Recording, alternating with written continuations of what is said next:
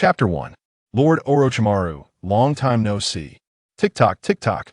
The sound of dripping water reverberated continuously within the dimly lit underground laboratory. Shira Hidetaka, clad in the attire of the Umbu, cautiously followed a purple-haired female Umbu as they advanced forward. The pitch-black corridor resembled a pathway to hell, and any ordinary person witnessing this scene would likely feel a chill run down their spine. Be careful, this place is suspected to be the laboratory of the traitorous ninja Orochimaru.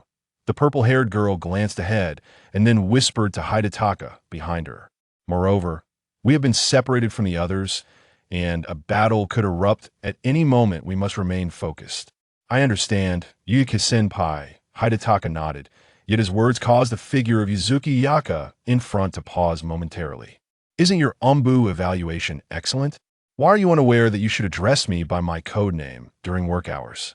Be more serious, we are facing Orochimaru. Yes, I understand, senpai, Hidetaka replied, clearly sensing Yaka's dissatisfaction, especially since as Umbu, they represented the Hokage and, by extension, the village of Konoha. Particularly, the situation in Konoha had been quite dire in recent years. 5 years ago, in the 47th year of Konoha, the Nine-Tails incident had cost the village its fourth Hokage. Subsequently, in the 50th year, Orochimaru, one of the legendary 3 ninjas of Konoha, had defected from the village. Last year, the village of Kabuto nearly went to war with Konoha, leaving the latter in a precarious state. As Umbu, they naturally had to strive for the honor of Konoha, especially since they had finally obtained intelligence on Orochimaru. Stay alert, we might have trouble. Just as Yaka was about to say something further, Hidetaka suddenly spoke up, grabbing her arm and pushing her aside. Whoosh, whoosh, whoosh. A flurry of kunai whistled through the air toward the two of them, and from other areas, muffled sounds of combat began to emerge within the laboratory. Clearly, they had been ambushed. Damn it! Yaka steadied herself, cursing under her breath, swiftly drawing her ninja sword and turning to Hidetaka. Prepare for battle, we. Before she could finish her sentence, the explosive tags attached to the kunai detonated, engulfing the surroundings in flames and thick smoke. Amidst the chaos, several figures charged toward them. In a moment of crisis, Hidetaka suddenly formed hand seals, causing the ground beneath them to tremble slightly. Such chakra, is it that powerful? Yaka was taken aback. Though she was only 13, her entry into the Umbu indicated her considerable talent. However, she had seen Hidetaka's report, noting that this newcomer was even younger than herself. No wonder his evaluation report is all excellent. She mused, but before she could contemplate further, the ground split open and countless spikes erupted, instantly sweeping away the assailants. As the smoke enveloped them, Hidetaka leapt into the air, diving directly into the haze, leaving Yaka's face paling with concern. That's too reckless. Those minions of Orochimaru are certainly formidable. How could he be so reckless? Despite her frustrations with Hidetaka's earlier demeanor, as a fellow Umbu, she still cared for him deeply. The Umbu was a direct force under the Hokage, comprised of those who embodied the will of fire. If one could not even uphold the will of fire, gaining entry into the ranks would be exceedingly difficult, let alone earning the Hokage's trust. I must assist him. Yaka's ninja sword glimmered ominously as she sought an opportunity to aid the newcomer Hidetaka. However, she soon realized that her assumption might have been grossly mistaken. Even amidst the smoke, she could still distinguish Hidetaka's figure, as he appeared shorter than the others. Yet, his stature did not diminish his combat prowess. Yaka observed with clarity as Hidetaka moved like a specter within the smoke, deftly navigating around the attackers while launching his own counterattacks. Clang, clang, clang. The sound of metal clashing echoed throughout the area, accompanied by the sickening sound of metal piercing flesh. His speed was astonishing, and his mastery of jutsu left Yaka utterly astonished. Before long, the smoke began to dissipate. Hidetaka landed gracefully, standing calmly amidst the chaos, while the assailants lay defeated around him. Gazing at his silhouette, Yaka found herself momentarily dazed, as though she had accomplished nothing. "Are you all right?" Though she felt a twinge of frustration, Yuyaka still inquired with concern. However, as Hidetaka turned to her, he grasped her hand and pulled her behind him. This sudden action left Yuyaka wanting to voice her thoughts, but in the next instant, she froze as she heard footsteps approaching leisurely from the direction of the smoke. Accompanying those footsteps was an invisible pressure that weighed heavily upon her. Before long, a figure clad in white, with a pale complexion and serpentine orange eyes, emerged from the shadows. The moment Yuyaka caught sight of him, her face drained of color beneath her mask. Orochimaru. Her grip on the ninja sword tightened involuntarily. Even though their objective was Orochimaru, he was one of the legendary three ninjas. Countless ninjas had grown up hearing tales of him, and facing such a figure, Yuyaka found it impossible to suppress her fear. "Yuyaka-senpai, do not worry, I am here," Hidetaka suddenly whispered, and to her surprise, his voice brought her a sense of calm. "It was my loss of composure."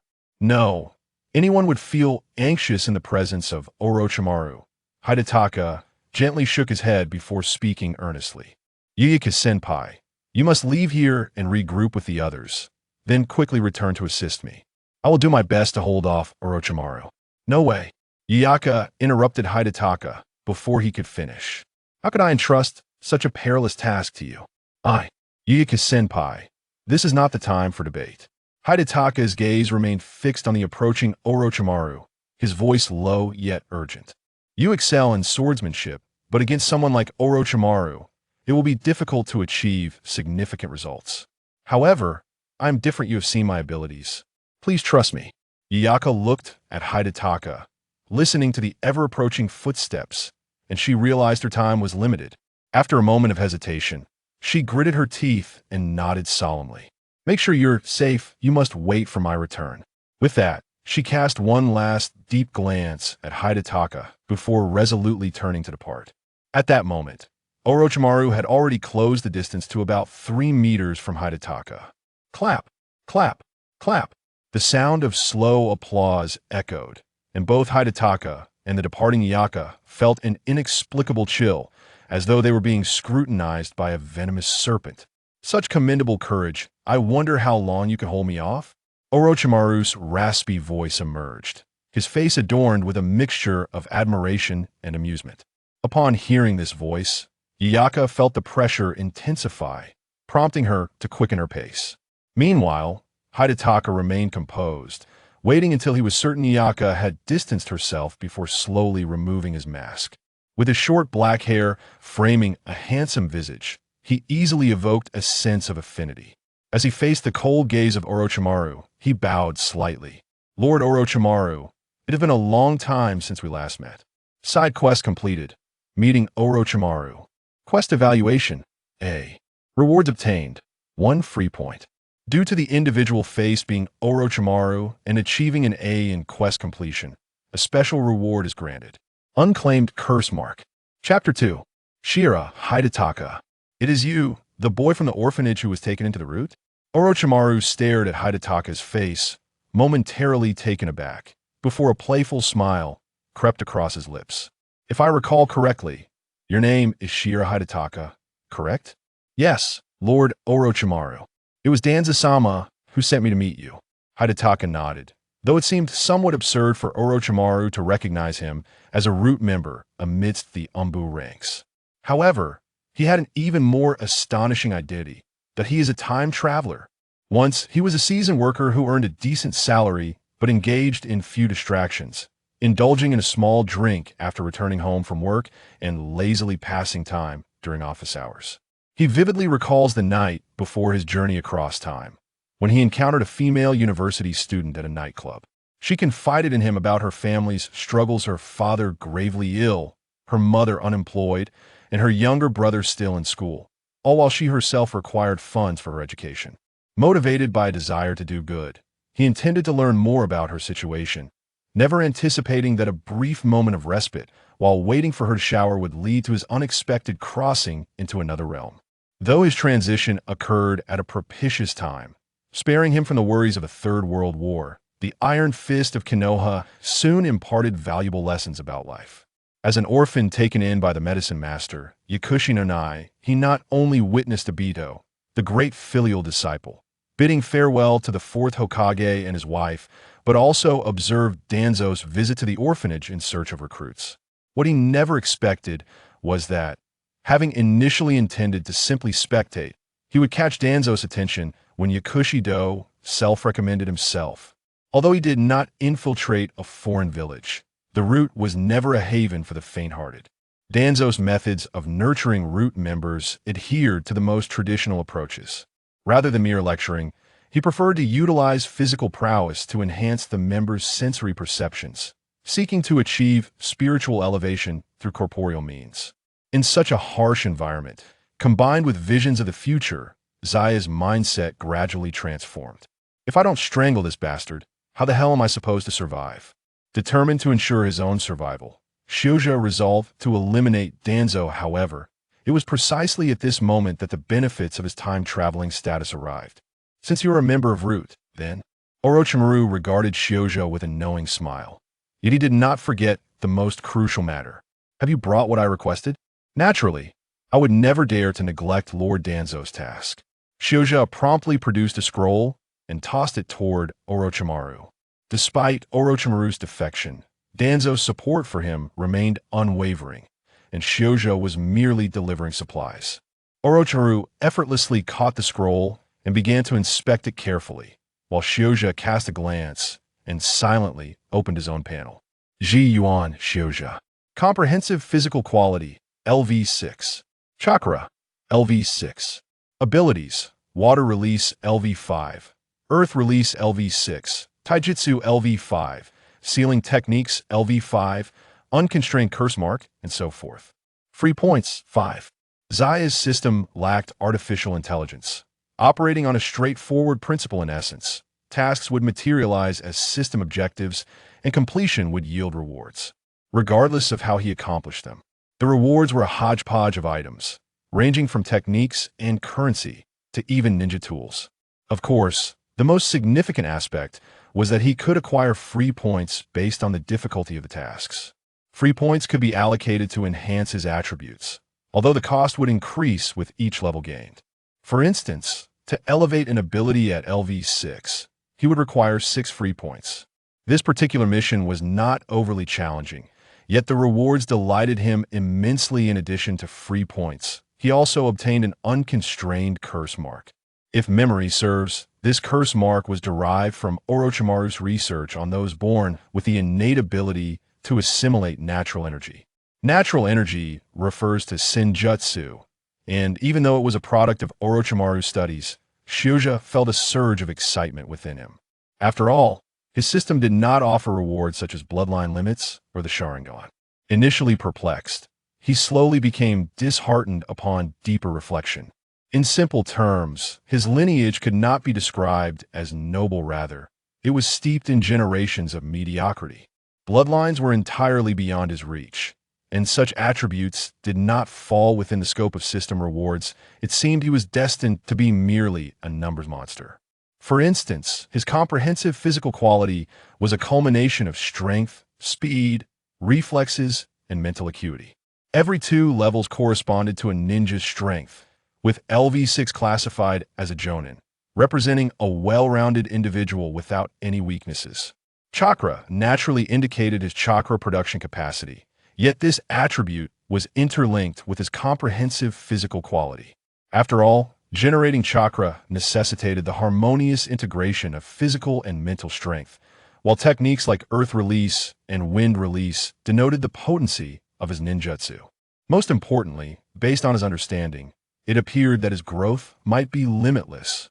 Of course, those were considerations for another day. He presently required this system to extricate himself from Danzo's grasp. Lingering in Danzo's shadow was undeniably a path to doom. Not bad. As Shioja examined his panel, Orochimaru concluded his inspection of the scroll and regarded Shioja with a curious expression. However, I'm intrigued by one thing. Are you currently affiliated with the Umbu because of Uchiha Shursui? And why have you chosen to enter my laboratory in such a manner? Isn't that somewhat disrespectful?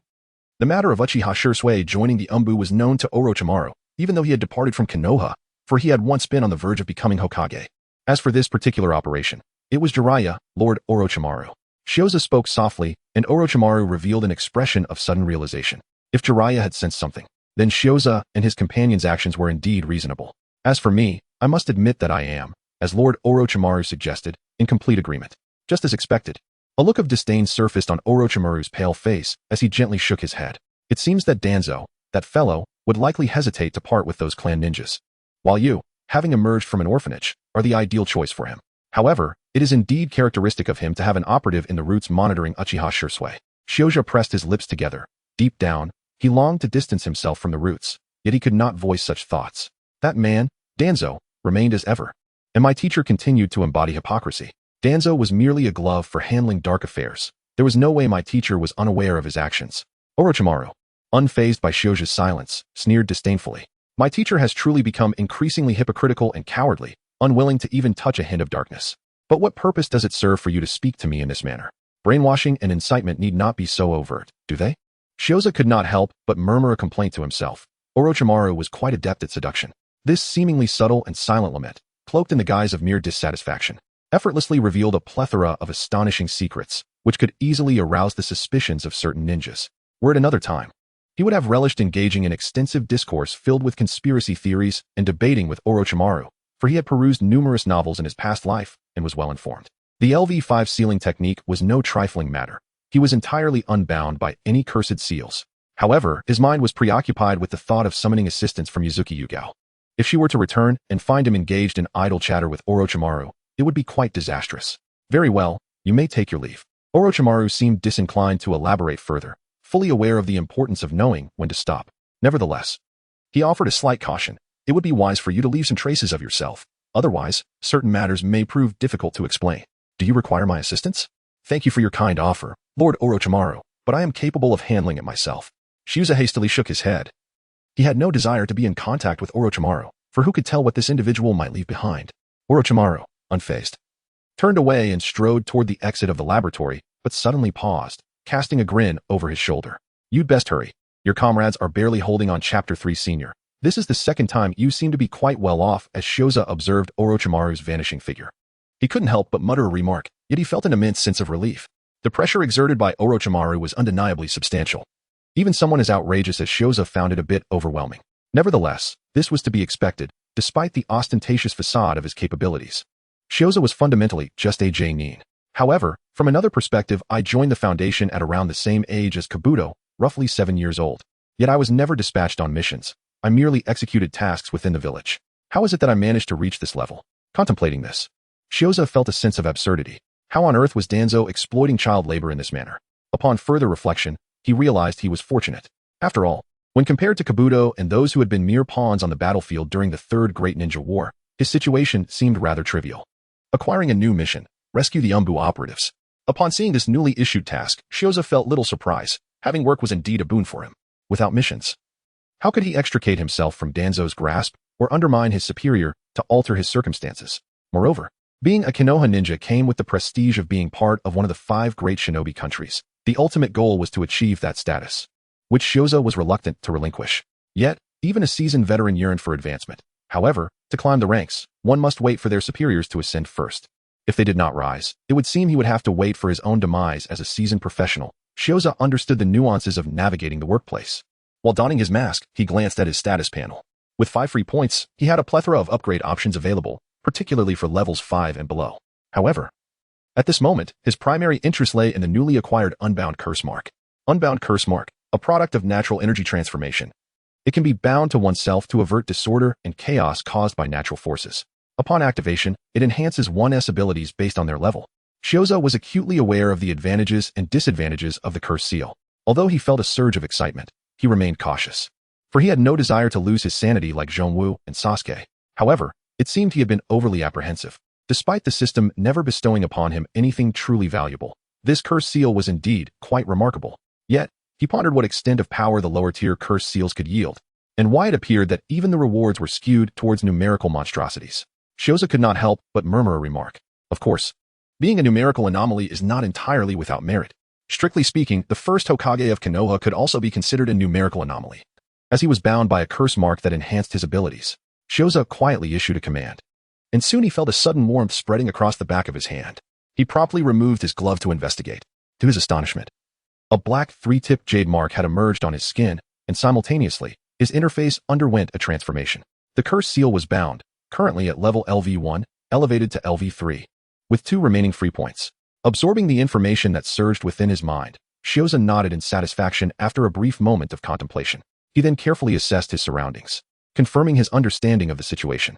Remarkably, the option for overall physical enhancement truly contributed to all aspects, even granting him an unexpected boost in perception.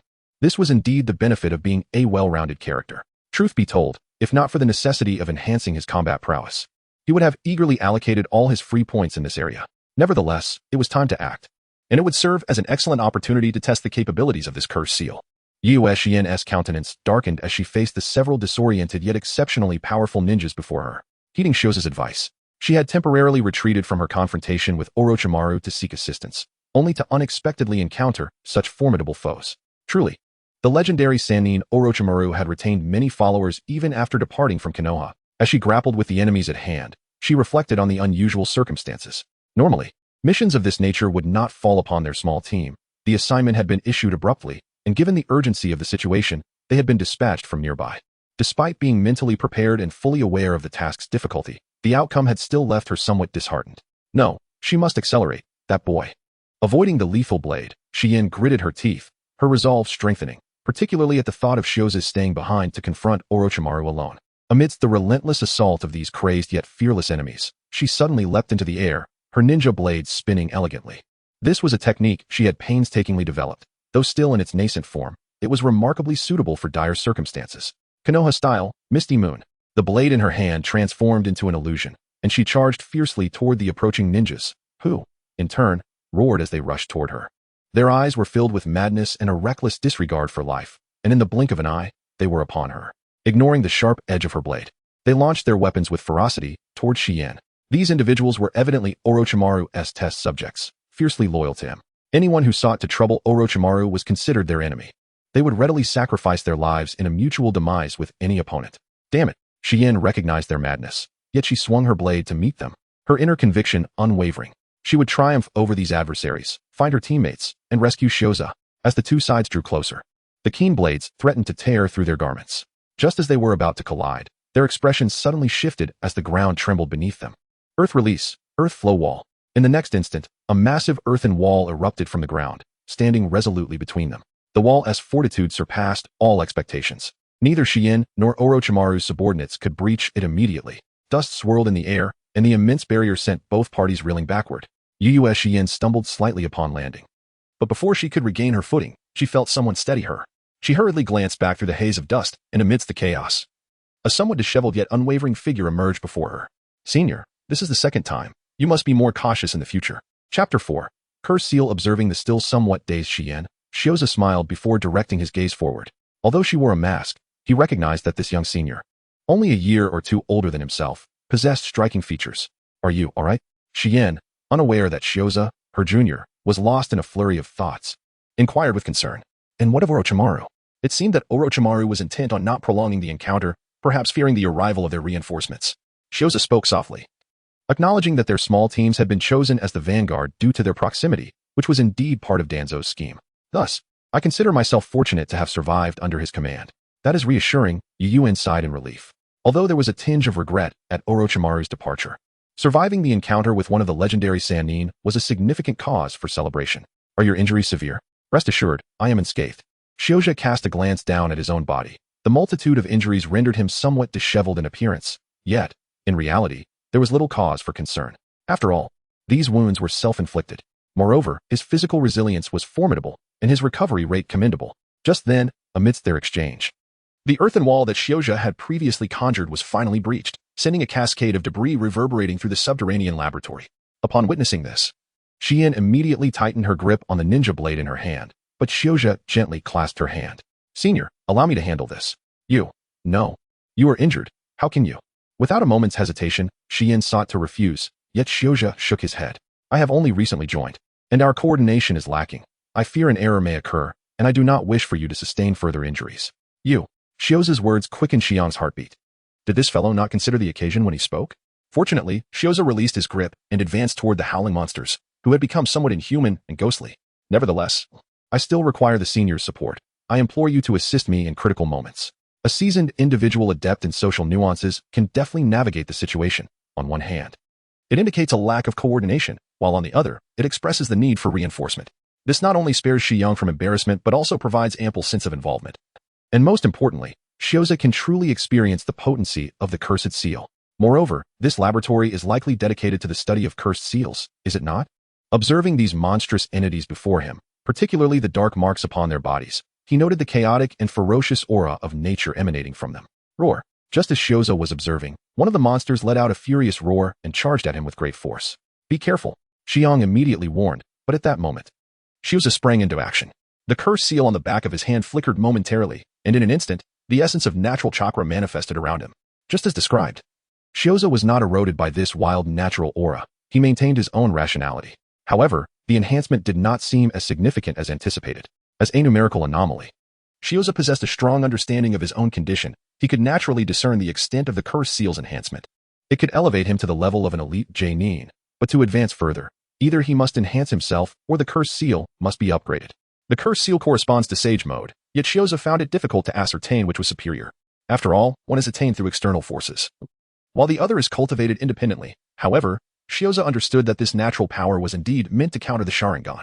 Roar. Lost in thought, a monstrous ninja suddenly lunged toward Shioza. Its hands had transformed into claws, ferociously swiping at him with unparalleled ferocity. Yet, Shioza, also in a cursed seal state, reacted with remarkable speed, the augmentation of natural power enhancing his perceptual acuity. In an instant, he dodged the claw and thrust his kunai fiercely toward the creature. He was even faster than before. Shi Yang, who had been anxiously watching the battlefield, immediately sensed Shioza's extraordinary transformation. At that moment, she seemed to grasp something deeper. No wonder he could withstand Orochimaru. Shioza's assault compelled the monstrous ninja to alter its tactics, yet he chose not to pursue aggressively. Instead, he tilted his head slightly. In an instant, another shadow materialized behind him, and several errant threads were severed, scattering through the air. However, Shioza paid it no mind. At the moment his body shifted, he raised a single hand to complete the hand seal. Earth release, and hell. With the infusion of natural chakra, the ground instantaneously softened and began to swirl, swallowing a ninja who had no time to react. Observing this, Shioza swiftly positioned his index and middle fingers together, and chakra erupted once more. Earth release, earth spike. The once pliable ground erupted with sharp spikes. One ninja, covered in cursed seals, was caught entirely off guard and was pierced through before he could react. Simultaneously, Shioza thrust a kunai forward with a swift motion, producing a sound that sliced through the air, and abruptly, a figure collided with the kunai. The weapon found its mark, piercing the jugular vein, with blood spraying past Shioza's mask. At that moment, the final experimental subject from Orochimaru lunged forward. With a roar, the creature unleashed a powerful punch aimed at Shioza's head, yet he remained unfazed. As the fist connected with his skull, his form shattered, leaving only a heap of hardened earth in its place. Earth clone? When did he? So swift? On the sidelines, Xian stood utterly astonished, bewildered by the dazzling display of combat that exceeded her expectations. Her heart swelled with both joy and helplessness. She was elated that the situation seemingly resolved, yet disheartened by her own inability to contribute. Ah, they have arrived? Meanwhile, beneath the battlefield, Shioza sensed a shift. Outside the laboratory, a contingent of Umbu had surged in, evidently the reinforcements for this operation. Yet, this was fortuitous. It was time to conclude matters. In contemplation, Shioza's body surged into motion, bursting forth from the earth. The LV3 curse mark evidently unsustainable for long. With a crash, the ground fractured as Shioza emerged, having completed his hand seals. Water release, water dragon bullet. The roaring water dragon surged toward the last of Orochimaru's experimental subjects, crashing into it with ferocity, sending the creature crashing down. However, this subject appeared unwilling to capitulate. It hurled several kunai at Shioza as he charged forward. Yet, in his cursed state, Shioza was remarkably agile, deftly evading its desperate counterattack. In the next moment, his kunai plunged deep into the creature's head. At that instant, Shioza's retina flickered with renewed energy. Mission accomplished. Rescue Umbu members. Chapter 5. New discoveries. It seems we were a step too late. Orochimaru has escaped. In the Hokage's office in Konoha, the third Hokage, Sarutobi Hiruzen, contemplated the report while clutching his pipe. He cast a glance at the Umbu assembled before him, particularly at Shioza, who stood at the back, and then spoke with a hint of resignation. Despite the losses, acquiring information on Orochimaru is a significant achievement. Given our lack of preparation, this mission cannot be deemed a failure.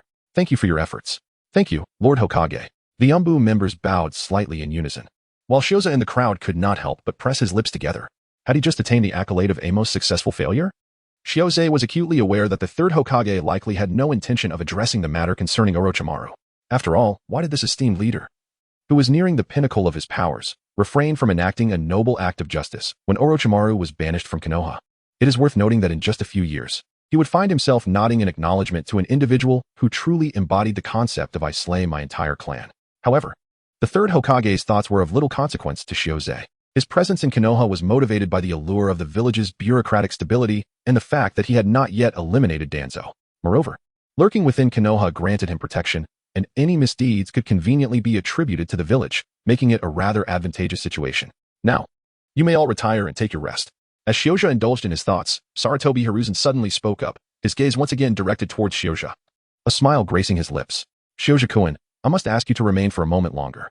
Hearing this unexpected request, Shioja, who was poised to depart with the others, felt his body stiffen involuntarily. He was uncertain of the intentions of the third Hokage, yet he dutifully remained in place. After all, as one striving for advancement, it was imperative to heed the directives of his superior. "Shioja-kun, according to the reports, your performance this time has been exceptionally commendable." Once the other Umbu members had exited, Sarutobi Hiruzen inquired with a smile, "Furthermore, how does your experience in the Umbu compare to that en route?" "Thank you for your concern, Hokage-sama. Whether en route or the Umbu, my allegiance lies unwaveringly with Konoha." Shioza immediately donned an expression of righteous indignation. Yet inwardly he mused that the Umbu was far superior to the route. Not to mention, the LV5 sealing technique had cost him a considerable number of freedom points. With those freedom points, he could have elevated his physical capabilities to LV7. Moreover, the despicable nature of Danzo, who was so detestable even to dogs, was truly abominable. His penchant for threatening to annihilate entire families was appalling, and aside from Shioza himself, how many of his subordinates could be considered sane? Nonetheless, despite these thoughts, when faced with Danzo's close ally, who had even attempted to assassinate the third Hokage, Shioza resolved to endure. Indeed, it was all for the sake of serving Konoha. Sarutobi Hiruzen remained oblivious to Shioza's internal musings. Upon hearing Shioza's words, he appeared quite pleased. "Although our duties may differ, my old friend has certainly cultivated an excellent talent, as the purpose of the route is to nurture and train individuals for the Umbu." Upon hearing these words, Shioja found himself momentarily at a loss for a response. It was evident that Orochimaru had spoken the truth. The third Hokage was acutely aware of the reasons for his assignment to the Umbu. However, this was hardly surprising, as he had likely conspired with Danzo in the shadows long before. "Your performance this time was commendable, and I shall ensure that you receive ample rewards in accordance with Umbu regulations." The third Hokage continued with a smile.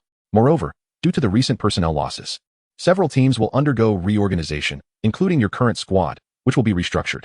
I will arrange for new members to be integrated into your team." Shioza was momentarily taken aback. Was this the power of Danzo at work? Utilizing Orochimaru's hand to eliminate a few Umbu, while simultaneously entrusting his research materials to Orochimaru and allowing himself to maneuver within the Umbu. Quite impressive indeed, old man. Shioja was even contemplating whether, in the event of ending the old man's life in the future, he should leave the body intact. Everything is left to the arrangements of Lord Hokage. Shioza nodded in agreement. "Very well." Sarutobi Izashi maintained his cheerful demeanor.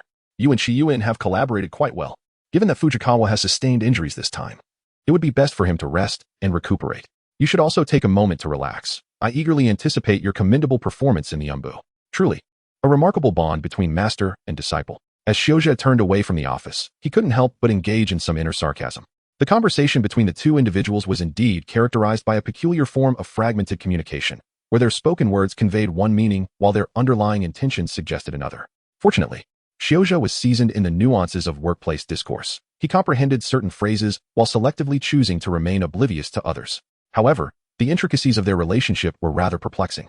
Could it truly be attributed to the Nine-Tails incident and the death of the third Hokage's wife? Suddenly, a chill ran down Shioja's spine as an unsettling image flashed in his mind. Danzo, with his head bowed under the third Hokage's scrutiny, struggling to articulate his thoughts. This bizarre mental picture made his own complexion pale. It was utterly revolting. At the very least, he wished someone would dim the lights to obscure that ghastly image from his mind. "Have you come out?" Just as Shioja was overwhelmed by his own discomfort, a voice abruptly interrupted his thoughts, finally pulling him from that strange reverie. "Yuin-senpai?" Shioja turned around and discovered that it was Ugetsu Yuin, who had already removed her mask. He promptly took off his own mask and, smiling, inquired, "Are you waiting for me, senior?" Yuin replied with a nod before continuing earnestly. "You have just entered the Dark Division, and there are many matters you are not yet familiar with. Moreover, during this mission, you saved me twice. Am I to offer myself in gratitude? Shioza raised an eyebrow, finding the situation somewhat amusing, for he held a considerable confidence in his majestic appearance. Indeed, in any endeavor, physical allure invariably serves as a formidable asset. Otherwise, why do charming individuals consistently find their partners? Then allow me to treat you to ramen. Although his mind was filled with absurd thoughts, Shioza's words remained quite reliable. Shiyuin paused momentarily, perplexed at how the tables had turned, now with Shioza inviting her. Before she could voice her thoughts, Shioza continued with a cheerful demeanor, as a junior, it is only natural for me to treat my senior. Moreover, it is likely that we will be teammates in the future, so I hope you will be lenient with me. This caught Shiyuin off guard, leaving her somewhat hesitant. Yet, Shioza did not afford her the opportunity to elaborate. He reached out, taking her hand, and smiled. All right, senior, let us be on our way. I have heard that Ichiraku Ramen is a splendid place, and to this day, I have yet to experience it. Besides, I wish to express my gratitude to you. Gratitude towards me. Shiyuin felt somewhat bewildered, but Shioza merely smiled as he led her onward, offering no explanation. However, within Shioza's mind, a piece of information materialized. Side quest completed. Rescue of the Umbu member quest evaluation. B rewards obtained. Konoha-style swordsmanship, Adzuki Shiyuin, due to possessing Taijutsu LV5. Rewards merged Chapter 6. Senior, are you questioning Lord Hokage? The Konoha-style swordsmanship, in any context, is indeed a facet of Taijutsu. Shioza's system possessed an intriguing characteristic. If he acquired powers within the same framework, he could seamlessly integrate them and manifest the strength corresponding to his current level. Much akin to his water release and earth release techniques, as his levels increased, he could wield new jutsu with equivalent potency. From this perspective, his capabilities appeared quite formidable. However, the crux of the matter lay in the challenge of acquiring freedom, which was entirely contingent upon the difficulty of the task at hand. He truly exemplified the adage. From humble beginnings to great heights, one must rely on oneself. After all, if one were not vigilant, others might vanish without a trace. Nevertheless, the abilities he had recently acquired were rather intriguing. Shioza's reward for this mission was acquired through the auspices of Yuzuki Yuin, granting him access to certain abilities bestowed by this esteemed senior. The Dance of the Crescent Moon, the Enigmatic Night, and the Leaf's Lingering Slash. While the first two were relatively comprehensible, the latter left him in a state of bewilderment. It seemed to echo something from a certain pay-to-win game he vaguely recalled. Yet, such trivialities mattered little. What truly counted was that these abilities would augment his combat prowess. Furthermore, if one were to consider the promises made by Sarutobi Hizashi regarding the task rewards he had pledged to provide, this could indeed signify a significant enhancement for him. What is the matter? On the streets of Konoha, Yuin, now clad in fresh attire, regarded the somewhat distracted Shioza with curiosity. Why do you seem so preoccupied? It's nothing, he replied softly, merely thoughts of my injured comrades and those who have yet to return. Shioza immediately shook his head, expressing a sigh. And his words caused Shiyin to ponder for a moment before she replied earnestly. This is the fate of the Umbu. We must have long been prepared for this. For we stand at the forefront of Konoha. I understand, senior. Shioza promptly nodded in agreement, not wishing to be undervalued. We traverse the darkness, serving the light. This is the essence of the Dark Division. He proclaimed, serving the light. This is the essence of the Dark Division. Upon hearing these words, Shiyuin felt a stir of emotion. This simple phrase encapsulated the profound significance of their division. She realized that this newcomer, who had recently joined the Dark Division, seemed to possess a deeper understanding of it than she did. After all, she had been part of the Dark Division for 2 years alongside her senior, Moonlight Swiftwind. Yet here was a junior surpassing her in comprehension. This thought left Shiyuin somewhat disheartened, but fortunately, Shioza was not a melancholic individual. His lively spirit soon led them to discover numerous shared interests, and the atmosphere brightened considerably, allowing Shioza to learn more about this esteemed senior. For instance, she had a penchant for flower appreciation, an ardent dedication to swordsmanship, and offered insights regarding their contemporaries. In summary, Shiyuin spoke earnestly, and Shioza listened intently, eager to inquire about her swordsmanship, expressing a desire for her guidance. Of course, that would be no trouble at all. Just call me Shiyuin, but during work, it's best to use our code names. Their conversation flowed with laughter, especially when Shiyuin discovered Shioza's interest in swordsmanship, which delighted her further. Before long, they arrived at the Imin ramen stall. Having passed the restaurant, they found the area relatively quiet. However, Shioza was taken aback to spot a small boy with yellow hair standing under the eaves nearby. The child was patting his hungry belly while casting longing glances toward the Ikemen ramen. That little rascal. Shiyuin frowned upon seeing the boy, evidently not well acquainted with Naruto. Like many villagers, she harbored a certain disdain for him. What was with that little brat? Shioza was aware of the situation. He deliberately blinked and inquired, have you not heard those rumors? Now it was Shiyin's turn to look at Shioza with bewilderment, as she spoke earnestly, according to the tales. That young man is the embodiment of a fox spirit, the very mastermind of the calamity from 5 years ago. 5 years prior, the nine-tailed fox descended upon Konoha. bringing untold misfortune. Not only did it claim the lives of the Fourth Hokage and his spouse, but many ninjas and innocent souls perished as well. One can only say that Obito is a fellow who understands the concept of gratitude and retribution. But if he is indeed the incarnation of the fox spirit, how is it that he is permitted to remain in Konoha? Shioza blinked, revealing a curious expression, while Shien was momentarily taken aback. After a brief pause, she spoke with resolute authority. This is merely due to the Hokage's benevolence, unwilling to engage in entanglements with this little imp. Is that so? Shioja displayed a perplexed expression, and after a moment of contemplation, he inquired with uncertainty. However, even if the Hokage is benevolent, one cannot disregard the safety of other residents and allow such a potential threat to remain. What if one day it were to suddenly erupt? Shioza's words left Shien momentarily speechless, rendering her uncertain of how to respond. She contemplated mentioning the Umbu, the multitude of ninjas from Konoha, and the third Hokage. Yet the words faltered on her lips. After all, she had witnessed the devastation of Konoha following the Nine Tails assault and had attended the Fourth Hokage's funeral, fully grasping the peril posed by the demon fox. Thus, she pondered, why would the Hokage permit its continued presence in Konoha? Observing Shien's expression, Shioza realized that, given her standing in the Umbu, she was likely unaware of the intricacies surrounding Jinchuriki. In truth, Shioza himself shared a similar ignorance, as Danzo had not assigned him any tasks related to Jinchuriki. However, as a time traveler, he understood that ignorance could be a shield. After all, he was not dealing with the Uchiha clan's notorious insanity. Instead, he was a loyal servant to Konoha, an unassuming instrument of society. Moreover, it was likely that Danzo secretly wished for him to engage with Naruto. Therefore, dear senior, do not doubt the wisdom of the third Hokage. Shioza, with an air of familiarity, gently patted Shien on the shoulder and, with a playful wink, remarked, rumors are but mere whispers. As members of the Umbu, we must steadfastly believe in Lord Hokage. Surely, you do not think that Lord Hokage would ever allow Konoha to fall into peril? Of course not. And please, just call me Shien. Shien hesitated momentarily, uncertain whether it was Shioza's casual demeanor or his words that plunged her into contemplation. She found herself at a loss for a rebuttal, for to argue would imply doubting Lord Hokage, an exceedingly inappropriate stance for an Umbu member. The weight of years of rumors made her uneasy, yet Shioza paid no heed to her discomfort, as he had already taken her by the hand, leading her directly towards Naruto. At that moment, Naruto remained blissfully unaware of their approach, preoccupied with counting the meager coins within his shriveled frog pouch. Just then, a youthful voice pierced the air near him. Huh, is this all there is? It's barely enough for a bowl of noodles. Meanwhile, Shioza couldn't help but feel a pang of concern upon witnessing Naruto's financial plight. In his recollections, Naruto had always received a stipend. So how could he be left with so little? Startled by the voice behind him, Naruto turned to see Shioza and Shien. After a moment of dazed recognition, he instinctively took a couple of steps back, inquiring, Who are you? I was just on my way to Ichiraku to grab some ramen and happened to see you. Shioza shrugged nonchalantly, his fingers brushing against his chin as he observed the tattered wallet in Naruto's grasp. Initially, he had intended to make an acquaintance, perhaps even coax a treat from him, but the outcome was rather disheartening. Naruto felt a twitch at the corner of his eye as he glanced at the withered frog wallet in his hand, realizing it was hardly sufficient, even if it cost him his life. Yet, such a thought remained unspoken, having faced the heavy-handed retribution of countless residents of Konoha. He promptly lowered his head in a display of meekness and regret. I'm sorry, I bought other things, so I'm out of money. Witnessing Naruto's demeanor, Shien found herself momentarily at a loss. Having spent her days training in the Umbu, she returned home occasionally, but her interactions with Naruto were nearly non-existent, merely relying on rumors that circulated.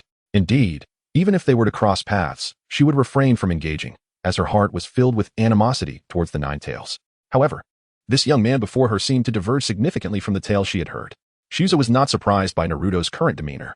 Although he often wondered if Naruto had been struck by a random bolt of misfortune, he had to concede that Naruto was indeed the son of the ninja world. It was utterly absurd. What could this young boy possibly purchase with such a vast sum of money? Naruto remained silent, bewildered by the pervasive disdain he seemed to evoke from the villagers. Given the circumstances, merely being able to acquire anything at all felt like a small victory. As a result, he indulged in a shopping spree, ultimately depleting his funds. However, he dared not voice his concerns, fearing a severe backlash. To his utter astonishment, the elder brother before him suddenly spoke up. Never mind, since you are also an orphan, today I shall treat you.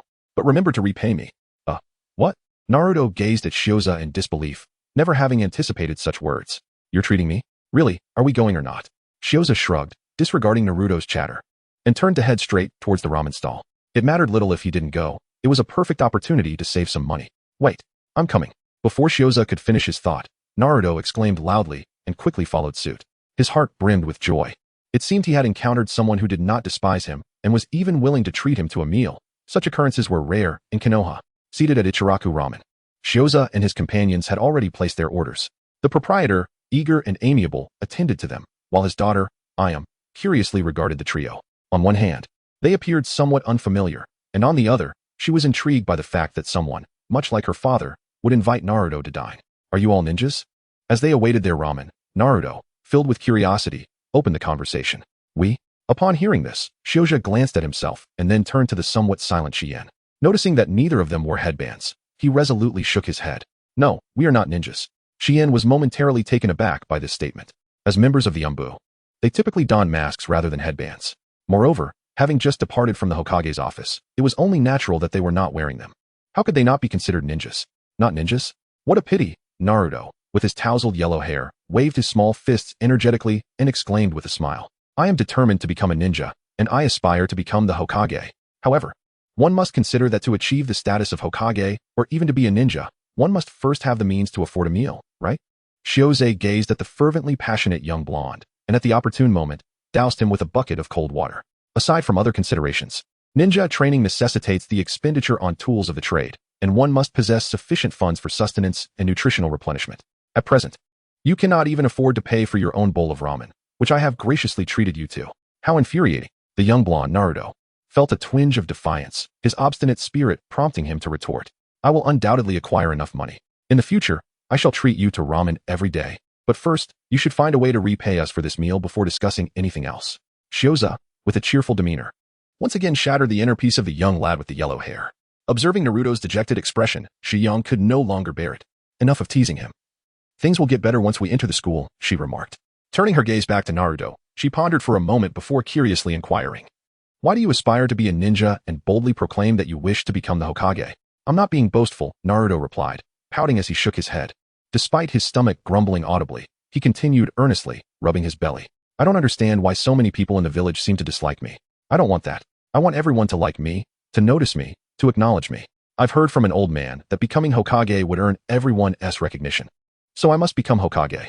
Naruto's words left Xiang momentarily speechless. She had never anticipated such a response. A yearning, to be acknowledged by everyone? At that moment, Xiang truly wondered if there was some misunderstanding regarding this boy. Meanwhile, Shioza pursed his lips and questioned, but why, upon entering school? Do you mimic those little brats and engage in pranks? You've certainly garnered attention, but is that truly how you seek recognition? Just then, as he pondered, Shioza suddenly sensed something and lifted his head, with Xiang doing the same. Turning around, they spotted a man with white hair and a mask approaching them, while another figure lingered discreetly in the shadows nearby. Is that Kakashi-senpai? Xiang immediately recognized the newcomer, who was unmistakably Kakashi. Kakashi, casting a subtle glance at Naruto, shrugged before speaking. So you are here. I hope I'm not interrupting anything. Though it may be a bit presumptuous, I believe you should meet your new teammate. New teammate. Xiang curiously leaned forward, naturally noticing the figure concealed in the corner. Shall we go over, senpai? Shioza abruptly stood up, while Naruto beside him wore a look of utter astonishment. Teammates? Wait, are you ninjas? Did you not claim otherwise? Kid, this is a lesson I shall impart to you today. Shioza shrugged nonchalantly, smiling as he spoke. Being a ninja is not child's play. One must learn to observe and, at times, not easily trust the words of others. However, before Naruto could further argue, Shioza interrupted him directly. There are no buts, kid. Have you not realized that you have lost? As a punishment, you shall eat all 3 bowls of ramen by yourself. Naruto stared at Shioza in astonishment, questioning whether this older brother had misspoken. This was hardly a punishment. It was clearly a reward. But soon, he realized that this older brother was being deliberately playful. In that moment, he felt a genuine sense of recognition, which made his eyes slightly sting. Oh no, he had forgotten to ask for their names. Kakashi observed the scene quietly before turning to leave. He had no desire to be bombarded with questions by Naruto, especially given the complexity of his feelings towards him. Yet, he found himself secretly thinking, that kid is not half bad. Just as he departed, Naruto's hand shot out, intercepting him. Wait a moment, Mr. Kakashi. What is it? Mr. Hand? Regarding the payment for the 3 bowls of extra ramen, it totals. Kakashi's visible eye rolled back in disbelief. He felt that his initial assessment of Shioza might have been premature. Chapter 8. You are being excessive. Greetings, I am a newly assigned ninja. My name is Uchiha Shursui. I look forward to your guidance. At the riverbank in Konoha village, Uchiha Shursui introduced himself with a smile, while Shioza displayed no surprise at the arrival of the newcomer. After meeting the third Hokage, he was certain that his boss, Danzo, had reached an understanding with his close friend. Moreover, having been assigned to the Umbu, if Danzo failed to achieve his objectives, would he not have been sent in vain? For someone like Danzo, who took pride in being ruthless and never allowing himself to be at a disadvantage, such a scenario was utterly unacceptable. Shursui-senpai, I did not expect it to be you.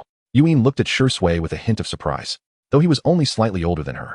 He had entered the Umbu under the title of genius.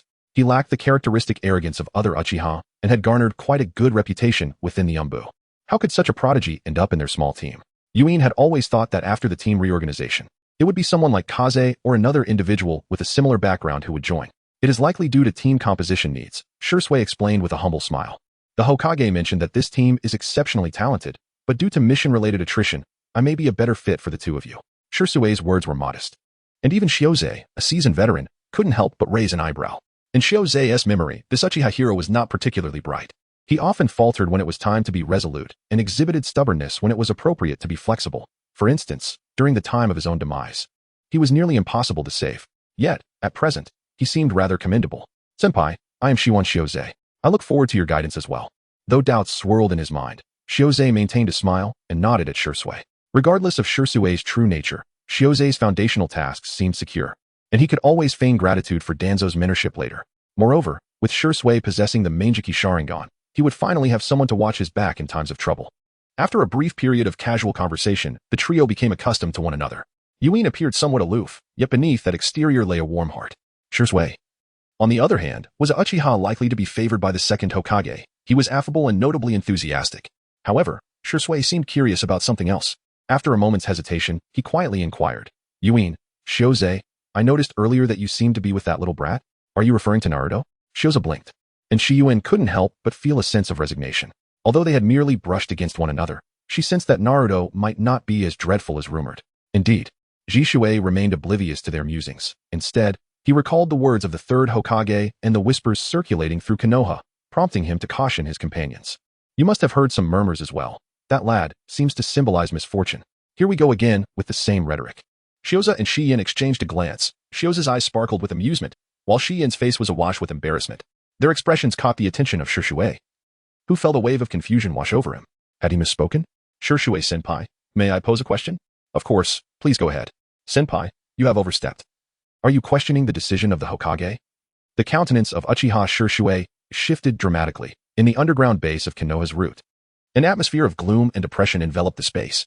Even the towering, ornate structures and large training grounds, bustling with root trainees, could not dispel this oppressive ambience. However, Danzo relished this atmosphere.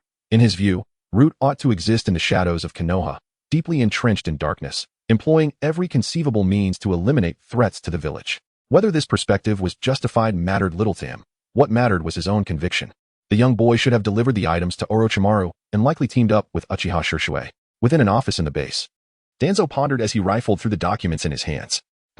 Young one, you must perform well. I have invested considerable resources. The notion of Uchiha joining the Umbu was unfathomable to Danzo, even though he had once had a comrade named Uchiha Kagami. This Uchiha Shursui was a descendant of Kagami. Might Guy be making his move? Kakashi's eye. He touched his own blinded eye, contemplating that he could indeed utilize Uchiha Kagami's eyes, which he had preserved.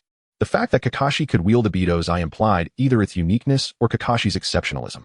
Regardless of the reason, Danzo sought to reclaim Obito's eye while simultaneously testing Guy's combat prowess. After all, Guy had failed to assassinate Hiruzen Sarutobi, having been defeated by Kakashi in a single blow. Did this not imply that what release could not surpass the Sharingan? Such a notion was intolerable to Danzo. This time, Guy must achieve something significant. As Danzo contemplated this, his gaze fell upon the documents in his hand. He was not only the leader of Root, but also an advisor to the Hokage. This position granted him access to countless intelligence reports, from which he could devise strategies for the benefit of his village. The Land of Rain was still embroiled in conflict.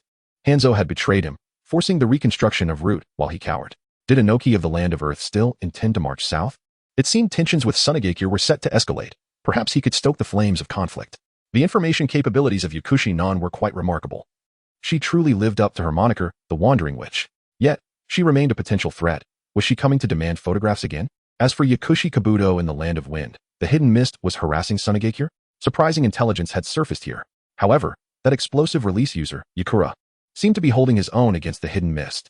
The real challenge lay in how Raza would respond to the combined pressures of the hidden mist and the hidden rock. He needed to ascertain the situation while exploring potential solutions. Eliminating that woman would be ideal. After all, she was a master of explosive release. The Cloud Village in the Land of Lightning remained as ambitious as ever, seemingly coveting the secret techniques of the Sand Country, a pack of ravenous hounds. Danzo's attitude towards the other villages in the ninja world was uniformly dismissive. He harbored a desire to eradicate them, viewing them with equal disdain. Unfortunately, his old friend Hiruzen Sarutobi did not share this sentiment, leaving Danzo to act as a troublemaker in the shadows, scheming and strategizing. Whether it was forging alliances or assassinating adversaries, everything he did was for Konoha. Of course, it also served his own ambitions, as he sought to make small contributions to his ascent. Someday, he would dominate the shinobi world. Hiruzen, you are truly too weak. With this thought, Danzo couldn't help but let out a heartfelt sigh. Little did he dream that a familiar voice would suddenly resonate beside him. Is that so? Perhaps. But I also believe you have gone too far, Danzo. Chapter 9. That is my person. Hiruzen, what brings you here? Danzo admitted to being taken aback. After all, if someone could infiltrate Root undetected, the consequences were unfathomable. Yet upon recognizing his old friend, his emotions stabilized instantly. Danzo could hardly claim to harbor fond feelings for this old ally, despite their years of camaraderie and the fact that this friend had absolved him of assassination charges. However, the fact that Hiruzen had yet to become Hokage was, in Danzo's mind, a reflection of his friend's shortcomings. Yet, such thoughts he dared only entertain privately, and he was curious as to why Hiruzen had come to visit him. Though my words may have been excessive, do you not think your handling of many issues highlights your weakness? Are you referring to this matter? Hiruzen raised an eyebrow, noticing Danzo's reluctance to even address him as Hokage. However, he did not dwell on it, having grown accustomed to such behavior over the years. What was your intention in allowing that child into the Umbu? While I do not wish to delve too deeply, I recognize that Root serves as the training ground for the Umbu. Are you feigning ignorance or genuinely uninterested in pursuing this? Danzo nearly blurted out a response, but reason prevailed, suggesting he should let it go. After all, it was not a significant issue. However, Hiruzen paused momentarily before continuing. Did we not have an agreement? You would not interfere with Naruto's affairs. Yet now you seem to have gone back on your word by allowing that child to engage with him. Do you not find that excessive? What? Engage with Naruto Uzumaki? Danzo's mind buzzed, momentarily unable to grasp the implications, but soon realization dawned upon him. It was that rascal, Shiya Shioza, who had come into contact with Naruto. Yet, he had made no arrangements in that regard. In fact, the boy was likely unaware of Naruto's true identity. Danzo opened his mouth to explain, only to quickly realize that he had no need to justify himself. He had indeed wanted the Jinchuriki of the Nine Tails to enter Root. In his view, such a dangerous entity should remain within the confines of Root.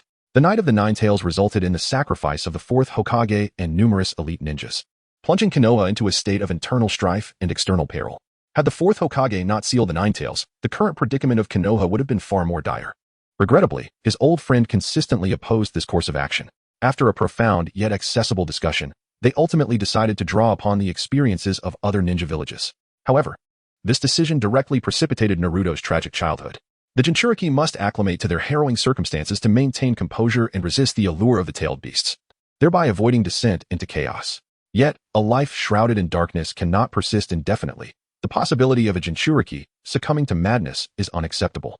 Therefore, to avert Naruto's potential breakdown, his old friend would intervene at crucial moments, much like a torch that steadfastly illuminates Naruto's convictions, offering warmth and solace, while also attempting to mitigate the repercussions of his choices. Nevertheless, Danzo's ambitions have not waned. He simply has yet to find the opportunity to act. The impudent little rascal, Shioja, is entirely oblivious to Naruto's true identity. Regardless of his intentions, his actions have brought about an unexpected surprise. The Nine Tails Jinchuriki requires careful management. Although you have been monitoring him with the Umbu, I do not believe they possess greater expertise than those from the Root. Contemplating this, Danzo resolved to investigate the circumstances thoroughly and decisively decided to take the blame on himself. Indeed, you have not abandoned this notion. Sarutobi Hiruzen frowned at this remark, inwardly cursing. Expertise? While your Root excels in intelligence gathering, is not your true specialty the art of assassination and theft? After a moment's reflection, he chose to adopt a more guiding approach. You are aware of Naruto's identity. Subjecting him to such suffering is already excessive. You are indeed too weak, Hiruzen. Before Sarutobi could finish, Danzo interrupted him. I certainly know who he is, but do not forget, this is also the Fourth Hokage's decision. The Fourth has sacrificed so much, and I have always felt this is unfair to a child. Although Hiruzen maintained his composure, Danzo was unyielding, speaking firmly. That is precisely why I say you are too weak. Have you forgotten how brutal war truly is? Have you forgotten the sorrow that befalls the village without a competent Jinchuriki, compared to those displaced or perishing in war? Naruto Uzumaki's stable life in Konoha is already a stroke of fortune. Enough. Hiruzen could no longer endure this discourse. Even though he had to concede that Danzo's words held some truth. The ninja world is inherently cruel. During the outbreak of great wars, regardless of age, If you are a ninja, you are a soldier, a mere tool. Otherwise, during the Third Great Ninja War, he would not have acquiesced to sending a group of freshly graduated youths to the battlefield. In comparison to that time, Naruto does seem to be living relatively well. Let us no longer pursue this matter. I will not alter my stance. Naruto has already endured enough hardship. He cannot and will not join Root. However, he would not yield in this matter, coldly gazing at Danzo as he spoke. That is enough, Danzo. Humph. Danzo let out a subdued grunt, honestly feeling a bit anxious about taking the blame, especially since he had indeed attempted to assassinate his old friend, and it had been uncovered. Angering him further would not bode well for Danzo, yet for the sake of his ambitions, he felt he must endure. His dreams were simple, to become Hokage, a step he had missed years ago, leaving his aspirations unfulfilled. Furthermore, he envisioned unifying the ninja world, with a singular voice from Konoha, his voice being sufficient. Beyond that, he understood his old friend well enough to know that Hiruzen would sometimes yield for the sake of unity. As expected, Hiruzen spoke up. Perhaps you are correct. In certain respects, Root does hold some advantages. However, I must ponder this matter carefully. Humph, understood. Danzo appeared quite displeased, yet inwardly he was satisfied with his performance. His old friend remained weak and overly concerned with the greater good, allowing Danzo to plan with greater ease. Clarifying the circumstances of Shouja's interactions with Naruto could very well present an opportunity. After all, that little rascal bears my curse mark. He shall never escape from Root. As Danzo contemplated, Hiruzen calmly nodded in response. It is good to know. He could easily discern what his old friend was likely thinking. However, with Shouja now in the Umbu, this was no longer within Danzo's control. The definition of Root is that it serves as the training ground for the Umbu, and he was confident in correcting some extreme ideologies. At that moment, both men simultaneously entertained a singular thought: that child belongs to me. Chapter 10. In Release. Has another tranquil day passed by? In the early morning at the Umbu base, Shouja yawned as he strolled inside. Their period of rest had extended longer than anticipated, allowing Shouja to truly indulge in leisure. At times, he could not help but lament how splendid it would have been if he had received such treatment within Root. At the very least, he would not have spent every waking moment contemplating how to eliminate Danzo, would he? After casually greeting those around him, thoughts of his employer, the source of his painful childhood, filled his mind with irritation. Particularly vexing was the fact that this old scoundrel had the audacity to demand reports from him while he was in the midst of enjoying his revenge. A truly torturous memory resurfaced. The report's content was absurd, requiring a meticulous account of the task he had just completed and his encounters with Uchiha Shisui. Was he merely seeking to understand the relationship between Uchiha Shisui and Naruto? In truth, it was not merely the report.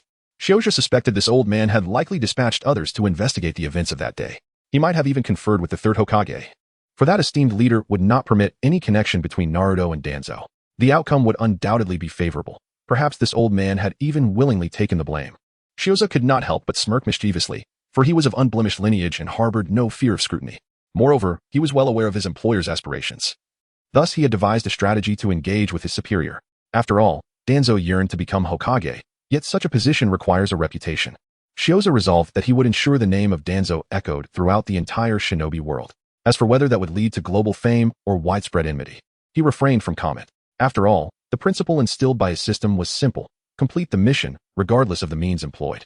The specifics of how it was accomplished were of no concern to the system. Thus, they need not concern him either. As he made his way into the depths of the Umbu base, it was long before Shouja encountered the already awaited figures of Tsukuyomi and Shisui. Clearly, they had arrived significantly earlier than he had. Upon seeing Shouja approach, they greeted him amicably. You've arrived a bit late, Shouza-kun, Tsukuyomi remarked, her demeanor a blend of coolness and warmth, while Shisui appeared somewhat awkward. Their initial meeting had been less than pleasant. Shouja's pointed inquiry, "Are you questioning the Hokage's decision?" had left Shisui visibly shaken. In all honesty, how could he possibly question the Hokage? His ambition was to restore his clan's standing within Konoha through his actions. Yet, after hearing Shouja and Tsukuyomi's explanations, a singular thought plagued his mind. Had he, in fact, questioned the Hokage? Regardless of the rampant rumors, that boy had remained in Konoha, which was undeniably the Hokage's decree. How foolish of me. I suppose the timing is just right. The Hokage likely hasn't even begun his duties yet. Shouja glanced at the time and then smiled, directing his gaze towards Jishui. Good morning, Senior Jishui. Shouja was acutely aware of Jishui's current embarrassment, yet upon seeing him, his spirits soared with delight. This was because Jishui had unexpectedly showered him with gold coins. When Danzo instructed him to compose a report, it inevitably manifested as a task in the system, and tasks, of course, come with rewards. In pursuit of these rewards, although Shouja was indulging in idle distractions, he had no choice but to muster his energy and diligently write the report. Upon completion, he received some rather intriguing rewards. Task completed. Write a report task evaluation. A reward obtained. Shadow manipulation freedom point acquired. The mere fact of receiving a freedom point for writing a report filled him with overwhelming joy. But the acquisition of shadow manipulation left him utterly astounded. Shadow manipulation and light manipulation are innate powers possessed by every individual. In simpler terms, these two forces can be regarded as physical strength and mental strength. However, the ability to manifest and control these powers is incredibly challenging. The Akimichi, Nara, and Yamanaka clans, though not bloodline families, remain formidable forces within the ninja world precisely because they possess the secret techniques to manipulate shadow and light. Shioza's physical fitness is evidently robust in both aspects of strength. However, he struggles to manifest these strengths. Surprisingly, when drafting his report, he found himself inadvertently mentioning the young man Jishui, who seemingly triggered a latent ability. This raised the question of whether future missions might involve individuals akin to the Akimichi clan, his former colleague Jia, or even Sanade, all of whom might possess the potential to unleash Yang release. The shinobi world is rife with opportunities, each mission offering a chance for Shioza to capitalize on this. Nevertheless, he couldn't help but notice that his own Yin release bore similarities to Madara's approach, which also enhanced numerical values. Shioza was uncertain if Madara's Yin release, lightning style, possessed any illusory properties. However, its power was undeniably formidable, representing a significant transformation in terms of numerical enhancement. Fortunately, Shioza, being a numerical anomaly, understood that augmenting his attributes was not merely a straightforward enhancement. When training in taijutsu, the system imparted principles and knowledge, deepening his comprehension of his chakra affinities. This profound understanding could potentially evolve over time, leading him to explore fusion in the vast realm of Naruto. Lineage and connections to the Otsutsuki clan are paramount. Lacking such blessings, Shioza would have to seek alternative paths. Meanwhile, Yueying remained blissfully unaware of Shioza's contemplations. Her cheerful demeanor directed towards Jishui, prompting her to pull Shioza aside. The entire village shared this sentiment. Jishui merely needed a moment to gather his thoughts. Yueying, do you perceive me as such a petty individual? Shioza cast a discontented glance at Shiyen, as he had always considered himself a magnanimous individual. While he often reminisced about Danzo's kindness towards him and contemplated ways to betray his superior, one must ponder whether he truly held Shimura in his heart. No worries. This is my fault. My understanding is insufficient, and I deserve the reproach. At this moment, Jishui could no longer refrain from intervening to ease the tension. However, upon noticing Shioza raise an eyebrow, he swiftly realized he might have inadvertently substantiated Shioza's dilemma, prompting him to shift the conversation. Let us prepare to meet the Hokage, for it is said that this mission is anything but simple. Not simple? Upon hearing these words, Shioza's eyes sparkled with excitement. A challenging task signified greater rewards. Although he harbored concerns about danger, valuing his life above all, the presence of Uchiha Shursui beside him significantly elevated his sense of security. This notion piqued Shioza's interest. Chapter 11. 2 tasks. Have you arrived? In the Hokage's office, Sarutobi Hiruzen regarded Shioza and his companions with a benevolent expression. How have your recent periods of rest and adaptation fared? Thank you for your concern, Lord Hokage. We have been getting along quite well. Uchiha Shursui replied with a slight bow, though the sentiment felt somewhat unnatural. He couldn't help but reflect on the fact that while they had indeed met over the past few days, most of their time had been spent with Shioza and Shiyen practicing swordsmanship, with little genuine bonding occurring. Moreover, the unsettling thought of having questioned the Hokage's judgment and the discomfort of the white lie he had just uttered weighed heavily on his mind. That is reassuring, Sarutobi Hiruzen acknowledged, fully aware of the dynamics within their small team, yet choosing not to address the matter directly. The forging of bonds requires time, and he understood the importance of patience. Whether it pertained to Shursui or Shioza, he sought to resolve issues surrounding the Uchiha clan. Despite his doubts stemming from the Ninetales incident, he would refrain from jumping to conclusions as Danzo did. Furthermore, he recognized that the Uchiha were not united, and perhaps in the future, he could rely on Shursui to navigate these complexities. As for Shioza, although his intentions for joining the Anbu were not entirely pure, having been sent on a mission by Danzo, his proactive stance in protecting his teammates during their last encounter with Orochimaru had greatly impressed Sarutobi Hiruzen. Additionally, concerning Naruto, he was unwilling to allow his fate to be manipulated by Danzo, and thus would endeavor to shield Shioza from Danzo's influence. I have a mission for you. A perilous one, and I hope you are mentally prepared. Yes, Lord Hokage. Shioza and the other two immediately spoke in unison, while Sarutobi Hizashi stood up, retrieving a map and spreading it out. For this mission, I hope you can take a trip to the Land of Wind. The Land of Wind? Upon hearing these words, Shioza's expression soured somewhat. The Land of Wind is indeed a desolate and inhospitable region. Although somewhat impolite, it is the reality of a place surrounded by sandstorms, where the hidden village has been continually deprived of funding by its feudal lord, relying instead on the shadows of their leaders to seek gold and earn a living.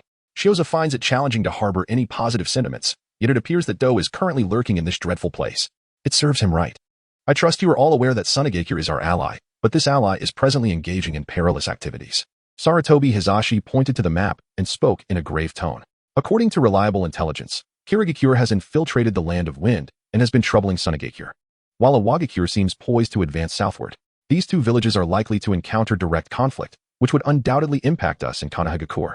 Furthermore, considering the situation with Kirigakure, the crisis would escalate. For the sake of Konohagakure, I urge you to ascertain the actual circumstances. In the realm of shinobi, conflicts or wars among the 5 great ninja villages are never isolated occurrences.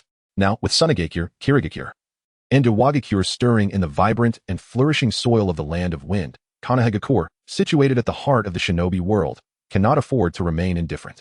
Should the situation continue to spiral uncontrollably as an ally of Sunagakure, it is difficult for Konohagakure to escape being dragged into the turmoil.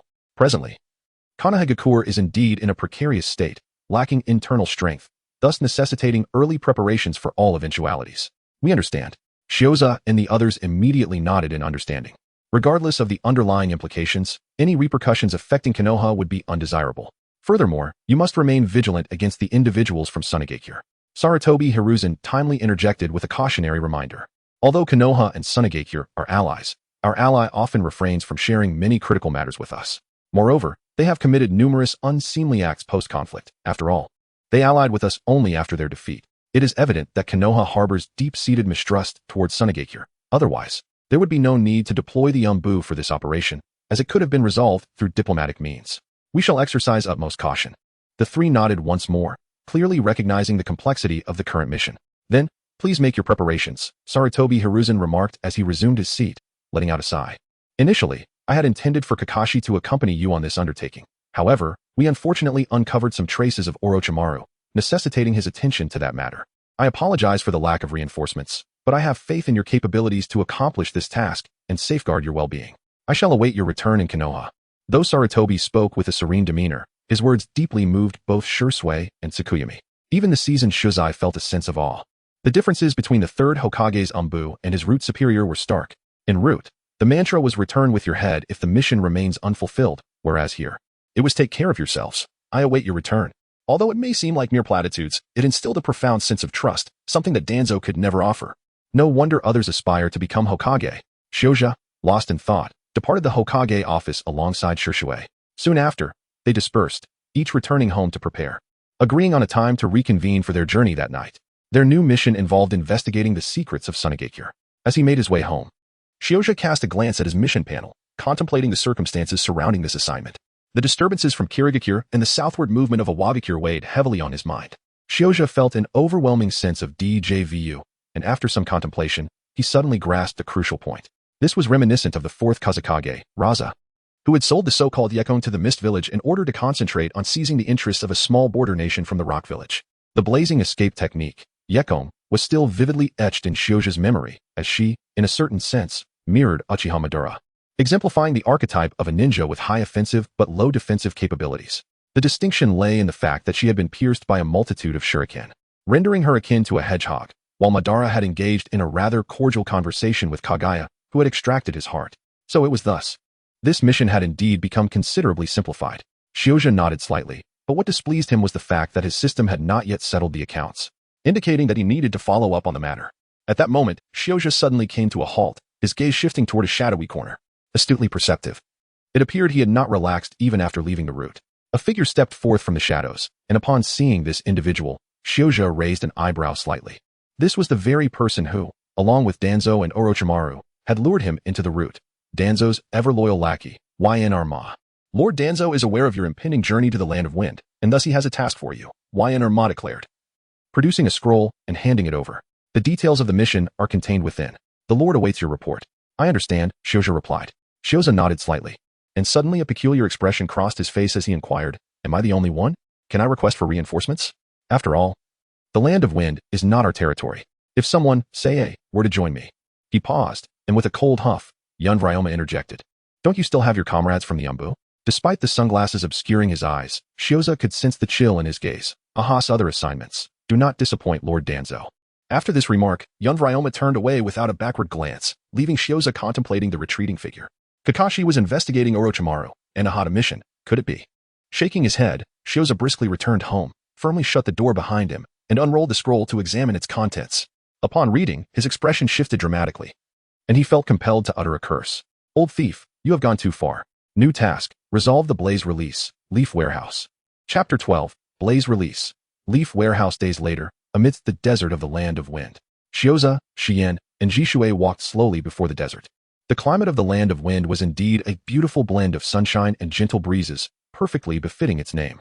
However, there was an element of extremity within this idyllic setting. For instance, Xiaoza observed numerous individuals basking in the sunlight. Perhaps, before they were reduced to mere skeletons and reincarnated, they could still be referred to as human? Is this truly a place for people to dwell? Xiaoza found it difficult to comprehend what manner of fierce individuals would dare to settle in such a place. In Konoha, he could at least encounter various wild boars and silly deer bearing their teeth. Yet here, he felt inclined to bare his own teeth at the animals. The climate in this region is indeed rather extreme. The still waters are unbearably hot, yet to safeguard against the sandstorms and sunburn, he must wrap his head with the local distinctive scarf. Nevertheless, for the sake of the mission, we must endure. Yes, I understand. Xiaoza nodded slightly. Jishui was constantly babbling about tasks, appearing more enthusiastic than even he, whose livelihood depended on such assignments. However, Xiaoza, you seem to have recovered significantly? Yan Ziyan suddenly turned to Xiaoza, observing him for a moment before continuing. When we set out, you appeared rather listless, though the surroundings here are somewhat harsh. You seem to have regained your vitality. It seems I need not worry after all. To think, Senior, you have been keeping an eye on me. I am truly flattered. Upon hearing this, Xiaoza raised an eyebrow at Xiang with a smile, yet he was acutely aware that his mood had been rather dismal in recent days. After all, his superior had bestowed upon him an exceedingly troublesome task. To deal with Yetsong? It felt akin to confronting a formidable foe.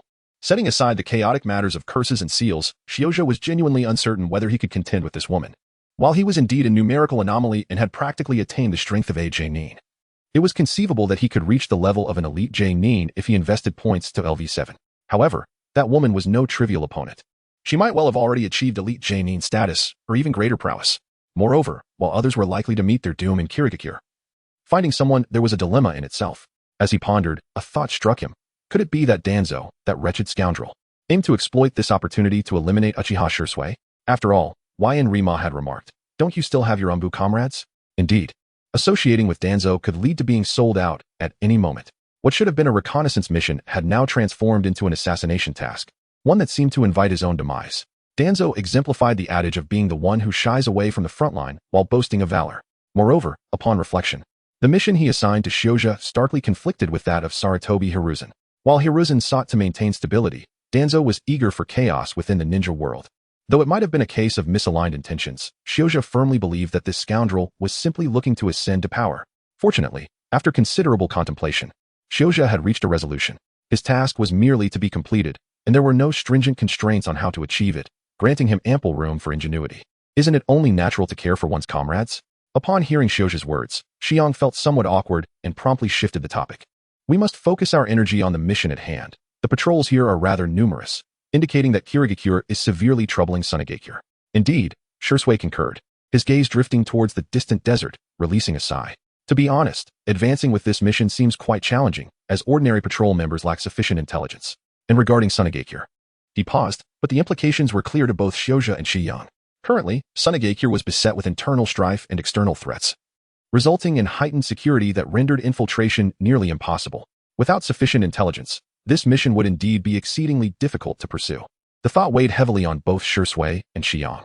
In truth, we need not fret excessively. At that moment, Xiaoza stroked his chin, suddenly curious.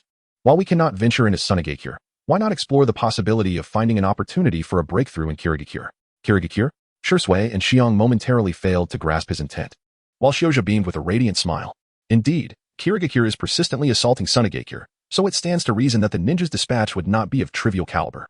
Thus, to counter this, Sunagakure must deploy formidable ninjas if we were to happen upon them. At that moment, both Shisui and Xiang comprehended his plan, their gazes towards Xiaoza subtly shifting. If they were to encounter such ninjas, it would indeed be a case of when the clam and the snipe quarrel, the fisherman profits. Regardless of who was weaker aiding whom, they could wait until the two factions had sufficiently exhausted each other before stepping in to reap the rewards. The potent ninjas of Sunagakure could yield invaluable information, and Kirigakure might also glean benefits, significantly aiding their mission. Yet, this scheme bore a certain moral ambiguity. However, should it be exposed, would it jeopardize the village? Xiang furrowed her brow and inquired, while Xiaoza had already devised a plan. We could masquerade as Awagakure ninjas, as there exists conflict between them. Moreover, let us not forget that Sunagakure has previously disguised itself as other villages to launch attacks on our outposts. Understood. Shiojakuin's suggestion is splendid. Let us proceed with this plan. Shursui, after a brief consideration of Shioja's words, readily concurred. Those who had experienced war possessed no naive ideals, often embodying a flexible moral code when faced with adversaries. Furthermore, since Sunagakure had previously engaged in schemes against Konoha, they would exploit whatever means available. Then, just as Shursui was about to elaborate, he suddenly paused, lifting his gaze towards the distant sky. Not only he, but Shioja and Xiang also instinctively looked up, for a signal flare had abruptly risen into the air. Witnessing this spectacle, the three exchanged glances, and Shioja momentarily stood dumbfounded. A new mission had emerged, to procure relevant, useful intelligence from the ninjas of Sunagakure and Kirigakure. Another task. Now they had accumulated 3. This unexpected development pleasantly surprised Shioja, for an abundance of missions could only bode well. With this thought in mind, he turned to Shursui and Xiang, smiling as he remarked, "It appears that fortune smiles upon us." No sooner had he spoken than they swiftly concealed their figures, hastening towards the location of the signal flare. Only a group from Sunagakure would dare to so brazenly release a signal flare in this desert. Such an opportunity was not one to be squandered. Their pace was not particularly swift, especially as they exercised utmost caution to evade the approaching ninjas of Sunagakure. Fortunately, the site of the signal flare was not excessively distant. As they drew nearer, the sounds of exploding tags, ninjutsu detonations, and the clash of combat echoed in their ears. "We have entered the combat zone. We must exercise caution," Shursui whispered, simultaneously donning his mask. Shioza and Shiyuin were in a similar predicament. However, at this moment, Shioza turned his attention towards the solemn Shiyuin and softly reassured her. "Do not worry, senior. With me by your side, you shall come to no harm." "You impertinent fellow." Upon hearing these words, Shiyuin was instantly reminded of the recent encounter with Orochimaru, a mixture of anger and amusement flooding her senses. Yet, before she could articulate a response, the deep voice of Jishui cut through the air. "Everyone, we find ourselves in a predicament." As he spoke, his gaze was fixated on the distant horizon. "That woman seems to be Yekong of Sunagakure, known for her scorching techniques." Chapter 13. The Synergy of Sage Techniques and Een Release Yekong? Upon hearing this name, Shioza's expression shifted dramatically. Is fortune truly smiling upon us? According to Danzo's plans, she was indeed his target, and he had not anticipated encountering her in such a place. Yet, upon reflection, it was rather logical. At this moment, Yekong was fervently hunting down the hidden mist while simultaneously fending off the southern advance of Yuki. This endeavor had garnered her immense renown, yet it had also incited the wrath of the hidden mist to such an extent that they were willing to cease hostilities with Sunagakure just to eliminate her. But how far had matters escalated by now? Shioja stroked his chin, uncertain whether Yetsong had already been elevated to the status of a village hero. In preparation for the confrontation with Awagakure, he contemplated the idea of testing Yetsong's mettle by selling her to the village of Kirigakure. To be frank, the intelligence gathered from Sunagakure was insufficient. It seemed that even Konoha had not anticipated Sunagakure's decisive move to trade individuals, thus similar intelligence had not been addressed. Were it the case with Konoha, by heavens, a pair of hidden dragons. Shiose silently cursed under his breath, then turned his gaze to the side where Jishui stood. "Senior, there is a significant catch." "Indeed," Jishui replied, furrowing his brow as he stared into the distance, seemingly lost in thought. Yet, from the intensity of his gaze, it was evident that he was eager to act. Clearly, he was wary of Yitsong's strength as well as the reinforcements from Sunagakure, and the opposing side boasted a considerable number of individuals. However, the prospect of letting such a significant opportunity slip away was equally unappealing to him. After a prolonged moment of contemplation, he finally resolved himself. "Let us prepare for action. We shall aim for a swift resolution. Should the situation become untenable, we will retreat immediately to guard against any potential reinforcements." Understood. Shioza and Shiyin exchanged a subtle nod. Although their small team had seldom broached the topic of a captain, when considering experience, prowess, and connections, Shursui emerged as the most fitting candidate. After all, he was a prodigy of the Uchiha clan. Regrettably, Shursui had been thrust into their midst without prior warning, and on his very first day. Shioza had played a trick on him. Coupled with his inherent disposition, this rendered the matter a taboo subject. However, when the moment of truth arrived, it would be imperative for him to make decisions and shoulder the ensuing responsibilities. In the event of calamity, there would also be scapegoats. As they cautiously approached, concealed on the slanted yellow sands, Shioza lifted his gaze towards the imposing figure of Yekong in the distance. He observed her skillfully wielding her unique H-ton to hunt down the mist ninjas, evaporating the scant moisture in the air and leaving those from the mist in utter disarray. It became evident to him why the mist sought her demise. Her H-ton was indeed a formidable counter to their techniques. Moreover, this woman was undeniably fierce. Although the current situation was favorable, especially with Uchiha Shursui on their side. It would be prudent to prepare additional contingencies. Shioza quietly murmured to himself, contemplating his remaining 3 free points. After much deliberation, he decided to allocate all of them to the art of in release. Free points, 0 in release, LV3 in an instant, the technique and advanced information regarding in release. Akin to that wielded by Uchiha Madara, flooded Shioza's mind. He immediately grasped the underlying principles and understood how to harness this newfound power to its fullest potential. At that very moment, Yekong's team from Sunagakure had nearly eliminated the remaining Mist Shinobi. Their formation was somewhat dispersed, and upon noticing this, Shurzue's eyes transformed instantaneously into Sharingan. Let us engage. With those words, he surged forward, racing towards Yekong. As he sprinted, his hands swiftly formed the necessary seals. Fire release, great fireball technique. A colossal fireball roared towards the Sunagakure team, catching Yekong's group by surprise. Who is that? They had just finished dispatching a wave of enemies, some injured and weary, and never anticipated another foe. Do not panic. Prepare for battle. I am here. In that critical moment, Yekong steadied her comrades, and simultaneously, several orange fireballs materialized behind her. These fireballs hovered around her, their searing heat seemingly distorting the very air. Shurzue's fireball was countered by one of her orange orbs, yet at that instant, Shurzue had already closed the distance, standing before Yekong, ready for combat.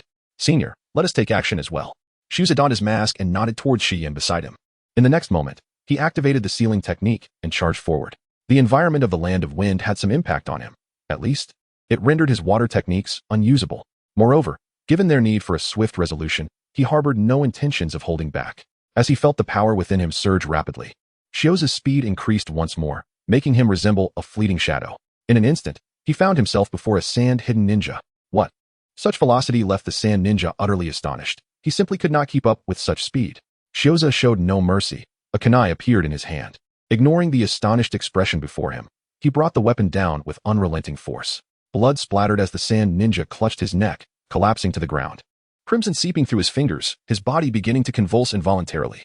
Meanwhile, Shioza pivoted, unleashing an astonishing burst of speed towards another sand ninja. Die. Although Shioza possesses remarkable strength, the members of the Yetsong team are not to be underestimated.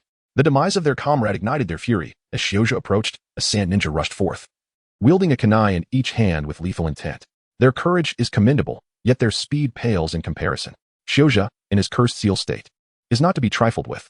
He swiftly sidestepped, evading the kunai while simultaneously delivering a powerful elbow strike to the ninja's waist. The sand ninja, grimacing in pain, instinctively recoiled, yet he did not forget to hurl his kunai at Shioza. The whistling of the two kunai grew ever closer, but Shioza remained impassive, effortlessly deflecting them with a casual flick of his wrist. With a resounding clash, the kunai fell to the ground, and Shioza's own kunai flew towards the sand ninja in a heartbeat. The kunai struck fiercely into the body of the sand ninja, and without a second glance, Shioza leapt away. Wind release, great vacuum projectile. Wind release, wind cutter.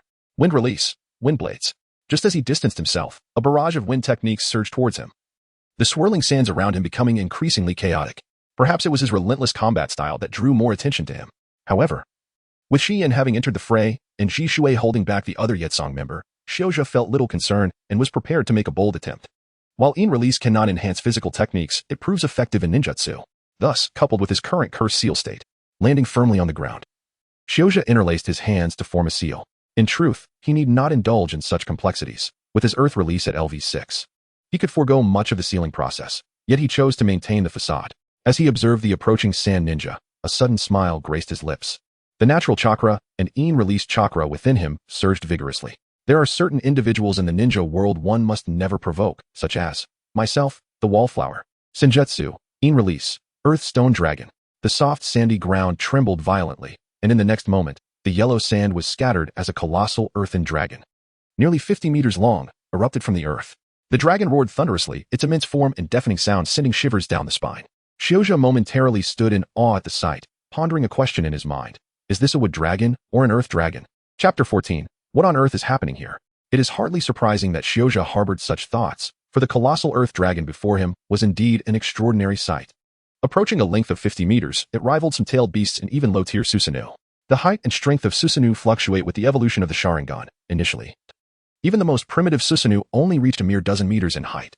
As for the wood release, its potential was unfathomable. Otherwise, Senju Hashirama could never have triumphed over Uchiha Madara with his mastery of wood release. What on earth is this? The sand shinobi, who initially intended to assault Shioza, stood dumbfounded at this moment, unable to suppress their inner trepidation. their lips quivering as they muttered softly. Such a gargantuan form. Could this truly be Earth Release? When did Earth Release attain such formidable strength? Damn it, in the distance, Yakura's expression was equally grim. Their small team had been engaged in a skirmish with a group of mist shinobi. Just as they managed to resolve that conflict, another enemy emerged, leaving them no respite before plunging back into battle. Moreover, this new adversary was evidently more troublesome. Setting aside the fact that this individual possessed an astonishing speed and combat prowess beyond imagination, any lapse in her attention could lead to her defeat. The one who summoned such a massive earth dragon was even more bewildering. Who were these people? Who are you? Yakura gritted his teeth and whispered, Iwagakure? Or Konoha? Or perhaps indeed, they never truly believed in us. Upon hearing these words, Jisue almost laughed in exasperation. Initially, he felt a twinge of guilt about attacking an ally. Although this ally had committed more egregious acts, and this operation was sanctioned under his orders, he still felt a pang of remorse. However, now it seemed irrelevant. Capturing the individual was paramount. Yet, the fact that Shoujo was so formidable was somewhat expected, considering he was capable of contending with Orochimaru. Jisue mused internally, but quickly rationalized that it was not just him. The battle-worn Kaguya in the distance was equally impressive. Orochimaru had always been a legend in Konoha, and Shoujo's ability to fight against him and escape unscathed indeed elevated his reputation significantly. Therefore, even if Shoujo appeared somewhat outrageous, this realization allowed everyone to accept the situation. Do not be deceived by this individual. We must advance. Although the sand shinobi facing Shoujo's enormous earth dragon trembled slightly, they continued to encourage one another, refusing to concede. This was the land of wind. As long as they could hold their ground until reinforcements arrived, they might yet survive. Would they still dare to resist unwaveringly? Shoujo raised an eyebrow, softly inquiring, yet unfortunately, the sand ninjas offered him no response. They swiftly dispersed, converging towards him from various directions, clearly unwilling to be ensnared by the colossal earthen dragon. As they ran, they either formed hand seals or brandished kunai fixed with explosive tags, demonstrating their unwavering resolve not to surrender. Given this, Shusa, unrestrained, commanded the earth dragon to unleash a formidable roar. In an instant, the mighty creature surged toward a sand ninja with ferocity. Damn it, wind release, wind blade. The sand ninja, targeted by the earth dragon, attempted to resist, yet the dragon offered him no respite. With a thunderous crash, the earth dragon collided with its foe, causing the very ground to tremble beneath its might. In an instant, the sand ninja vanished without a trace, leaving behind no remnants of his existence. The impact was formidable and the destructive power unparalleled, bolstered by its sheer size. Upon witnessing this scene, Shoujo quickly assessed the situation in his mind. However, the shortcomings were glaringly apparent. High consumption, insufficient resilience, and a lack of chakra recovery. The earth dragon's ferocious charge not only obliterated the foes into mere remnants, but also left itself in a state of disarray. Such resilience was utterly incomparable to that of the wood dragon. Moreover, the wood dragon possessed a chakra absorption ability, enabling self-repair and continued engagement in battle. In contrast, the weaknesses of Shoujo's celestial technique, shadow retreat, became starkly evident. Nonetheless, he remained unfazed. He was well aware of his own capabilities. Furthermore, the enhancement provided by the celestial technique and shadow retreat was not limited to this singular method. He had other avenues to explore. Moreover, the consumption was indeed considerable, indicating a need to focus on physical conditioning and chakra management. As he pondered these thoughts, attacks from other directions had already commenced. Die! They roared in unison, unleashing a barrage of wind-based ninjutsu and a multitude of kunai adorned with explosive tags hurtling toward Shoujo. Shoujo gently lifted his gaze, then raised one hand in a decisive gesture. Earth release, earth barrier. In an instant, towering earthen walls sprang up around Shoujo. Just then, the onslaught from the sand ninjas reached its zenith. The relentless cacophony of explosions reverberated against the walls, as tremendous shockwaves and detonations caused numerous fissures to mar the surface. Yet, regrettably, the fortified earth barrier, reinforced by the sealing technique, was not so easily breached. In fact, Shoujo even had the leisure to examine the wall, contemplating whether to emulate Kakashi and inscribe some artistic visages upon it. However, it was time to bring this to a close. Shoujo once again formed seals, and the broken earth dragon outside the earthen barrier stirred slightly. In the next moment, it unleashed a thunderous roar. What? This earth dragon actually? Damn! As they beheld the resurrected broken earth dragon, the sand ninjas felt a chill run through their veins. Suddenly, a voice echoed from the heavens. Looking up, they saw Shoujo standing atop the high wall, gazing down upon the sand ninjas with an air of superiority. Goodbye. Under Shoujo's command, the broken earth dragon roared and soared into the sky. Then, with an unstoppable force, it dove fiercely towards the sand ninjas. The ground trembled once more. This is. Time seemed to stretch indefinitely as the reinforcements from the sand-hidden village arrived at the scene. Observing the devastation and the enormous craters still visible beneath the layers of yellow sand, their minds were filled with questions. Yet, each of them wore an expression of grave concern, clearly indicating that an unimaginable battle had transpired here. Who could have fought? One sand ninja could no longer contain himself and whispered, truly terrified by the spectacle before him. Indeed, I too am curious about who engaged in this battle. Just then, a voice suddenly resonated from behind them, prompting an immediate combat readiness among the group. Turning around, they spotted a youth clad in a black robe adorned with red clouds, his short red hair striking against the backdrop. Who are you? For reasons unknown, the sand ninjas felt a shiver down their spines upon seeing the boy, their voices trembling as they inquired. It seems you have forgotten me, but perhaps that is for the best. The boy shook his head nonchalantly, speaking slowly. I merely intended to return to collect some necessary items, never expecting to encounter such a situation. By the way, my name is Scorpion. You used to call me Red Sand Scorpion. Chapter 15. Just send her out in the land of wind. The silver moonlight cascaded over the desert. In an abandoned village deep within the boundless wasteland, Xiaozhe and his companions took refuge to recuperate, while Yutsong lay unconscious on the ground beside them. Senior, you were rather ruthless, weren't you? Xiaozhe cast a glance at the still unconscious Yutsong, and he couldn't help but shake his head at Jishui beside him. She hasn't awakened yet, so we are unable to extract any intelligence. Upon hearing Xiaozhe's words, Jishui opened his mouth, yet words failed to materialize. Even Shi Yuan, who was attending to Yutsong, couldn't resist lifting her gaze, casting a rather peculiar look at Xiaozhe. Their ambush on Yutsong's team had proceeded rather smoothly, considering that this team had just endured battle, only to be caught off guard by Xiaozhe and his companions. Notably, Xiaozhe played an astonishing role. The enormous earth dragon he summoned profoundly shook everyone's hearts, and the devastation wrought by that dragon was indeed commensurate with its imposing form. The fierce impact and terrifying power swiftly obliterated the sand ninja. This allowed Xiaozhe and Shi Yuan to swiftly coordinate with Jishui, launching an assault on Yutsong, who was equally dazed by the earth dragon. Admittedly, Jishui had always been the primary assailant against Yutsong, and her current state of unconsciousness was largely due to Jishui's illusionary techniques. However, in Jishui and Shi Yuan's memories, it seemed that the one who truly delivered a heavy blow to Yutsong was none other than Xiaozhe himself. I apologize, perhaps I did strike a bit too hard. Nonetheless, Jishui was somewhat earnest. After a moment of hesitation, he awkwardly nodded, prompting Shi Yuan to interject. You should exercise some restraint. How did you train back then? The training I underwent was exceedingly rigorous. Xiaozhe raised an eyebrow, and then with a playful smile, remarked, not merely strict, it's downright life-threatening. However, I must concede one thing. While Danzo may be a despicable character, it is precisely through such rigorous training that I have honed my current capabilities. Indeed, it is quite demanding, otherwise, you wouldn't be so formidable. Upon hearing this, Shi Yuan pursed her lips, curiosity piqued. Where did you train before? You seem to be around our age, yet I do not recall ever seeing you at school. Well, Xiaozhe blinked. It seemed he was unable to articulate his thoughts on the matter.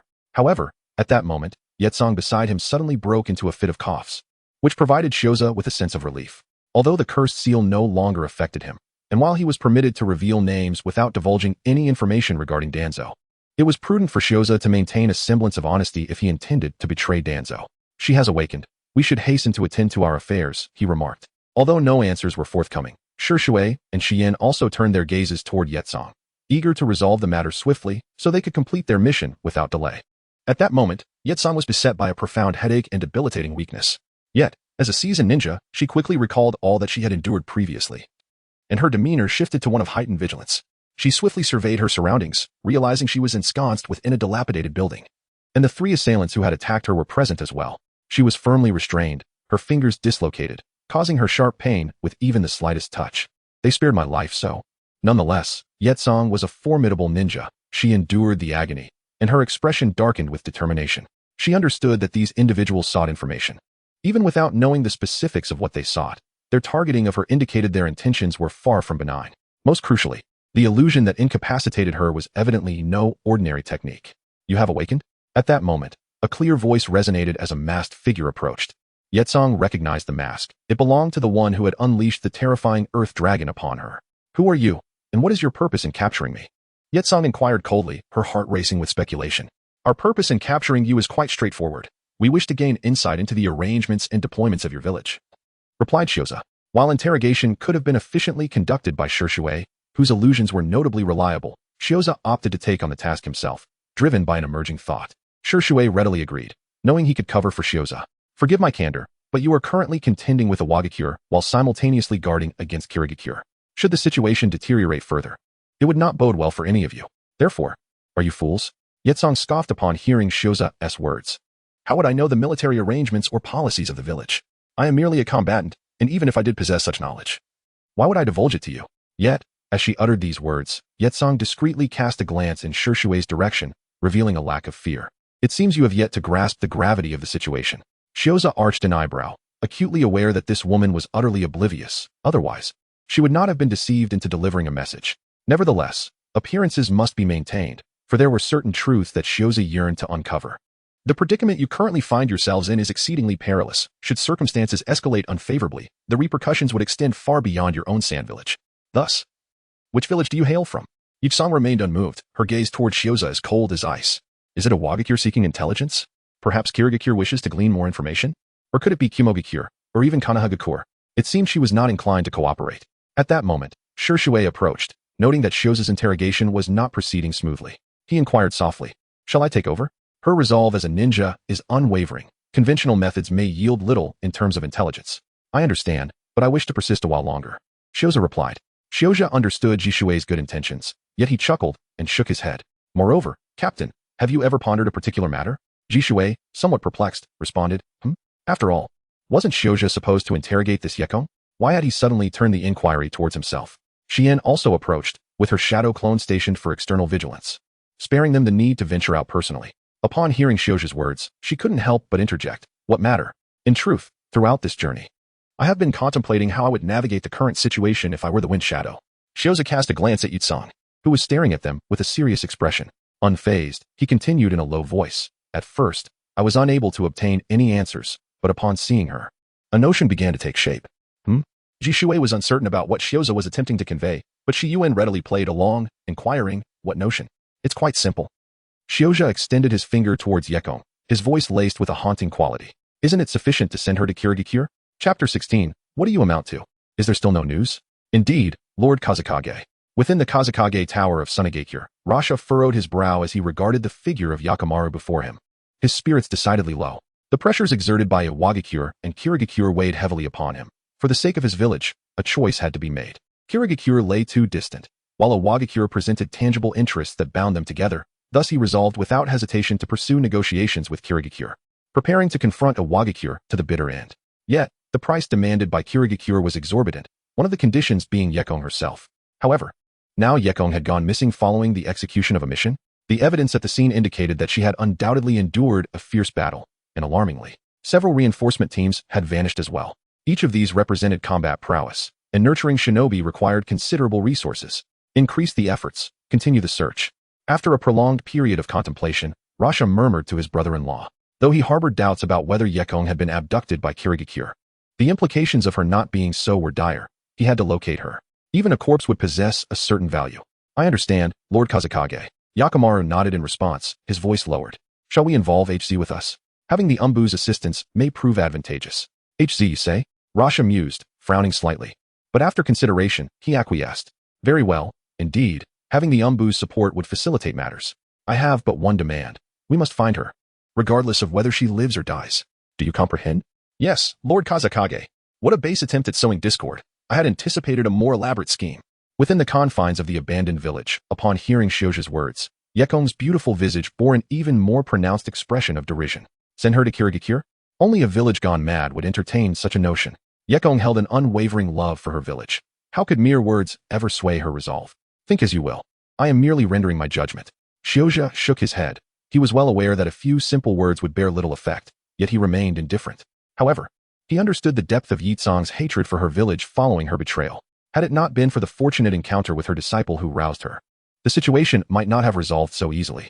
What does it truly mean? Shui furrowed his brow, contemplating before he finally spoke.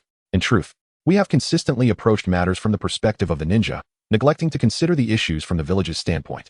At that moment, Shioza suddenly shook his head, feigning contemplation as he stroked his chin before continuing. What do you believe the mist ninjas can truly achieve here?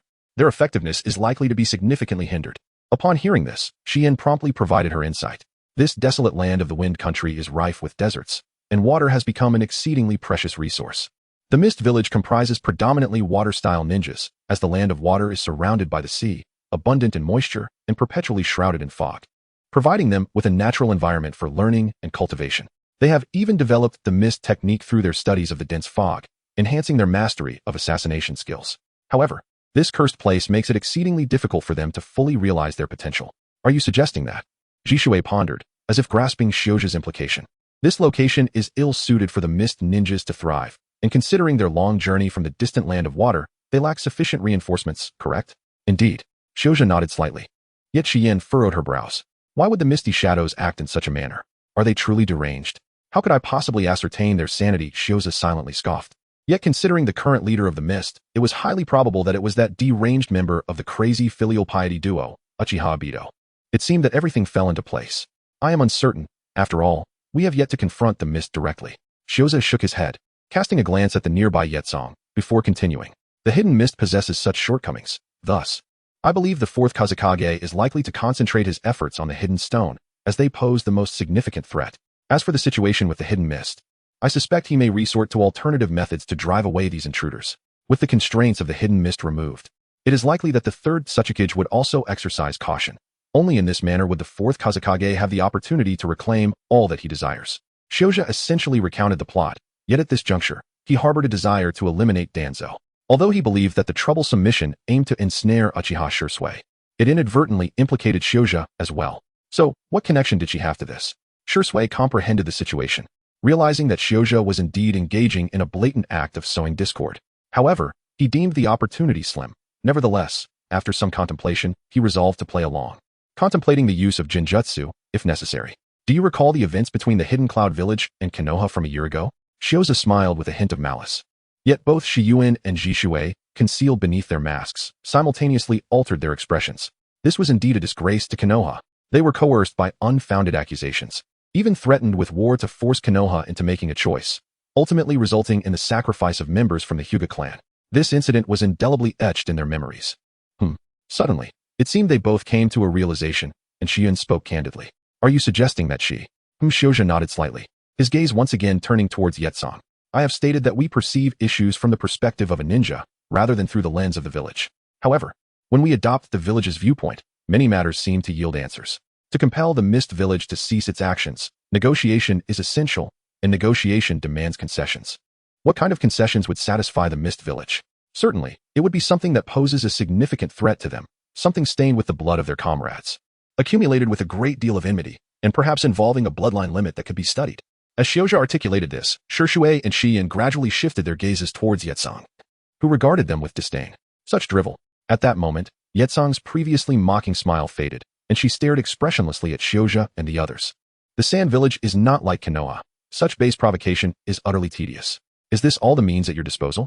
Indeed, the Sand Village pales in comparison to Konoha. Shouja displayed a complete lack of respect, shaking his head dismissively. Yet, even the Hidden Leaf Village understands that following the Third Great Ninja War, everything lay in ruins and required diligent development to restore its strength. Are you from the Sand Village not aware of this? Moreover, I have repeatedly stated that one must consider issues from the village's perspective. For a village, what could be wrong with achieving the greatest objectives at the least cost? The Hyuga clan is among the noble families of Konoha, and when the time came for sacrifice, the third Hokage showed no hesitation. As for you, if you could trade your worth for the peace of the Mist Village and thereby secure greater benefits for your own village, what significance would you hold? Chapter 17. New Rewards, Summoning Yakushi Kabuto. Shusa's words truly rendered everyone speechless. Yet, no one could muster a rebuttal, on the contrary, upon reflection. What they found terrifying was that Shioza's assertions appeared to be utterly devoid of flaw. From the perspective of a ninja, it seemed entirely distinct from that of the village. A ninja need only engage in combat, whereas the village must consider a multitude of factors, leaving Shiyin behind to guard, who still wore a face of disbelief. But having succumbed to silence, Yi Tsong and Shioza, along with Shursui, stepped outside. Did you deceive her? Shursui inquired after a moment of inner turmoil. No, I have stated that all of this is merely conjecture on my part. Shioza shrugged nonchalantly, expressing his indifference. However, I believe it is highly likely that events will unfold in this direction. Sunagakure cannot prolong this situation for much longer. War relies not only on manpower, but also on financial resources. I have heard that the fourth Kazekage must venture into gold mining himself. Do you comprehend what this implies? My esteemed predecessor? It signifies that the daimyo has reduced financial support for Sunagakure. Regardless of his apparent foolishness, Shurzue, as a member of the Uchiha clan, is still aware of certain truths. Indeed, otherwise, they would not find themselves in such a dire predicament. Shioza nodded slightly, gazing at the land illuminated by the silvery moonlight. He turned his head and smiled. The environment of the land of wind necessitated the procurement of vast amounts of resources, which required funds. Cultivating ninjas also demanded financial investment. and war even more so. Thus, it seems they will indeed follow your suggestion, resolving disputes and confronting Awagakure with full force, ensuring that the third Hokage dares not act recklessly. At that moment, Shirzue comprehended completely, yet his gaze towards Shioza shifted subtly. How did this fellow conceive of so much? Previously, during their time in Konoha, Shioza had caught him off guard.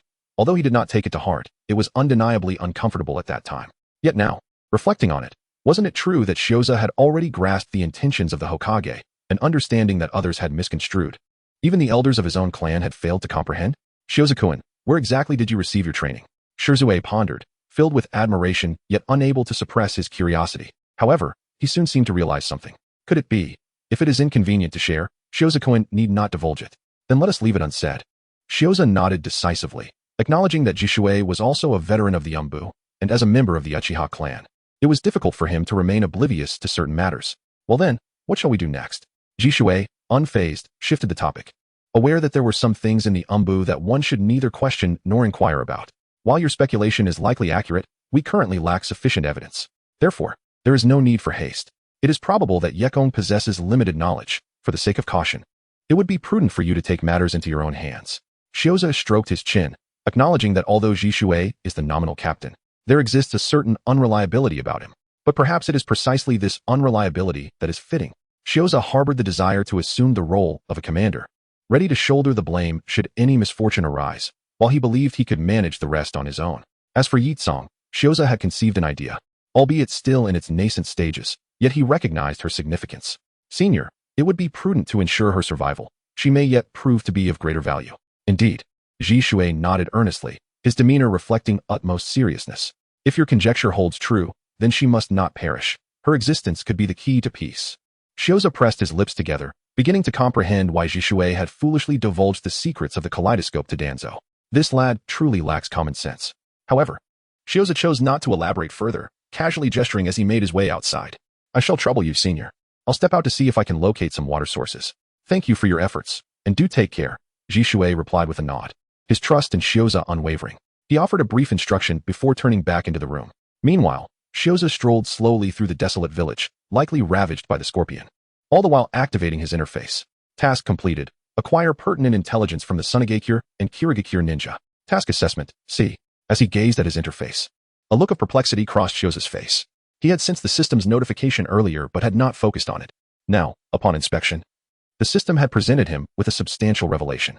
It appeared that the intelligence was not gathered through investigation. Rather, he had articulated it under the guise of speculation. Truly, a quintessential example of the means of completion matter not, as long as it is fulfilled. Shioza pressed his lips together. His intelligence was undeniably accurate. Thus, considering this as completion of the task seemed quite justifiable. However, if this could be deemed successful, it would undoubtedly bolster his confidence in his forthcoming plans. Should he triumph, Lord Danzo would indeed gain renown in Sunagakure. Reward obtained, 1 freedom point. Due to the emergence of uncontrollable consequences, a special reward has been granted. Insight into the Blaze Release Experience. Insight into the Blaze Release Experience? Shioza furrowed his brow slightly, yet upon further investigation, he swiftly comprehended the nature of this reward. Indeed, he was unable to acquire a bloodline limit. However, in the realm of shinobi, bloodlines are categorized into 2 distinct types. One type is a rare inheritance, intrinsically woven into one's genetic makeup, exemplified by the Uchiha Sharingan, the Hyuga's Byakugan, the Kagaya clan's Shikatsumiku, and the exaggerated physique of the Senju. This lineage is a direct inheritance from the Otsutsuki clan or a result of genetic mutation. The other type is acquired through the fusion of chakra, resulting in a bloodline limit that can be manipulated by human intervention. Shioza had long harbored such aspirations, for it was indeed his sole path. To his astonishment, he has now received such a remarkable reward. This reward consists of the insights and experiences gained by Yetsong while wielding the Blaze Release, and these invaluable revelations will undoubtedly assist Shioza in his own fusion. Truly, it is a splendid boon. Shioza's eyes sparkled with excitement. Such an artifact could significantly save his time and greatly enhance the efficiency of integration. After all, it was a successful case, a formulaic problem, which could be directly utilized without any issues. However, he realized that he still required further assistance. Although elated, Shioza understood the necessity of taking action. Collecting his thoughts, he retrieved a scroll and swiftly inscribed some information within it, with a series of hand seals. The scroll soon vanished before his eyes, and his gaze turned towards the horizon. Come quickly. I am eagerly awaiting your arrival, Shioza murmured softly, employing a technique he had fortuitously acquired after completing a mission that annihilated an entire family. The other individual utilizing this technique was none other than the future Dream Master, a covert figure in the shinobi world and one of its shadowy puppeteers, known for his transformation from villain to hero, Yaoshido, who had once caused Shioza considerable distress in his childhood, despite their past grievances, stemming from an incident in which Do had betrayed Shioza to the roots, resulting in Shioza's relentless assaults on him during training. Their bond remained relatively amicable, both hailing from orphanages, and with Do harboring a sense of guilt. They managed to maintain a semblance of camaraderie. Most importantly, Shioza recognized Do's latent potential, prompting him to impart this technique to him. This not only allowed them to occasionally share insights about the enigmatic Yaoshirnao he had encountered in Konoha, but also served to strengthen their relationship.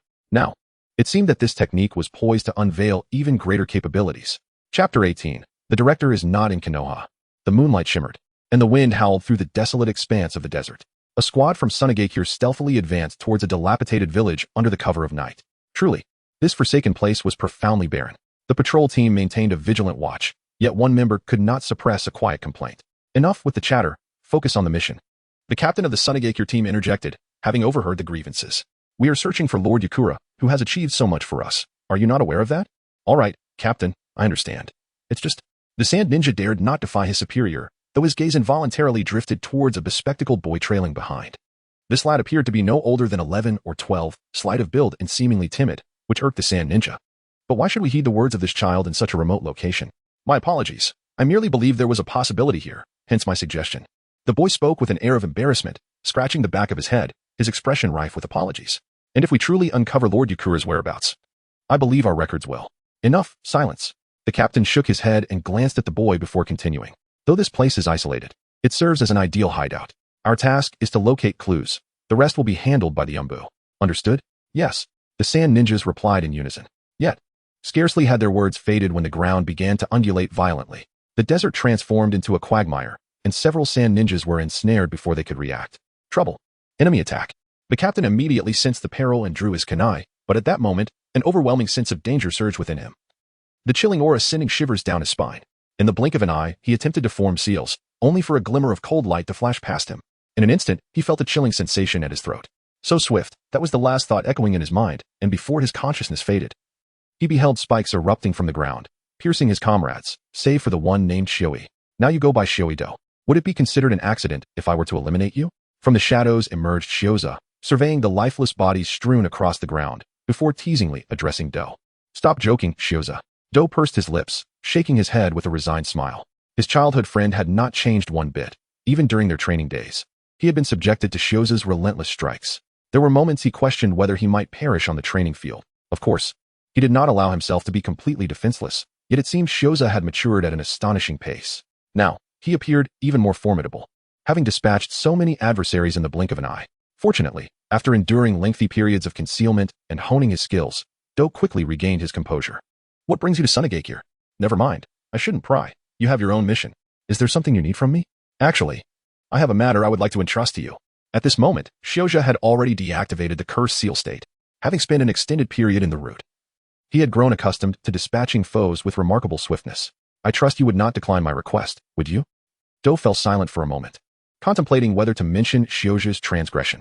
However, casting a glance at the corpses strewn about and reflecting on his memories within the route, he instinctively adjusted his glasses before responding. Very well, speak your mind, but I can only assure you of my utmost effort. I would like you to investigate a few matters. Shioja nodded slightly and spoke directly regarding certain policies of Sunagakure, particularly those concerning Yitsong. Upon hearing the name Yitsong, Do's expression abruptly changed, paling significantly at the mention. Damn it, did you kill Yitsong? He exclaimed. We merely captured him. He is not dead yet. Shioja shrugged his shoulders and subsequently elucidated. We intend to extract some pertinent information through interrogation. However, I harbor greater suspicions that Sand Hidden may be planning to sell her. Thus, I require more intelligence. Upon articulating this, Shioja shared his prior speculations, which Do attentively absorbed. Yet, upon concluding, Do's expression grew solemn. If all of this were indeed true, it would constitute a significant revelation. Moreover, what astonished him further was that all this analysis had emanated from Shioja. How much has this individual truly matured? Such matters warrant profound contemplation.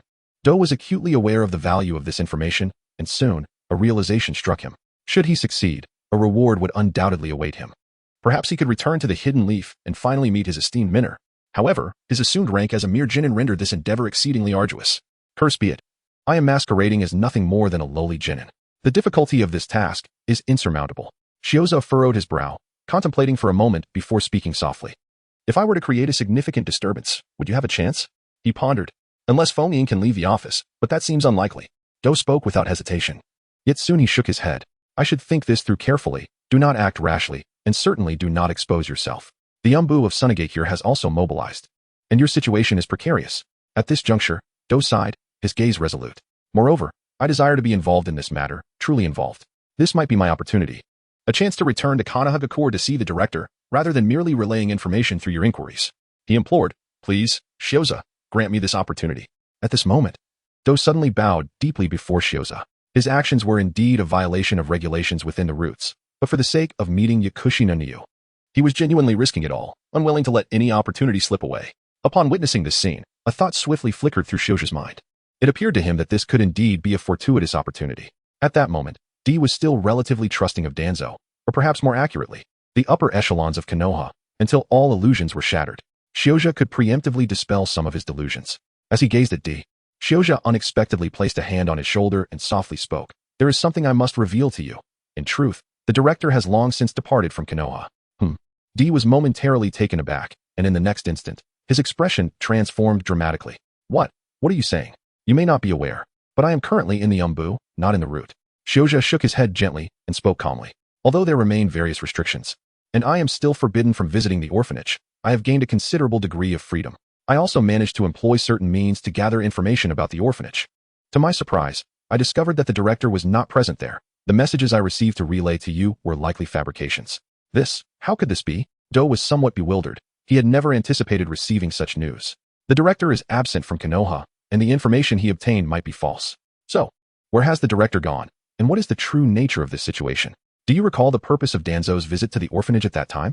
Shioza did not pause at this moment. He continued in a hushed tone, and Do instantly grasped an idea. Do you mean that the dean? The likelihood is quite high. The dean is exceedingly kind-hearted. Shioza sighed, adopting an expression of helplessness. She likely intended to barter her own freedom for that of the two of us, yet the circumstances did not align with her wishes. As for Danzo. At this point, Shioza paused, observing the somewhat dazed expression on Do's face, before giving his shoulder a firm pat. Of course, all of this is merely conjecture on my part, and I have no reason to deceive you. We both hail from an orphanage, and I believe you have the right to know a bit about the headmaster's affairs. Moreover, as you aptly stated, should this operation succeed, you may very well return. In that case, wouldn't it allow you to conduct a thorough investigation? Chapter 19, Scorpion? Where could it be? In the land of wind, amidst the howling sandstorms.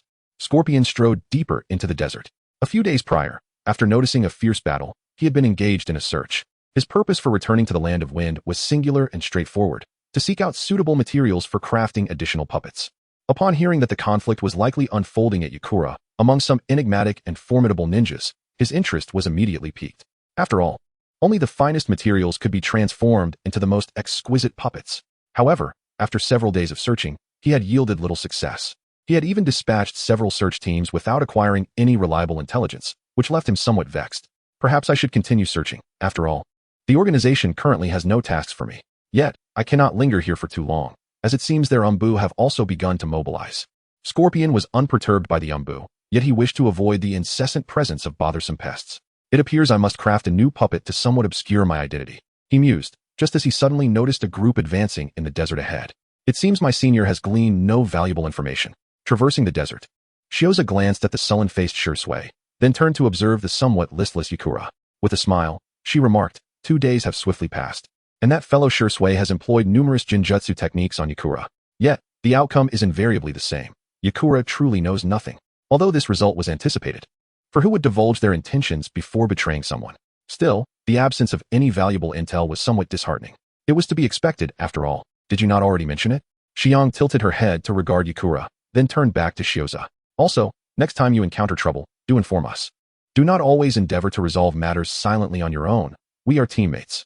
Yes, I shall remember that. Thank you for your concern, senior. Shioza nodded with a smile, acknowledging the situation. After all, strictly speaking, their withdrawal was indeed connected to him. He felt compelled to assist Do, especially since Do had deceived his own people, leading to their complete eradication at Shioza's hands, and he still needed to remain in the village for the time being. Consequently, he needed to report certain matters back, making it imperative for Shioza and his companions to leave this place. Moreover, Shioza had his own plans. It was time for him to take action. He was uncertain about Do's next steps, but it was evident that the fellow possessed an exceptional talent for espionage. Nevertheless, Shioja had intentions of his own, particularly to lend a helping hand to his little brother. For instance, perhaps he could put some pressure on Jishui?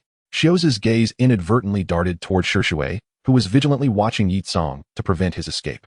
He pondered for quite some time on how to better utilize Orochimaru, particularly in devising a strategy to lure FN away from the office, a rather troublesome endeavor. After much contemplation, it seemed that the most effective approach would be to leverage the current time frame, when it was highly probable that Shishui had activated his Manjiki Sharingan.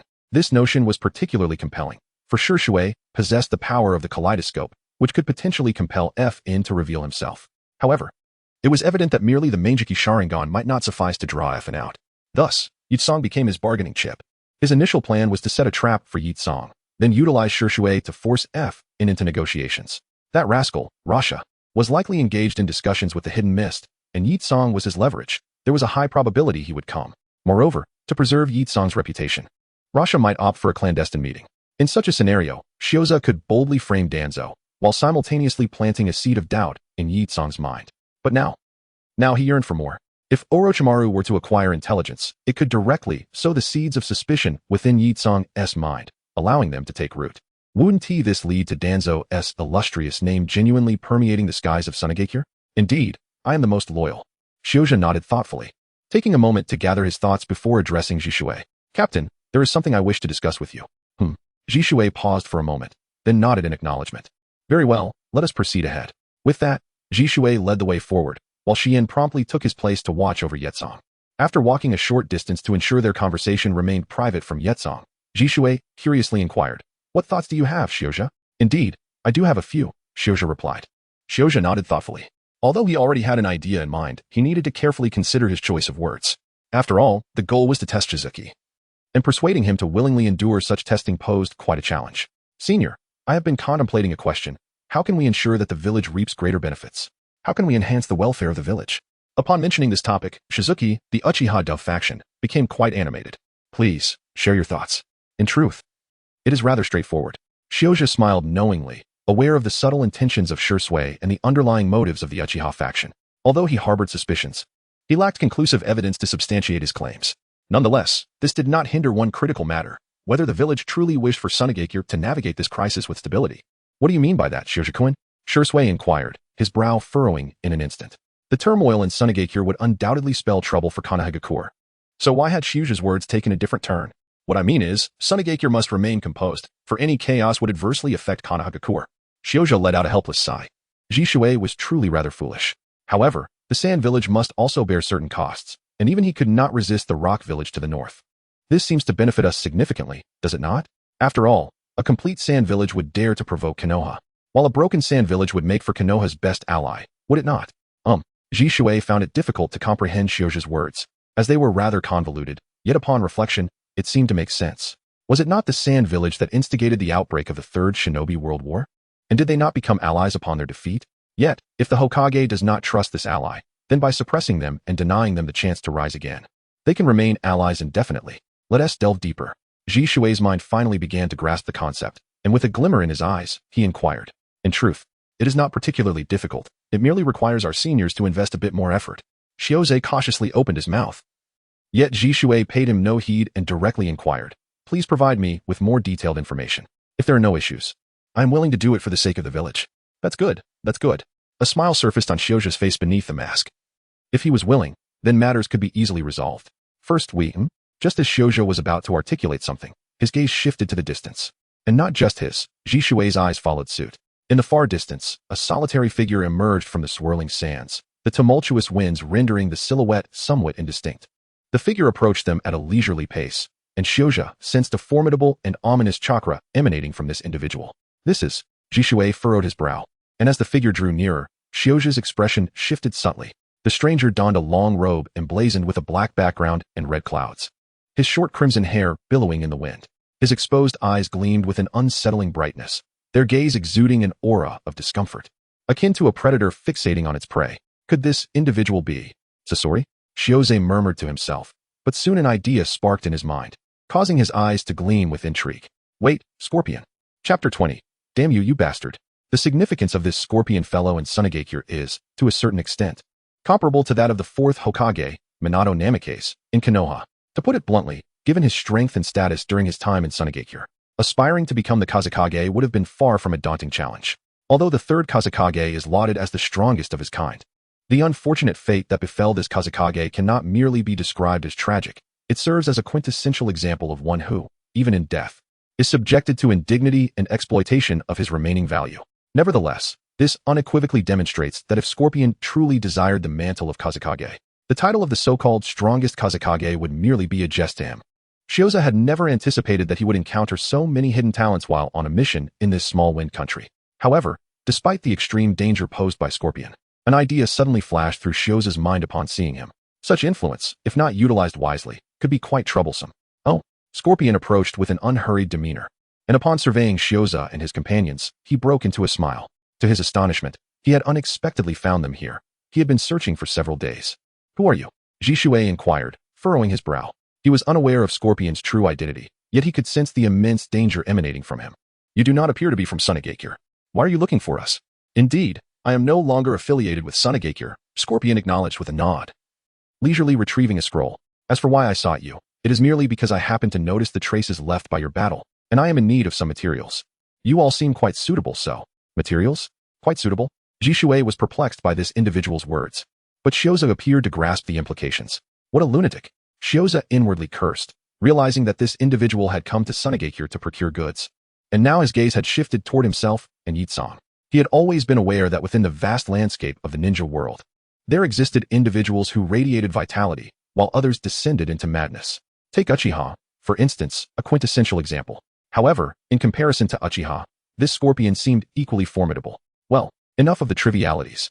May I inquire as to which village you hail from? Scorpion casually unfurled a scroll, and with a puff of white smoke, a humanoid puppet materialized before Shioza and Shursui. Of course, it mattered little if he chose not to disclose his origins. He could examine it at his leisure later. A puppeteer? Shursui raised an eyebrow. As a wielder of the Sharingan, and even possessing a higher-tier variant, he was capable of perceiving the threads of chakra. Thus, he held no fear of a mere puppeteer. However, upon noticing the swirling black iron sand encircling the puppet, his expression shifted dramatically. Black iron sand, this is the third Kazekage? The third Kazekage had been missing for an extended period, his fate shrouded in mystery, leading to a significant conflict in the ninja world. To his astonishment, this strongest Kazekage had been transformed into a puppet. Moreover, Shursui began to grasp the meaning of the materials, prompting him to mutter under his breath, insane. Shioze cast an odd glance at Jishui, contemplating the peculiarity of a Uchiha berating someone as insane. How bizarre indeed. Say what you will, but as for now. Scorpion tilted his head nonchalantly, yet his hands were in motion. Let us savor the artistry that belongs to me. As soon as Scorpion's words fell, the iron sand swirling around the third Kazekage transformed into a tempest of fine needles, raining down furiously upon Shioze and Jishui.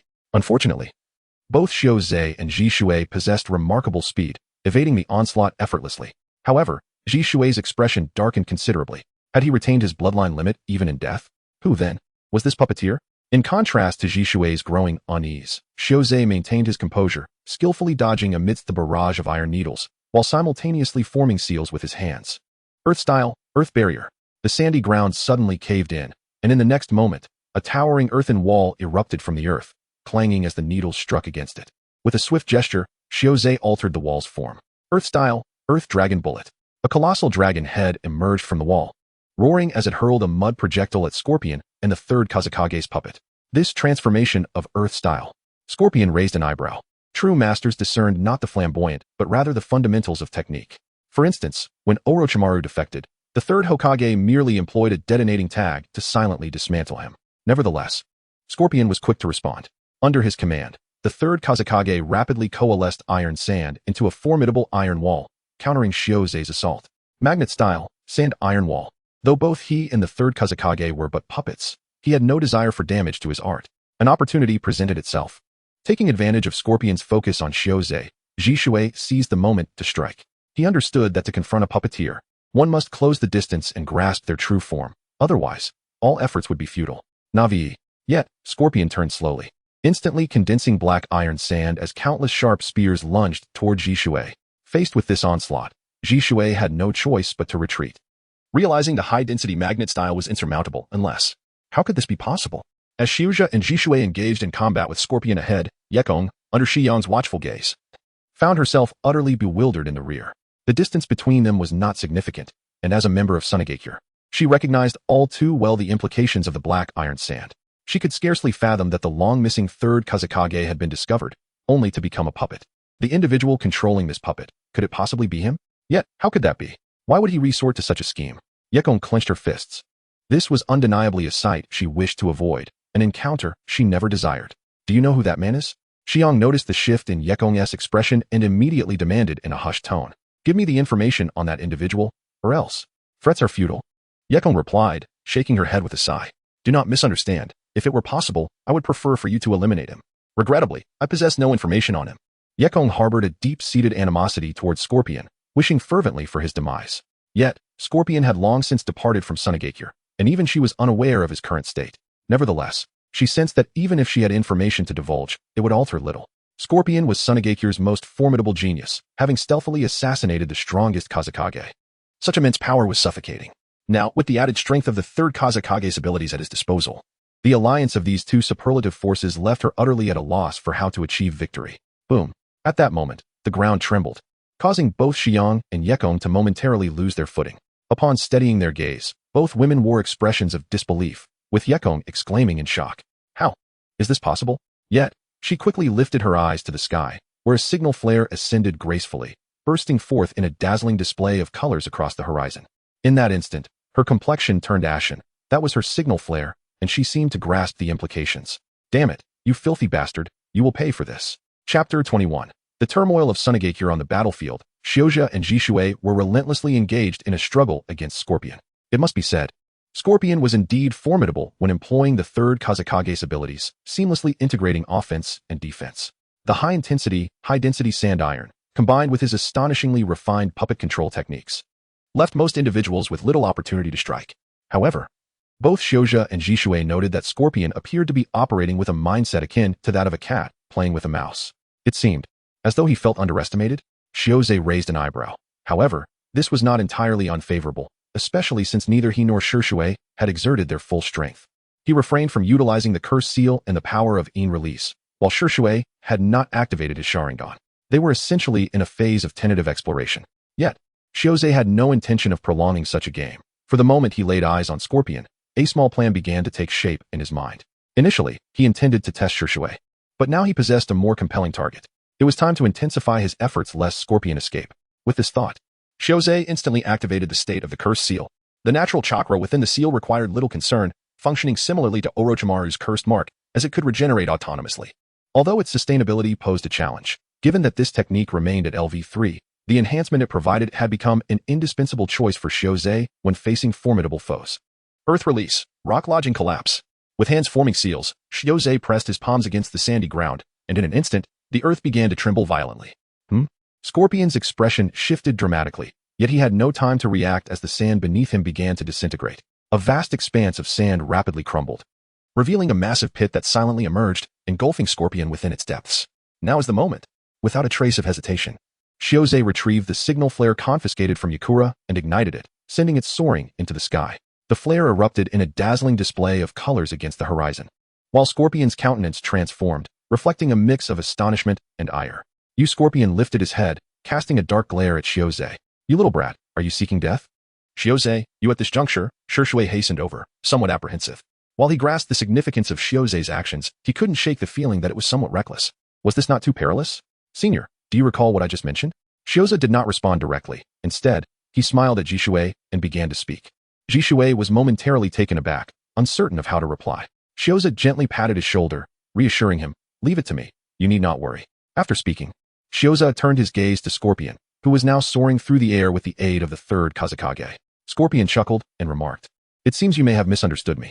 I was merely pondering how you, possessing such mastery over puppetry and the ability to create a puppet infused with the bloodline of a living person, have skills that can only be rivaled by the esteemed Chiyo of Sunagakure. Therefore, I believe a meeting between you two would be most agreeable. Shioze's words further darkened Scorpion's expression. He genuinely felt an urge to strangle the impudent boy before him. He was utterly convinced that the boy was being deliberately provoking. He understood all too well that once the Sand Shinobi arrived, the situation would likely spiral out of control. However, do you truly believe you can restrain me? Scorpion seethed with frustration as he coldly addressed Shioze and Shishui. You should seriously contemplate how to contend with those sand shinobi. Senior, we must intensify our efforts. Shioza disregarded Xie and turned his gaze towards Jishui. We cannot allow this situation to escalate, nor can we let him leave. Do you understand? Jishui nodded slightly. Given the circumstances, he found himself devoid of any viable solutions. Shioza forcibly ignited the signal flare, and when the Sand-Hidden Village's personnel arrived as expected, they found themselves with no avenue for escape. Despite their individual strength, facing a multitude of ninjas meant that a single misstep could lead to death. The only viable strategy was to detain the one who had slain the third Kazekage, forcing him to engage in a deadly conflict with the Sand-Hidden Ninjas, thus creating an opportunity for themselves. With this thought, the Sharingan in Jishui's eyes began to rotate slowly, while within Shioza's body, the power of Yin release began to quietly unfurl. Move faster. In other parts of the Land of Wind, countless teams hastily converged towards a single location. The Sand-Hidden Village was already on high alert, facing constant pressure from the Rock-Hidden Village, while the infiltrating Mist-Hidden Ninjas continued to harass them. Most alarmingly, their village's hero, the one who had dealt a heavy blow to the Mist, Yakura, had gone missing. This situation was intolerable for every Sand Ninja. They had been eagerly awaiting news, but days passed with little information, which was increasingly difficult to bear. Now that they had finally spotted the signal flare, there was no way they would overlook it.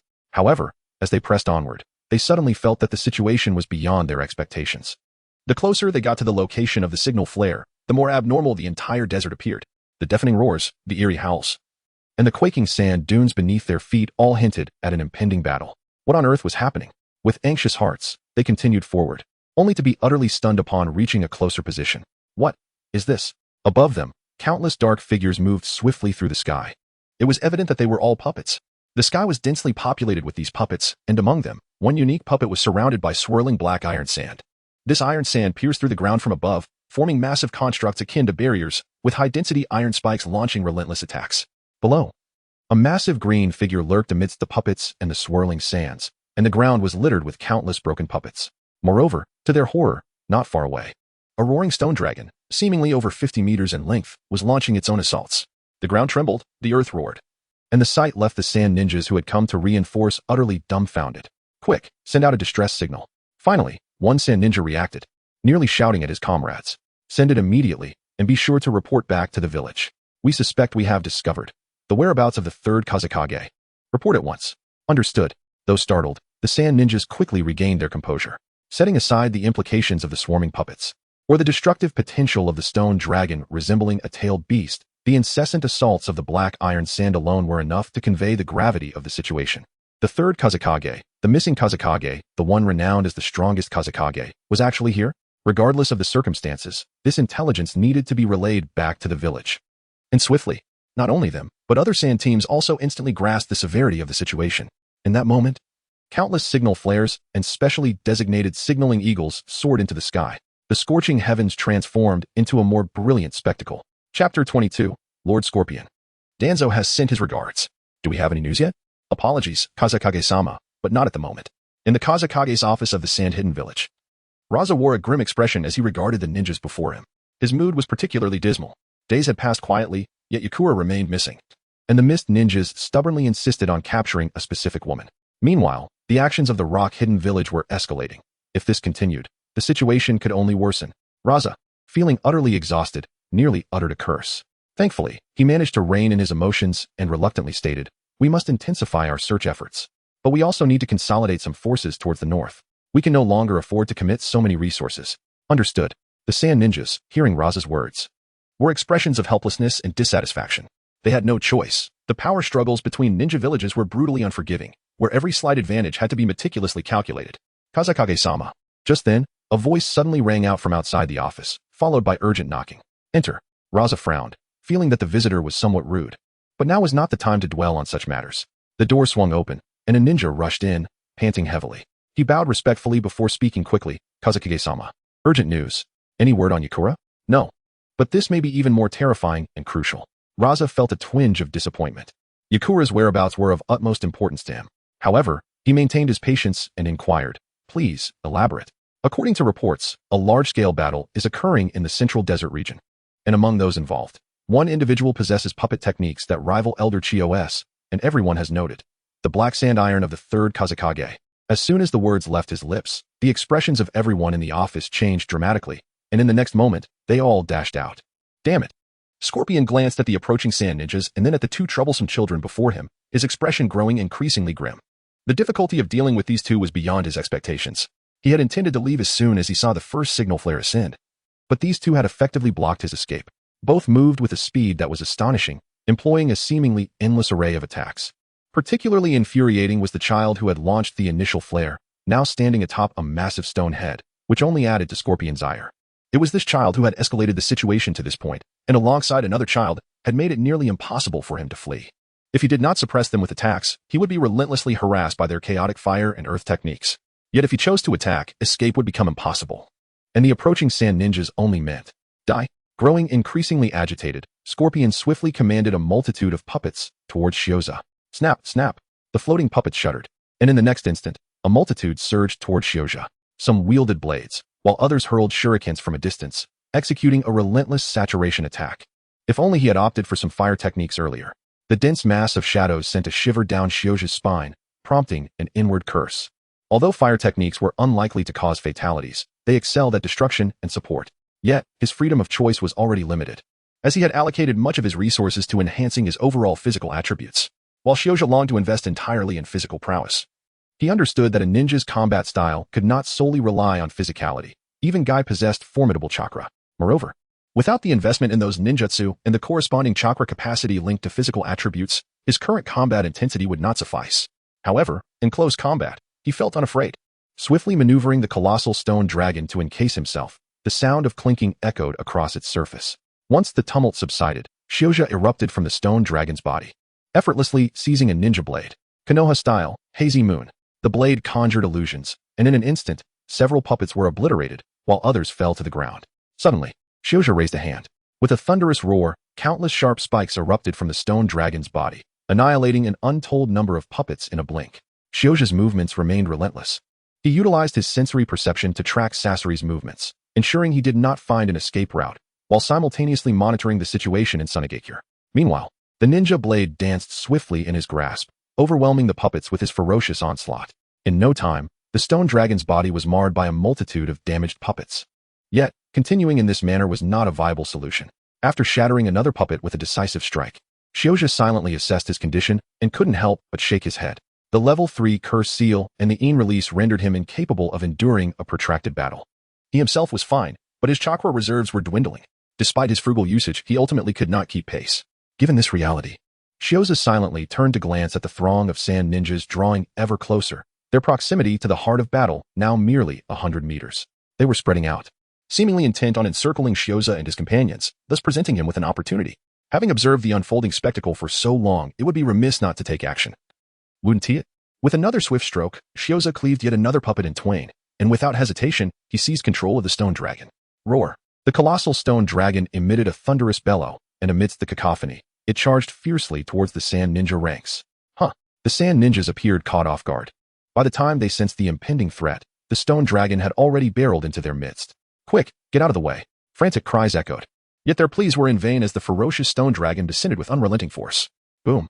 The piercing roar resonated through the heavens, as a massive cloud of dust enveloped the area, swirling violently. The sky was shrouded in a gray haze, dust and debris flying in all directions, while countless sharp stones erupted from the shattered body of the stone dragon. It remained uncertain how many were left incapacitated by the shockwave, while those fortunate enough to escape the initial impact soon found themselves ensnared by misfortune. The air was filled with the sounds of anguished screams and desperate howls, resonating relentlessly in that moment. Shioza was acutely aware of the situation in Sunagakure when suddenly his brow arched in surprise. He sensed several formidable chakra signatures swiftly approaching. With his eyes narrowing, he gazed into the distance, and a flicker of delight appeared on his face. At that very moment, Scorpion unexpectedly commanded the third Kazekage along with innumerable puppets to charge forward. The overwhelming sense of pressure was chilling. However, this time, Shioza did not evade. Instead, he quickly formed hand seals. Senjutsu, Een release, Earth Spike. In an instant, countless sharp earth spikes erupted from the ground. The area of effect was immense, transforming the entire sand dune into a forest of jagged stones in the blink of an eye. Countless puppets were obliterated almost instantaneously, and even Scorpion's expression shifted slightly as he promptly directed the third Kazekage to defend. At that moment, Shioza suddenly dashed to his side, glancing at Scorpion, who was now shielded by iron sand, and smiled faintly. Lord Scorpion, I leave the rest to you. Your grandfather, The legendary H-Zuki has arrived. Scorpion's gaze darkened as he muttered, "Do you know who I am? As a subordinate of Lord Danzo, I am well aware." Shoujo nodded slightly, then smiled as he spoke. "It seems you two find it difficult to depart, so let us consider this a farewell. By the way, Lord Danzo sends his regards. May we part ways forever." With those words, Shoujo ran towards the exit without looking back, while the Umbu of Sunagakure encircled him at that very moment. Meanwhile, outside the Kazekage building, a bespectacled youth observed the departing ninjas led by Rasha, then turned his gaze towards the seemingly desolate building. After a brief moment, he slowly took a step forward. Chapter 23. Lord Ebi, Lord Danzo sends his regards. Impossible, impossible. In a deserted village within the Land of Wind, Yakura stared blankly at the documents in her hand. Beside her, Shoujo, Yuin, and Shizuka, who was diligently applying eye drops, paid her no mind. The battle from a day prior had been anything but easy for them. That scoundrel Scorpion possessed an abundance of puppets, each more sinister than the last. And they were perilously dangerous. Most critically, this rascal could even take to the skies with his puppets, while Scorpion merely needed to strategize his puppet warfare. Shoujo and his companions faced far more considerations. Foremost among them was ensuring Scorpion did not escape, which had consumed a significant portion of their energy and chakra. Fortunately, everything had proceeded rather smoothly. Moreover, it was time to express their gratitude to Scorpion for his contribution to their cause. Casting a glance at the abandoned dwelling, it was likely that this village had been annihilated during Scorpion's procurement activities. Furthermore, it was precisely because of his identity and the figurine of the third Kazekage he possessed that Orochimaru had been afforded an opportunity. Not to mention, it was reasonable to assume that Sunagakure was currently engaged in a large-scale pursuit of him. "How are you feeling now?" Just as Shoujo silently expressed his gratitude for Scorpion's sacrifice to their endeavor, Yuin approached and sat beside him. "I never anticipated this mission would prove so troublesome, nor did I foresee encountering such circumstances." With that, her gaze flickered towards Yakura, who remained fixated on the documents in her hand, before she turned back to Shoujo. "You truly are impressive. I have always been quite capable, senior." Shoujo shrugged, then humorously remarked, "If one isn't a bit formidable, how can one protect their seniors? When I refer to being formidable, I don't solely mean in combat." Shien pursed her lips and swiftly shifted the topic, saying, "I meant to say, you actually managed to deduce the strategies and thoughts of Sunagakure. Indeed, you are remarkably impressive." Jishui, peering in from the side, wondered how the documents had been acquired, yet he refrained from probing further. At the very least, he did not believe that Shoujo would fabricate such matters, especially considering his background in that department, which might afford him certain connections. However, for Shoujo to accurately comprehend the situation in Sunagakure without any substantial intelligence was truly an extraordinary feat. Now, let us not dwell on my prowess. We should focus on how to address the aftermath. Shoujo shook his head thoughtfully, stroking his chin as he spoke. "We have gathered sufficient intelligence. It is time we consider the subsequent matters and our departure. Although they have left Sunagakure in disarray, it seems they have nonetheless fulfilled their mission. This is precisely why Shoujo entrusted Shoujo with this information. After all, such intelligence must be reported, and falsifying it could have dire consequences." Shoujo nodded in agreement, although a hint of curiosity flickered in his eyes as he posed a somewhat cryptic question. "What of your plan, and how do you intend to deal with Yakura?" The objective, naturally, was to weaken Sunagakure, as Shoujo had been keen on enhancing the reputation of the Uchiha clan. Details of the plan would be disclosed to the seniors in due course, and as for Yakura, he would surely be returned. Shoujo felt somewhat speechless. The plan was nearly complete, yet this person's cognitive response seemed to fluctuate unpredictably. Nevertheless, Shoujo had no intention of overly elaborating. After a brief moment of contemplation, he addressed Jishui and Shien. "However, esteemed seniors, there is a matter that requires your attention." "Speak," came the unhesitating reply from Jishui and Shien, who had already acknowledged Shoujo's capabilities in various aspects.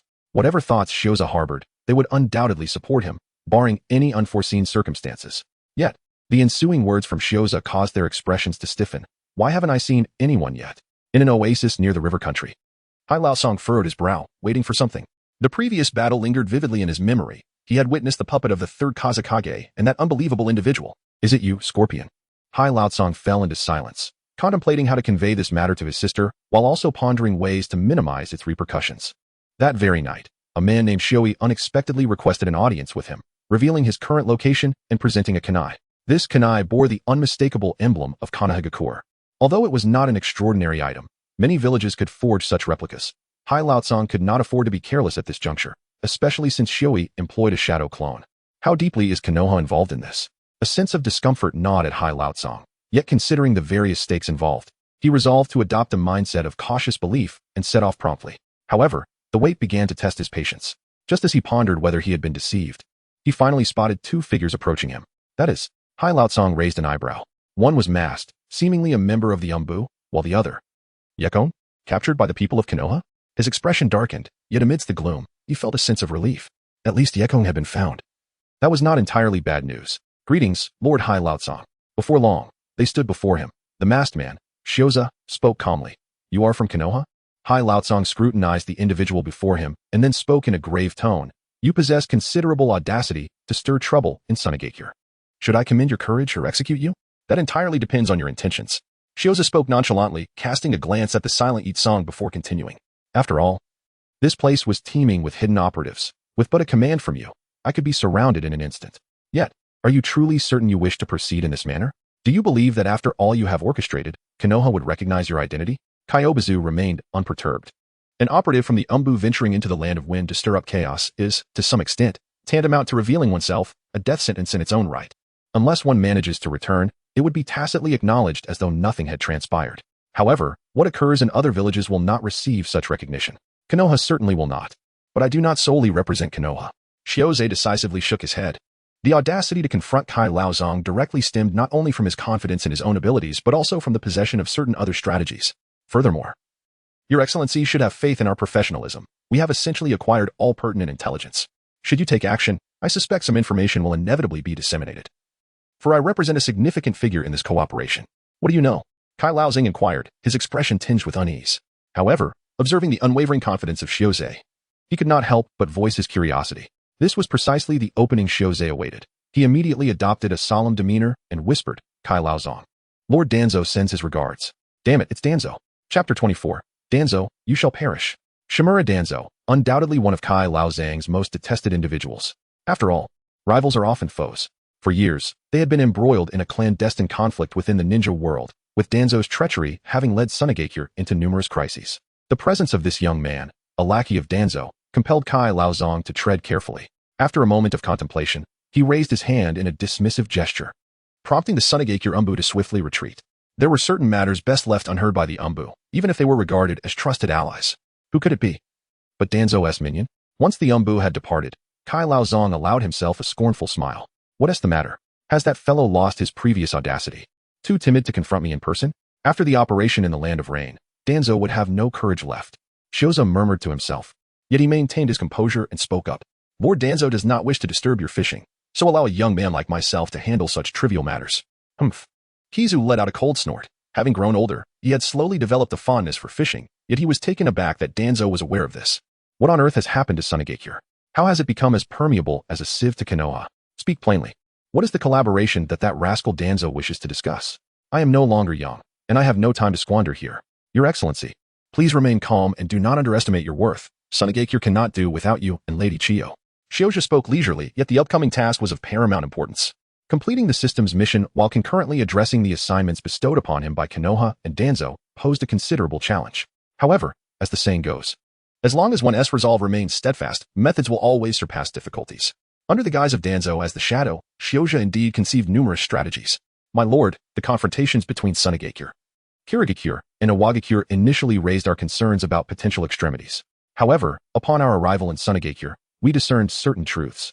Oh, a sense of unease flickered in Hai Laozong's heart as he momentarily forgot his admonition against wasting time, maintaining his composure instead and inquiring, what truths have you discerned? The negotiations between Sunagakure and Kirigakure hinge upon this woman, serving as leverage to ensure Kirigakure's withdrawal, thus allowing you to address Inoki with greater ease, while simultaneously instilling a degree of caution in him. Shioza pointed to the icy-faced Yetsong, observing the drastic change in Ha Laozong's expression. He immediately added, there is no need for denial. We have already obtained your report. I believe this intelligence has reached Konoha by now, and the individuals from Kirigakure have also commenced their investigations. What is it that you truly desire? Ha Laozong's countenance darkened significantly. He felt an overwhelming urge to grasp Shioza by the throat and demand, are you truly capable of uttering such words in front of Yetsong? Are you even here to negotiate?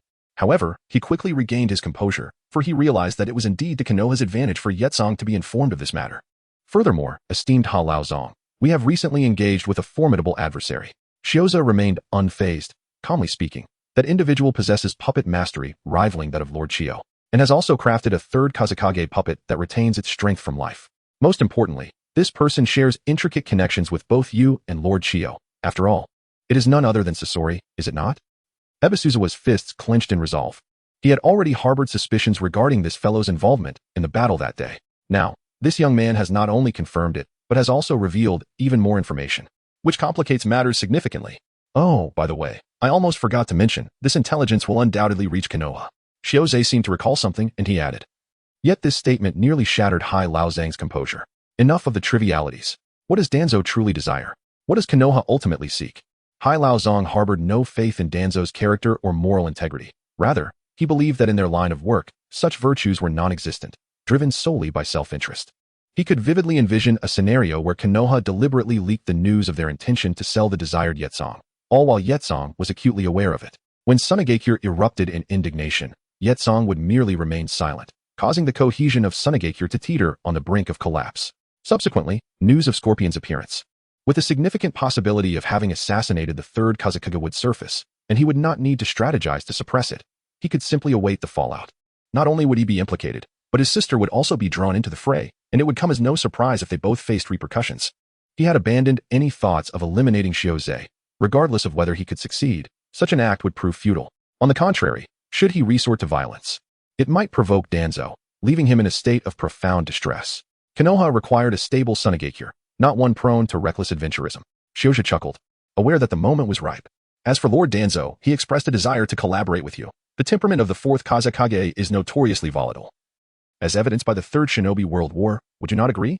The expression on Kaizang's face darkened, and beside him, Yukura's countenance shifted as well. What does this mean? Is this an attempt to interfere in the internal affairs of Sunagakure? Such audacity. Do they truly believe we are powerless? Yet, this is merely a suggestion, aimed at laying a foundation for more fruitful cooperation. As their gazes began to shift, Shioja immediately spoke. The Hidden Leaf Village would naturally refrain from interfering in the affairs of other villages. However, as allies, mutual trust and cooperation for a win-win outcome are essential. It is counterproductive to remain in a constant state of vigilance, as it can easily lead to discord and discomfort for all parties involved. Lord Danzo, on the other hand, wishes for a transformation within the Sand Village, for no one relishes the thought of a leader who betrays their loyal subordinates. Moreover, in an effort to deflect the blame for igniting the Third Great Ninja War, he seeks to place all responsibility upon Scorpion and his kin. At this juncture, Shioja felt an odd sensation, a sense of déjà vu that was strikingly familiar. After a moment of contemplation, he suddenly realized, could it be that this is indeed the very essence of Danzo himself? Of course, cooperation must yield mutual benefits, and Lord Danzo shall provide appropriate compensation in return. Shioja gazed at the two individuals, whose expressions were both unfriendly and profoundly silent. He continued to speak, aware of the art of persuasion he had mastered before his journey across realms.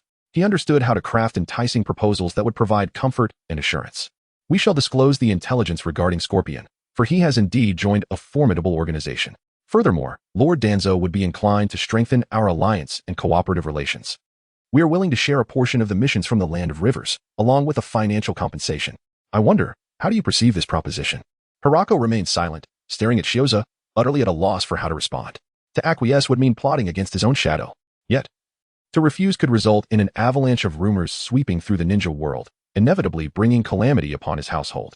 Moreover, Konoha was determined to force Sunagakure into a submissive alliance, compelling them to relinquish their northern interests. Damn that Danzo, how infuriating. Hirako silently seethed, realizing that Yukura's presence here was not merely to gather information for him. She was being used as a witness. Should he act, there was a chance she might defect and side with that Konoha brat. The offered shares and compensation were woefully inadequate. They were simply insufficient. Hirako didn't dare make a decision and could only stall for time. I require further contemplation on this matter. I cannot make a hasty judgment. It is regrettable that we have not reached a consensus, yet I believe Lord Danzo will understand. Shiozei feigned a nod, as if he had anticipated such a situation long before. Nevertheless, he finally breathed a sigh of relief. Having reached this point in the conversation, he was almost certain that his objectives had been achieved. The only remaining concern was how to navigate the complexities of deception from above and below upon returning to the village. I am curious about a particular question. Just at that moment, Hai Laozong spoke again. Why did Tuanzong act in this manner? The goals of Lord Tuanzong have remained unchanged all along. Shiozei decisively smiled and spoke.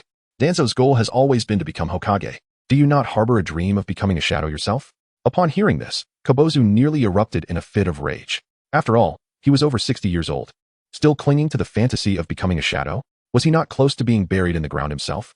Chapter 25. Return to the village. An astonishing reward. What a bother. Inside the root base of Konoha, Danzo perused the scroll in his hand while his mind wandered to other matters. Lately, He had been experiencing a persistent warmth in his ears, leading him to suspect that someone might be cursing him.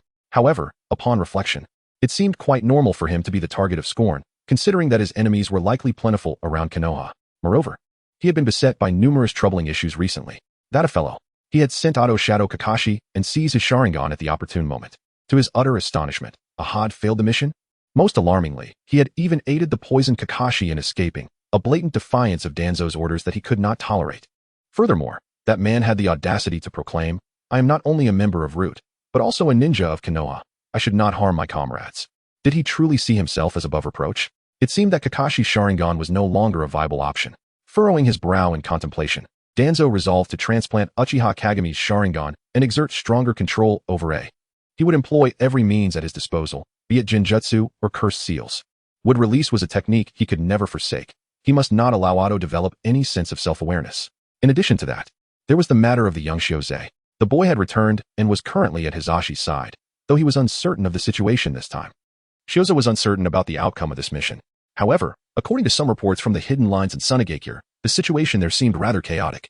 What had transpired? Had Yakura met his demise? And what of Uchiha Shursui? Danzo held a strong confidence in his Root members, believing that Shiozei still had a chance to achieve everything. Yet, whether or not to eliminate Yakura was not the crux of the matter. His primary concern lay with Uchiha Shursui, that young scion of the Uchiha clan. "Lord Danzo, we have intelligence," interrupted Yamanaka Ryoma, who approached with utmost respect and presented a scroll. Danzo nodded dismissively, but upon seeing the emblem on the scroll, his brow furrowed in sudden concern. Wasn't he that the symbol of Orochimaru, hidden within Sunagakure? What information could he possibly possess?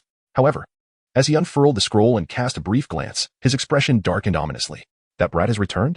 Who granted him the audacity to leave Sunagakure? The Root members were not where they were supposed to be, but had instead fled back to Konohagakure before their mission concluded. This was nothing short of betrayal.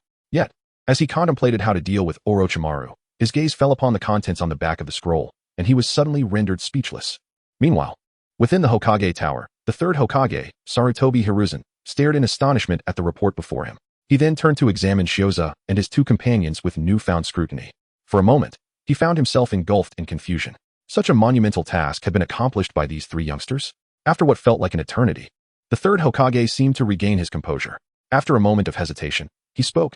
"You have completed your mission exceptionally well. Yet I have some questions that I hope you can clarify for me." At this juncture, he felt somewhat embarrassed, considering that Shiozei and his companions had just returned from the Land of Wind, having already detailed the mission particulars. Yet here he was, seemingly unable to grasp the situation. This merely underscored how preposterous the entire affair truly was. Taking a moment to steady himself, his gaze shifted to Shiozei. "Shiozei, I understand that you were primarily in command during this operation. I would like to hear your thoughts." "Yes, Lord Hokage," Shiozei replied. Shiozei nodded decisively, having anticipated such a development long ago. Moreover, during his journey back, he had already formulated a plan for navigating the complexities of the situation.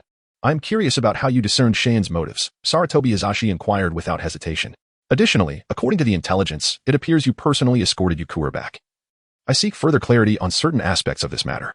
At the mention of this topic, Shizuka and Shiin exchanged glances with Shiozei, their expressions betraying a hint of dissatisfaction. Shiozei had undertaken the final operation alone, effectively sending them to the borders of the Land of Rivers.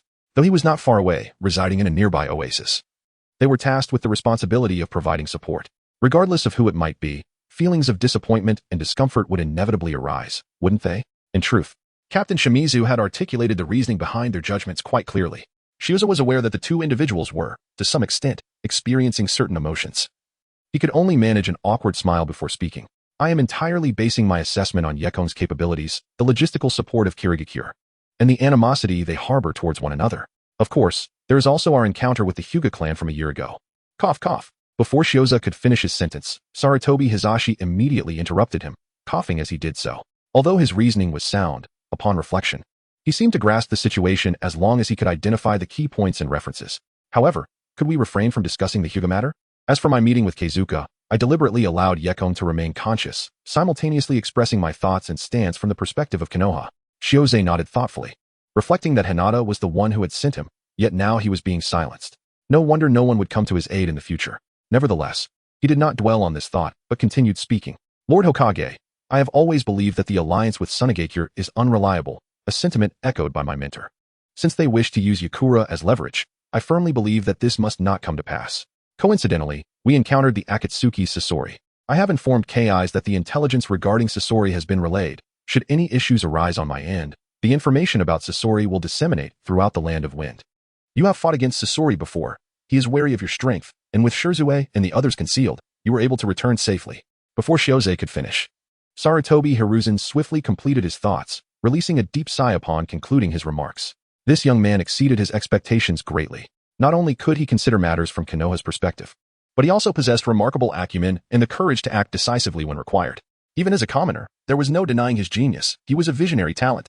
In that moment, he felt as though he glimpsed the shadow of the youngest Hokage, Minato Namikaze. It seemed necessary to accelerate their efforts, initially motivated by Naruto's circumstances. But now, the performance of Shoujo and his companions this time was nothing short of extraordinary, surpassing all expectations. Such talent. How could he possibly continue to follow Danzo? Upon joining the Umbu, they would become my own. I commend your efforts. With this thought, Sarutobi Hiruzen's face broke into a smile. You have excelled in this mission, and in light of your previous achievements, I shall bestow upon you greater rewards. Now, take the time to rest well, heroes of Konoha. Yes, Hokage-sama. The mere mention of heroes stirred an indescribable excitement in Shirsui and Yugao. To earn the title of hero during peacetime is no minor feat, yet this time, they had received the Hokage's endorsement, a tremendous honor for them. Shoujo felt somewhat weary. Yet soon his face lit up with surprise as the system in his mind refreshed. Side quest completed. Investigate the secrets of Sunagakure. Task rating, S. Reward obtained, 8 freedom points. Due to facing a significant threat and exceeding expectations in task completion, a special reward was granted. Chapter 26. Onward to Ashura? In the Land of Rain, the torrential downpour continued unabated. Scorpion trudged toward a village, his expression one of frustration. He had never anticipated being ambushed. While he held no fear of the people from Sunagakure, he surely could not withstand a large group attacking him simultaneously. In a situation devoid of options, he had no choice but to abandon the collection of materials and make his way to the Land of Rain. You appear somewhat disheveled, Scorpion. At that moment, a voice rang out, and Scorpion looked up to see the leader of their organization, Pain, perched upon the eaves, observing him. I encountered some trouble, but rest assured, no tales have followed.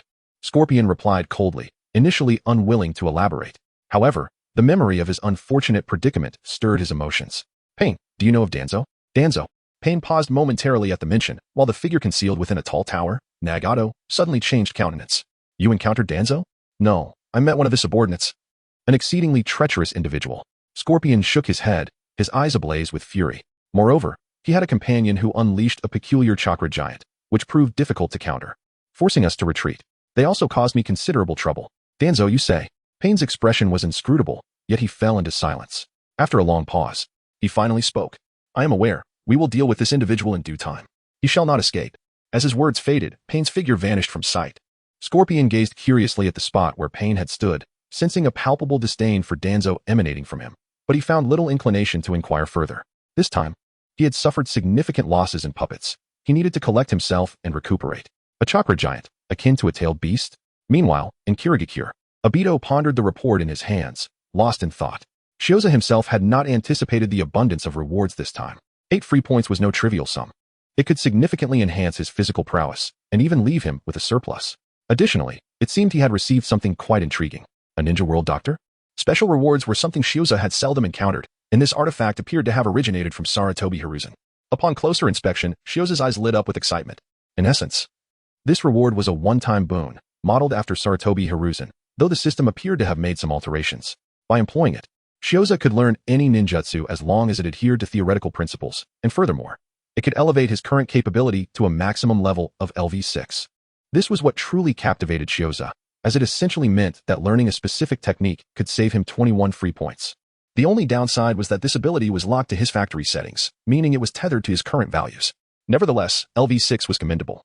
It equated to the rank of a Jonin, with only a step further to elite Jonin. Moreover, Shioza was a numerical prodigy, and when combined with cursed seals, his overall strength was undeniably formidable. Who would have thought that we had become heroes? Upon leaving the Hokage's office, Shiyin appeared somewhat dazed, feeling as though she had done nothing remarkable, yet found herself hailed as a hero. It was indeed a surprise. Shirzue's mind was also buzzing, sensing an air of unreality. However, Shioza was unfazed. He understood that the two were likely experiencing the aftereffects of their conscientiousness. In truth, Shioza mused, if one could simply coast along and receive a salary, what could be more delightful? Yet, for those with a strong sense of responsibility, such an idea might be intolerable. Though Shioza knew how to navigate this. Enough of such thoughts. Now that we are back, let us prepare for a gathering tonight. as a celebration of our first successful mission. Celebration? Shirzue tilted his head, contemplating briefly before smiling and nodding. It was indeed a splendid idea. A celebration was warranted. As teammates, Shirzue had a considerable degree of trust in Shioza. Having gone through this series of events, his perception and trust in Shioza had significantly deepened. During this operation, he had employed his long-concealed power, the Mangeki Sharingan. This ability had remained undisclosed, with no one yet aware of it. And he had no intention of revealing it just yet. Faced with formidable foes, he had no alternative. Surprisingly, Shioza seemed unconcerned about this matter. Whether in reports or discussions with the Hokage, he had not elaborated excessively. Shirzue speculated that perhaps Shioza was unfamiliar with the significance of these eyes, yet in any case, it greatly enhanced his fondness for him. Of course, he intended to return and discuss this with the elders. No problem, Xian noted. Seeing that Shioza had not given it much thought, after a moment's reflection, she added, "Tonight, I shall treat you all. I hardly exerted myself during this mission. So let the celebration be on me." With someone offering to treat, Shioza naturally had no objections. As a ninja emerging from the root, he had often suspected that his mission rewards had been withheld by Danzo. This left his pockets comparatively clean, while Xian, as a pure umbu, seemed to fare far better than he did. Damn it, a bunch of scoundrels. The rewards were supposed to be given separately, yet they are all lumped together this time. Internally grumbling, Shioza maintained a warm smile as he bade farewell to Shirzue and Xian. He had other matters to attend to, particularly dealing with that old fox Danzo and the enigmatic Orochimaru. If all went as expected, Orochimaru should already be outside the village, having delivered intelligence to Danzo. However, the information he provided would be significantly more detailed, not the sort to merely placate Sarutobi Hiruzen. As he continued on his way, Shioza suddenly noticed Kakashi approaching the Hokage building with a serious expression. He had intended to greet him, but recalled that he still owed him for the last ramen meal. Deciding it best to postpone the encounter, whatever the matter was, it was of little consequence. Shaking his head, Shioza redirected his focus to his system. Including his remaining point from before, he now possessed a total of 9 free points, which he intended to utilize wisely. System, enhance my physical attributes. Comprehensive physical attributes upgraded to LV7.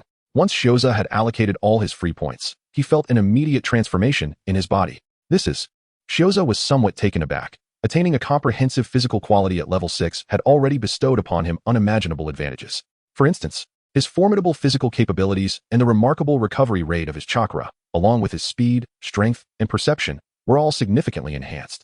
However, upon reaching level 7, he discovered that these abilities had undergone a substantial augmentation once more, particularly in terms of perception and chakra control. He also unearthed an intriguing phenomenon. It appeared that there was a force he could command, and it seemed that he could harness this power to mend his own injuries. Shioza gently clenched his fist, and in that instant, he felt an overwhelming surge of power coursing through his body, as if some peculiar force was reverberating within him. At that moment, a new notification suddenly appeared in his retina. Physical development has reached a certain threshold, breaking the original constraints and gaining new abilities. Yang Escape, LV1. Staring at this notification, Shioza was momentarily taken aback, and a strange thought crossed his mind. Breaking free from the original physical limitations, achieving comprehensive enhancement, and acquiring Yang Escape. Am I on the path to becoming an Asura? However, as he pondered this, he suddenly caught sight of Yun Ryoma, standing in a dim corner not far away. Chapter 27. Comprehensive Enhancement. I shall become the next Asura. Danzo-sama. It is as such. I beg your forgiveness, for without these measures, our return would be exceedingly difficult. In the root base of Konoha, Shioza regarded Danzo's demeanor with a semblance of respect, especially after glancing at Yun Ryoma beside him, as well as the root ninjas training outside. He deemed it wise to remain somewhat humble until a more opportune moment arose. At that juncture, Danzo was lost in contemplation.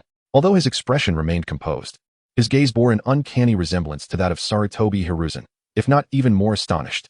Danzo was indeed taken aback, for he could hardly fathom the news he had just received. Just like Kabuto's report, this fellow Shioza had caused a tremendous upheaval in Sunagakure, all while operating under his name. Strangely enough, he found himself unable to criticize the situation. From Konoha's perspective, forcibly undermining the peace agreement between Sunagakure and Kirigakure was tantamount to obliterating the resources that Raza had to confront Iwagakure. A weakened Sunagakure aligned with Konoha's interests. This was indisputable. Furthermore, Danzo harbored a disdain for Raza. He still held a grudge from the Third Shinobi World War.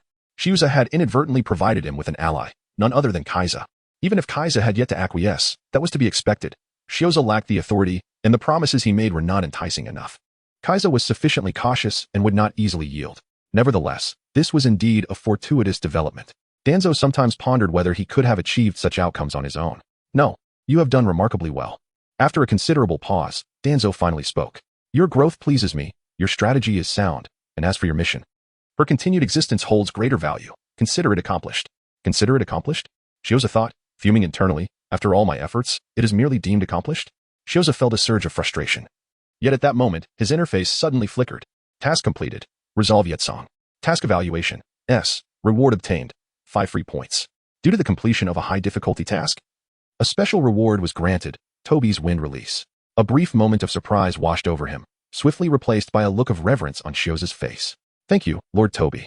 While the special reward seemed rather trivial, given that he had not delved much into chakra of the wind release attribute, the allure of those 5 free points was undeniable. Thus, did a higher task difficulty and superior evaluation indeed yield more free points? Previously, Shioza had always maintained a mindset of working for Toby with barely a month's stipend. Why exert myself? Coupled with his natural cunning, as an intern he typically accompanied the team, allowing him to safely slack off, consequently. His task completion rate was limited to merely finishing the assigned tasks. Now, it appeared he could intensify his efforts in certain areas. Furthermore, I shall no longer pursue matters concerning Do, as he had contributed in this instance. As Shioza pondered, Danzo continued, however, you must remember that the Foundation must adhere to the rules of the Foundation. Do you understand? Yes, Lord Danzo. Shioza continuously nodded. While Danzo appeared to be reminded of that troublesome act, he simply waved his hand and said, you may leave now. You should be back. Go and meet with him. As for the subsequent coordination tasks with Sunagakure, I entrust them to you. Understood. Then I take my leave, the subordinate replied. Shioza had long desired to depart. He was utterly disinterested in engaging in verbal sparring with Danzo. Moreover, his curiosity about the rewards compelled him to bow slightly and promptly leave the premises. As for the future collaboration with Sunagakure, Shioza was not at all surprised. Danzo had decisively squandered his elite Route 1, foot in the Land of Rain. And faced with the rampaging Nagato, most others scarcely returned. It was likely that Danzo was genuinely afraid to leave Konoha, only daring to venture out after he became the 5-foot Hokage. The outcome, the former king's endeavors were cut short, tragically perishing amidst the stables. Upon arriving at a shaded area outside the entrance to Route, Shioza simply sat down to await the arrival of Orochimaru, taking the opportunity to thoroughly assess his rewards. He had received an impressive 5 free points, a true windfall. Although there were also 2 or 3 points of such rewards, receiving 5 or 6 at once was indeed a rarity for him. He needed to contemplate carefully how to allocate these points. First, he would enhance his Yang release to LV2, while the remainder would be applied to his chakra capacity. The potency of Yang release was undeniably enticing, and it appeared that his Yang release had also developed a penchant for numeric anomalies, while Yin release amplified techniques. Yang release enhanced physical prowess, leaving Shioza somewhat speechless. Nonetheless, he was acutely aware of the importance of physical attributes. In truth, he wished to invest points in Yin release, Yang release, and the curse seal, along with the ninjutsu he excelled at, but with limited points, he could only select those that would most effectively enhance his capabilities. Certainly, even with investments in Yin release and the curse seal, their effectiveness would be moot without a robust body to harness and manifest such power. Ji Yuan Shioja overall physical quality, LV7 chakra, LV7 abilities, curse seal LV3, Yin release LV3, Yang release LV2, omitted. Free points. 0 Observing the changes in his panel attributes and feeling the vibrant chakra coursing through him, Shioja nodded in immense satisfaction. At this moment, I can be considered an elite J-nin, can I? Although the intensity of my ninjutsu may be slightly lacking, my foundational attributes are solid. And combined with those miscellaneous enhancements, my strength will only grow. As for Danzo's wind release, could it truly attain the level of J-nin? Shioza found it somewhat amusing. This ability was quite similar to that of the Ninja World Doctor, albeit the latter's expertise was far more extensive. It allows for the enhancement of a specific technique, while Danzo's wind release is limited solely to that element. Nevertheless, it is not without merit. After all, Scorch release requires wind release, so if I can elevate my fire release, I may very well have the opportunity to experiment with it. Shioja nodded thoughtfully. This journey to the land of wind has illuminated certain flaws within himself. In specific circumstances, his offensive tactics proved to be insufficient. Particularly, his water release technique found no opportunity for application in the desolate terrain of the wind country. However, with wind release now at his disposal as a compensatory measure, his combat prowess is destined to amplify. Once he has sufficiently enhanced his abilities, he shall direct his focus towards improving his physical condition. He is eager to ascertain whether he is indeed progressing towards the path of the Azura. The elevation of Shioja knows no bounds, as defined by the system. However, he remains curious about the extent of his potential, and now he appears to have glimpsed some possibilities. What constitutes the might of Ashura? It is the solar release derived from the mutation of fruits in the enhancement of his physical strength, aspects that resonate more with Shioja than Indra's eye. Even in the absence of Ashura's inherited solar release, the prospect of infinite growth in his body instills hope within Shioja. With this realization, he thought to himself, Let Naruto proceed on his path. I shall become the next Ashura. Clenching his fist, Shioja made his resolution. However, at that moment, he noticed Do, now clad in the attire of Konoha, approaching him. Chapter 28. The Cruel Plan, Assault on the Route? Congratulations on your return. In a grilled fish restaurant. Shioja smiled as he handed over the freshly grilled salted sea bream. He knew that Do had a particular fondness for this dish, as Yana had once prepared it for him during their time in the orphanage. Thank you. Do glanced at the grilled fish Shioja offered. Perhaps recalling the painful experiences he endured at the route, he merely managed a sheepish smile. Then, with a sigh, he spoke helplessly. However, now that I have returned, it seems I will not be able to revisit the orphanage. Shioja nodded slightly. The roots would not permit these individuals to casually interact with their former kin. The words previously spoken by Danzo served as a cautionary reminder to refrain from foolish actions. Although Shioja regarded Danzo's advice as mere nonsense, he understood that it would be futile to pursue such matters, as Yano had long departed for a Wagakure. Now, let us discuss the affairs of Sunagakure. Shioja pondered for a moment before softly uttering a phrase, and then swiftly forming a series of hand seals. Instantly, an invisible barrier materialized beside them. Do reacted swiftly, immediately grasping Shioja's intention. He lowered his head slightly to obscure his mouth before speaking. Where do you think the dean might be at this moment? To this question, I find myself unable to provide an answer. Shioja gazed at Do's performance with immense satisfaction. This lad truly understood the nuances, which explained Orochimaru's fondness for him. However, I suspect he will likely become your next infiltration target. What does that mean? Do felt somewhat perplexed. Even though he believed Shioja would not jest about such matters, he could not grasp the implication behind Shioja's words. Could it be that Danzo would be so benevolent as to arrange a meeting for them? Yet, Shioja shook his head, sensing that Do remained rather naive. He intended to impart a valuable lesson to Do. Shioja had successfully orchestrated a situation where Danzo was concurrently detested by both Scorpion and Sunagakure, and it was certain that Danzo would willingly accept the blame. Thus, expanding the scope of the issue would not be excessive, would it? The meaning was quite straightforward. Both you and the director are bound to encounter trouble. Shioja slightly covered his mouth and spoke in a low voice. You have repeatedly expressed your desire to complete the mission and leave the route, but have you considered the actions you have taken? Would the route truly allow you to depart? The same applies to the director. She harbors a false sense of security regarding Danzo, and it is likely that a calamity has already been sown within this situation. Do not entertain thoughts of rebuttal. You should recall how Danzo once coerced the director into entering the route. Shioja's remarks left Do at a loss for words. He wished to retort, after all, Danzo was a high-ranking official of Konoha, and such duplicity was unbecoming. However, recalling the clandestine eavesdropping on the conversation between Danzo and the director, coupled with the nature of the route's missions, he found himself increasingly unable to maintain his composure. As for why he claimed that you would infiltrate the same location as the director, Shioja rapped his fingers on the table, subtly indicating to Do not to display such an expression. He then spoke in a somber tone. When I was at the route, I once overheard the director inquiring with Danzo about obtaining photographs of the two of us. Let us ponder this. If I were Danzo and you were my subordinate, your disobedience would be troubling, especially with the director harboring a similar mindset. To safeguard the secrets of the route, eliminating you would be the most prudent option. Yet, how could one achieve this without staining their own hands while ensuring your demise? There exists a rather simple solution. Present the director with forged photographs, after all. How young were we when we entered the route, and how many years have elapsed since? Time has transformed us. We have matured, and should you encounter the director, recognition would be impossible, for she would not recognize you at all. Do's expression shifted, revealing a deep sense of vulnerability.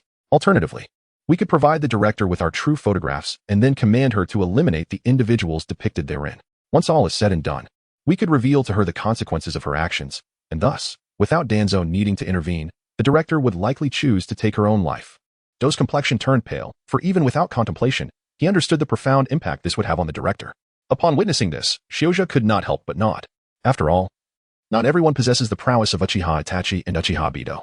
One was a man who personally murdered his own mentor and his spouse, while the other was a ruthless individual who attained enlightenment in the forest and subsequently annihilated his entire clan, save for his younger brother. Yakushi no Nayu was an ordinary person, and likewise, the current Kabuto was not yet a madman.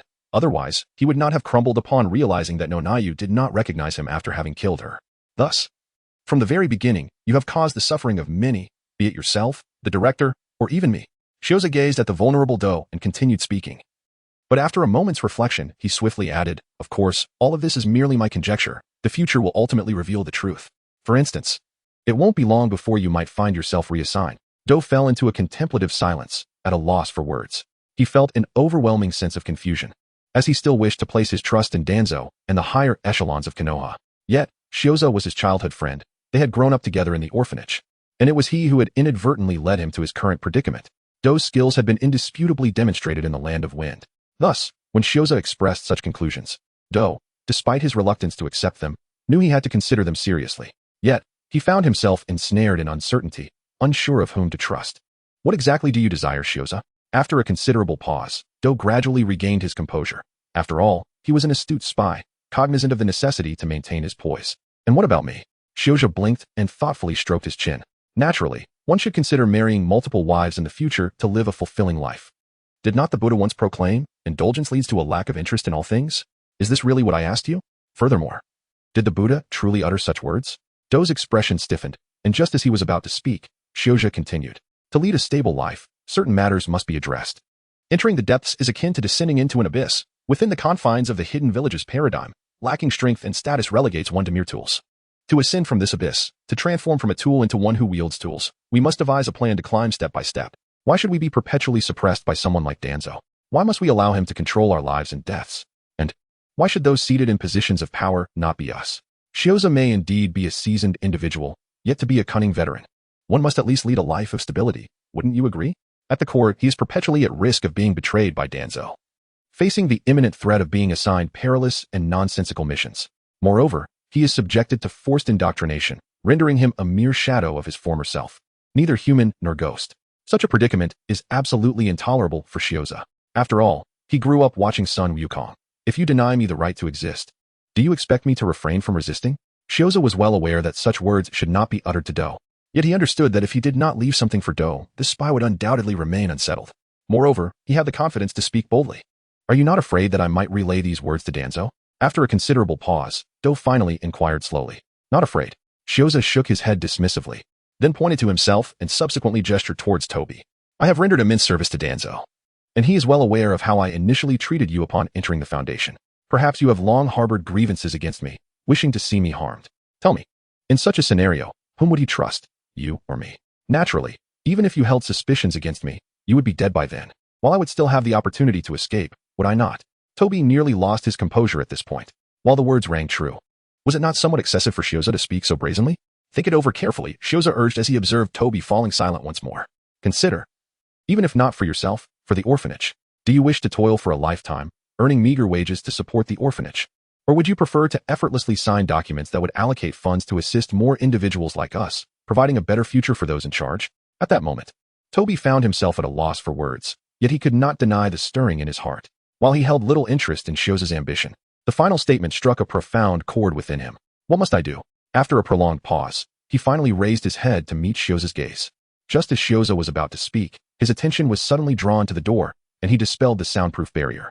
At that moment, a member of the Umbu rushed in, glancing at Toby before whispering to Shioza, the Hokage commands your immediate assembly at the Foundation, fully equipped. Shioza was taken aback. Are they really going to attack the route? Chapter 29. The infuriated Danzo. Senior, what is happening? Although Shioza appeared perplexed, he could not defy the orders of the third Hokage. After gathering, he quietly inquired of Shien beside him. In truth, he had formed certain speculations, as the timing suggested that it likely pertained to the matter of Jia Biantianzong. Nonetheless, it was still essential to glean some understanding of the situation. According to the report from his senior Kakashi, there was a suspected would-release ninja within the root organization who intended to eliminate him. Shien, entirely unguarded towards Shioza, possessed little knowledge of the root or Danzo. Initially, she had intended to return home after the assembly to prepare for the evening's gathering, only to encounter Kakashi and notice his injuries, prompting her to urge him to seek treatment. Consequently, they ended up visiting the third Hokage together, ultimately being assigned a mission. The Hokage wished for Danzo to meet him and had sent someone to inform them that Shioza had trained there, being more familiar with the circumstances.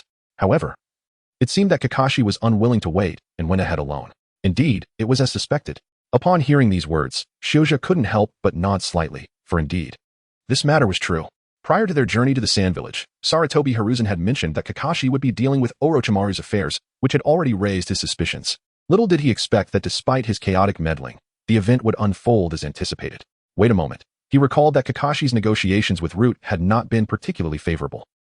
Suddenly, an idea struck Shioza, igniting his enthusiasm, for this was a rare opportunity. Let us act swiftly, as the Hokage is rallying others. We must first provide support to our esteemed senior Kakashi. Yue Ying, unaware of Shioza's thoughts, seized his hand and dashed forward, unable to contain her curiosity. And what, pray tell? Is Root truly like? Root. Shioza instinctively tightened his grip on Shiyin's hand, reflecting momentarily on the smoothness of her skin, before shaking his head and speaking. That was a training base for the elite of the Umbu, but it was also a profoundly dreadful place. It was marked by the most stringent management, the harshest training, and the bloodiest missions. Kakashi-senpai venturing there alone would likely lead to trouble, even with the endorsement of the Hokage. Is there truly such a place in Konoha that operates outside the Hokage's authority? Shiyin appeared startled as well. She was well aware that Danzo served as an advisor to the Hokage, holding a position of considerable power. Yet, even so, it should not be beyond the Hokage's control. Should it? Who can say? Shioza shrugged, noting that Danzo's assassination of Hiruzen Sarutobi was of no consequence. Certainly, this was somewhat related to Hiruzen's nostalgic sentiments. Moreover, Danzo had been considerably subdued due to Nagato's rampage, which had led to the annihilation of the Root organization. Otherwise, in accordance with Danzo's previous demeanor, he would likely not have regarded Hiruzen at all. Receiving a new mission to reinforce Kakashi. After glancing at his list, Shioza nodded in satisfaction and firmly grasped Shiyin's small hand. Let us hasten. Senior Kakashi may soon find himself in conflict. We must remain ever prepared for battle. Shiyin nodded earnestly, though her gaze briefly lingered on the hand he held. She sensed that Shioza's grip was perhaps a tad too tight. Kakashi, I never anticipated you would venture here on your own. In the Root base, Danzo glared at Kakashi, who had just rescued A, his eyes brimming with rage. After meeting with Shioza, he had gone to address the issue concerning A. The fact that Ta-possessed would release and had developed self-awareness was something he could absolutely not tolerate. However, he never expected that Kakashi would arrive bearing the documentation from Hiruzen, clearly intending to abscond with A. Danzo harbored intense resentment towards Kakashi, especially since this was the same individual who had thwarted his assassination attempt on Hiruzen. Now, Kakashi dared to intrude upon the Root and attempt to lure away his most vital subordinate? With old grievances and new resentments combined, Danzo was unable to contain himself any longer. You dare intrude upon the domain of the Root and attempt to take away its ninjas? Do not presume that I will let you off lightly. Kakashi's gaze turned grave as he scanned the surroundings. He realized that they had already been completely surrounded by Root ninjas. Everyone brandished their weapons, making it evident that at Danzo's command, they would strike without hesitation. Lord Danzo. Kakashi recognized the severity of the situation and sought to speak, but was abruptly silenced by Danzo's harsh interruption. Silence. Do not expect any favorable outcome for yourself. In that moment, Danzo waved his hand, signaling the Root ninjas to take action. He had no desire to engage in prolonged conflict with Kakashi and A. Knowing that Kakashi's documentation was genuine, who knew when Hiruzen might arrive? Swiftly resolving the matter could potentially allow him to retain Kakashi's Sharingan. Be cautious. Kakashi promptly warned Dab beside him, preparing himself for battle.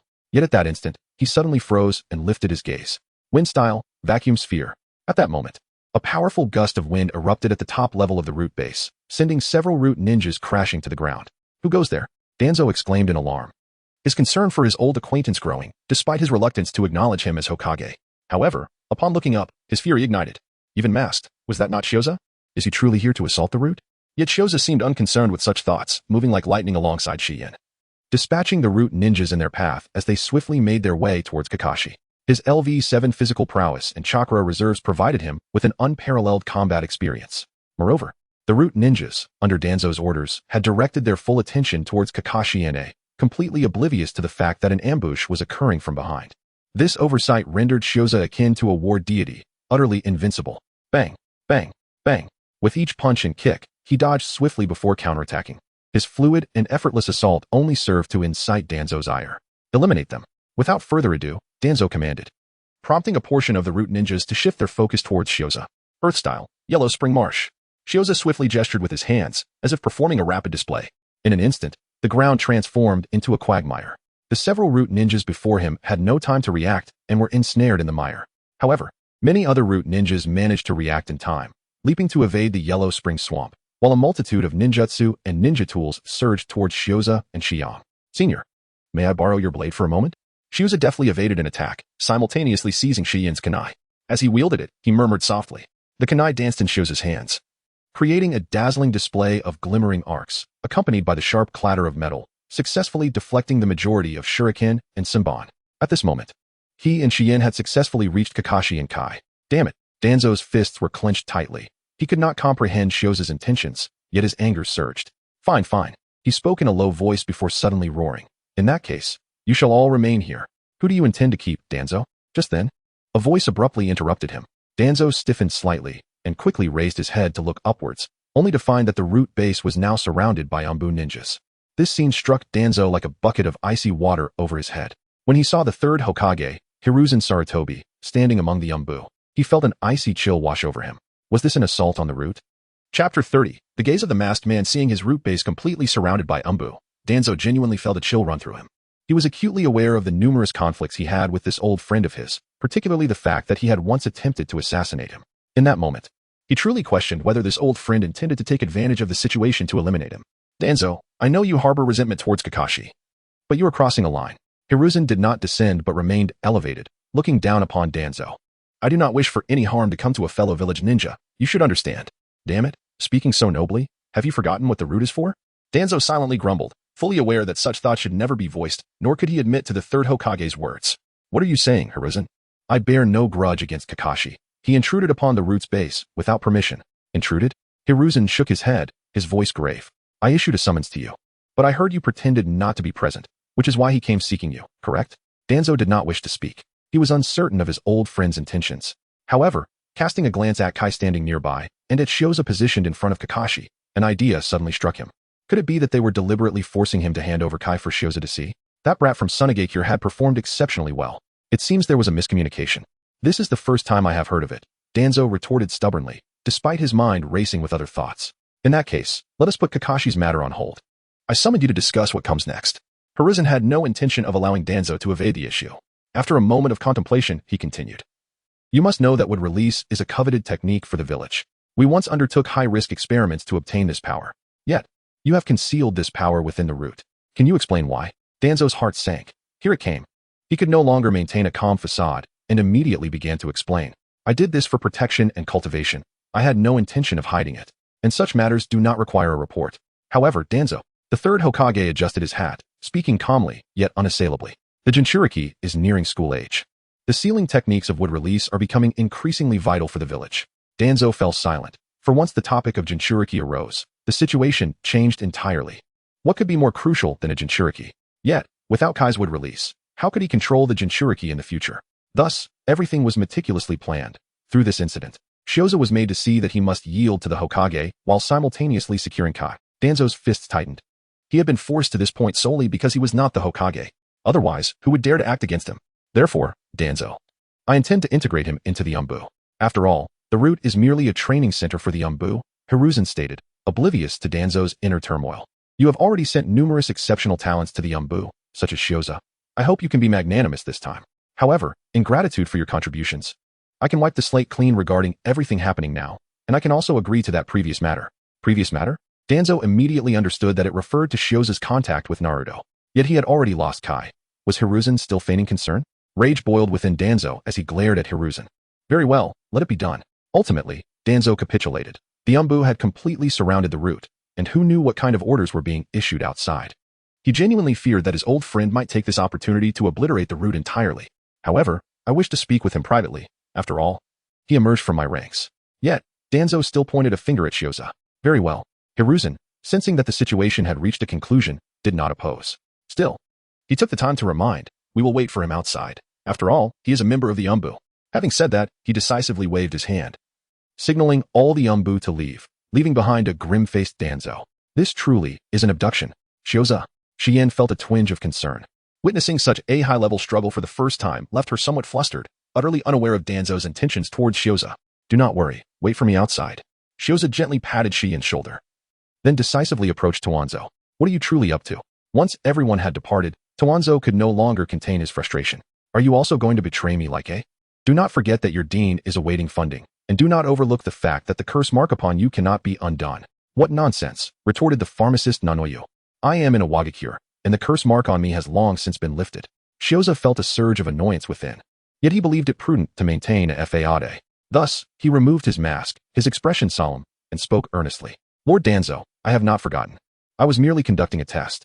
A test? Danzo nearly chuckled in disbelief. Is escorting Kakashi's companion considered a test? Indeed, it was a test. Shioja nodded earnestly. Lord Danzo's ambition to become Hokage has always been my pursuit. Otherwise, I would not have sought allies for him in the Sand Village, thus providing him an opportunity to exert control over it. Danzo was momentarily at a loss for words, as Shioja's previous actions indeed seemed to be assisting him. However, to ascend to the position of Hokage, one must possess competent bodyguards. Shioja raised his head, casting a serious glance at Danzo before surveying the surroundings of the root base. His eyes fell particularly on those individuals, disheveled and just emerging from the depths of the underworld, as he shook his head and murmured, "I am quite disappointed. They cannot even withstand me. If trouble arises in the future, how can they possibly safeguard Lord Danzo?"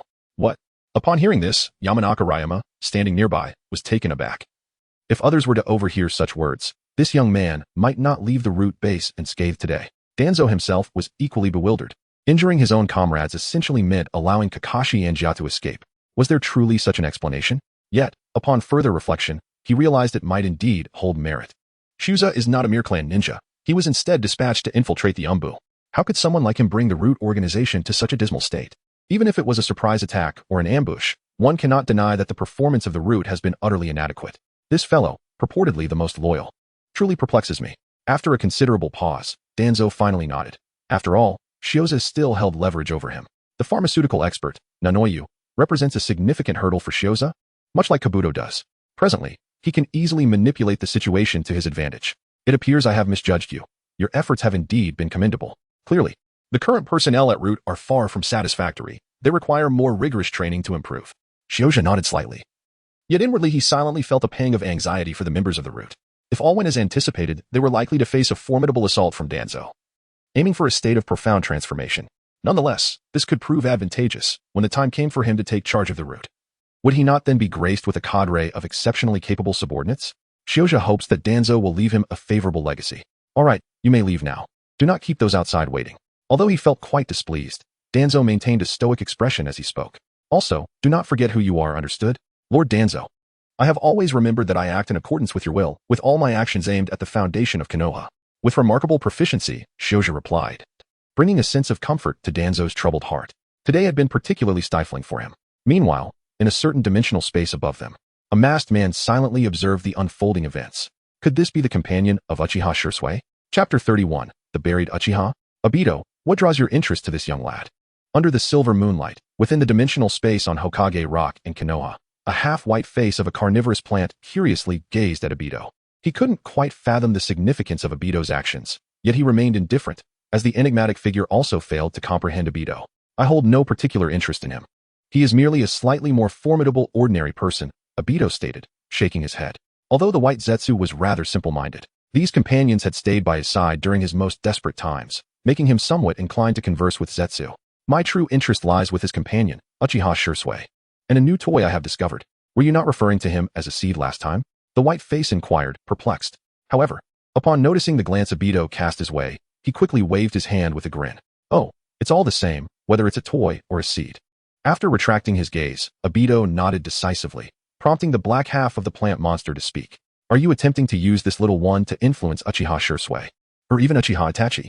That is indeed my intention, Obito acknowledged without hesitation. With my assistance, Uchiha Itachi has awakened his Sharingan, but that is not his limit. Uchiha Shursui, if all goes as expected, has already attained the Manjiki Sharingan. Therefore, it would be remiss not to attempt to understand the capabilities of Shursui's eyes, or perhaps acquire that pair of eyes. Additionally, I wonder if it is possible to persuade him to leave Konoha or to further advance Uchiha Itachi. These are all endeavors worth pursuing. The plant monster nodded, recognizing the merit in Obito's thoughts, yet he was also curious about one matter. A commendable notion, however. How do you intend to proceed? At this, Obito fell into silence, for he himself had yet to devise a plan. After all, he often acted on impulse. Just as he had, upon overhearing Kakashi mention that Kushina was the previous Jinchuriki, spurred the Ninetales incident. It seems I have been too hasty. The plant monster, understanding Obito well, found his silence somewhat deafening yet quickly rectified his statement. Our knowledge of this young one is rather limited. It would be prudent to gather more information before devising a long-term strategy. Indeed, let us proceed in this manner. Achoo. In a barbecue restaurant in Konoha, Shioja suddenly sneezed, prompting a concerned glance from Yuin beside him. Are you unwell? Caught a cold? I am uncertain. Shioja shook his head, contemplating for a moment before smiling and saying, perhaps someone is speaking ill of me. You rascal. Shien momentarily lost her composure, questioning who would be so idle as to slander him for no reason. Just kidding, senior. Come and try what I have grilled. Without further ado, Shioja picked up a piece of grilled meat and placed it in Shien's bowl, which made her feel somewhat embarrassed. I can manage myself, especially with someone watching. What about when no one is around? Stop talking nonsense. Observing Shien's slightly flushed face, Shioja chuckled softly, choosing to remain silent. As a seasoned individual, he understood all too well that sometimes it was necessary to cast aside one's inhibitions. He was not jesting when he echoed the sentiment shared with Do, stating that indulgence leads to a life devoid of meaning. While he certainly did not take it to extremes, one must ponder, having entered this world, is it not permissible to take multiple wives? Of course, Shoujo was also a person who recognized the importance of priorities. Presently, what mattered most to him was inheriting Danzo's legacy. However, this did not preclude him from preparing for his own enjoyment along the way. Moreover, with the diverse culinary delights of Konoha awaiting him, it would be remiss not to indulge, especially since this could be considered a good deed on his part. Shoujo silently commended himself while his gaze drifted to the other attendees at the gathering. Although the initial plan was merely a simple meeting among the three of them, Shisui had yet to arrive for reasons unknown. However, following the incident involving Kakashi, their company had expanded by two. Kakashi, in a gesture of gratitude, approached them, accompanied by the recently rescued Tenzo, who had just undergone a name change from A. Tenzo appeared somewhat reserved, yet he maintained a degree of familiarity with Shoujo, as they were once colleagues, albeit with little interaction in the past. Shoujo-kun, I must express my gratitude for everything you did this afternoon, Kakashi remarked. Seemingly oblivious to the subtle exchanges between Shoujo and Shien, his smile warm as he addressed Shoujo. Thank you, Al. Shoujo. If it weren't for you, I might not have been able to leave so easily. Tenzo chimed in, still somewhat accustomed to referring to Shoujo by his code name. No need for thanks. It was the Hokage's order. And please, refrain from calling me by that code name in the future. Congratulations on your freedom from there, Shoujo replied. With a smile, Shoujo nodded at the two individuals while continuing to serve meat to Shien. However, after a moment of contemplation, he turned to Shien and inquired, it's rather strange. Why hasn't Senior Jishui arrived yet? He usually is the fastest to gather. What could be causing this delay today? Oh, you're not aware? Shien replied softly, pursing her lips slightly as she feigned ignorance of Shoujo's actions. After our meeting adjourned, he mentioned that he rarely has the chance to rest and wished to accompany his younger brother for some training, so he may arrive a bit later this evening. Younger brother? Upon hearing those words, Shoujo's expression immediately took on a peculiar quality. The younger brother of Uchiha Shisui. Could it be the very Uchiha Itachi who had annihilated his own clan? It is worth mentioning that Shisui's brother was indeed a prodigy. Unbeknownst to Shoujo, Shien continued with a smile. At such a tender age, he has already graduated from school and nearly shattered Kakashi-senpai's record. I hear he is about to participate in the Chunin exams. Meanwhile, Kakashi, scratching his head, had not anticipated the conversation would veer towards him. After a moment of contemplation, he spoke up. In truth, I believe that leaving school prematurely is not necessarily a favorable circumstance, for it is within the confines of school that one can forge lasting friendships. Kakashi's words were heartfelt, considering his own rather arduous experiences, to the extent that he had once contemplated relinquishing his own path. Yet, unexpectedly, he was ultimately drawn back by those very friends he had previously held in slight regard. Ultimately, it does depend on the individual, especially when it concerns someone from the Uchiha clan. Shoujo shrugged lightly. The Uchiha clan members exhibited somewhat extreme personalities, and Uchiha Itachi had grown up alongside Uchiha Shisui. During class, he could effortlessly utilize shadow clones to manage his studies while secretly training with Shisui, clearly dismissing his classmates entirely. Moreover, even if Itachi wished to remain at the academy, his eccentric father would likely not approve. Here was a prodigy who, despite possessing the capability to resist, chose to abandon all opposition, witnessing the slaughter of his entire clan at the hands of his own elder brother. Shoujo, as an ordinary individual, found it utterly incomprehensible. However, speaking of the Uchiha, suddenly, a thought crossed Shoujo's mind. He recalled a certain formidable Uchiha who seemed to have been buried underground. Talents are indeed of great importance. Shoujo has always valued them and pondered the possibility of seeking out this individual in the future. Yet, as he contemplated this, the door to their private room was abruptly knocked upon. Chapter 32. The concept of would release apologies. Apologies, I am late. Shisui entered the room, looking rather sheepish as he faced the group. I didn't expect you, Kakashi-senpai, to be here as well. This afternoon we encountered some rather extraordinary events, senpai.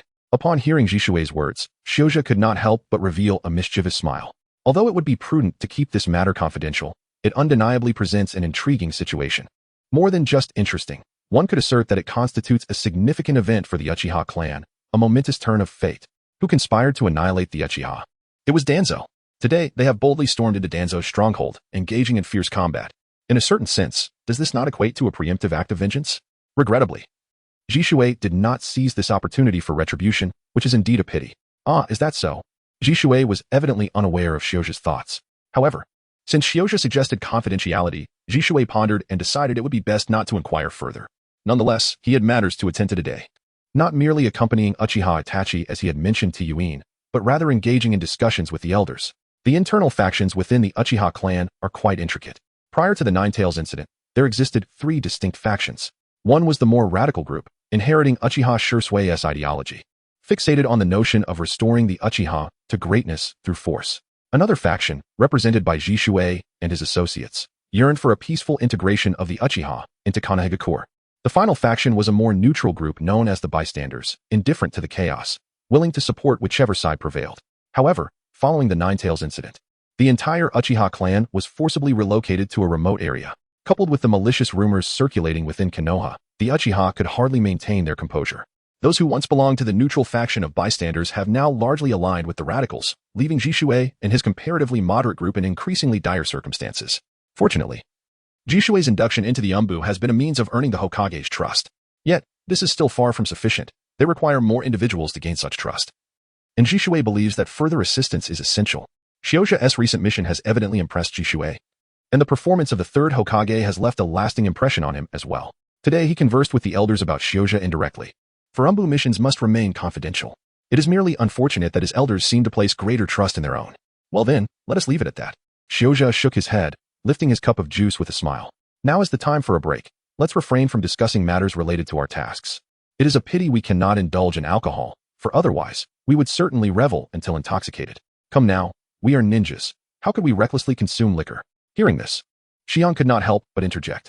Moreover, let us not forget the 3 prohibitions of a ninja. However, I have heard tales regarding Master Jiraiya. Shioja blinked and deliberately turned his gaze towards Kakashi. Senior Kakashi, it seems that Lord Jiraiya has never paid any heed to the 3 prohibitions of ninjas. Yet he remains an immensely powerful ninja, does he not? A series of awkward coughs escaped Kakashi, leaving him utterly unable to respond to such a question. Was it possible that each individual possessed a different constitution? That would be patently absurd. I believe that as young ninjas, we are particularly susceptible to the effects of alcohol, leading to dizziness and drowsiness. Hence, it is best to avoid it altogether. Danzo, ever the honest one, scratched the back of his head and turned to Shioja. I recall that we have all undertaken similar missions, waiting for our target to become inebriated before approaching to eliminate them. Yuyuin and Shirzue exchanged glances, speechless. Hadn't they agreed to refrain from discussing work-related matters? Yet Shioja stroked his chin thoughtfully and nodded in agreement. Indeed, those who are intoxicated are the easiest to handle, and their demise can easily be disguised as an accident, such as a tragic fall. However, considering the number of lives we have taken, what's a little drinking? Enough. Yuyuin could no longer contain herself.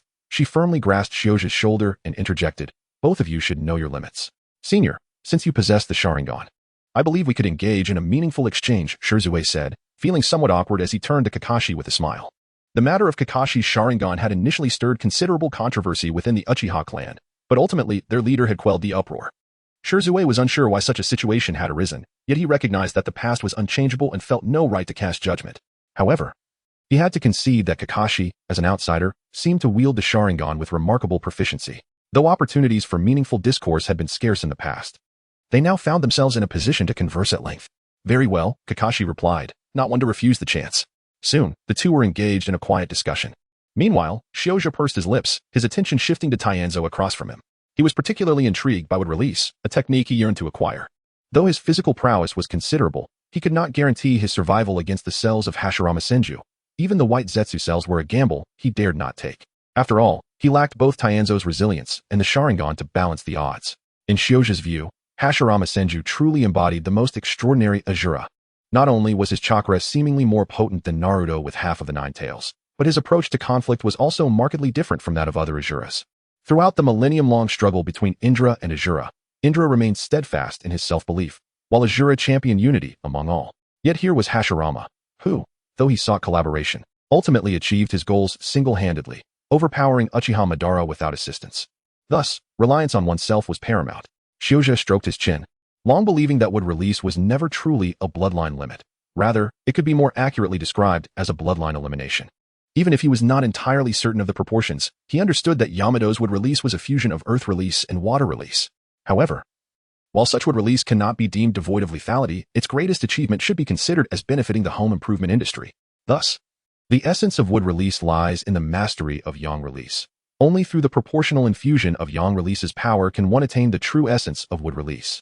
Shioja silently mused to himself, contemplating that he was nearly ready to commence the construction of all that lay ahead. Indeed, he was a prodigy of numerical prowess. However, he was acutely aware of the perilous circumstances that awaited him. Particularly, as he was to inherit the legacy of Danzo, he pondered how he could vie for it without sufficient strength. What's the matter? Are you upset? Just as Shioza was deep in thought, he suddenly heard the somewhat anxious voice of Xiang beside him. I apologize. I merely felt that discussing such topics at this moment seemed somewhat inappropriate. Don't overthink it, senior. I am not that petty. Shioza smiled and shook his head, interrupting Xian's words. Moreover, it is my issue. I find it hard to control myself when encountering old companions from the roots. I must express my gratitude to my senior for intervening in time. Is that so? Xian blinked, while Shioza promptly nodded in affirmation. Indeed. I hope you will continue to look after me in the future, if it pleases you. I have mentioned it before, just call me Xian. Initially, Xian shot a glare at Shioza, but soon she nodded earnestly. Rest assured, I shall always look out for you. However, as soon as she spoke, she suddenly froze. But just how long is this always meant to last? Chapter 33. The Flying Thunder God Technique. Konoha is truly peaceful. The silver moon hung high in the sky, casting its glow upon the streets of Konoha, where Shioza and Xian walked side by side towards a residential area.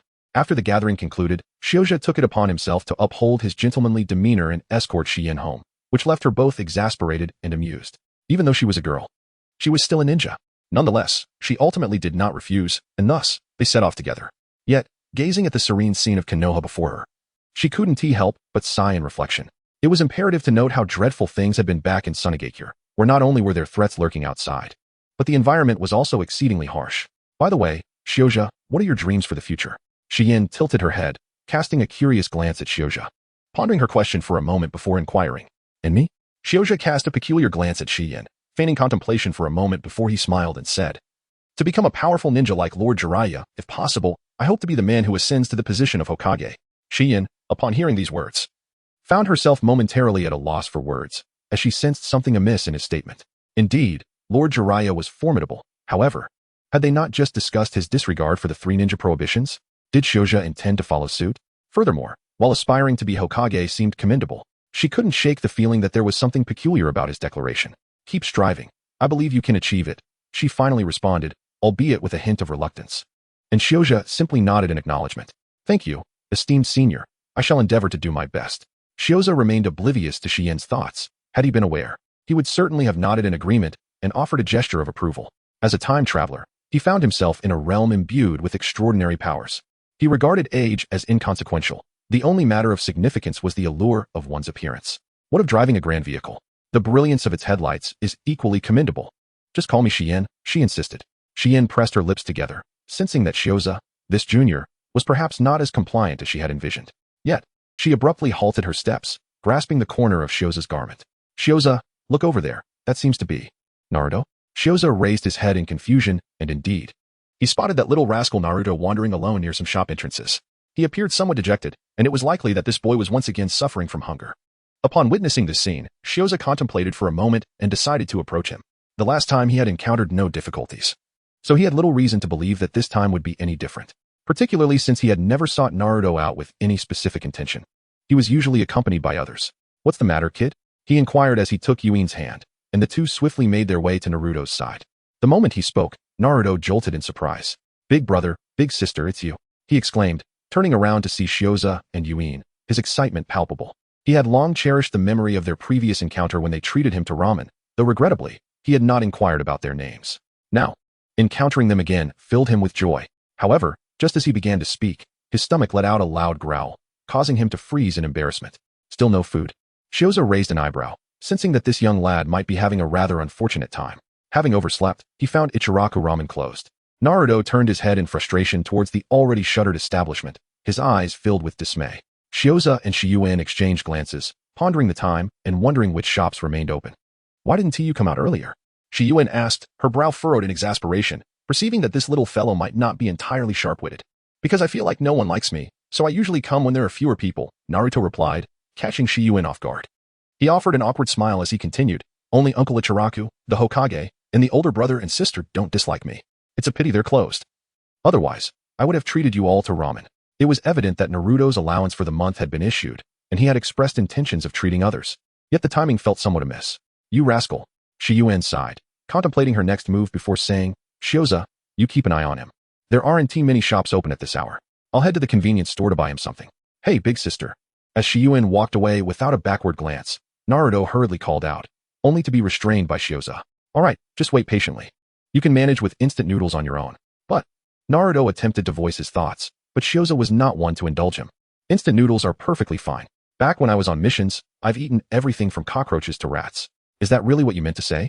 Naruto's mind was a bit muddled. He had intended to offer to pay, yet the conversation had veered into such unappetizing territory. Nevertheless, curiosity piqued, he tentatively inquired. Do ninjas really have to eat such things? Of course. When on a mission, one must eat whatever is available. Shoujo immediately transitioned into a mode of idle chatter. He had witnessed others partake in food, yet he found it difficult to indulge himself. However, this did not deter him from amusing the little one before him. Ahem. Just as he was engrossed in his banter, a rather discordant cough interrupted their conversation. The third Hokage. Looking up, they beheld the third Hokage, Sarutobi Hiruzen, approaching them with a pipe in his mouth. Upon seeing him, Naruto's expression transformed with excitement.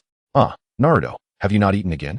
Sarutobi exhaled a puff of smoke, observing Naruto before directing his gaze towards Shoujo. After a moment of contemplation, he spoke. Shoujo, I see you are here as well. Has the gathering this evening gone smoothly? Thank you for your concern, Hokage-sama. The evening has been quite pleasant, Shoujo replied. Shoujo nodded. Their activities tonight involved Uchiha Shursui, Mokutan, Tenzo, and the Sharingan-wielding Kakashi. Each of them was a member of the Umbu, making it quite challenging for the third Hokage to remain oblivious to their undertakings. As long as everything proceeds smoothly. Sarutobi Hiruzen smiled and nodded, but soon he shook his head and remarked, given such a splendid gathering, why speak of such inappropriate matters? Moreover, not all ninjas are like that. You might frighten the children. He indeed found Shoujo's comments rather unsuitable. Was it truly a lack of logistical support in Konoha? Or were they so impoverished that they could not afford meals? What of cockroaches and rats? That was the doing of Danzo, and had nothing to do with the normal ninjas of Konoha. Even within the Umbu, such circumstances were unlikely to arise. Shoujo chuckled softly, refraining from offering a rebuttal. After all, you are the Hokage, and whatever you say is indeed law. However, it occurs to me that despite your completion of numerous tasks, I seem to have yet to bestow upon you your rewards. Am I correct? At that moment, Sarutobi Hiruzen shifted the conversation, suddenly inquiring with a smile. Ah, rewards? Naruto's eyes immediately sparkled with excitement. As someone who aspires to be Hokage, he naturally harbors a profound curiosity about all things ninja. Indeed, rewards, Sarutobi Hiruzen replied, gently ruffling Naruto's hair with a paternal touch before continuing. Shoujo is a prodigy, having accomplished many extraordinary tasks. Thus, it is only fitting that he receives a reward. I have been contemplating what kind of reward would be appropriate for you, and I believe I have finally settled on something that you might find intriguing. As he spoke, he retrieved a scroll from within his robes and extended it towards Naruto. Shoujo swiftly extended his hand to catch it, and at that moment, he spoke again. This technique has been mastered by 2 former Hokage. It is exceedingly challenging, and I hope you will strive diligently.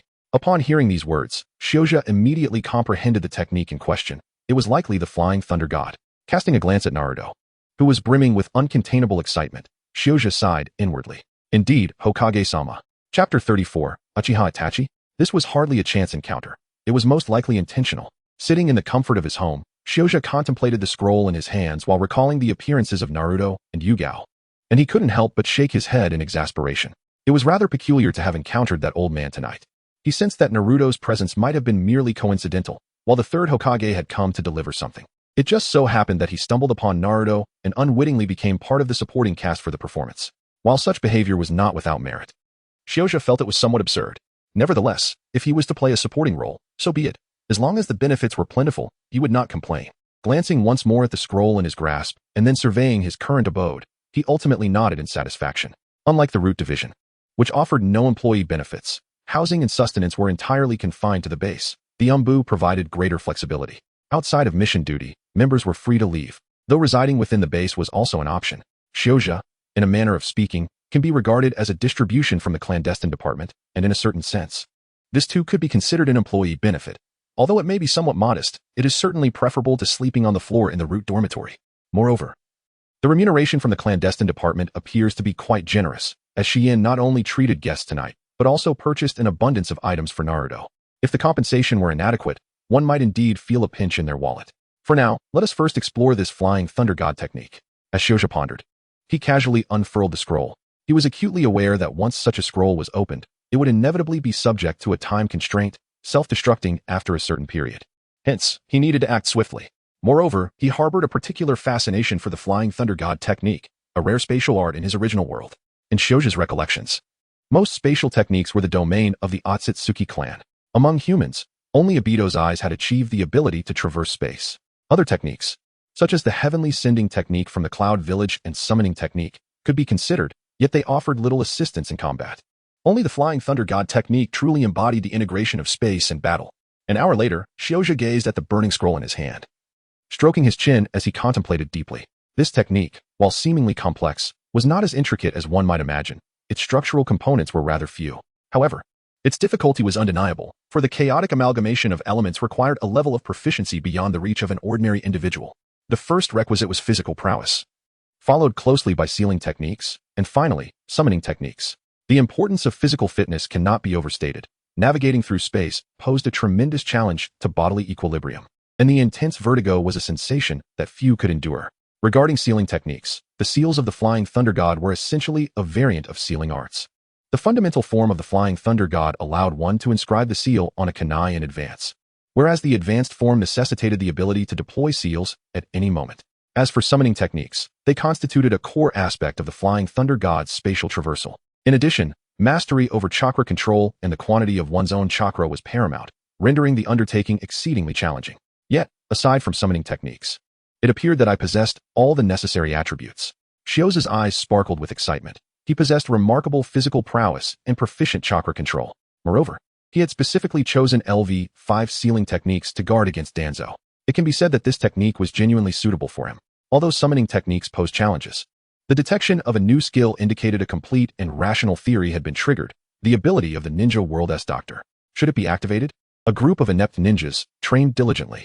In the root base, Danzo glared furiously at the gathered root ninjas, who were laboriously engaged in their training. Today's events had been particularly stimulating for Danzo. His root organization was surrounded by the Umbu, and more importantly, the talented individuals he had meticulously nurtured had been thoroughly defeated by Shioza. The humiliation and frustration left him restless.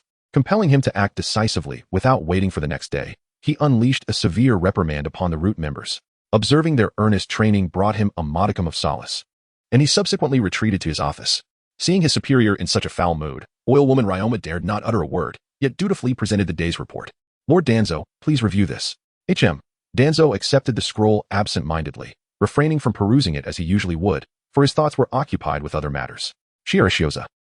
Although there was no concrete evidence, the commotion caused by Shioza during this mission was substantial. Furthermore, according to his own report, he had concealed crucial information regarding his conversation with Kaizoku.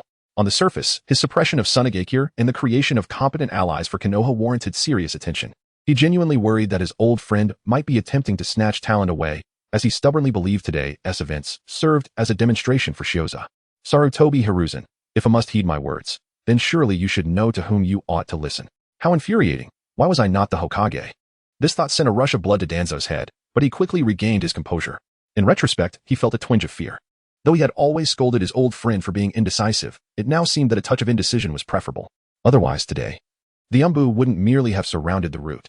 With a deep sigh, Danzo pondered how to exact revenge while simultaneously avoiding trouble from his old friend. If he could incite disdain in his friend towards Shioza, preventing any competition for talent, that would be splendid. Shaking his head in resignation, Danzo unrolled the scroll, deciding to numb himself with work. After all, his responsibilities allowed him to wield the power of life and death over most individuals. As he opened the scroll, a piece of information caught his attention. Uchiha Itachi. As Konoha's most prominent anti-psychopath base, this name had long been registered in his mind. Moreover, Uchiha Itachi harbored a significant grudge against Root. Simply put, one of his elite Root ninjas had been defeated by the mere 8-year-old Itachi. This was not merely a slap in the face to the fallen Root ninja, but a resounding blow to Danzo himself.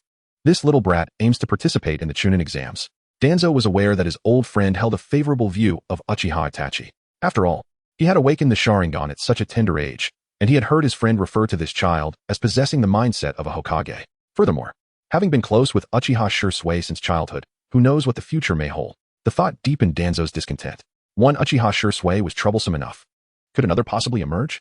Wait, while he was only 10, his strength would only continue to grow, but Shioza's abilities were formidable as well.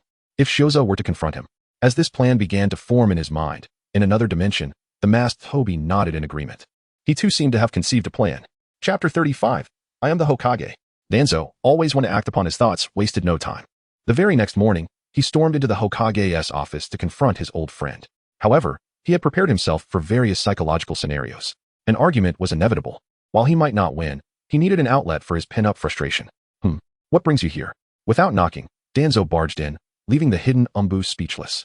Sarutobi Hiruzen was startled, hastily closing the crystal ball on his desk before responding. What is it? I need to discuss the Chunin exams. The Chunin exams? Hiruzen immediately thought of Uchiha Itachi but maintained his composure, asking, what interest do you have in this matter? Stop pretending, Hiruzen. Danzo, uninterested in banter, bluntly stated. Uchiha Itachi wishes to participate in the exam, correct? Indeed. Hiruzen felt a headache coming on, well aware of Danzo's deep-seated prejudices against the Uchiha. Though he sometimes found the Uchiha clan irksome, he still wished to integrate them into Konoha. Absolutely.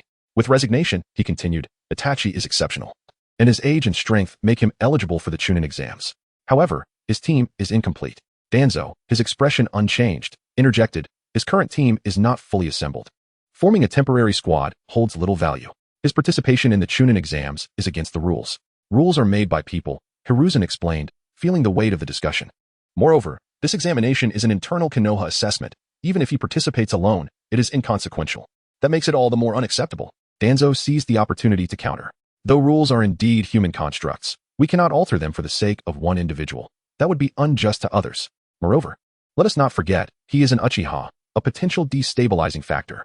If he participates alone and succeeds, it could cause a significant uproar, potentially inciting the Uchiha clan. The Uchiha are also members of Konoha. Sarutobi Hiruzen felt his composure beginning to falter. What does it mean to be unfair to others? Is what you do truly fair to anyone? Have you come here merely to preach to yourself? How absurd. I understand your grievances against them. But the Uchiha clan is not beyond redemption. Do not forget Uchiha Kagami. He was but one among a minority, and after his passing, the majority of the Uchiha clan consists of individuals akin to Uchiha Shursui. Danzo, too, is confrontational. Does he not realize that his old friend is already incensed? Yet, he comes here to incite discord. Moreover, he is not entirely incorrect. Under his machinations, the Uchiha have become increasingly extreme, influenced by the ideologies of Uchiha Shursui. This very Shursui once assassinated his teacher, who labeled him an extremist, and he was imprisoned for his actions. Had it not been for the necessity of uniting the Uchiha for the sake of the ongoing war to fight for Konoha, he might have even succumbed to despair in prison. We ought to adhere to our teacher's will and eradicate this malevolent faction of Uchiha, rather than waver as you do. You have overstepped, Danzo. Sarutobi Hiruzen could no longer maintain his composure, fixing a cold gaze upon Danzo. I merely speak the truth, Danzo replied, his expression as impassive as ever. Enough. I am the Hokage. Upon hearing such a declaration, Danzo felt a surge of frustration. Wishing to chastise Sarutobi for his lack of decorum, using the title of Hokage to assert dominance, he was tempted to storm out. But the thought of unfinished business restrained him, and he managed to retort, you will regret this. Whether or not regret would come to pass was a matter for the future. Sarutobi felt his words had been somewhat harsh, although his old friend was a good man. His pettiness and propensity for vengeance were glaringly apparent, necessitating a more tempered approach. As Hokage, my duty is to unify the village, and I shall seize every opportunity that promises peace. Humph, Danzo scoffed, but he recognized that he could now present his own terms. If he wished to participate, so be it. However, he had an idea. Oh, Sarutobi raised an eyebrow, sensing that this was Danzo's true intention. Speak, then. I propose assigning a dedicated examiner for Uchiha Itachi. Danzo did not hold back, directly articulating his thoughts. This boy possesses extraordinary prowess at the tender age of 8. He defeated one of my root ninjas. An ordinary examiner might fail to gauge his limits. And who do you intend to recommend? I plan to assign Hizu Shizawa to this crucial task. Sarutobi fell silent, contemplating Danzo's suggestion.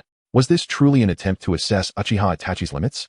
It was evidently a blatant act of sabotage and retribution. Admittedly, Uchiha Itachi was indeed remarkable, having awakened the Sharingan at such a young age and bested a root ninja at 8. Yet, Shizawa was no ordinary individual. He had managed to extricate himself unscathed from a significant incident in Sunagakure. Entrusting him with the examination of Uchiha Itachi raised suspicions. However, after a moment of reflection, Sarutobi concluded that perhaps this course of action was not entirely unreasonable. Danzo was indeed astute. He harbored intentions of integrating Uchiha Itachi into the Umbu. Itachi was exceptionally intelligent and shared a close bond with Shursui, and most importantly, he was the son of Uchiha Fugaku. If Shursui could influence Itachi's mindset and instigate a transformation, it would be beneficial for both Konoha and the Uchiha clan, given that Shizawa and Shursui were teammates. A subtle suggestion from Sarutobi, coupled with Shursui's encouragement, could yield favorable results. Indeed, Uchiha Itachi's capabilities were commendable, and testing his limits was no easy feat for an ordinary examiner. Shizawa's formidable strength made him a fitting candidate for this responsibility, especially since he was already part of the Umbu, allowing for suitable scheduling. Danzo cast an impassive glance at Sarutobi. Could you refrain from mentioning his role in the Umbu? He now regretted sending Shizawa there, but it was too late for second thoughts. Besides, his objective had been achieved, rendering the journey worthwhile. Since you were so keen on observing him, I shall ensure he experiences a significant embarrassment. Even if he manages to pass, I will not permit him an easy time. Chapter 36. The fate of Danzo is in our hands. In Konoha, within a training ground, Yakushi Kabuto found himself frozen in place as Shizawa's figure materialized behind him. A kunai imbued with wind release poised at his throat. At that moment, Kabuto's mind was a whirl of confusion. He understood he was no match for Shizawa. Otherwise, he would not have been struck so hard in the Roots training facility that he questioned his very existence. Yet, to be defeated in an instant was beyond his comprehension. You have lost, Shizawa remarked nonchalantly, retracting the kunai and smiling at Kabuto. I must admit, I'm a bit disappointed. You are weaker than I anticipated. If you were to expose yourself while lurking in the shadows, how would you survive? Kabuto gazed silently at Shizawa, taking a deep breath before shaking his head. Compared to the Flying Thunder God technique, I suspect even the most formidable ninja would struggle to endure for long. But when did you learn the Flying Thunder God? Kabuto felt a sense of numbness wash over him, which was entirely understandable. As he had articulated, even a more powerful ninja might feel utterly powerless in the face of the Flying Thunder God technique. However, he could not fathom how Shizawa had suddenly acquired this skill. This was a reward for my mission in Sunagakure. I spent several months researching it before I gradually unraveled its secrets. Shioja shrugged and spoke with a smile. Of course, it was a jest. He had mastered the Flying Thunder God technique to a commendable degree in less than a second. However, the cost was the depletion of the one-time ability bestowed by the doctor of the ninja world. Yet, Shioja felt no regret.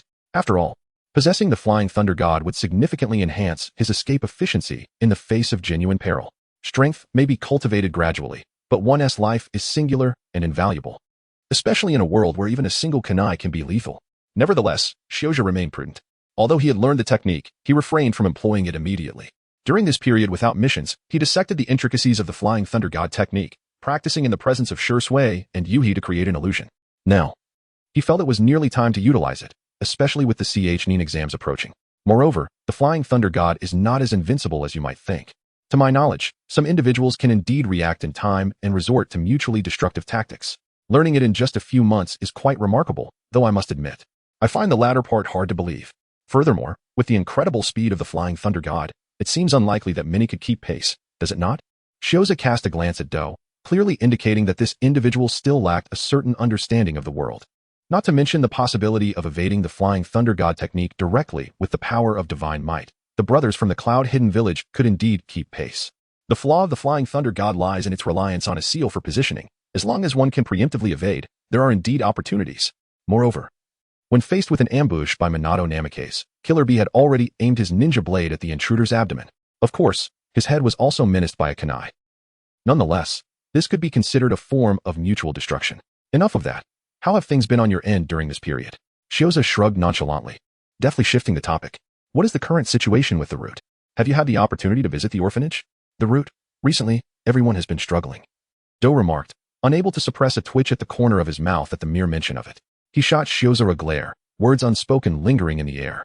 The training regimen imposed on the Root had escalated to an unfathomable intensity. Do even questioned whether Danzo intended to push them to the brink of death. Such inhumane training was utterly excruciating, and the architect of this torment was none other than Shioza, who now spoke with an air of casual indifference. Shaking his head, Do decisively bypassed the topic, his expression growing somber. As for the orphanage, I did indeed inquire into the matter. The director has been absent for several years now. Therefore, what weighs on my mind the most is the fear that my suspicions may have come to fruition.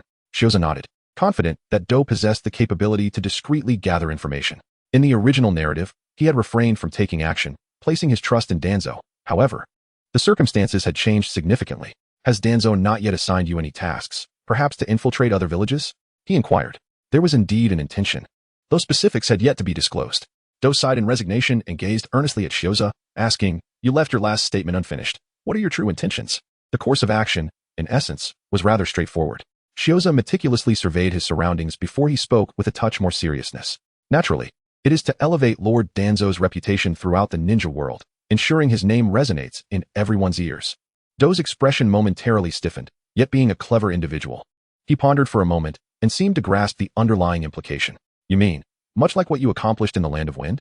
It appears you have matured significantly. Shioja nodded in satisfaction, acknowledging that Du had always been a person of talent. Tuanzo had long aspired to become Hokage, and this naturally presented a direction we could exploit. In the Land of Wind, while your actions aligned with the interests of Konoha, all the animosity was directed towards Tuanzo. Du seamlessly took over the conversation, his expression revealing a hint of gravity. Regardless of what the future holds or how Sunagakure evolves, they would harbor resentment towards him. which could potentially impact the relationship between Konoha and Sunagakure. Furthermore, as Tawanzo's reputation grows, so too does his ambition, thus affecting his standing in Konoha. Although the Hokage has tolerated him, I believe the Hokage would prefer to avoid the emergence of extreme and uncontrollable situations. Shioja provided a summary. However, whether this statement can be substantiated remains debatable, especially considering that Danzo was able to assassinate the Hokage without facing repercussions. Nonetheless, such an assassination does carry its own consequences. Following the massacre of the Uchiha clan, the authority of Danzo's roots was once retracted. Moreover, the actions undertaken by Danzo could not have escaped the notice of the third Hokage. At the very least, Shioja would not allow him to remain uninformed. The eventual outcome of these developments remains uncertain. Thus, we must continue to increase the burden on Lord Danzo's shoulders. Shioja patted Do's shoulder and chuckled softly. After all, we are of the root. Naturally, we must serve Lord Danzo. Do, unable to restrain himself, retorted quietly, "You are truly wicked." This remark, however, displeased Shioja greatly. A person who is so addicted to grave digging that he seeks to extract every last ounce of value from the deceased has the audacity to call me wicked? What about the director? Do pondered for a moment before continuing to inquire. Let us clarify where the director is first, but I still believe it should be your next mission's infiltration point. Shioja, feeling rather indifferent, spoke directly without hesitation. However, to ensure precision, you should maintain your previous demeanor, emphasizing that you will withdraw upon completing the final task, while also expressing a desire to meet the director. Do you understand? Yes, I comprehend. Do, displaying a commendable understanding, nodded affirmatively. He now found himself irrevocably entangled in this venture, yet he harbored no regrets. Whether it was the grand vision Shioja painted for him, their shared bond stemming from the orphanage, or the stark reality of Tangzong's deception towards their director, each factor had irrevocably transformed his inner resolve. He was bound to confront Tangzong. Rest assured, sensing Do's lingering apprehension, Shioja gently patted his shoulder once more. The fate of Tangzong will undoubtedly be within our grasp. Indeed, Do adjusted his glasses, striving to regain his composure, but soon a light chuckle escaped him. However, our destiny still rests firmly in his hands. And with the Chunin exams rapidly approaching, weren't you appointed as an examiner? Shioja pressed his lips together, but he quickly thought of something and smiled. Indeed. Accumulating experience is essential. Who knows, when you eventually leave the route to take the exam, I might just be one of the examiners. Do was taken aback. Upon reflection, it indeed seemed quite plausible. So, if you don't want to be a subordinate your entire life, it's best to be polite. Now you understand the need to respect authority, right? Chapter 37. The examination commences. The Chunin exam arrived as scheduled. However, the first month consisted solely of preliminary assessments. Although this Chunin exam was an internal evaluation without participation from other villages, the requisite activities were still present. Yet, none of this was crucial. The pivotal moment was undoubtedly the final assessment. This culminating examination attracted quite a few idle ninjas who came to watch. Although no formal ceremonies were held, nor were there large facilities like the training grounds, the event took place in a training area protected by a barrier. Nevertheless, people naturally gravitated towards lively events, many coming to cheer for their friends and family. "Brother, over here." In the crowd, Uchiha Sasuke waved at his older brother, Uchiha Itachi, who was preparing in the exam area. His elder brother was competing, so he had to come show his support. Not only did he attend, but many family members were also present, making their family the largest group of supporters. "All right, Sasuke, don't distract your brother." Uchiha Fugaka glanced at his younger son, then at his elder son, who nodded back with a smile, before stating with a serious expression. Itachi needed to focus intently to face the upcoming rigorous assessments. "Yes, father." Little Sasuke pursed his lips, not daring to counter. Seeing his younger son quiet down, Uchiha Fugaku's gaze shifted to the side, where Shursui stood casually. "Shursui, I've heard that the examiner for this assessment is your friend. What can you tell us about him?" "Friend?" Uchiha Izumi shot a curious glance at Shursui. She was also there to cheer for Itachi and found this revelation particularly intriguing. "Yes, indeed a friend," Shursui nodded, though inwardly he murmured that they were also teammates. Moreover, he is an exceptionally formidable fellow, possessing terrifying abilities in all aspects. As long as Itachi performs well, he should be fine. Although Shursui might seem a bit dull at times, he understood the implications of Uchiha Fugaka's question. Clearly, the clan leader sought to ascertain whether Itachi had a genuine chance of victory. Indeed, Itachi was quite powerful and had previously defeated a member of the root. However, he now faced Shioja, and as a teammate, Shursui was acutely aware of Shioza's extraordinary combat prowess. The image of that stone dragon was still vivid in his memory. "Is your friend really that formidable?" Uchiha Fugaku's frown deepened, understanding Shursui's meaning. "What about you? How would you fare in this situation?" Well, Shursui found it difficult to articulate, but he presumed his chances would be somewhat greater, especially since he possessed the Manjiki Sharingan. "Let us not put Shursui on the spot." Uchiha Makoto interjected, gently patting Sasuke's head with a smile. "They are all friends. There is no need for rivalry. Besides, we are here to support Itachi. Aren't we? All right. I understand, Uchiha Fugaku conceded, while little Sasuke maintained his blind confidence in his elder brother, shaking his tiny fist earnestly. Brother will definitely win. Upon hearing this, Shisui couldn't help but smile but soon shifted his gaze away, quietly reminding himself, as long as Itachi isn't injured. I've made sure to warn him repeatedly and even treated him to several meals. Shisui certainly wished to avoid any mishaps for his younger sibling, especially given his awareness of his reliable teammates' tendencies. To mitigate unforeseen issues, upon learning that Shioza was Itachi's primary examiner, he increased his efforts in bribing him. His demands were not unreasonable. He merely requested that Itachi not be harmed. However, one might wonder why Shioza was appointed as an examiner. Shisui stroked his chin, genuinely curious about this matter. Meanwhile, at the examiner's backstage, the third Hokage was conversing with Shioza. Shioza, do you know why I agreed to let you become an examiner? Shioza wore a perplexed expression. Just as the examination was about to commence, why was he being questioned about such trivial matters? In the preceding month, not a word had been uttered. Nonetheless, Shioza honestly shook his head. I do not know, Hokage-sama. You are a child from the roots, and your thought processes diverge significantly from those of others.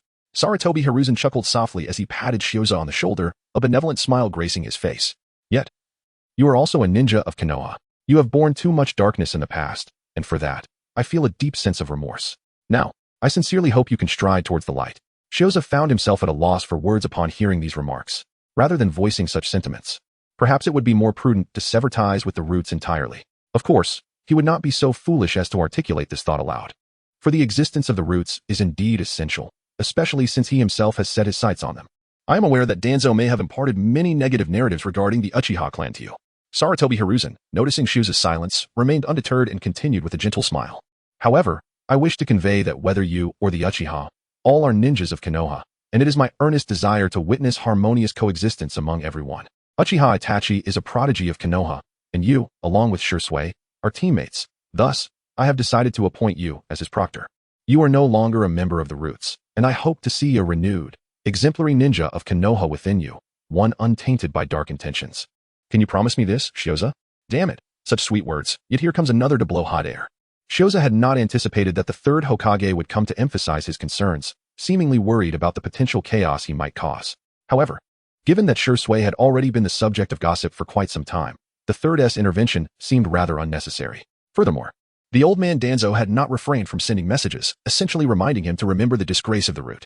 New missions were assigned, to defeat Itachi Uchiha and make him aware of the humiliation of the root, and to ensure that Itachi would not sustain any injuries. Looking at these two contradictory tasks, Shioza felt a sense of absurdity. It seemed to him that Sarutobi Hiruzen and Danzo were inherently at odds. Their directives, while not identical, were indeed vastly divergent. I understand, Lord Hokage. Nevertheless, Shioza had experience from his time in Sunagakure, and he was well equipped to handle such seemingly opposite missions. I shall not disappoint you. That is good to hear, Sarutobi Hiruzen replied, his wrinkled face brightening with a more radiant smile. I look forward to your performance. Go prepare yourself. The examination begins. Chapter 38. Do you remember the root ninja you once defeated? Under the eager gaze of all, Sarutobi Hiruzen finally appeared at the examination venue. His presence elicited an uproar of cheers. Despite his advanced age, he remained a beloved figure in Konoha. After all, he relished delivering speeches at the Ninja Academy and personally awarding headbands to the graduating students. Is it finally commencing? Uchiha Fugaku felt invigorated upon seeing the third Hokage. His feelings towards Hiruzen were rather complex. He had initially favored the fourth Hokage, Minato Namikaze, with whom he shared a relatively amicable relationship. With Minato at the helm, he believed that the relationship between Konoha and the Uchiha could be mended, perhaps even merged. Unfortunately, fate had other plans, as the fourth Hokage had passed away. Although the third Hokage had good intentions, the Ninetales incident and subsequent developments revealed that he did not trust them as much as Minato had. But there is always hope. Shisui is our beacon, and perhaps Itachi as well. Fugaku mused to himself, just as Sarutobi Hiruzen spoke up. Since everyone is here, let us commence the examination.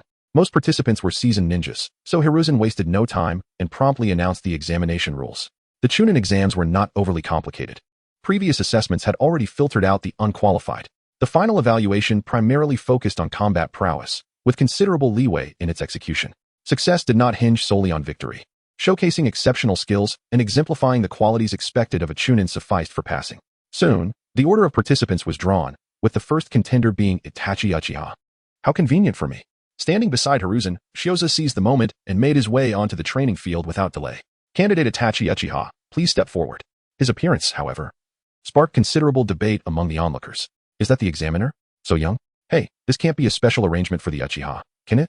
While age should not dictate a ninja's strength, older ninjas generally possessed more experience. You may surpass me in strength, but does that mean my battle experience is lacking?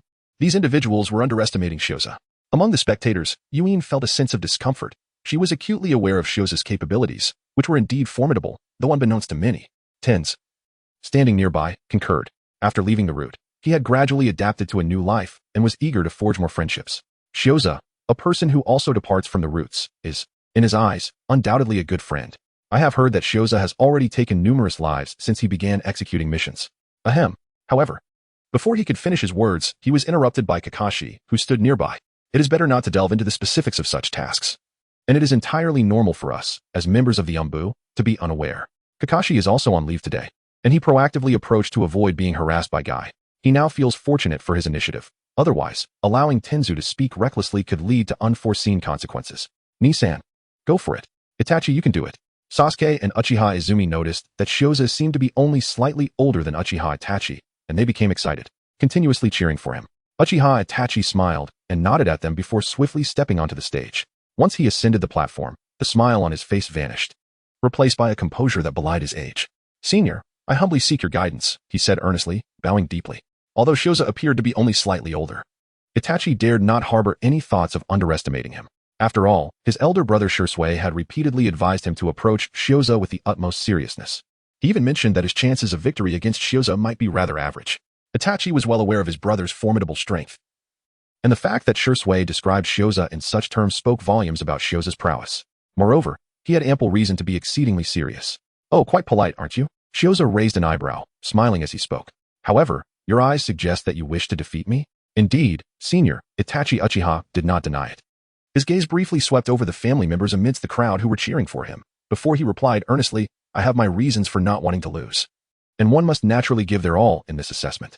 For his younger brother, Itachi felt he could forsake everything. Furthermore, his elder brother Shursui was watching. His friend Izumi was cheering for him, and his parents were also present. He did not wish to disappoint them. Fortunately, Shoza was unaware of his thoughts. Or else he would likely have inquired, is this your justification for having killed them? It seems your family shares a strong bond. Shoza suddenly revealed a mischievous smile. Yet he did not wait for Uchiha Itachi to utter a word before nodding in agreement. Indeed, the assessment demands utmost dedication. I share your eagerness. But Shursui has persistently advised me to ensure your safety. Nevertheless, you are merely a youth, and I am the examiner. It is only natural for you to give it your all. Uchiha Itachi fell momentarily silent, pondering, it seems you are not much older than I am.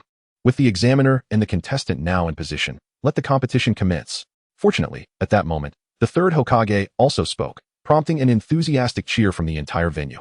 Senior, I humbly seek your guidance. Uchiha Itachi's eyes transformed into the Sharingan, the crimson orbs swirling with the Tomo, as he formed the opposition seal. Then let us begin. Shoja shrugged nonchalantly, deliberately extracting a shuriken with a calculated grace. He had already devised a strategy to accomplish his mission, while it was somewhat troublesome. It was certainly not insurmountable. In an instant, Shoja surged forward, resembling a fleeting specter as he appeared before Uchiha Itachi. In that moment, Uchiha Itachi's previously composed demeanor shifted dramatically. His elder brother had warned him of Shoja's extraordinary speed. However, the velocity was such that Itachi's eyes could perceive the movement. Yet his body could not react in time, a realization that caught him utterly off guard. A powerful punch was thrown. The fierce gust of wind from the strike causing a sharp sting across Itachi's face. Nevertheless, his reflexes remained sufficiently agile, just as the fist was about to connect. He swiftly pivoted to the side, barely evading the blow. Nisan, Sasuke exclaimed, clearly taken aback by the perilous turn of events at the onset of battle, unable to contain his alarm. Alas, amidst the cacophony surrounding them, the highly focused Uchiha Itachi remained oblivious to Sasuke's cries, especially as Shoja closed in, whispering a haunting phrase into his ear, which reverberated within Itachi's mind. Do you remember the root ninja you once defeated? Chapter 39. The might of flying thunder god Itachi was well aware of what the root organization entailed. 2 years prior, he had mistakenly believed that the Umbu was engaged in an internal struggle, but through further understanding, he recognized that within Konoha's Umbu, there existed a more profound and sinister organization. This entity was one that even his father refrained from discussing. Yet Itachi could sense the discontent that lingered in his father's heart regarding it. Could this individual be a product of that organization? Itachi mused internally, but soon found himself devoid of the mental capacity to ponder further as Shoja's formidable fist came crashing toward him once more. In a heartbeat, Itachi was forced to evade desperately, while Shoja appeared as a mere afterimage, relentlessly pursuing him. Nisan, Sasuke observed his elder brother's dire predicament from the sidelines, his heart brimming with concern, even as their mother offered him words of comfort, which proved futile. Shursui, too, wore a troubled expression. Witnessing his esteemed comrade being so thoroughly overpowered left him in a state of discontent. The surrounding cheers grew increasingly boisterous, their sound grating upon his ears. Shioja. He is actually holding back. While Shursui felt a tinge of embarrassment, he maintained an outward calm. Having faced numerous arduous missions alongside Shioja, he understood that his capable teammate was merely employing standard tactics, and even exhibiting restraint. Otherwise, the colossal earth dragon would have surely manifested. Uchiha Fugaku, hearing this, found himself momentarily at a loss for words, but before he could articulate his thoughts, a chorus of gasps erupted within the arena. A swift glance revealed his eldest son had been sent flying by a powerful kick from Shioja, igniting a fresh wave of anxiety within him. Finally, some distance had been established. Yet, amidst the fray, Uchiha Itachi did not mirror that anxiety. Despite being soundly overwhelmed in their clash, he began to formulate a countermeasure.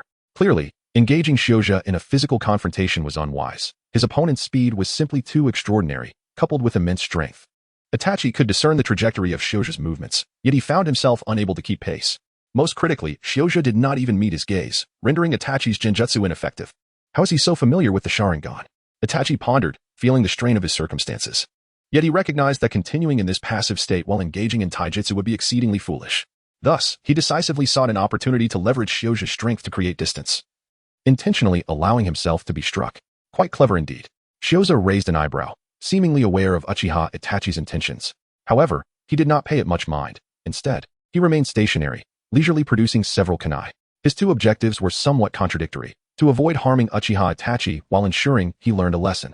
After much contemplation, Shioja realized there was but one method: to overpower him throughout the encounter, concluding with an undeniable force that would compel Itachi to concede. After creating some distance, Uchiha Itachi swiftly drew several kunai, yet upon noticing Shioja standing still, a wave of unease washed over him. Was he truly so proud? Nevertheless, Shioja's demeanor granted him an opportunity, and without hesitation, he launched the kunai in his hand at great speed. Clang, clang, clang. Dozens of kunai soared into the sky, and in the next instant, they collided midair. This seemingly errant collision, however, altered the trajectory of all the kunai in an instant. The multitude of kunai spread across the sky like an intricate web, enveloping Shioja from all angles. Brother, Itachi, go for it. Sasuke and Uchiha Izumi, witnessing this scene, were instantly invigorated. The unique application of the Uchiha Shuriken technique stirred awe within them, captivating regardless of how many times one might behold it. How impressive. Is kunai utilized in such a manner? They mused. This is a throwing technique unique to the Uchiha. The onlookers buzzed with excitement, unable to deny the spectacle's visual allure. Yet, upon witnessing this, Xiong could not help but shake her head, and even Shursui silently sighed. The disparity with Scorpion's carpet-style coverage was indeed significant. Shioja indeed did not regard the shuriken before him, and without hesitation, he hurled the shuriken directly at Uchiha Itachi rather than attempting to deflect the incoming projectiles. However, his aim appeared somewhat erratic, as if he had not targeted Uchiha Itachi at all. An opportunity. Upon noticing this, Uchiha Itachi wasted no time in forming hand seals. Fire style, great fireball technique. A colossal fireball was instantly expelled from his mouth, roaring as it surged toward Shioja. In that moment, the sky was densely filled with shuriken, encircling Shioja alongside the massive fireball. Shioja. Danzo furrowed his brow at the sight, contemplating whether to use what style to assist Shioja. It seemed he had underestimated the situation. Kakashi tilted his head, aware that since Shioja had aided him and Danzo at the root, their relationship had notably strengthened. Yet, his understanding of Shioja's combat abilities was not profound. He recognized Shioja's immense strength, but surely even he could not afford to be so careless? Rest assured, Shioja has a plan. Shioyan remained remarkably composed, recalling Shioja's extraordinary earth-style techniques. In truth, his ninjutsu prowess surpassed his physical combat skills. Really? Kakashi scratched the back of his head, but at that moment, his gaze suddenly caught sight of the shuriken Shioja had thrown. Instantly, his pupils dilated. This lad has gone a bit too far with his leniency. On the best vantage point of the examination area, Sarutobi Hizashi was also observing intently, though he could not help but shake his head. Unlike Kakashi, he was aware of Shioja's combat capabilities, while he hoped Shioja would refrain from harming Uchiha Itachi. He never anticipated it would be to such an extent. However, in the next instant, he suddenly froze, his eyes widening in disbelief. How could this be? Not only him, but everyone present gasped in shock, their expressions filled with astonishment as they beheld the unfolding scene. Even Uchiha Fugaku and Uchiha Shursui exhibited expressions of terror. It appeared that you have already lost. Meanwhile, Uchiha Itachi's gaze remained fixed ahead, but Shioja's voice suddenly echoed from behind him. Impossible. Uchiha Itachi's heart quaked. Yet he was unable to make any movements before being sent flying by a kick. His mind was in a daze, completely oblivious to the events transpiring around him. Almost instinctively, as he was propelled backward, he attempted to regain control of his body, hoping to land smoothly and continue the battle. However, in that moment, he caught sight of a shuriken hurtling toward him. The next instant, Shioza's figure appeared like a specter, delivering another punch. With a thud, Uchiha Itachi crashed to the ground. Fortunate that Shioza had moderated his strength, sparing him from severe injury. Yet, as he lifted his head, bewilderment washed over him as he found Shioza's presence had vanished, only to feel a chilling sensation at his neck. For, unbeknownst to him, Shioza had stealthily positioned himself behind him, a shuriken poised against his throat. At that moment, the arena fell silent, countless spectators staring at Shioza in astonishment. They had recognized the technique he employed, and it seemed they saw in him the once feared golden figure that instilled terror in their enemies. Chapter 40. Uchiha Obito. Thus, the battle concluded. As the arena remained hushed, Shioza silently withdrew his shuriken and extended his hand toward Uchiha Itachi. Itachi appeared still in a daze, staring blankly at Shioza, who was helping him to his feet, his mind a complete void. Shioza paid him no mind, merely patting his shoulder as a gesture of encouragement from elder to junior, and then turned to walk towards Sarutobi Hizashi. At that moment, the examination hall, which had been silent, erupted into a cacophony of cheers, akin to the roaring of mountains and seas. The Flying Thunder God technique. Unbelievable, simply astonishing, truly formidable. Amidst this fervent applause, countless individuals began to engage in animated discussions. While the significance of the Flying Thunder God to Konoha may not rival that of Wood Release, it is undeniably substantial. Especially for those ninjas who had experienced the Nine-Tails incident. They could never forget the might of the Flying Thunder God.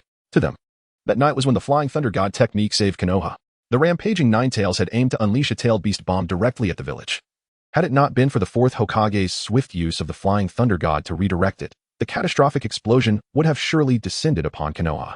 Moreover, had the Fourth Hokage not managed to transport the entire Nine-Tails away from the village, the losses that night would have been even more catastrophic. Many ninjas felt that Wood Release served more as a potent symbol for Konoha, while the Flying Thunder God represented the village's most advantageous power at present. Thus, witnessing the return of the Flying Thunder God in Konoha once more stirred their excitement immeasurably. Lord Hokage, the mission has been accomplished. Shioza, upon hearing such jubilant cheers, appeared outwardly indifferent, yet internally felt a profound sense of satisfaction. To inherit the legacy of Danzo, it was imperative to demonstrate a certain level of capability, alongside a measure of prestige. Fortuitously, this Chunin exam presented him with the opportunity to achieve both, accompanied by associated tasks. If Shioza does not seize and utilize this opportunity properly, it would be a profound disrespect to the fortune that has come his way. At this moment, Sarutobi Hiruzen's mind was in a whirl. He could hardly believe that Shioza had indeed mastered the Flying Thunder God technique. Initially, he had bestowed this skill upon Shioza partly due to his exceptional performance in tasks, warranting a fitting reward. Moreover, he harbored hopes of thoroughly transforming Shioza into a loyal member of his faction. After much contemplation, it appeared that the Flying Thunder God, a technique of the Hokage, was the most suitable choice. Now, however, he found himself somewhat dazed, as it dawned on him that Shioza's talent exceeded his expectations by a considerable margin. Not only had he learned it, but he had done so in a mere few months. Well done. Yet, Sarutobi Hiruzen quickly regained his composure, and a radiant smile spread across his wrinkled face. Shioza has mastered the Flying Thunder God technique, which is undoubtedly a boon for Konoha. The village is currently in a weakened state, and having someone as formidable as Shioza is a tremendous morale booster for everyone. With this thought in mind, he decisively extended his hand and patted Shioza's shoulder twice with great enthusiasm. Well done, Shioza. Shioza observed as Sarutobi Hizashi transitioned from astonishment and bewilderment to exhilaration and gratification, momentarily doubting his own perception of this remarkable transformation. However, Sarutobi Hizashi remained unperturbed, continuing with a smile. The Flying Thunder God technique is no ordinary jutsu. I never anticipated that after Minato, I would have the fortune to witness its brilliance once more. Shioza, I wish to express my gratitude to you, and at the same time, extend my heartfelt congratulations. Thank you very much, Lord Hokage. Shioza smiled and nodded, observing the eloquence of the third generation, which undoubtedly surpassed that of Danzo by a considerable margin. You should take a good rest now. The assessments will continue shortly. However, I suspect few will remain to watch. Sarutobi Hizashi jested, shaking his head while gesturing towards the cheering crowd. Kakashi and the others were watching as well, and I imagine they are quite exhilarated. We shouldn't keep them waiting too long. Furthermore, after the examination concludes, I have something for you. Pausing briefly, he continued, it consists of insights and notes from my mentor, the second Hokage and the fourth Hokage, Minato, regarding the Flying Thunder God technique. I believe these will be of utmost relevance to you at this time. Thank you very much, Lord Hokage, came the appreciative reply. Shioja nodded in acquiescence, not declining the offer. Although his proficiency with the Flying Thunder God technique, along with its application strategies, could undoubtedly be enhanced through additional training, thereby being ingrained in his mind. Having these notes at hand would somewhat obscure the issue of his excessive skill level. After all, he had directly acquired the level 6 Flying Thunder God technique from the renowned doctor of the ninja world. While Shioja was uncertain about the extent of Wave Wind Minato's mastery of the technique, he was acutely aware of one fact. He could perceive every mark left by the Fourth Hokage's Flying Thunder God technique. Such as in this moment as Shioja approached the cheering group of Shien and others, a smile graced his face. While his peripheral vision casually swept over a grand tree not far away, in his perception, there lay a mark of the Flying Thunder God. Uchiha Obito, what brings him here? It seems this lad is quite extraordinary. Hidden behind the thick trunk of a tree, the black half-face of the carnivorous plant monster whispered towards Obito. I have thoroughly investigated his background. He is merely an ordinary orphan, yet he has honed his skills within Danzo's root. He is exceptionally adept in earth release, possesses commendable water release abilities, and it appears he has also mastered the Flying Thunder God technique. Obito observed Shioja, who was now mingling with Shien, Kakashi, and the others, sharing laughter and joy, his gaze somewhat unfriendly. He bore no concern for Kakashi. Ever since Rin's demise at Kakashi's hands, his heart had died too. His greatest aspiration now was to realize the infinite Tsukuyomi, to create a world of his own, one that included Rin and a true version of Kakashi. What troubled him was the Flying Thunder God technique. He could not forget how ruthlessly he had been taught a lesson by Minato using it. Nevertheless, the plan must proceed. This boy's identity and his mastery of the Flying Thunder God have sparked considerable inspiration. Oh? Kurizetsu glanced at Obito in surprise, but he quickly grasped his intent. You plan to exploit his affiliation with Root and the Flying Thunder God for your schemes? Indeed, Obito nodded affirmatively, speaking calmly. I am aware of Danzo's prejudice against the Uchiha. I have been observing his actions over the years, since this boy emerged from Danzo's ranks. It is hardly surprising he harbors animosity towards the Uchiha. If an Uchiha brat were to suddenly come under attack without leaving a trace, who do you suppose they would suspect? Clearly, they would suspect only those capable of such a feat. Obito's gaze drifted towards the distance, towards the direction of Itachi and Shisui Uchiha. These two are his true targets. Chapter 41. So where exactly is she buried? I never expected you to have mastered the Flying Thunder God technique. It's merely luck. I must thank Lord Hokage for imparting this technique to me, without which I would not have acquired it. That night, in a private room at a barbecue restaurant in Konoha, Shien's eyes reflected a hint of incredulity. As a teammate, she felt she had come to trust and understand Shioja. Yet, this fellow seemed to consistently create significant disturbances, thereby drastically altering everyone's perception of him. What is the Flying Thunder God? It is a technique invented by the second Hokage and magnified by the fourth Hokage. Calling it a Hokage's technique would not be an exaggeration. Aside from Hokage, it appears no one else has managed to learn it. However, in stark contrast to Shien's astonishment, Shioja appeared far more modest. Yet, he had to concede one thing. He had somewhat underestimated the influence of the Flying Thunder God within Konoha. Sarutobi Hiruzen expressed profound astonishment and joy. He could comprehend the sentiment. As anyone witnessing a young individual like Shioja mastering such a challenging technique without guidance would undoubtedly be taken aback. The significance of the Flying Thunder God to Konoha is indeed noteworthy. Yet, from the conclusion of the exam until now, scarcely half a day had passed, and it seemed he had suddenly gained fame in Konoha. Wherever he went, people recognized him and began recounting tales of Shioja mastering the Flying Thunder God technique to their companions or friends. This circumstance left Shioja both amused and exasperated. Do not be so modest. The complexity of this technique is immense, and even with instruction, many may not succeed in mastering it. Kakashi, seated nearby, shrugged and chuckled, recalling how his teacher had taught this technique to Noira Rin and others. Alas, those individuals appeared to lack the requisite talent. Even with his teacher's meticulous guidance, they were unable to grasp it in the end. However, his expression soon turned serious as he lowered his voice to inquire. Is there no issue on the other side since you've learned this technique? Rest assured, Shioja is now a member of the Umbu. We enjoy the protection of Lord Hokage. Tens instantly understood Kakashi's implication and chuckled in response. Yet, upon hearing this, Shioja nearly lost his composure. The exam had yet to conclude, and Yamanaka Ryuma had already approached him. That scoundrel Danzo was quite keen on Shioja mastering the Flying Thunder God. To inherit Danzo's legacy, Shioja decided to placate him for the time being. Fortunately, this situation was not overly troublesome, for Danzo remained a man full of confidence. Moreover, he was not without his advantages. Defeating Uchiha Itachi to make him understand the disgrace of Root. Mission evaluation, a reward, 1 freedom point mission completed. Ensure Uchiha Itachi remains unscathed. Mission evaluation, S reward, 2 freedom points. Well, enough of that. It is time to celebrate. Shaking his head, Shioja smiled, and then cast a mischievous glance at Kakashi. Furthermore, Kakashi-senpai, I noticed Guy-senpai has been searching for you. At the mere thought of Guy, Kakashi felt a shiver run down his spine. Guy was a splendid individual, albeit overly earnest at times. Indeed, Guy-senpai is quite commendable. Shien nodded in agreement. They were all students of the same generation and were familiar with one another. I honestly believe Guy-senpai is in pursuit of and practicing his own dreams. Shioza tilted his head slightly, pondering for a moment before casually remarking. I have heard some tales of the esteemed senior Akai from days gone by, and I must say, I hold him in great admiration. Shioza's words are not mere fanciful talk. Akai's story is truly inspirational and deserving of admiration.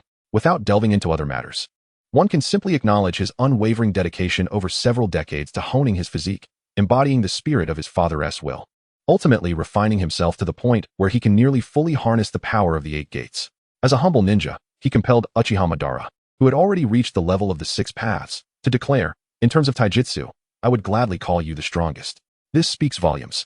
Although Shioja has made considerable efforts, he possesses a clear self-awareness, for he is but a mere shadow. Indeed, Senior Kai is truly admirable. Upon hearing these words, Shien expressed her deep sentiments, while Kakashi, standing nearby, revealed his crescent-shaped eyes. Yes, he has always harbored a distinct dream of his own and has relentlessly pursued it. He has consistently been a commendable individual. And what of you? Upon hearing these words, Shioja's gaze instinctively shifted towards Kakashi. Although this fellow no longer possessed the icy demeanor of his past, it remained uncertain whether he was merely living on behalf of Obito. Nonetheless, this transformation, particularly his future demeanor in Team 7, bore a striking resemblance to Obito's essence. It would be more palatable to assert that Obito had perished, for he was a hero, the one who had saved your life. Yet, the unfortunate reality was that Obito was very much alive, having orchestrated the Nine-Tails incident. And now he had even made his way to Konoha. Was he plotting something against Uchiha Itachi or Uchiha Shisui, or did he harbor other intentions? Despite Obito being a fool, he possessed formidable strength, rendering him rather perilous. To be frank, Shioja harbored a disdain for Obito. As one of the greatest wolves in the shadows of the Hokage, his absurdity was hardly inferior to that of Uchiha Itachi. Although I now have the Flying Thunder God technique to counter Kimui, dealing with such a Manjiki requires the same caliber of Manjiki. The abilities of Manjiki Sharingan vary, yet they remain on the same level. Shioja had always believed that the most effective counter to such spatial abilities should be Genjutsu. Even if one were to hide within the realm of Kimui, one's eyes could hardly ignore the enemy, could they? This premise led him to recall that enigmatic Uchiha, buried for centuries yet absurdly alive. While Shisui could also be of assistance, Shioja sought someone who was entirely aligned with his own aspirations. As for Shisui, their relationship was merely that of colleagues, and he was even tasked with monitoring Shisui. Hence, Shioja directed his primary focus towards that individual, particularly, having played games. He was acutely aware of just how extraordinary that person's abilities could be. However, the pressing question remained, did this person truly exist, and if so, where was she buried? Truly a vexing dilemma. Shioza shook his head helplessly, while Shien noticed the shift in his emotions. What's wrong? She inquired. It's nothing, he replied. Shioza quickly regained his composure, gazing earnestly at Shien. I was simply contemplating some matters regarding my senior. Me? Shien responded with a hint of urgency, perplexed by Shioza's words. While he chuckled, indeed, I believe you look far more charming with your hair down than tied up. You little rascal, are you teasing me? How many times must I remind you to simply call me Shien? Laughter and joy filled the private room of the barbecue restaurant, while simultaneously, within the Uchiha clan, Uchiha Fugaku's expression grew increasingly grim. Chapter 42, A Turbulent Heart, Tuanzong. Uchiha Fugaku's mood was exceptionally poor, for he had received some profoundly unsettling news. His son's crushing defeat had already left him discontented. He did not believe that his esteemed son could withstand the Flying Thunder God technique. As the clan leader, he was acutely aware that historically, Uchiha Izuna, the brother of Uchiha Madara, had fallen to the Flying Thunder God technique wielded by the second Hokage, Senju Tobirama. At that time, Uchiha Izuna possessed the Manjiki Sharingan. It was only natural that Itachi, being merely 10 years old, would be unable to resist such a formidable technique. He firmly believed that his son would never repeat such a mistake in the future. To him, Uchiha Izuna's loss stemmed not from the inadequacy of the Manjiki Sharingan, but rather from his own carelessness. The Manjiki Sharingan was one of the Uchiha's most potent powers. However, now Itachi was to confront the Flying Thunder God, being directly dealt with before everyone's eyes. How could Uchiha Fugaku endure such humiliation? Even during a normal assessment, did it truly require such torment for Itachi? Uchiha Fugaku's spirits were low, and upon returning home, Itachi delivered another shocking piece of news. As the examiner, that boy who had mastered the Flying Thunder God technique had the audacity to pose a life-threatening question to Itachi. This inquiry instantly illuminated Uchiha Fugaku's mind with a troubling revelation. The boy's actions were deliberate, Konoha had orchestrated this as an act of revenge. Itachi. Let me ask you once more, are you certain he said it that way? Taking a deep breath, Uchiha Fugaku spoke with grave seriousness. Yes, father, Uchiha Itachi replied dutifully. Sitting across from Uchiha Fugaku, his head slightly bowed as he recounted, he asked me if I still remembered that root ninja I had defeated in the past. However, he soon raised his head, hesitating before inquiring. Father, what exactly is root? Root. Uchiha Fugaku felt a conflict within, uncertain whether to divulge such matters to Itachi at this moment. After all, there was an overwhelming amount of information involved.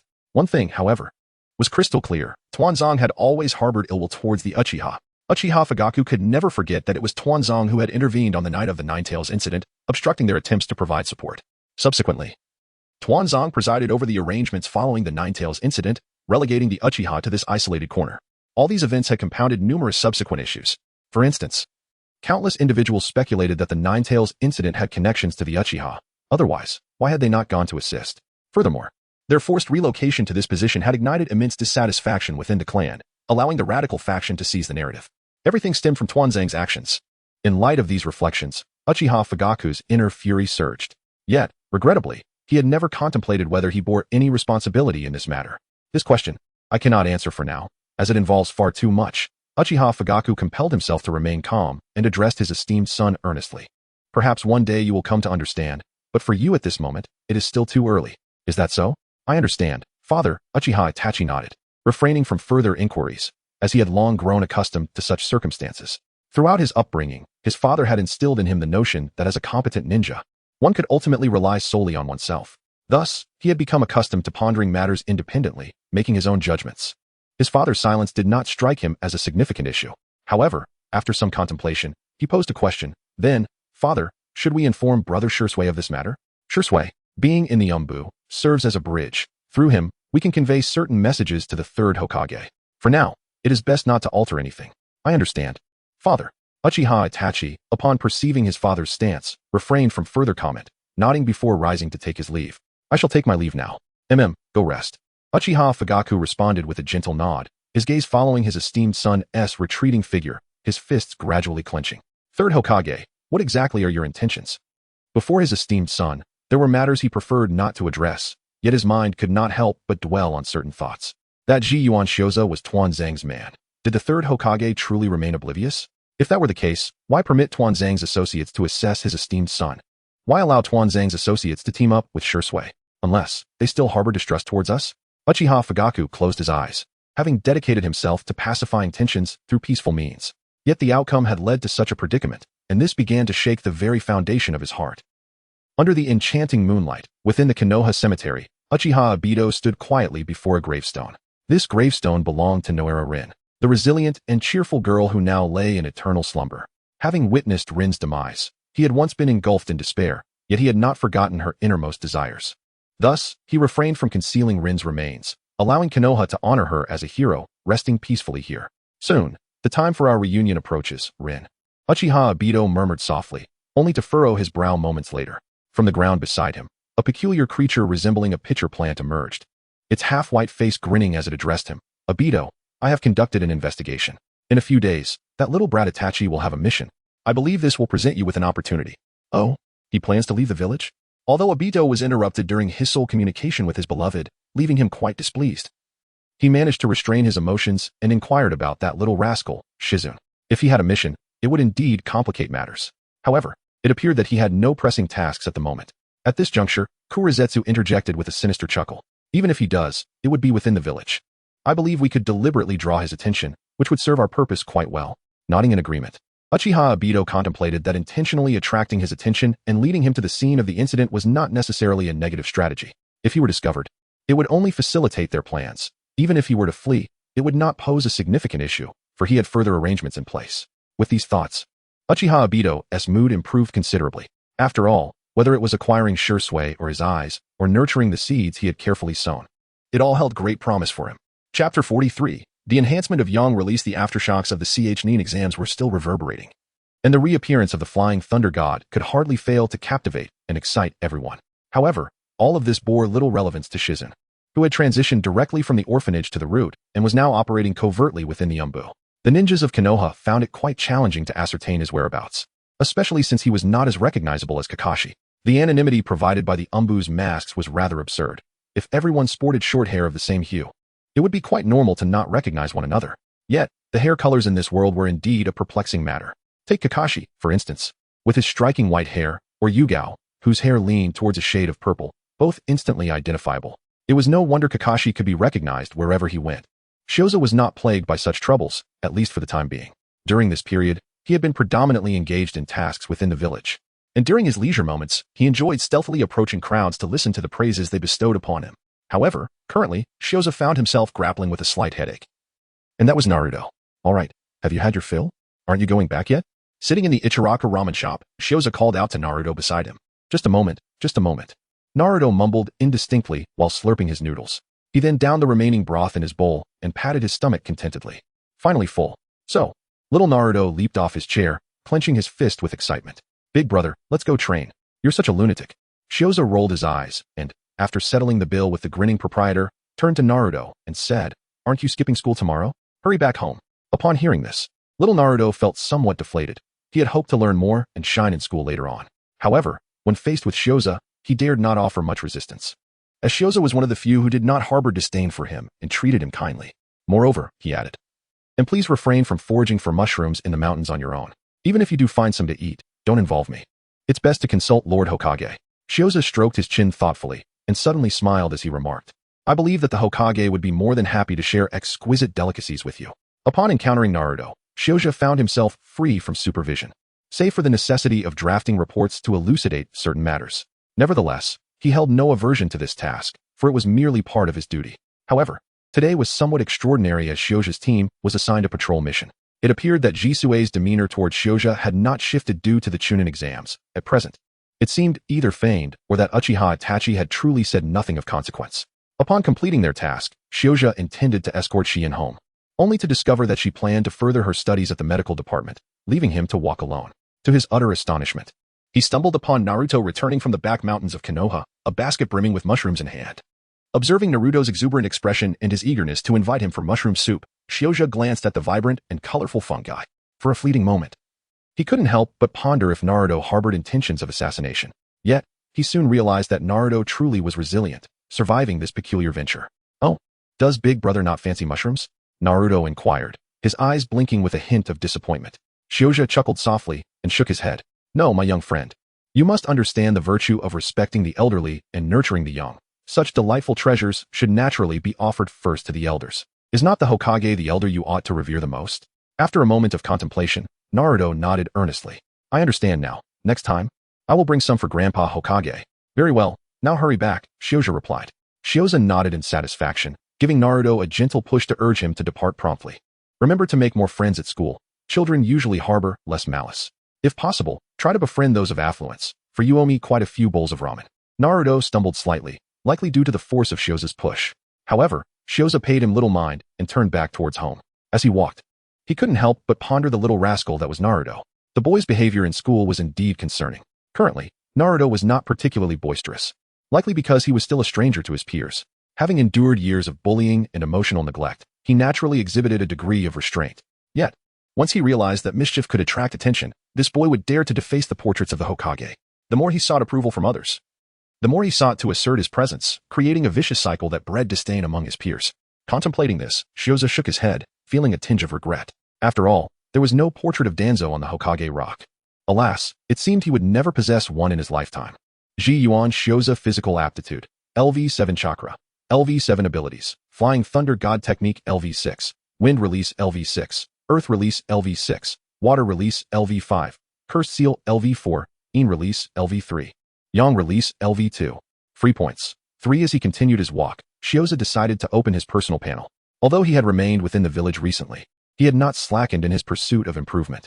The only regret was the lack of substantial missions to bolster his progress, and with Konoha experiencing a period of tranquility, his tasks had been rather few. Consequently, the free points he accrued were somewhat limited. However, he had successfully elevated his curse seal to LV4. It was a pity that reaching LV5 signified the rank of Jonin, indicating that he still had much to accomplish. Shouza could not help but express his inner thoughts with a hint of sarcasm. However, he had to acknowledge that this enhancement was indeed quite remarkable for him. The curse mark fundamentally strengthened his abilities. Although LV3 and LV4 still fell within the same category, the potency and durability had certainly improved. Notably, durability was what Shioza valued most. Thus, he decided to enhance his yang release. As he pondered, his yang release instantly ascended to LV3, and his free points immediately increased to 1. The upgrade in yang release made Shioza feel as if his body underwent a transformation.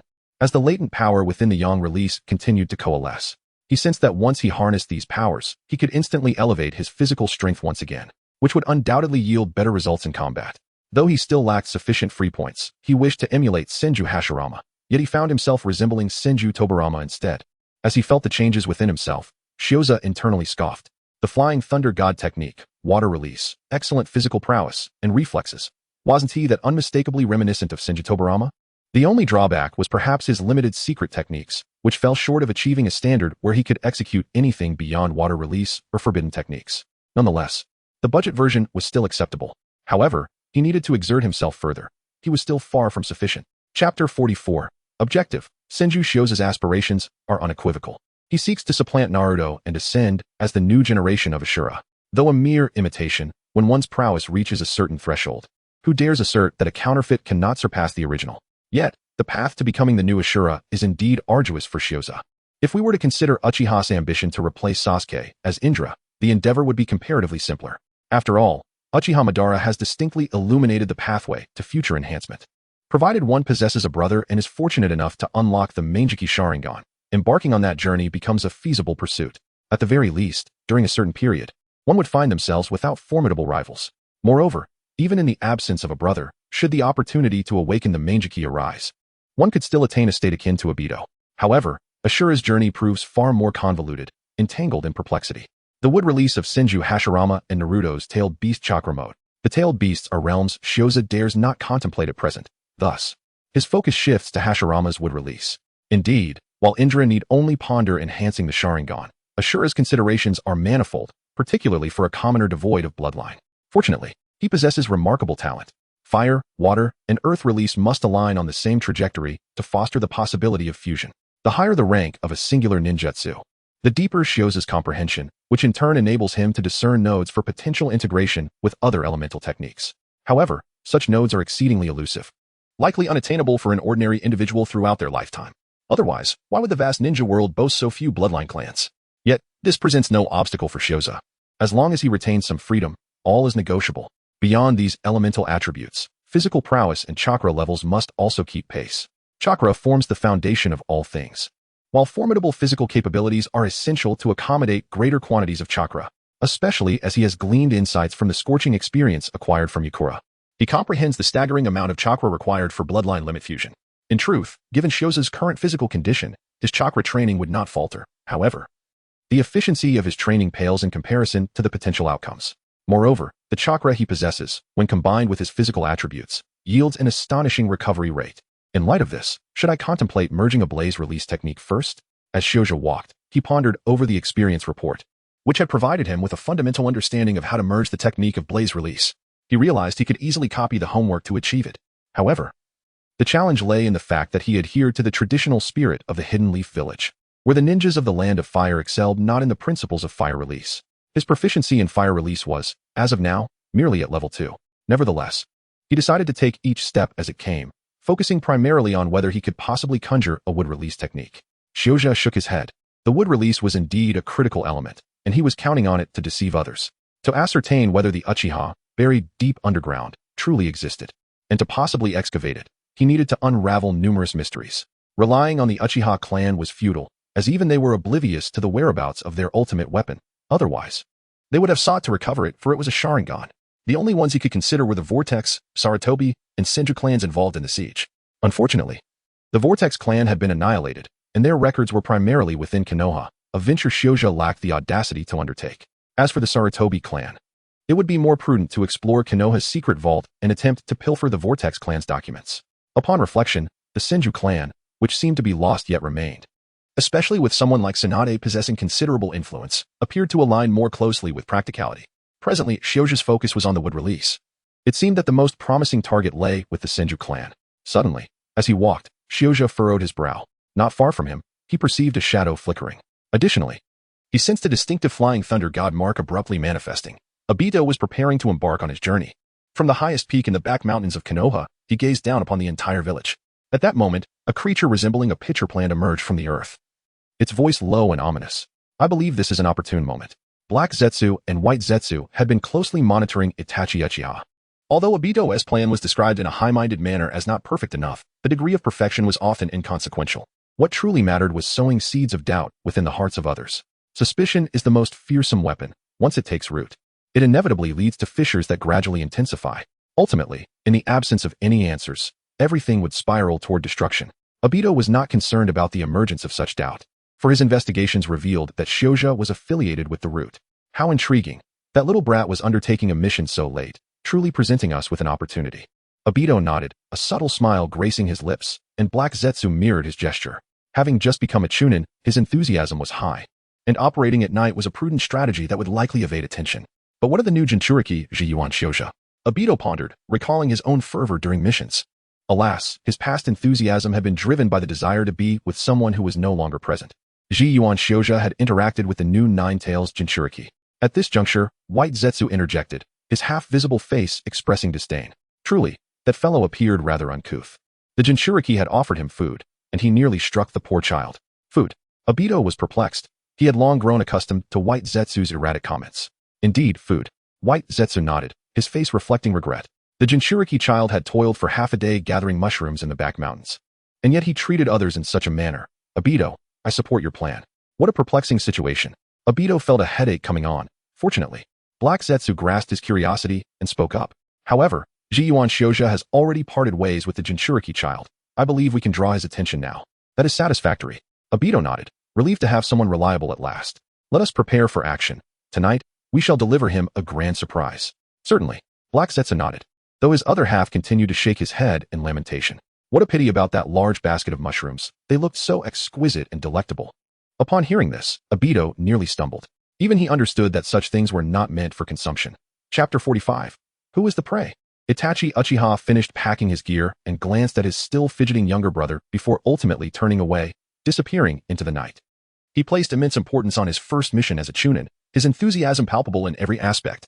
While his new teammates might be somewhat displeased, he wished to complete the task promptly, allowing him to return to accompany Sasuke sooner. Itachi moved swiftly, soon departing from the Uchiha clan's territory. To be honest, the current state of the Uchiha left him feeling rather unsettled. Many spoke of clans and families, which felt starkly different from what he had heard from the Hokage. Suddenly, Itachi paused, sensing something amiss. Who goes there? As he spoke, his eyes transformed into a crimson hue, his gaze piercingly surveying his surroundings. Being targeted within Konoha was an uncommon occurrence, but he quickly recalled past events. After all, he had witnessed individuals mercilessly hunting fellow villagers within Konoha. Swish, swish, swish. However, the only response he received was a barrage of shurikens slicing through the air towards him. Are they from the root? Itachi mused, producing a shuriken of his own as he deftly dodged and deflected the incoming projectiles. Just as one shuriken whizzed past him, his Sharingan suddenly discerned that it bore a peculiar seal. At that moment, he distinctly sensed a masked figure materializing beside him. What is happening? Shoujo gazed in bewilderment towards the shadowy figure, his heart brimming with confusion. It was rare for him to desire a leisurely stroll home to ponder over certain matters. Rather than utilizing the Flying Thunder God technique for an instantaneous return, only to encounter such an unexpected situation, under normal circumstances, he would have approached the source of the disturbance. However, at that moment, he sensed the emergence of an ominous Flying Thunder God mark, which rendered him hesitant to act recklessly. He understood all too well that, if nothing else, this mobile mark belonged to that eccentric Uchiha Obito. The mark of the Flying Thunder God was not easily erased, and Obito, with his peculiar mindset, had once sought recognition from the Fourth Hokage in hopes of salvaging his own fate. Yet, much like Uchiha Fugaku, it seemed he had never contemplated whether he himself was the root of the problem. Concealing his face behind a mask and altering his voice to obscure his identity, he had first affixed explosive tags onto the infant Naruto, and then forcibly unleashed the Nine Tails from Kushina's body. Such intentions, clearly aimed at harming his wife and child, would surely infuriate even the most patient of Fourth Hokages. Equally enraged, Uchiha Obito would later mock the Fourth Hokage for failing to recognize him back then. What sort of twisted logic was that? Shoujo could not help but press his lips together. He found it utterly impossible to empathize with such a deranged individual. Moreover, he held a certain respect for the malevolent Senju Tobarama, the second Hokage, particularly regarding his assessment of the Sharingan. The Uchiha clan truly seemed to lose their sanity the more they awakened their eyes, especially after unlocking the Manjiki Sharingan, which undeniably indicated a descent into madness. With this thought in mind, Shioza chose to ignore the situation entirely and walked home without a backward glance. The darkness surrounding him seemed to matter little. Observing this behavior, the carnivorous plant monster lurking in the shadows, White Zetsu, helplessly inquired. Black Zetsu, feeling somewhat exasperated, noted that this individual appeared to operate outside the realm of reason. Upon encountering a stranger of unknown identity, regardless of whether one belonged to the root or Umbu, should one not conduct a thorough investigation? After all, you are a ninja of Konoha. Although the plan did not necessitate Shioza's involvement, and he was thoroughly annoyed by Obito's so-called strategy, he was now, in essence, the will of Uchiha Madara. Reluctantly, he resolved to assist Obito, and since he was to do so, he would strive for perfection. Inform Obito's associate to ascertain whether the battle has concluded, he commanded. While Black Zetsu remained speechless, he did not dwell on it. He simply stated, "This fellow can return via Flying Thunder God. Urge Obito to expedite matters, and remember to bring Uchiha Itachi along." "Oh, understood," White Zetsu nodded, accepting Black Zetsu's directives without further contemplation. After walking a distance, Shioza discreetly turned back to glance at the situation behind him. What was truly unfolding? The inexplicable shadow, Obito's Flying Thunder God mark, and all these chaotic elements combined left Shioza feeling the strangeness of the affair. Suddenly, a possibility struck him. Could it be that Uchiha Shursui is attempting to leverage my connection with him? Shioza found himself perplexed, yet if his conjecture proved accurate, the situation would undoubtedly become rather intricate. As he walked, an unexpected surge of unique energy coursed through him, and in that fleeting moment, the Flying Thunder God seal felt astonishingly close. However, this sensation swiftly dissipated, as though nothing had transpired at all. Shioza furrowed his brow, torn between uncertainty and vigilance as he glanced towards the forward passage. In an instant, his pupils dilated. He beheld Uchiha Itachi sprawled on the ground, battered and unconscious. In that fleeting moment, Shioza seemed to grasp the insidious intentions of Uchiha Obito. Indeed, it was Shursui. Was this scoundrel betraying me? Shioza realized that he need not depart, for leaving would only serve to confirm his presence. Uchiha Obito possessed the power of Kamui, and by donning a mask and feigning a semblance, he might indeed mislead others into believing he had employed the Flying Thunder God technique. Uchiha Itachi was not dead. Perhaps the memories preceding his unconsciousness were shattered by Shioza. I seem to recall that, in an effort to vex Danzo, I intentionally uttered certain words. Shioza pursed his lips. Regardless of whether Obito heard this statement, with the possession of both Kurizetsu and Shirazetsu, he must have meticulously investigated my identity. This implies, I am utterly unable to extricate myself from this situation. Shioza is a member of the root, and it is widely known that Danzo harbors a deep-seated disdain for the Uchiha clan. Moreover, Uchiha Itachi had previously vanquished the ninjas of root. Thus, it is only natural for Shioza, as Danzo's enforcer, to contemplate actions against Uchiha Itachi. During the Chunin exams, where all eyes are upon him, he could only afford to humiliate Itachi without resorting to lethal force. However, the possibility of striking hard in secret looms ever closer.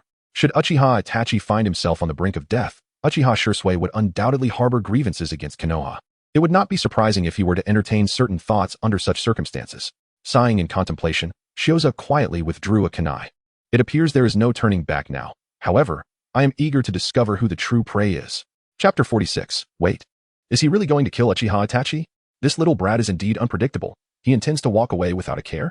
Within the dimensional space, Kurizetsu and Obito stood side by side, unable to suppress a remark. Upon hearing this, Obito scoffed before responding. This is precisely why Konoha is becoming increasingly decrepit.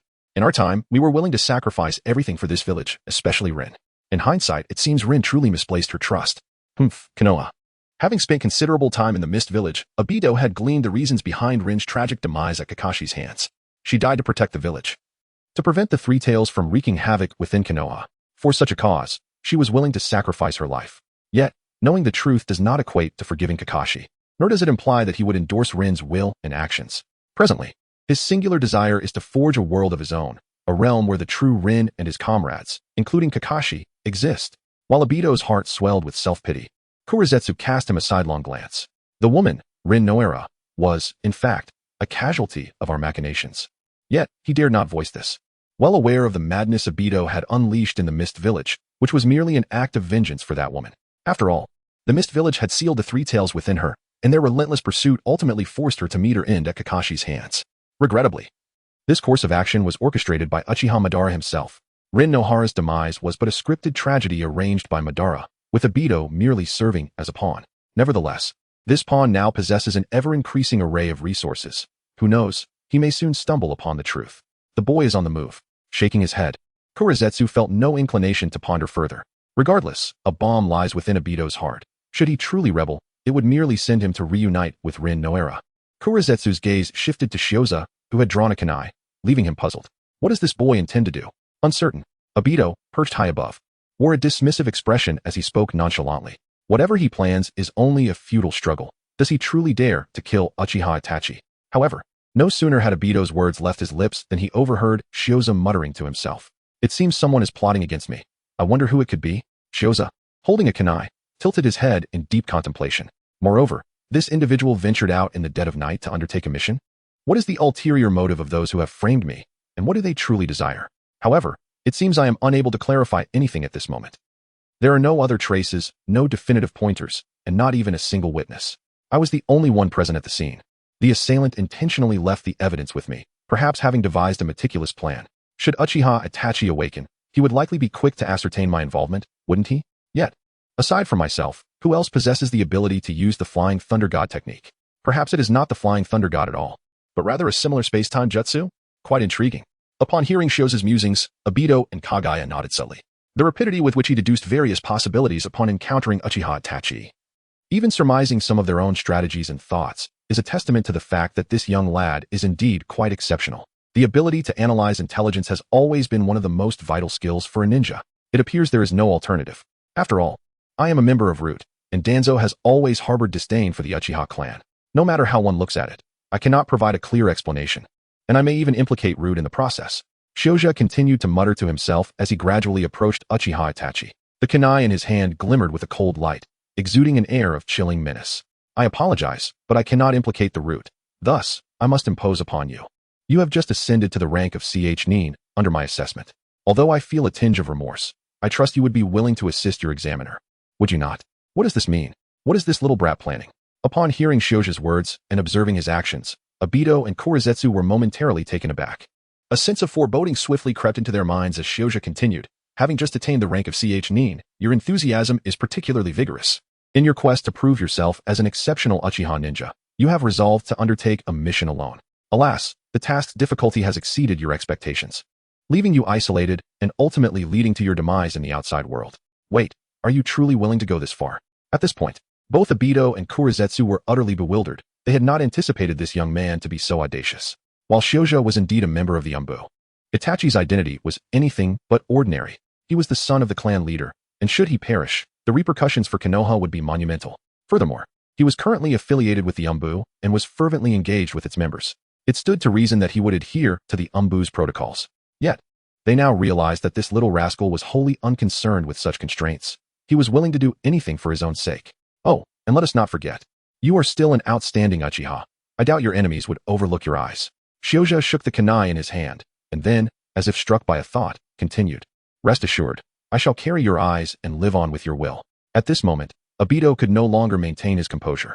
The words resonated eerily with his own past, when he lay buried beneath the stone mill, speaking to Kakashi. Go in peace. Perhaps, when your body has turned to bones, I shall unexpectedly find you and bring you back. Shioza seems to have made up his mind, and his aura has begun to grow cold. Soon, you will be reunited with your family, will you not? Very well, it is time for you to set forth. Farewell, Uchiha Itachi. Damn it, you are truly insane. At this moment, Obito could no longer contain himself, his heart seething with rage. Uchiha Itachi was a seed he highly valued, a piece of immense worth. He could not allow this promising talent to perish here. Yet, it felt as though he was about to be the one to extinguish that very seed, which was utterly unbearable for Obito. Stop. Unable to hold back any longer, Obito let out a furious roar, and in the next instant, his figure surged forth from the Kamui dimension. His immediate task was to prevent Shioza from going mad, and even if Itachi were to be killed, it absolutely could not be handled in such a manner. At the very least, someone needed to witness it to provoke Uchiha's sure sway. However, just as he materialized, a shuriken came hurtling towards him at great speed. In the next heartbeat, Shioza's figure vanished, and his voice accompanied the shuriken, reaching Obito's ears. At last, you have emerged, you bastard. Chapter 47. Yesterday Revisited. Obito stared at the sudden shuriken and listened to the voice that rang in his ears. For a moment, he was completely stunned, and the face behind his mask flushed with indignation. What the hell, I was deceived. This little brat has been trying to lure me out all along, just to make a move? Sensing the whistling sound of the shuriken aimed at him from behind, Obito quickly utilized Kamui to shift himself while simultaneously attempting to evade. After all, With only one eye, his transformation speed was naturally inferior to that of having two. At such a critical distance, he could only rely on himself. Whoosh! The two figures brushed past each other, and soon they both landed on the ground. Uchiha Obito lowered his gaze to his left arm, blood flowing steadily from his shoulder. Very well, very well. Obito's expression darkened. He could hardly recall the last time he had sustained an injury.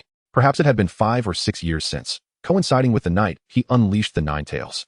Moreover, he had also been wounded by the Flying Thunder God technique. New mission acquired: defeat the attacker. Are you the one who attacked him? Shioza cast a fleeting glance at his panel, then raised an eyebrow as he regarded Obito.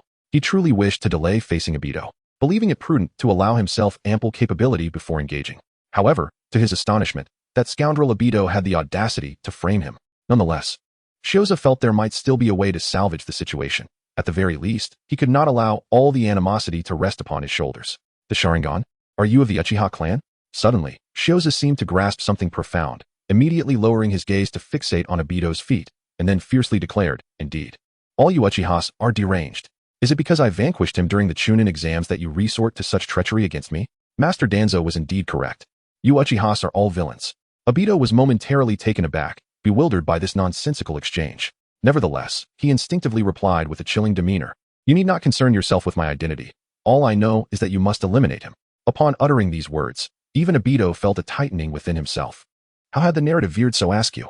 It was he who had attacked Uchiha Itachi, after all. Indeed, it became apparent that you Uchihas are truly malevolent. Shioze immediately grasped the implications of Dato's words, his gaze darkening. "You have come to conspire against me, then I shall ensure you remain here." As he spoke, Shioze hurled a kunai at Dato. "Insane." Dato muttered under his breath, thinking, "Do you believe yourself to be Minato Namikaze, thinking you can keep me here?" Yet, he made no move to evade. The kunai pierced through him effortlessly. With the power of Kamui, Dato could largely disregard physical assaults, all the while contemplating his next course of action. Encountering such a lunatic, one who, upon realizing he was being framed, sought to obliterate all evidence without a hint of principle, was exceedingly vexing for Dato. There was no way he would allow Shioze to eliminate him, only to emerge unscathed and disrupt the very plan at hand. If this fool were to compel the Yamashiro clan to probe his memories, the complications would multiply. While Dato was not particularly concerned about exposure, thanks to Kamui, which allowed him to traverse the ninja world at will, the Akatsuki organization was still in its formative stages. Thus, it was prudent to minimize unnecessary troubles at this juncture. Consequently, he resolved to intervene. He needed to obscure Shioze's memories, ensuring Dato was forgotten while simultaneously solidifying the narrative that he had attacked Uchiha Itachi. Moreover, this brat had caused me injury. Half of Uchiha Dato's body was comprised of white Zetsu, yet ironically, it was his own body that Shioze had struck. Let this serve as retribution for the past. You are certainly not Minato Namikaze. In an instant, Dato charged toward Shioze, who promptly followed suit. The distance between them was minimal, and both moved with remarkable speed, closing the gap in the blink of an eye. Clang! A dark iron chain tumbled from Dato's sleeve, which he grasped tightly in his hand. Shioze's gaze did not fall upon Obito's face. In that fleeting moment of proximity, his kunai was thrust forward. However, no unexpected outcome ensued. His kunai pierced through Obito's body. And at that very instant, Obito retaliated. Iron chain surged towards Shioze, yet just as they neared him, his figure abruptly vanished. When he reappeared, he had already ascended to a grand tree. Such a peculiar spatial technique. I believe I have discerned the manner in which you have concealed yourself from me. Shioze spoke leisurely, his gaze sweeping over Uchiha Itachi, who lay motionless on the ground. Noticing a fresh wound on him, bleeding profusely, he continued in a somber tone. All it takes is a shuriken to divert his attention, and then you can launch your attack from an unexpected angle with your space technique, can't you? Your words are quite excessive, Obito retorted with a cold scoff, feeling somewhat embarrassed at having his intentions laid bare by this fellow. However, given the display of his abilities, such astute analysis was to be expected. This young man demonstrated impressive analytical skills. Yet, at this moment, you stand no chance. Your fate is already sealed. And what if I were to summon someone now? Shioze blinked and suddenly asked with a smile. Although I find it challenging to elucidate the circumstances surrounding Uchiha Itachi. Once you summon someone, your only option is to depart. Otherwise, Uchiha will be compromised. All I need is for the Yamanaka clan to examine my memories. And you will be utterly exposed. Obito opened his mouth, but found himself momentarily at a loss for words. Truly, what one fears often manifests. Is this little brat doing this on purpose? However, perhaps it is best to let it be. If a memory check were to occur, it would inevitably unveil the matters concerning Lord Danzo. Shioze suddenly shook his head again, letting out a resigned sigh. Never mind, let us resolve this right here, he said. However, I must confess, I have uncovered a secret. Obito furrowed his brow, but in the next moment, Shioze abruptly launched dozens of shuriken, which densely covered Obito entirely. Childish, Obito scoffed dismissively, disregarding the scattered shuriken, his gaze swiftly shifting to Shioza. Your actions are utterly meaningless. The kunai in Shioza's hand once again sliced through Obito's body, this time piercing him directly. Seizing the opportunity, Obito was determined to capture Shioza and manipulate his memories. This time, it was truly a self-destructive endeavor. The distance was too short. Obito only needed to extend his hand to grasp Shioza. Meanwhile, Shioza silently awaited his moment. The instant Obito made his move, a surge of chakra erupted within him. Curse seal, activate. Yin release, activate. Yang release, activate. The three forces instantaneously awakened, bestowing upon Shioza a comprehensive enhancement. At that moment, Obito's expression shifted as he sensed something was amiss with Shioza. However, he could not halt his advance in time. It was all too swift. Everything transpired in the blink of an eye, and just as Obito stood bewildered, the figure before him vanished. Wind release, vacuum blade. In the next instant, a searing pain radiated from his back, the sharp force seemingly intent on penetrating his very being. Obito emitted a pained growl, while behind him, the kunai in Shioza's grasp glimmered with a dazzling radiance. Chapter 48. You are Uchiha Obito, aren't you? Damn it. At this moment, Obito was utterly bewildered, feeling as though everything had reverted to a cycle. Years ago, he had been defeated in a similar manner by Minato Namikaze, and now he found himself vanquished once more in the same fashion. This sensation left Obito in a state of profound shock. He could not fathom how this had occurred. Why? Why did he possess the power of Kamui yet continuously succumb to the Flying Thunder God technique? Were those who wielded the Flying Thunder God always destined to counter him? Obito's gaze was filled with resentment as he gritted his teeth against the excruciating pain. Phasing out of the battlefield, he perched atop a large tree, his eyes fixed intently on Shioza, the animosity in his gaze seemingly capable of tearing him apart. Do not look at me that way. I have uncovered one of your little secrets. Shioza shrugged his shoulders, having now sealed all his abilities. His gaze calm as he slowly addressed Obito. Although I cannot comprehend why you possess such abilities, it appears that, under normal circumstances, the Sharingan should not grant such powers. Nevertheless, it is possible that your bloodline has some peculiarities. However, all that is visible is a single Sharingan. To unleash its true potential, one would typically require two eyes. Your abilities likely follow this principle as well. Thus, I have observed that your proficiency in space-time techniques is not as swift as one might assume. Shioza's words left Obito in contemplative silence. He had to concede that this was indeed the truth. The Sharingan is inherently a pair, and only with a complete set can one fully unleash its potential. However, he had relinquished one of his Sharingan to Kakashi, and he saw no need to reclaim what he had given away. Even if he were to consider retrieval, it would only occur within the world he had painstakingly crafted. Unexpectedly, it was this very factor that allowed the individual before him to seize the opportunity in the gap. To be slow signifies the presence of a chance. Shioza, grasping a kunai, calmly spoke while facing away from the moonlight. Moreover, I have observed that your attacks are typically spectral, yet once you strike, they likely manifest in corporeal form. Therefore, I shall simply wait for your move before countering. Would you not agree? Obito clenched his fist tighter. To act would reveal a vulnerability, an opportunity. This sensation perpetually reminded him of facing his former mentor, Minato Namikaze. In the past, he had only engaged in a few simple skirmishes, yet emerged with insights into his own weaknesses, exploiting them effectively. The individual before him now seemed to mirror that experience, perhaps even surpassing Minato in swiftness. Could it be that this person was yet another Minato Namikaze? Obito gritted his teeth, silently musing, seemingly forgetting that mere moments ago, he had been resolute in his belief that you are not Minato Namikaze. Indeed, I have also observed another matter. Just as Obito's inner fury reached its zenith, Shioza suddenly spoke once more. He leisurely produced a signal flare, igniting it with a measured pace before ascending into the sky, then remarked with a ghostly smile. Your eyes are quite fascinating. Kakashi possesses a Sharingan in his left eye, whereas you have one in your right. Furthermore, considering you always conceal your left eye, it appears you have suffered the loss of one. You wouldn't happen to be the Uchiha Obito, who was rumored to have perished on the Kanabi Bridge, would you? Shioza's words struck like a sudden deluge of cold water, soaking Dato to the core. He gazed at Shioza in utter astonishment, unable to fathom how this individual could have discerned such a truth. Even his own mentor had failed to grasp it.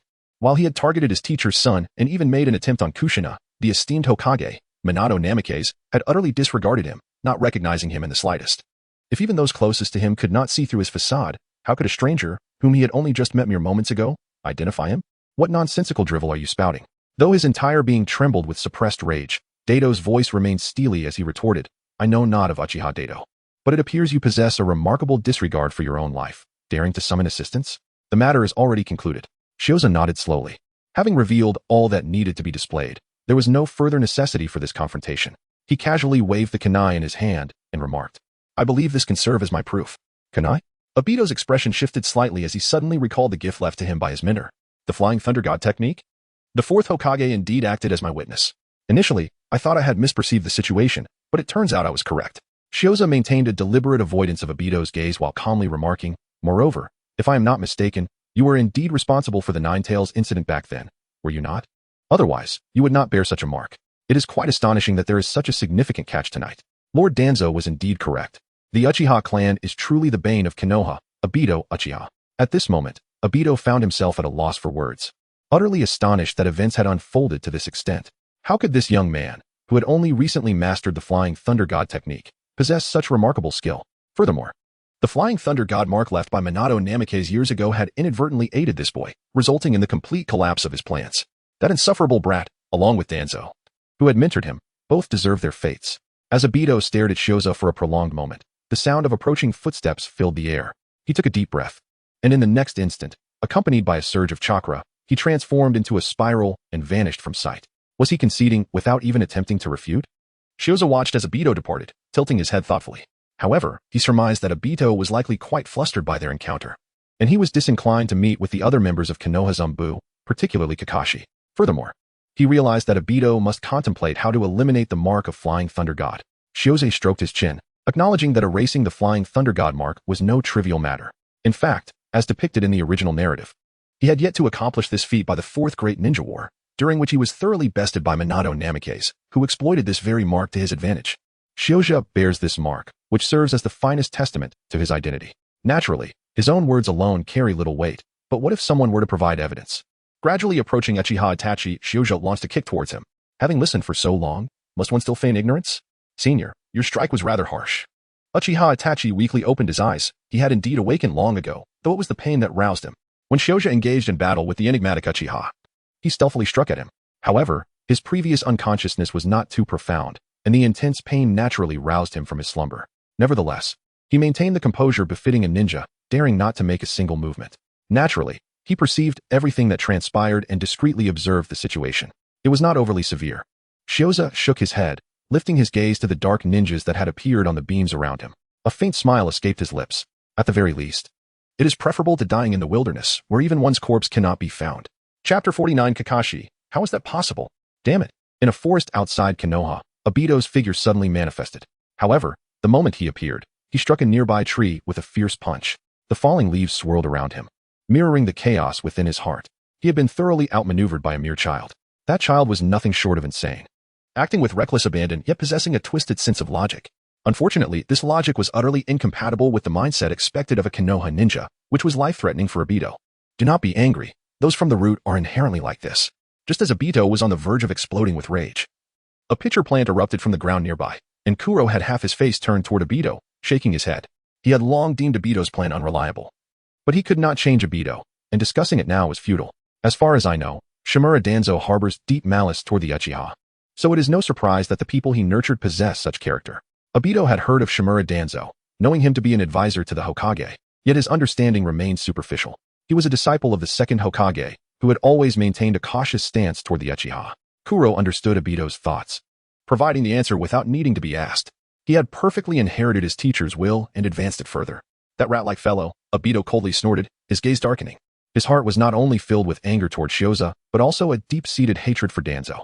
It was this old lunatic, Shimura Danzo, who had trained that little madman. Shioza, leading to the failure of his plan and resulting in him being schooled by the Flying Thunder God technique. He would remember this grudge. Forget it. There will always be opportunities in the future. Shaking his head, Obito preferred not to dwell on it, though one issue continued to gnaw at him. The fact that the boy had managed to deduce his identity posed some complications. They lacked evidence, yet he should indeed exercise greater discretion. Kuro nodded in agreement, acknowledging the child's astonishing speed of reaction. However, the most pressing matter at hand was to resolve the issue of the Flying Thunder God technique seal. Indeed, Obito nodded. After the death of Minato Namikaze, no one could wield the Flying Thunder God technique, which he had overlooked. Moreover, being unfamiliar with the technique, he was unaware that the seal could be universal.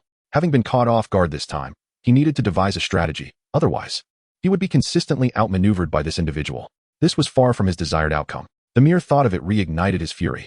Shioza was Danzo's pawn, and he instinctively believed that the Flying Thunder God was a gift from Danzo. Coupled with everything that had transpired today, Danzo had now marked himself in Obito's mind. Damn you, Shimura Danzo. What is happening? Why do I feel so uneasy? In the Hokage's office in Konoha, Danzo suddenly felt a sense of discomfort. He furrowed his brows and scanned the surroundings. However, upon seeing the Uchiha clan gathered in the office, he felt it was only to be expected, although night had fallen. The Hokage's office remained brightly lit. If such significant events were not dealt with cautiously and promptly, they would only lead to greater calamities. Humph. How is that child still alive? Danzo scoffed internally, while Sarutobi Hiruzen beside him gently rubbed his temples. It was late at night. And yet such events had unfolded, an attack had been launched within the village, and the target was none other than Uchiha Itachi? If this situation were mishandled, wouldn't the Uchiha clan go berserk? In fact, for a moment, when he saw Shioza and Uchiha Itachi together, he suspected that Shioza might have been responsible. Yet he remained calm, waiting for all the necessary individuals to arrive before addressing the first group of newcomers, including Kakashi. All right, everyone is here. Let us discuss. Sarutobi sighed helplessly, glancing at Shioza before finally fixing his gaze on Uchiha Itachi. Itachi, as the victim, please explain what transpired. Yes, Hokage-sama. Although Uchiha Itachi appeared disheveled, he had been briefly attended to and was now relatively fine. Bowing his head respectfully, he began to speak slowly. Tonight, I intended to set off early for a mission but was ambushed en route. The assailants employed space-based ninjutsu. I did not even see them. I was struck by a kunai and rendered unconscious. For a moment, I suspected it might have been the doing of Senior Shioza. Upon hearing this, everyone present furrowed their brows, and the Uchiha members began to murmur among themselves. Yet Uchiha Fu remained silent, his frown preventing others from speaking freely. Sarutobi glanced at Danzo, instinctively considering whether it was a command from Danzo, but he quickly shook his head. Shioza, being exceptionally intelligent, could undoubtedly execute this matter discreetly, especially with his mastery of the Flying Thunder God technique. However, trouble has arisen. Could there be others who possess such a technique? Nonetheless, it has been proven that it was not the esteemed Shioza who was responsible, but rather another individual. Sarutobi Hiruzen, despite his reluctance to hear more, found himself compelled to listen. Uchiha Itachi appeared somewhat hesitant, yet ultimately, he spoke up. While I was in a state of unconsciousness, Senior Shioza awakened me and subsequently engaged in combat with that mysterious figure. During that time, I quietly observed. This person wields space techniques, and according to Senior Shioza's assessment, he might be an Uchiha. What? How is that possible? At this revelation, all present felt a palpable tension. The Uchiha clan members, in particular, turned ashen, with Uchiha Fugaku staring incredulously at Uchiha Itachi, before quickly shifting his gaze towards Shioza. Space techniques. Uchiha. Could it be? At this moment, Danzo also rose, casting a dark and scrutinizing glance over the gathered Uchiha, his chilling aura sending shivers down spines. Meanwhile, others could not help but murmur amongst themselves, while Nara Shikaka tugged at the sleeves of Yameka Inoichi and Akimichi Choza, urging them to maintain their silence. For this was a matter beyond their involvement. Silence, please. Sarutobi Hiruzen's countenance grew serious as he regarded Uchiha Itachi intently, inquiring, Are you certain of what you are saying? Yes, Hokage-sama, Itachi affirmed, fully aware of the implications his words would carry, yet he showed no intention of retracting his statement. Very well. Sarutobi Hiruzen then turned to Shioza, pondering briefly before softly asking, What is your perspective, Shioza? Hokage-sama, he speaks the truth. After listening for a considerable time, Shioza came to a realization. He nodded affirmatively and stated, Moreover, I harbor suspicions regarding that individual's identity. Sarutobi Izashi paused momentarily, inquiring, What do you mean by identity when I asked about the situation? Could it be that you are insinuating it is Shishui? Yet, after a moment's contemplation, he decided to entertain Shioza's thoughts and prompted, Please, elaborate on your perspective. I suspect. Shioza nodded thoughtfully, his expression grave as he spoke. That individual may very well be Uchiha Bito. Uchiha Itachi exhibited no reaction to this statement, having already awakened and naturally heard Shioza's words. The others fell into a profound silence. Obito was indeed a figure both renowned and obscure. However, Kakashi, who remained, could no longer contain his composure. He stepped forward abruptly. Incredulity etched upon his face. How is this possible? Chapter 50, The Explosion of Gold Coins. Kakashi's countenance was one of disbelief, tinged with a trace of anger. Obito had been his closest friend, a hero of Konoha who had perished long ago. The fact that Shioza brought Obito's name into the conversation, suggesting he had turned into an assailant, was something Kakashi simply could not comprehend or accept. Shioza, could you be mistaken? Sarutobi Hiruzen was momentarily taken aback by the mention of this name, but soon recalled the origins of Kakashi's eye and understood his friend's fury. After a moment's contemplation, he offered a gentle reminder. Obito has been dead for a long time, and when he died, his eyes never mind. Please continue with your findings. Shioza understood that this matter was not easily believed. However, he remained indifferent, for he possessed witnesses who could attest to the truth, rendering him unperturbed by the lack of documentation. After completing my task, I intended to return home, but unexpectedly, I encountered that rascal, Naruto. Shioza briefly recounted his circumstances, and when it came to the matter concerning Naruto, he exhibited no fear in speaking of it. Even Sarutobi Hiruzen remained largely unperturbed upon hearing it. However, as Shioza began to articulate his perception of spatial fluctuations in the discovery of Uchiha Itachi, Hiruzen's brow furrowed in concern. Regrettably, this concern was soon overshadowed when Shioza launched into an elaborate discourse on his destruction of evidence plan. Was it truly appropriate to articulate such matters in front of everyone? Even if one intended to deceive, there seemed little need for such intricate detail. A glance at Uchiha Fugaku revealed his face to be ashen, confirming Shioza's suspicions. Meanwhile, Danzo appeared outwardly composed, yet there lingered an unmistakable hint of regret in his demeanor. The others remained silent, each hesitant to voice an opinion on such weighty matters. At last, Hiruzen interjected, unable to tolerate the unfolding scenario any longer. So, you emerged due to your concerns about the destruction of evidence? Indeed, came the reply. Although Shioza felt somewhat helpless due to the interruption, he nonetheless nodded obediently.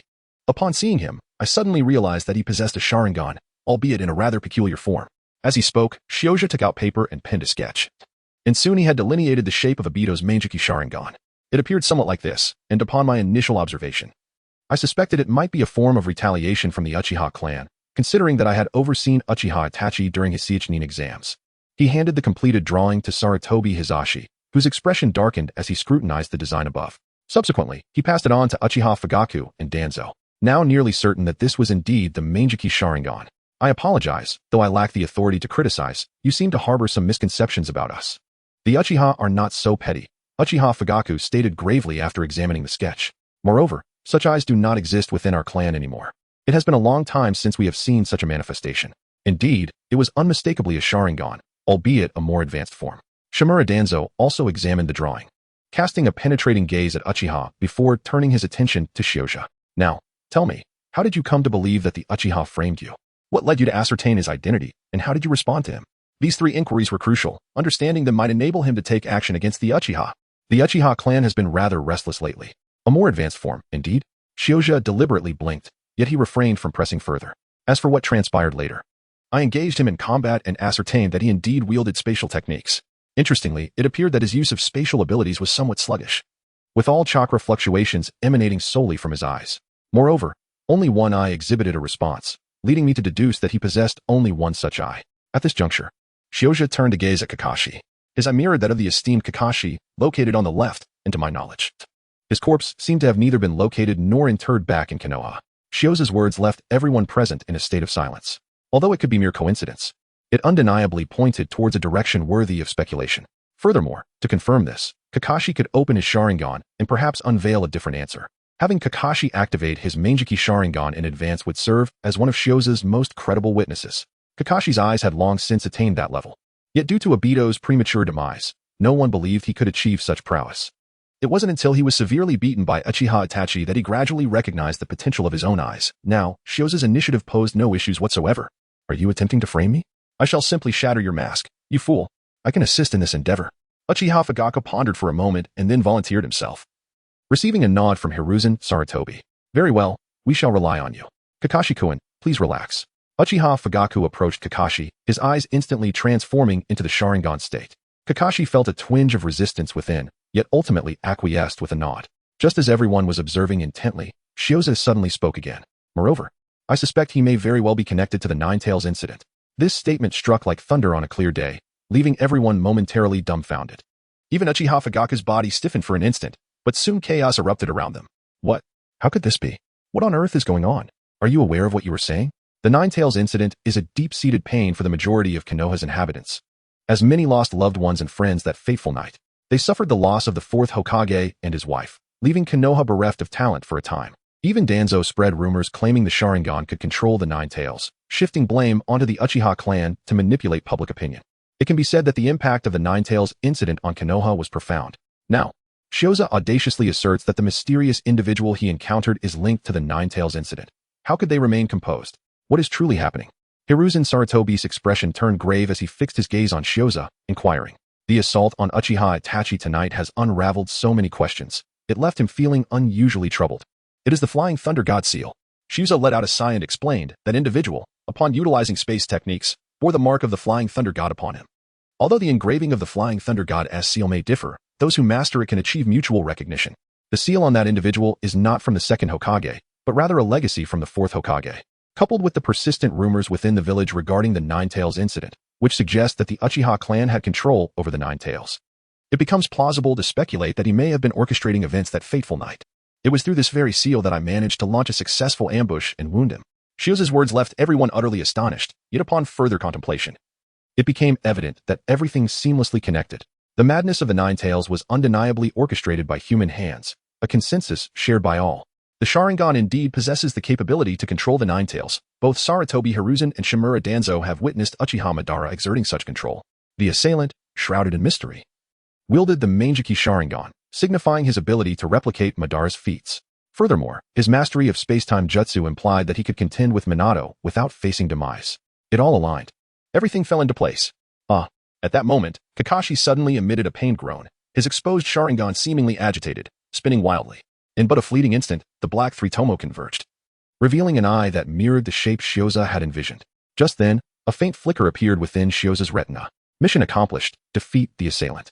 Mission evaluation, S. Reward acquired, 7 free points. Hidden mission completed. Unveil Uchiha Obito's identity. Mission evaluation, S. Reward acquired, 6 free points. As he faced Uchiha Obito, the premature revelation of his identity enabled the completion of the hidden task, achieving an S rating, thus granting a special reward. Would release experience insights. Chapter 51. Burying Obito alive. Had he struck gold? Gazing at his interface, Shioza's first thought was this. Setting aside the vast amount of free points, the mere experience of wood release was undeniably his heart's desire. Yet, a lingering question plagued him. What precisely was this wood release? He possessed enough self-awareness to understand that while he aspired to tread the path of Ashura, his comprehension of Ashura's power remained limited. The might of wood release, to some extent, derived from the mutations of the god tree's fruit. This he acknowledged. Even with alternatives, contemplation and practice were imperative. However, given the presence of such a boon, it would undoubtedly facilitate his swifter integration of wood release. Regardless of the outcome, it appeared promising. After much deliberation, Shioza resolved to set aside his musings. The meeting had yet to conclude, and he lacked the leisure to ponder further. All matters would have to wait until he resolved the current predicament. Truly, the Manjiki. As Shioza contemplated his gains, Uchiha Fugaku found his mind in a tumultuous state. Gazing upon Kakashi's eye, adorned with dart-like patterns, his emotion swirled in complexity. A sense of regret washed over him. Why had he not reclaimed that eye in the first place? It was not sheer greed that plagued him, for he harbored his own ambitions regarding the eye. But he possessed a similar one himself. What troubled him more was the turmoil and issues this eye could unleash. The current state of the Uchiha clan was anything but stable. The kaleidoscope of emotions mirrored in his thoughts. Danzo's eyes were fixed intently on Kakashi's eye, his fists clenched in determination. He had previously dispatched A to seize Kakashi's eye, only to discover that A had spared Kakashi and developed an unexpected will of his own. Ultimately, under pressure from his old friend, he had been forced to relinquish A, resulting in significant losses, particularly since it was a matter of wood release. Now, it seemed he had not only lost the wood release, but also a precious Sharingan. Cursed, cursed, cursed. Danzo lamented his fate, pounding his chest in frustration, while the third Hokage fell into a contemplative silence. The others, similarly, found themselves at a loss for words. Many gazes inadvertently drifted toward Shioza, who stood there, seemingly unfazed, having ignited such a monumental event over what appeared to be a trivial matter. What a stroke of misfortune or fortune he must possess to unravel such a significant incident through mere analysis and inquiry. It was now almost certain who had orchestrated the attack on Konoha, triggering the Nine Tails incident and leading to the demise of the Fourth Hokage. After a prolonged silence, the third Hokage finally spoke, though he chose his words carefully to consider Kakashi's feelings. However, the true identity of Uchiha Obito remained uncertain. Perhaps he had obtained Obito's eye after all. Hokage-sama. I had always addressed him thus, and in the end, he had acquiesced. Shioza suddenly interjected, then turned to face Uchiha Itachi. Right, kid? As the words hung in the air, both Uchiha Itachi and Sarutobi Hiruzen felt a moment of tension. Itachi pondered to himself that Shioza was not much older than he was, while Hiruzen mused over Shioza's persistent fixation on Uchiha Obito. Yes, senior. Ultimately, Uchiha Itachi nodded earnestly, still shaken by Shioza's account of how he had lured out a deceiver, a plan that involved obliterating evidence. Itachi truly believed that had that individual not emerged, Shioza would have carried out his grim intentions. Without concrete evidence, it was prudent to refrain from hasty conclusions, especially since Obito was also a hero of Konoha. Hiruzen thought to himself that Itachi ought to consider Kakashi's feelings. In truth, he had already concluded that it was Uchiha Obito. After all, the activation of the Manjiki Sharingan was not something to be taken lightly, only a select few could achieve it. However, it was worth exploring this line of thought. Shioza, you are currently the only one who has interacted with him and can confront him. This significant responsibility may have to fall upon you. I have no objections. Shioza nodded. He would not let this blatant act of revenge slip by. However, I require certain individuals and information, as my knowledge of him is rather limited. No problem. Sarutobi Hiruzen did not hesitate to agree, his heart brimming with indignation. Repeated provocations against Konoha, culminating in the death of the Fourth Hokage, could not go unanswered. You may request the deployment of personnel, whether from the Umbu or other ninjas. As for the information, that may pose some challenges, but I shall exert every effort, even soliciting the cooperation of the Uchiha clan to fulfill your needs. We, the Uchiha, shall fully cooperate, Uchiha Fugaka promptly declared. Regardless of his inner thoughts, it was imperative to express solidarity at this juncture. Very well. Sarutobi Hiruzen nodded, casting a solemn glance at everyone present. Until we reach a definitive conclusion regarding today's events, I do not wish for Konoha to exhibit any signs of disturbance. The implications of this matter are exceedingly grave. I trust everyone understands the gravity of the situation. I beseech you all for your discretion. Yes, Lord Hokage. Everyone present nodded in agreement, fully aware of the considerable ramifications, especially given the involvement of the Nine Tails and the Fourth Hokage. Any indiscretion prior to a clear resolution could lead to unpredictable outcomes and tumultuous public opinion. This principle of confidentiality was understood by all in attendance. Lord Hokage, I will organize the information shortly. However, I have already considered the personnel. May I submit the request for deployment now? Shioza interjected once more, to which Sarutobi Hiruzen nodded in acquiescence. Please proceed. Let me know whom you wish to enlist. I recommend Kakashi, as he possesses another Sharingan. Indeed, Kakashi-senpai is precisely the individual I require. Shioza did not refuse, since the aim was to vex Taito. He decided to see it through to the end. Furthermore, I hope to mobilize the Umbu members, Shirzue and Shiyin, as they are my comrades. Additionally, I wish for Tens to join. Later that evening, within the root base, Danzo sat in silence, his mind consumed with the image of Kakashi's eye. His inner rage did not wane with the passage of time. Rather, it intensified. To him, it was something that rightfully belonged to him. Yet it had slipped away due to his betrayal. Such an occurrence was truly unbearable for him, and forgiveness was out of the question, just as his fury reached its pinnacle. Suddenly, Oil Girl Ryoma entered the room. Despite his boiling anger, Danzo forced himself to suppress the eruption of rage. The Tsunagakure had already conducted an investigation. Confirming what Shioza had said, Ryoma could sense her superior's wrath and quickly spoke in a hushed tone. Ki seemed to be preparing for something, while Yukura had nearly aligned with Ki's and Chiyo. Moreover, according to reports from our hidden agents, Ki's had contacted us, inquiring about various resources and asking for our confirmation on certain matters. However, we need further verification as, I understand. This news finally quelled the fury etched across Danzo's face. Although he was convinced he had grasped Shioza's vital weakness, his inherently suspicious nature prevented him from placing complete trust in it. Naturally, he would conduct further investigations. At present, it seemed that everything was progressing in a favorable direction. This young man, Shioza, appeared to be trustworthy after all. Chapter 52. My growth knows no bounds. At last, it is over. In the deep of night, Shioza had managed to complete his pressing tasks and finally returned home. Daitu, that scoundrel, had unexpectedly sprung forth, and indeed, he had orchestrated a conspiracy against Shioza. Frankly speaking, had it not been for the Flying Thunder God technique, Shioza would have been trembling in fear. After all, should such a scheme unfold, a common person would be left utterly speechless. At the time when Shioza acquired the knowledge of the ninja world, he whimsically pondered whether he could directly master wood release. If the theory were sound, perhaps he could transcend the constraints of his bloodline and the fruit of his abilities. However, after much contemplation, he ultimately abandoned the idea. After all, he lacked access to the necessary resources, and even if he risked everything by forsaking his affiliation with Konoha, he would still be left empty-handed. Although he might grasp the concepts, without the power of a bloodline, his efforts would be futile. Thus, upon mastering the Flying Thunder God technique, he adhered to the principle of learning to escape when unable to prevail and employed it directly. Little did he expect that it would inadvertently lend me significant assistance. Shioza took a deep breath, his mind consumed by thoughts of the deranged Uchiha Obito. After a thorough contemplation, he seemed to discern the reason behind this lunatic's pursuit of him. It appears my earlier assumptions were correct. It is indeed Uchiha Shirzue. Imagine, an ANBU from Konoha assassinating a member of the Uchiha clan, and it is, in fact, a member of the root organization who has perpetrated the act. This situation, viewed from any angle, undeniably indicates Konoha's profound distrust towards the Uchiha. Furthermore, considering the internal unrest within the Uchiha clan, it is conceivable that, once provoked, Uchiha Shirzue might resort to irrational actions.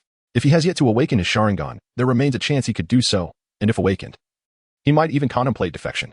Shioza pressed his lips together, and he sensed that Uchiha Obito was not entirely averse to the idea of him slaying Uchiha Itachi. Rather, it seemed he wished that the act be performed in the presence of Uchiha Shirzue. After all, Could that lunatic Kabuto not be relied upon to salvage the situation at a critical moment? Thus, do not blame me for leading you into this predicament, Uchiha Obito. Shioza's character cannot be described as petty, yet it is certainly far removed from being magnanimous. Since Obito dared to take action, Shioza must, by all means, retaliate. However, my plans have been somewhat disrupted at this moment. Shioza let out a sigh, but he quickly regained his composure. He decided to explore the experience of wood release first, hoping it would yield new insights. With this thought in mind, he refrained from allocating points directly and instead summoned the system to initiate the wood release experience. In an instant, a torrent of information surged into his mind. At that moment, he seemed to enter a rather unique state. The cascading memories reverberated in his consciousness, intertwining a series of profound insights and experiences within him. In this instant, he felt as though he had genuinely undergone a transformation, experiencing the entire process of wielding wood release himself. Soon, he opened his eyes. Although his brow furrowed slightly, as expected, it was Uchiha Obito's wood release, yet this wood release. Shioja shook his head. During his recruitment, Tianzong was also present. To be candid, he would have preferred to acquire Tianzong's wood release. Although Obito's wood release is commendable and relatively aligned with the orthodox style, the crux of the matter lies in the fact that his wood release is predominantly driven by instinct. In other words, his wood release largely relies on the cells of Senju Hashirama. The powers derived from fruit mutations or Ashura's chakra are beyond his reach. However, there is a silver lining. I can ascertain the significance of yang release. Throughout my experiences, I distinctly felt that within the amalgamation and manifestation of the jutsu, yang release consistently held a pivotal role. It is this potent yang release that, when combined with the earth and water chakra natures, incites an extraordinary reaction. It endows the resulting wood release with remarkable vitality, allowing it to exhibit a surprising resilience against flames. It further enhances the wood release's solidity and flexibility to an almost unparalleled degree. Indeed, it is this formidable yang release that has birthed the awe-inspiring wood release, enabling Senju Hashirama to become the most exceptional Ashura, defeating the seemingly invincible Uchiha Madara without reliance on tailed beasts or others. Such an intense yang release commands a sense of reverence, perhaps even upon reaching level 10. I might not rival its strength. Shioja shook his head. Even the cells within Obito had left him sufficiently astonished. What would it be like if a real person were to appear? Fortunately, Shioja was not overly concerned. His growth was indeed limitless. Ji Yuan Shioja Physical Comprehensive Quality, LV7 Chakra, LV7 Abilities, Flying Thunder God LV6, Yin Release LV3, Yang Release LV3 Free Points. 14 Opening the interface and gazing at his current attributes, Shioja stroked his chin thoughtfully. It would be wise to make some preparations in advance, especially since I now possess the formula. The bloodline limit, a fusion of bloodline elimination, indeed bears resemblance to a formula, but it is imperative to have a clear proportion for chakra fusion. Additionally, ample chakra is essential to sustain the entire fusion process. Shioja has grasped the concept of proportion, yet his mastery of chakra still exhibits some deficiencies. However, this is hardly a significant concern. There remains an abundance of treasures within the shinobi world. His mastery of yang release has ascended to level LV6 with 2 free points available. In an instant, he distinctly sensed a profound transformation within his physique. The latent power residing within him burgeoned, and under the nurturing influence of this force, he perceived an enhancement in his physical strength. It is truly a marvelous sensation. Shioja clenched his fists, fully aware that this sensation was not merely a figment of his imagination, and he had begun to harness even more of such power within him. However, the consumption was rather substantial. Glancing at his available points, he was suddenly engulfed by a nostalgic feeling reminiscent of the days before liberation. Regardless, his primary objective remained to elevate his water release technique to level 6. All he needed was a sufficient chakra source to truly experiment with his abilities. The following morning, after completing his morning routine, Shioja stretched languidly. He had grown accustomed to rising early. In truth, even if he had not, there was no alternative. Under the oppressive regime of Danzo, he was compelled to rise at dawn each day to train. Should he oversleep, he risked enduring a brutal assault, which left him no opportunity for indulgent slumber. Gradually, he had no choice but to adapt to this regimen. There were numerous matters requiring his attention today, such as the documents and personnel he had requested the previous evening, which should soon arrive.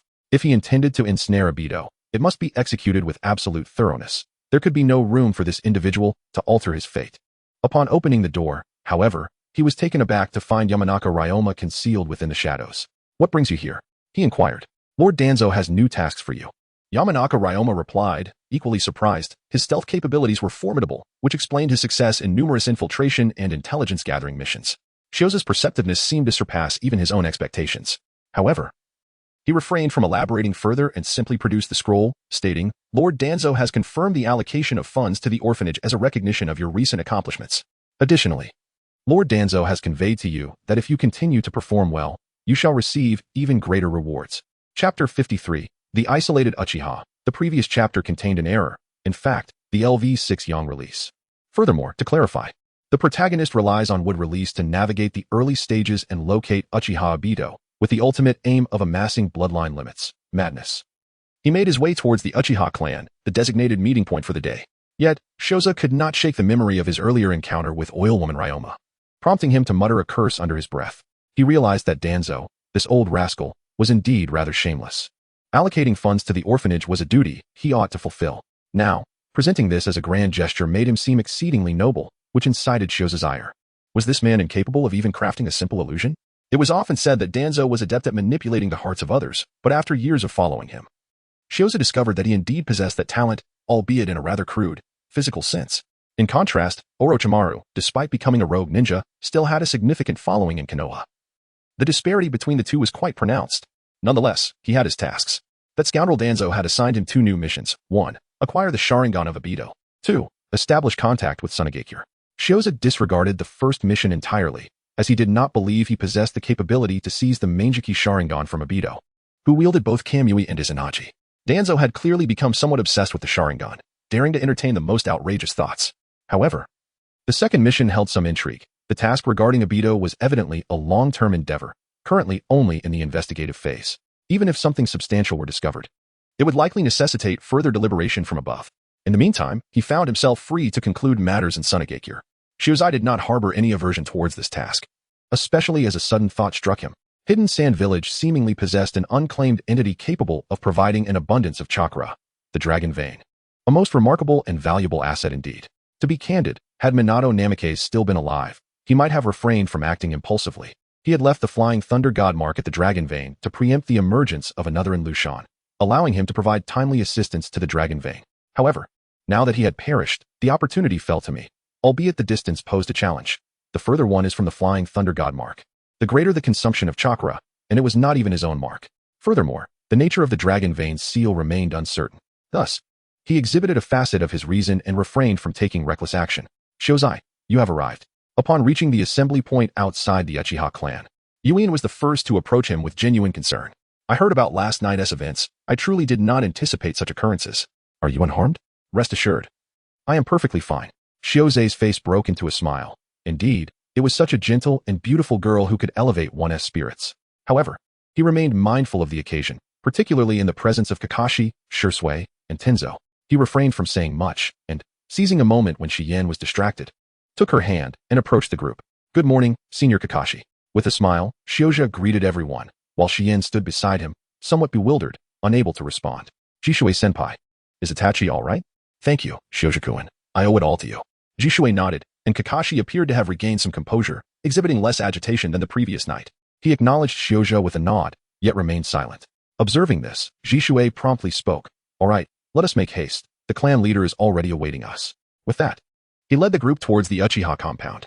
The Uchiha clan's territory is now situated on the outskirts of Konoha village. In Shioja's recollection, this unfortunate family had been forcibly relocated twice. The first division occurred during the era of Senju Tobarama, who, under the pretext of the Uchiha clan being a prominent ninja family, allocated to them the largest residential area. He also established a powerful police force, binding them to it, which ultimately resulted in their first displacement to the periphery of Konoha. The second relocation was orchestrated by Shioja's superior, Shimura Danzo. Utilizing the chaos of the Nine Tails Rampage, he initiated a new round of territorial reallocation. With the tacit approval of the Third Hokage, the Uchiha were once again driven to an even more marginal area. This location is further from the bustling heart of Konoha and closer to the Konoha prison, effectively ensnaring the Uchiha clan. This situation is among the many grievances of the Uchiha, whose inherently proud nature often leads them to eschew explanations. In response to the village's hostile environment, they frequently resort to physical means to silence their critics, further inciting the animosity of Konoha's residents. Such a vicious cycle, once set in motion, only serves to widen the chasm between both parties. As it stands, entry into their territory is now strictly prohibited for outsiders. The surroundings here appear rather pleasant, however. Shioza surveyed his surroundings before turning to Shisui and Kakashi with a smile. It appears that your kin are somewhat unwelcoming towards us. Could it be due to your influence? Kakashi-senpai? Kakashi, at a loss for words, absent-mindedly touched the covered Sharingan eye, a remnant of past controversies. Could it be you, Shioza? Taienzo interjected with a playful glimmer in his eyes. After all, you did discipline the clan leader's son without allowing him any substantial retaliation.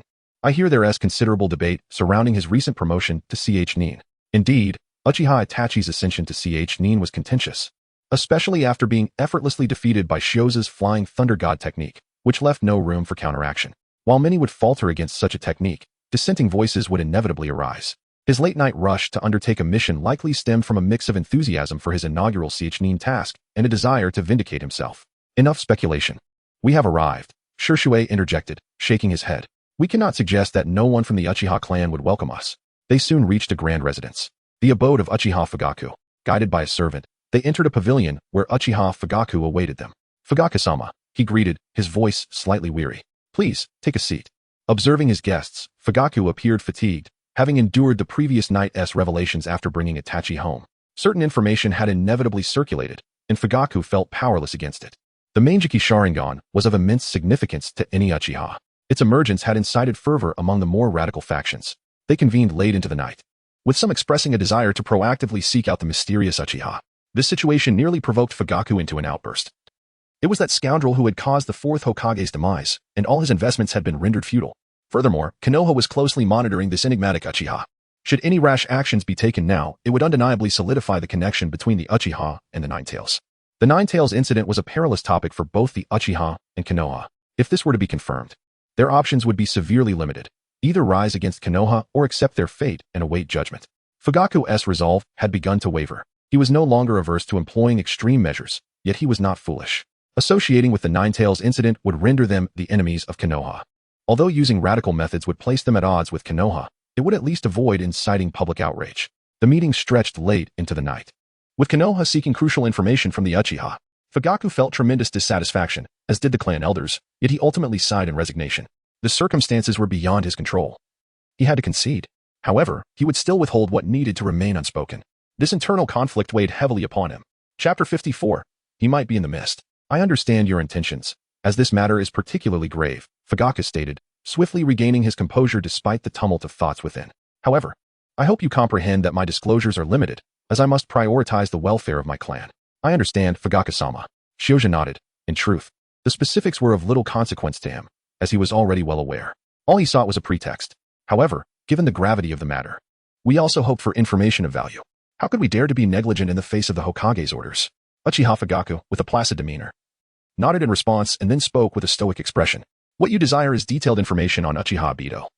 This has already been prepared and I can provide it to you now. However, regarding the evolution of the Sharingan, I am unable to disclose many specifics. I can only share some fundamental aspects. He was tempted to mockingly remark, doesn't Konoha already possess this knowledge? Why come to me?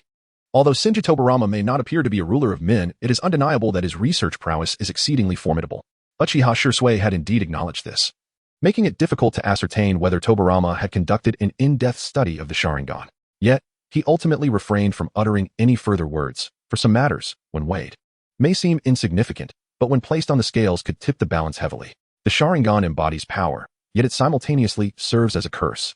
At this juncture, Uchiha Fugaku paused momentarily, before his tone grew slightly more weighty as he continued, for it is only after losing something that these eyes can undergo transformation. Once something is lost, it brings forth endless suffering. Both Itachi and I, as well as Shursui, have endured such anguish. With these cryptic words, Uchiha Fugaku closed his eyes and fell silent. For him, he had said all that needed to be said. How others interpreted it was beyond his concern. However, at that moment, Kakashi, who had been somewhat reticent, suddenly furrowed his brow and spoke up. Obito awakened his eyes while beside me. He did not lose anything. He did so to protect me. Yet, my own Sharingan awakened due to my teammates. Shursui sighed in rebuttal, yet he quickly shook his head and said, let us examine the information on Uchiha Obito. I believe this will prove more beneficial to us. No, I have an idea. Shusa remained unhurried, gazing intently at Uchiha Fugaku. I inquire, even when it comes to the advanced eye you speak of, is it truly the same? Ordinarily, yes, Uchiha Fugaku replied after a moment of contemplation, nodding slightly. Yet, at this juncture, his words faltered. I comprehend now. Shioja broke into a smile. For him, that was more than sufficient. Although the information was somewhat lacking, it seemed adequate nonetheless. Shien and Tiansong appeared puzzled, and even Jishui, Kakashi, and Uchiha Fugaku looked on with expressions of bewilderment, still trying to grasp the situation. If what the clan leader Fugaku said is indeed true, then I can ascertain that the individual in question is Uchiha Obito. Shioza articulated a conclusion with remarkable clarity, causing Kakashi's expression to tighten momentarily. However, before Kakashi could utter a word, Shioza shook his head and said, "Let us not rush." By integrating the information provided by clan leader Fugaku along with that from senior Kakashi, I have gained a general understanding of the circumstances surrounding the Sharingan. Upon hearing this, Uchiha Fugaku maintained an impassive demeanor, yet inwardly he felt a subtle disdain, thinking, with such scant information, you believe you comprehend the Sharingan? You are all mistaken. Shioja continued to speak, earnestly gazing at Kakashi. The esteemed leader Fugaku expounded upon loss, while you, revered Kakashi, articulated the concept of protection. May I deduce that the awakening of the Sharingan is, in essence, a reflection of one's inner state, achievable only through the ignition of profound emotions? In simpler terms, it is akin to mental stimulation. Mental stimulation?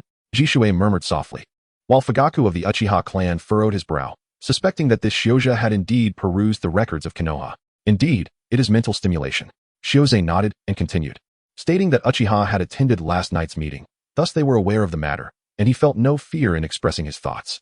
The departed comrades and the intense desire to protect are, in essence, fluctuations of emotion, manifestations of a stimulation of one's own sentiments. Such stimulation can enhance the Sharingan. As clan leader Fugaku had previously mentioned, the evolution of the eye is indeed a natural progression. Therefore, can I interpret this as a deeper level? A deeper level. Jishue murmured softly, and Kakashi's expression instantly turned pale, while Shien and Tens wore looks of bewilderment. At that moment, Uchiha Fugaku's face darkened, as he began to suspect whether this young man had perused intel in Konoha, deliberately attempting to unsettle him.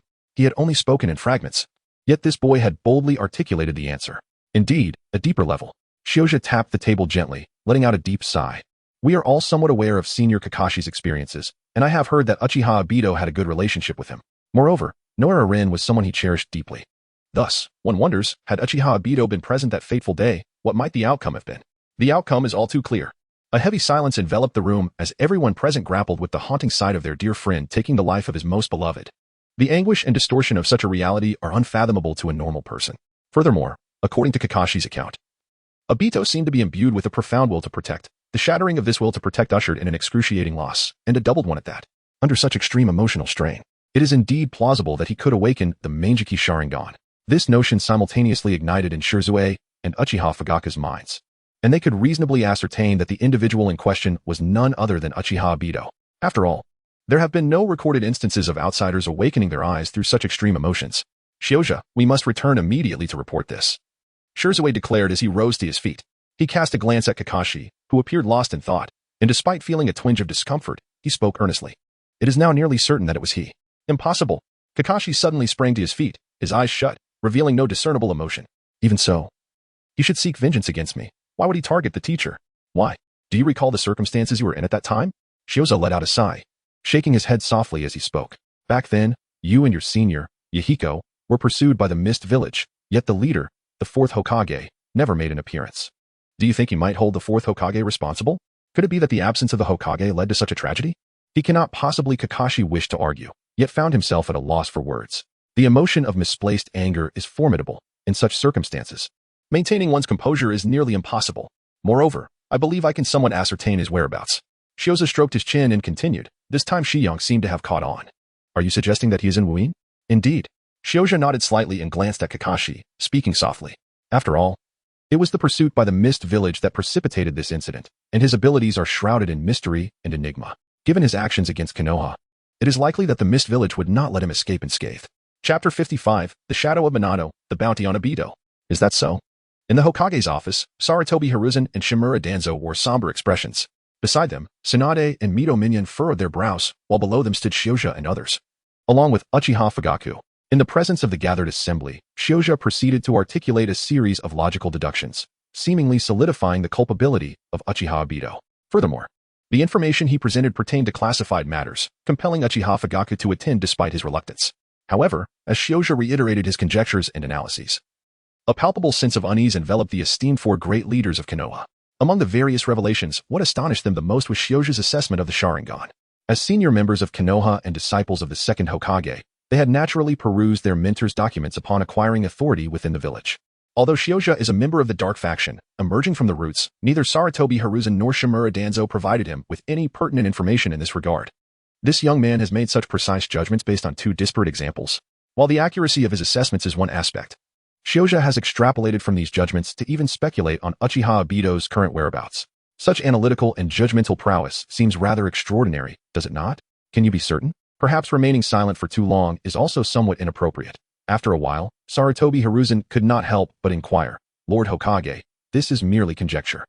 Shuza shook his head in response, confidently affirming that he could deduce the answer with absolute certainty, as the reasoning would not lead him astray.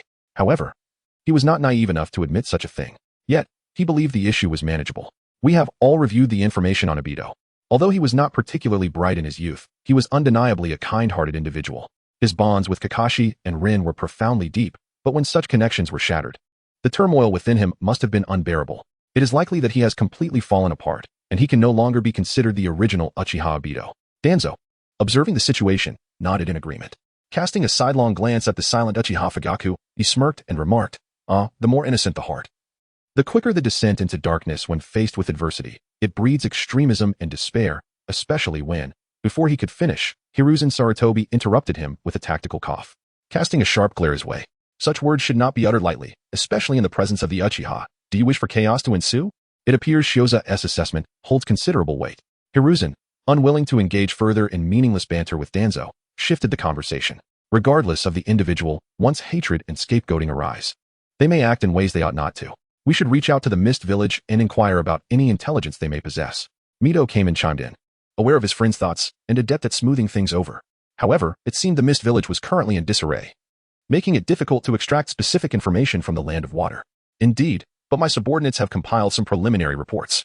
Danzo, undeterred by Hiruzen's dissatisfaction, revealed that there appeared to be a continuation of the blood mist policy, which was even expanding, though unfortunately, more detailed information was not forthcoming. This policy is still in effect? Kurenai Yuhi, who had remained silent, expressed her surprise and shook her head. While it significantly enhances the quality of ninjas, such measures are excessively brutal. There is no denying that the ninjas of the mist have always been of high caliber, yet the cost of cultivating such quality is unimaginable. In a class, only 1 or 2 students may graduate, and the price of graduation is to overcome all others, even to the extent of eliminating them. The cruelty embedded within this system is indeed astounding. It seems we need to delve deeper into the circumstances surrounding the Mist Village, Hiruzen acknowledged, albeit with a hint of frustration. The mist had entirely shut itself off. Acquiring intelligence from them would be unimaginably difficult, especially given their current madness. During the Third Great Ninja War, their actions in the Land of Whirlpools could only be described as resembling humanity, yet they had devolved into something akin to beasts. Conducting an investigation in such a closed-off and deranged environment presents a significant challenge. Nevertheless, we must not overlook Uchiha Obito. We must pursue him relentlessly. No matter how arduous the task may be, let us issue a thorough manhunt for Uchiha Obito throughout the Land of Fire and its surrounding areas, making him believe our gaze is fixed here, allowing us to gradually infiltrate the mist. With this thought, Hiruzen's resolve strengthened, and he turned to Uchiha Fugaku. Fugaku, I hope your clan can cooperate fully during this time. This matter concerns not only Konoha, but the Uchiha as well. I beseech you. Fugaku nodded in agreement, understanding that refusal was not an option. As Hiruzen had articulated, this was a matter of concern for both Konoha and the Uchiha. However, his gaze subtly drifted toward Shioza, and the other prominent figures of Konoha inevitably glanced in his direction as well. This young lad not only possessed a talent for combat reminiscent of Minato, but also shared his analytical prowess. Are you alright, Kakashi-senpai? Upon exiting the Hokage's office, Shioza and his companions felt their mission had reached a temporary conclusion. Given the current circumstances, it was likely that they would not be involved further until the mist made some progress. At the very least, they needed to ensure a safe entry and exit route back to Konoha. Of course, Shioza, who wielded the Flying Thunder God technique, had no cause for excessive worry. But he was adamant about not confronting Obito alone. At this moment, he found himself in an exceptionally good mood. Having been duped by Obito, he had managed to turn the tables and strip him of his defenses. No more tricks, Obito. I'll ensure you have nothing left. While Shioza reveled in his triumph, Kakashi appeared unusually somber. Noticing this, Shioza could not help but inquire. I never anticipated things would evolve in this manner. Kakashi sighed, touching the eye concealed beneath his mask. Yet, I believe this situation warrants further investigation. We must gain a thorough understanding. But rest assured, I am a Konoha ninja, and I know my responsibilities. Having said that, Kakashi fell silent, though a firm determination grew within him. Obito, you were the one who pulled me back. Now it is my turn to bring you back, no matter the cost. Watching Kakashi's retreating figure, Shursui sighed, while Izumi was at a loss for words. Aware of some of Kakashi's inner turmoil, it was Kakashi's influence that had prompted him to challenge Danzo and ultimately leave the route. Kakashi-senpai, he is alright, right? Yugao could not help but whisper, while Shioza found himself at a loss for words. Obito's actions were truly infuriating. Completion of hidden mission. Reveal Uchiha Obito's identity. 2. Mission evaluation. A reward. 3 free points. At that moment, Shioza's interface suddenly refreshed, and his eyes sparkled with excitement as he gazed at the screen. Undeniably, Obito was a good person. Chapter 56. Prepared. Obito was indeed a good person, a fact that Shioza could not dispute. Although that wretched scoundrel had thoroughly deceived him, the benefits he had reaped from Obito were simply outrageous. Not to mention the profound insights gained from wood release. The sudden influx of free points had made him remarkably wealthy. Especially at this moment when he desperately needed those free points, Obito had delivered them right to his doorstep, filling him with joy. I wish to enhance my water release. Without a moment's hesitation, Shioza silently made his request. Enhancement completed. Shioza Shira overall physical quality. LV7 chakra. LV7 abilities. Flying Thunder God LV6. Water release LV6. Earth release LV6. Yang release LV6 free points. 0. Observing his current critical attributes, a smile inevitably spread across Shioza's face. Achieving 3 skills at LV6 was no small feat. Even though he possesses numerous other skills, attaining level 6 in these 3 attributes will enable him to embark on preliminary endeavors. Wood release. Wood release is indeed the cornerstone for his subsequent deceptions. Although, from a personal standpoint, the Gundam combat has become somewhat outdated in the current version. The presence of Gundam remains unparalleled. What lies ahead for me is the integration of the bloodline limit, a lengthy process. If I can successfully activate the Gundam, it would certainly be a fortuitous development. Shioza possesses a meticulously crafted career plan. He is acutely aware of his aspirations and the means to achieve them. As an ordinary individual, his only avenue for advancement lies in pursuing the path of the bloodline network. This is a choice he must embrace, yet he harbors a sense of confidence in himself, particularly regarding the first bloodline elimination involving wood release, where he has already discerned a glimmer of hope. Now, it is merely a matter of accumulating sufficient chakra to commence his endeavors. Upon arriving home, as Shioza immersed himself in contemplation, Shien softly interjected. Following the conclusion of their meeting, they naturally dispersed. For Shioza's remarkable efficiency had left them devoid of any immediate tasks. It would be folly to venture into the land of water unprepared. Such an ill-fated expedition would amount to a death sentence. Nevertheless, after the disbandment, Shioza, without hesitation, took it upon himself to escort her home after Jishue and Tinsong departed. Shien contemplated voicing her objections, yet she found herself unable to resist Shioza's exuberant enthusiasm. Now that they had reached her home, she felt compelled to articulate her thoughts. Furthermore, there was no need for such gestures in the future. After all, she was a senior and not as feeble as he might presume. However, should they encounter Uchiha Obito again, it was likely that even a senior would struggle to withstand the onslaught. Shioza blinked, leaving Shien momentarily speechless. She was inclined to remark that it was inconceivable for that fellow Uchiha Obito to seek trouble with her. However, upon reflection, it seemed wiser to refrain from broaching such a topic. Shioza seemingly did not provoke Uchiha Obito, yet he found himself under attack, nearly falling victim to a conspiracy. While it is true that he had some connection with the Uchiha clan, such as being a teammate of Shursui and supervising Uchiha Itachi, it remains ambiguous given that he too was a comrade of Shursui. Thus, many matters are indeed difficult to ascertain. All right, I understand. I shall take my leave now. Shiyang pressed her lips together and finally spoke, yet Shioza remained still, gazing at her with curiosity. Will you not invite me up for a cup of tea? Shiyang struggled to maintain her composure, but fortunately, Shioza did not press her too hard. He swiftly retrieved a kunai from his ninja tool pouch and handed it to her. Senior, take this. If anything arises, please infuse it with chakra at once. I will sense it and come immediately. Shiyang hesitated momentarily, but ultimately nodded and accepted the kunai from Shioza. She understood that this kunai likely possessed the Flying Thunder God technique, which could indeed help avert considerable trouble at times. Thank you. I shall take my leave now. You should also return to rest. With that, Shiyang dashed upstairs without a backward glance, leaving no room for further conversation. Witnessing this scene, Shioza couldn't help but chuckle softly. After all, he was still quite young. Even if it was merely to enjoy tea, it truly was just tea. Shaking his head, he turned and strolled down a street, soon pausing in a deserted alley. Have you been following me for so long, yet still reluctant to show yourself? Isn't it to avoid disturbing you, Shioza? From the shadows, Yakushi Kabuto slowly stepped forward, his glasses glinting with a faint sheen. I didn't expect such a transformation after leaving the route. Are you quite fond of her? My capacity for acceptance has always been considerable. Shioza did not deny it, but inwardly he muttered to himself, exclusively for beautiful women. Speaking of which, what brings you to me? Is Danzo assigning another task? Indeed. He mentioned that there were no further developments regarding Uchiha Obito's mission, so this was an opportune moment to address the issues in Sunagakure. Kabuto, with a resigned nod, elicited a nearly exasperated eye roll from Shioza. That old coot Danzo truly treats people like mere beasts, relentlessly exploiting them. The matter concerning Uchiha Obito had only just concluded, and now another inexplicable task was thrust upon him, leaving no room for respite. If it weren't for the necessity of maintaining Konoha's structure while dealing with him, Shioza would have contemplated an overnight assassination using the Flying Thunder God technique. Very well, I understand. Will you be accompanying me on this mission? Shioza nodded thoughtfully and curiously inquired. He asked me to accompany you, but after completing the task, I shall not return to Konoha. What does that mean? Shioza furrowed his brow, suddenly struck by a conjecture. Could it be that you subsequently... You have indeed spoken the truth. The expression on the face of the pharmacist Doe revealed a hint of bitterness, and an undercurrent of anger flickered in his gaze. Following your suggestion, I expressed my desire to withdraw and meet with the principal. However, he declined, assigning me another task instead. This new assignment leads to the Rock Village. As for Obito, there seems to be no immediate solution. In the Land of Water, within the Mizukage office of the Mist Village. Kuro shook his head in regret towards Obito, speaking calmly. This jutsu is exceedingly difficult to dispel using conventional methods. It is truly a formidable challenge. I might need to conduct further research, or perhaps you could attempt using white zetsu. However, employing white zetsu entails scraping away the flesh from his body and then covering it with the form of white zetsu. Such agony is challenging even for a ninja to endure, and once executed, Obito would likely require time to acclimatize once again. While it may not be as troublesome as during his initial adjustment, it will still consume valuable time. Well, if it cannot be resolved, so be it. I was hoping to have a meaningful conversation with that little brat. Obito felt a surge of displeasure upon hearing this, yet he ultimately shook his head. This grudge must be avenged. It had been far too long since he had been deceived so thoroughly. And the fact that Zuan Shioza discerned his identity through mere analysis piqued his interest. After all, even his teacher had failed to recognize him. Do as you wish. But I still advise you to exercise caution for the time being. Kuro sighed inwardly, unable to fathom Obito's reasoning.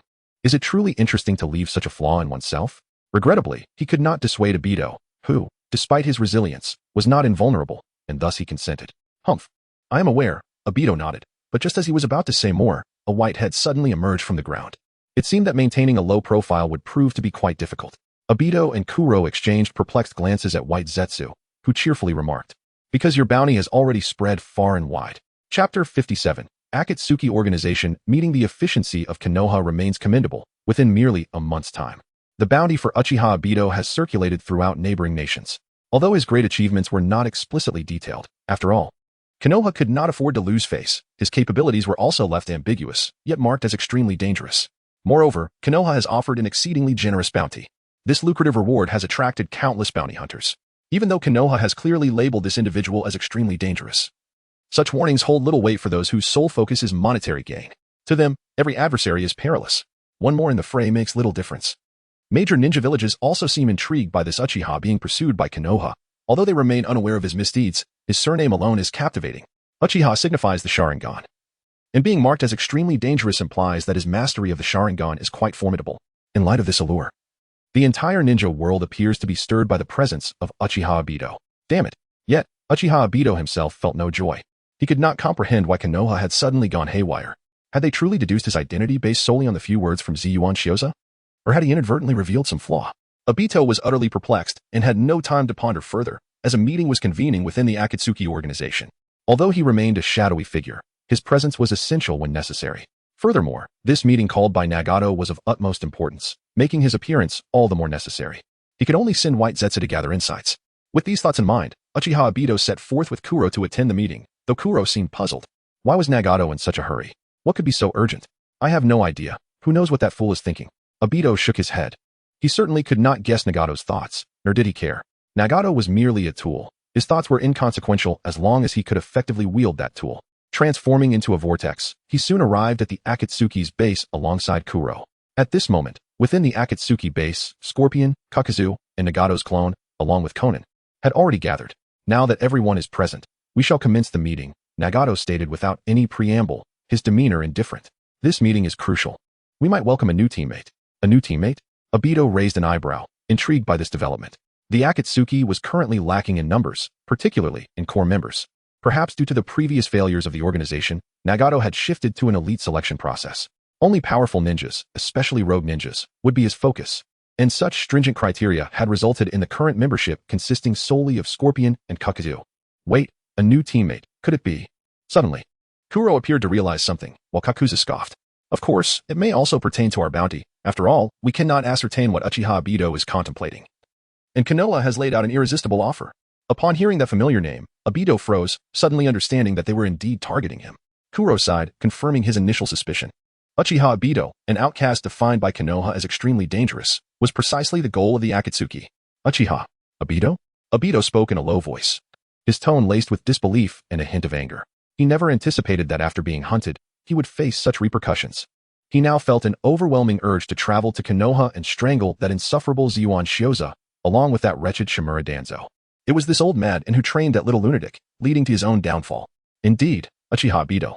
Nagato nodded, affirming Obito's thoughts. This individual aligns perfectly with our requirements. And given the extensive manhunt by Konoha, one can surmise his strength is formidable. However, even the mightiest must seek refuge amidst the joint onslaught of the great ninja villages. I believe the Akatsuki organization would serve as his most advantageous choice. The reason I summoned you here is that I trust you possess insights about him. Do you not? Nagato's implication was that, as Uchiha Madara, he should have an understanding of Obito, who also hails from the Uchiha clan. However, at that moment, Obito felt an overwhelming urge to curse. Even if he were not Uchiha Madara, he would still be well acquainted with the situation, for he is, indeed, Uchiha Obito. Absorption? What nonsense! Am I not currently within the Akatsuki? Casting a glance at Black Zetsu beside him, Obito noted that Black Zetsu was keeping his head down in silence, prompting him to realize that this fellow was unreliable. After all, who has encountered such absurd circumstances? Perhaps. Obito replied ambiguously, contemplating for a moment before hesitantly speaking up. Do you truly wish to recruit that individual? The Uchiha are known for their pride, making them difficult to persuade. Thus, we seek your assistance in gathering information. Nagato spoke with indifference, lacking faith in the self-proclaimed Uchiha Madara before him, yet acknowledging his potential utility. Regardless, you are the most convenient option, and you may even find a sense of resonance with him. Resonance? Is that even possible? I know precisely what he thinks. Obito's fist clenched tightly, yet he found himself at a loss for words. After a long pause, he finally spoke in a subdued tone. I cannot guarantee that I can persuade him, and I will require time to truly understand him. No problem. Do as you see fit. Nagato nodded. But he added one more thing. If you fail, eliminate him if you can. If not, return with intelligence. After all, he holds considerable value. I would prefer you bring back information, as we are truly in need of funds at the moment. Kakuzu, standing nearby, nodded in agreement, expressing his strong approval. For him, the prospect of an unfamiliar teammate, whose background remains a mystery, pales in comparison to the allure of a substantial sum of money. Kakuzu had taken on the financial responsibilities of the Akatsuki and was more fixated on wealth than anyone else. Understood. Obito continually attempted to rein in his emotions to regain composure. Unfortunately, he failed. The overwhelming sense of frustration only fueled the fury within him. Who could have imagined that a mere visit to Konoha would lead to such a bizarre scenario of I investigate myself and I eliminate myself? And it had to happen to him? At that moment, a singular thought consumed his mind. You all shall perish. Chapter 58, Stealing the Dragon Vein. As Obito grappled with his internal turmoil, Hizu and Yakushi Kabuto had quietly arrived at the border between the Land of Fire and the Land of Wind. A month had sufficed for them to prepare numerous plans, particularly with that old bastard Danzo hounding them relentlessly. With no other option, Hizu calculated the timing and decisively chose to embark on their journey. Speaking of which, what are your subsequent intentions? Gazing at the seemingly endless expanse of yellow sand, accompanied by the howling cold winds that whipped up layers of sand waves, Kabuto turned to inquire. You mentioned wanting to incite Sand Village's hatred towards Danzo. While it appears you have succeeded thus far, how do you plan to handle the negotiations now? Naturally, we shall negotiate in accordance with Lord Danzo's directives. Upon hearing these words, Shioja couldn't help but chuckle softly. He tightened the windproof scarf around his neck and murmured, negotiations hold significant importance when an agreement is reached. It benefits both parties, but failure to do so would lead to dire consequences. This principle is undeniable. Our task is rather straightforward. We must adhere strictly to the highest standards set forth by Lord Danzo. Upon hearing these words, Yakushi Kabuto was instantly drenched in cold sweat. Negotiations, after all, adhere to a set of standards, including an ideal price and a personal bottom line, with the space in between designated for haggling. As Shioja opened his mouth, he intended to negotiate according to Danzo's ideal price, which seemingly led towards a breakdown in discussions. Hey, don't lose your mind, Yakushi Kabuto exclaimed, unable to maintain his composure. If your intention is to keep me here, you could simply state it directly. There is no need for such theatrics. You can utilize the flying Raijin technique to escape, but I cannot. The wrath of Sunagakure will inevitably be unleashed upon me. So please, I'm not insane. And you won't perish either. Shioja rolled his eyes, feeling that Yakushi Kabuto was overly sensitive. We are merely laborers, serving Danzo, when grievances arise. The source should be sought from him. Furthermore, my willingness to come and act in this manner is not without purpose. I can disclose in advance that I possess the intelligence they desire. Moreover, the information is genuine, and they are compelled to acquire it. We could even negotiate a lower price. What do you imply? Yakushi Kabuto, being exceptionally astute, grasped Shioja's meaning in an instant. This fellow possesses something of even greater significance. Continuing to drive down the price would undoubtedly incite their anger. Yet they would be reluctant to take action. Should we persist in fanning the flames? What does fanning the flames entail? It is simply an ode to the greatness and achievements of Lord Danzo. Shiose cast a glance at Yakushi Kabuto, sensing that this individual was utterly incapable of articulating anything meaningful. Did I not mention? We serve Lord Danzo, and any issues or matters that arise are naturally at his behest. They hold no relevance to us. Yakushi Kabuto instinctively adjusted his glasses, feeling that he could not stoop to such levels of shamelessness. What praise and glorification was this? It was clearly an act of stirring shadows and igniting mischief. Why present it in such grandiloquent terms? Furthermore, when you are in Sunagakure, take heed. When engaging in nefarious deeds, it is prudent to leave traces, and those traces. Shoujo was not finished. He continued to expound upon his theories while Yakushi Kabuto could no longer contain himself. All right, I understand. I will do my utmost to subtly leave traces of Danzo. But what if you are mistaken? Even if you are wrong, do you not desire to wield power yourself? To do something for the orphanage and those akin to the director? Danzo believed he had grasped Shoujo's vital point. Having indoctrinated him from a young age and eradicated any roots of dissent, thus forming a trust based on a physical sense of control. However, in truth, it was Shoujo who held the reins over Yakushi Kabuto. Kabuto's brainwashing was not profound, as he had been dispatched to infiltrate other villages long ago. Lacking extensive knowledge of Danzo, he naturally bore no curse marks, and Shoujo was all too aware of this individual's character and some of his thoughts. Indeed, it was precisely because of Kabuto's temperament, potential, and lack of brainwashing and curse marks that Shoujo was willing to engage with him. The original work did not mention this, so we shall assume it does not exist. Furthermore, having left the village early, your understanding of Danzo is limited, whereas I possess a clear insight into his character. He will undoubtedly act in such a manner. You are truly confident. Yakushi Kabuto shook his head in resignation, yet at that moment, he suddenly noticed Shoujo extending a kunai toward him. What is this?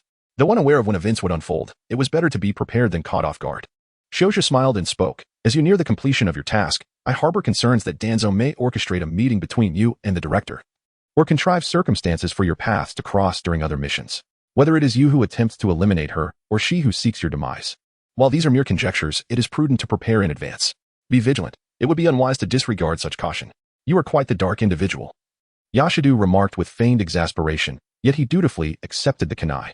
Suddenly, he jested. Am I the first boy to receive your kunai? You certainly do not behave this way at the orphanage. Your prattle is excessive, came the retort. Shioza rolled his eyes for a fleeting moment. He genuinely wished to snatch back the shuriken. However, Do suddenly interjected. I have a question. Konoha is so far from Awagakure. Can you make it there? Even if you do manage to arrive, what combat prowess do you possess? This is precisely the issue we aim to address tonight. Shioza cast his gaze towards the horizon, a distance that sufficed for him. Are you ready? He inquired. What? Yakushi Kabuto replied, somewhat perplexed. In the next instant, Shioza hurled a shuriken to the ground, simultaneously placing a hand upon his shoulder. With a resonating hum of chakra, Kabuto suddenly felt a wave of dizziness wash over him, the world before him flipping upside down. As his vision gradually returned, the lingering sensation of disorientation remained intense, and he abruptly realized he had arrived within a towering edifice. This is. Struggling to suppress the urge to retch, Kabuto turned to Shioza, only to find him consuming military rations. They were in Lulan. As Shioza chewed on the military rations, he spoke with slight breathlessness. I believe I need not introduce to you the history and the past of this place, do I? I am aware that here. Yakushi Kabuto struggled to rise, casting a glance around the surroundings, and was immediately captivated by the kunai embedded in the ground. The design of this kunai. It is, yes, the kunai of the Fourth Hokage. He once visited this place and sealed something here. Shoujo nodded slightly and slowly approached, awaiting the effects of the soldier's ration pill while rapidly recovering his chakra, all the while observing the shuriken on the ground. I had heard of this mission and had secretly perused numerous books and scrolls, thereby uncovering an answer. The answer? The pharmacist murmured, already aware of Shoujo's intentions. Indeed. Buried here lies a colossal source of chakra that could be deemed as belonging to Lulan, yet fundamentally remains unclaimed. Shioza revealed a subtle smile as he turned to face Yakushi Kabuto, speaking slowly. The sand-hidden village had long harbored intentions towards it, seeking to harness its power for greater strength. Yet, one must ponder, is it preferable to ally with those who pose no threat and harbor minimal ambition, or with those who are ambitious and could potentially betray you at any moment? Therefore, for the sake of Konoha, I believe it is wiser to sever their ambitions. Yakushi Kabuto could hardly contain himself. He had encountered shameless individuals before, as he himself could be considered one. However, Shioza's particular brand of shamelessness was truly a novel experience for him. You steal, yet you speak so grandly about it. Chapter 59. A grass that instantly transforms. Whether it be theft or gratitude for nature's bounty, Shioza had never contemplated sharing the power of the dragon vein with others, especially since his assertions were indeed factual. Remaining here only served to incite the sand-hidden village, eventually attracting the so-called Lushan. Given this, it would be prudent for him to act decisively, lest this power be perpetually coveted by others. This aligns with the will of the roots. for all is done in service of Konoha. Of course, this endeavor was not without its risks. His sealing techniques had not seen improvement in some time. Neither Danzo nor Uchiha Obito had afforded Shioza any surplus time to prepare. Nonetheless, a level 5 sealing technique should suffice to unravel the current seal. And what I must do. Shioza's gaze appeared somewhat unfocused. His objective was to seize the moment when the dragon vein chakra erupted. To grasp it and refine it instantaneously. While this assertion may seem exaggerated, it is not far from the truth. Whether it pertains to the bloodline limits or the bloodline elimination, or even Shioza's ultimate aspiration of gathering bloodlines. The fusion of these elements necessitates an immense chakra of unimaginable proportions. Such a vast reservoir of chakra is, in reality, exceedingly difficult for an ordinary individual to cultivate. The limits of human physical potential are fixed, and not everyone possesses the ability to generate chakra. Otherwise, why does the ninja world still have so many commoners? Each year, the Ninja Academy conducts assessments during admissions to ascertain the presence of innate ninja talent. Shioza undoubtedly possesses remarkable talent, otherwise, he would not have been forcibly taken away by Danzo.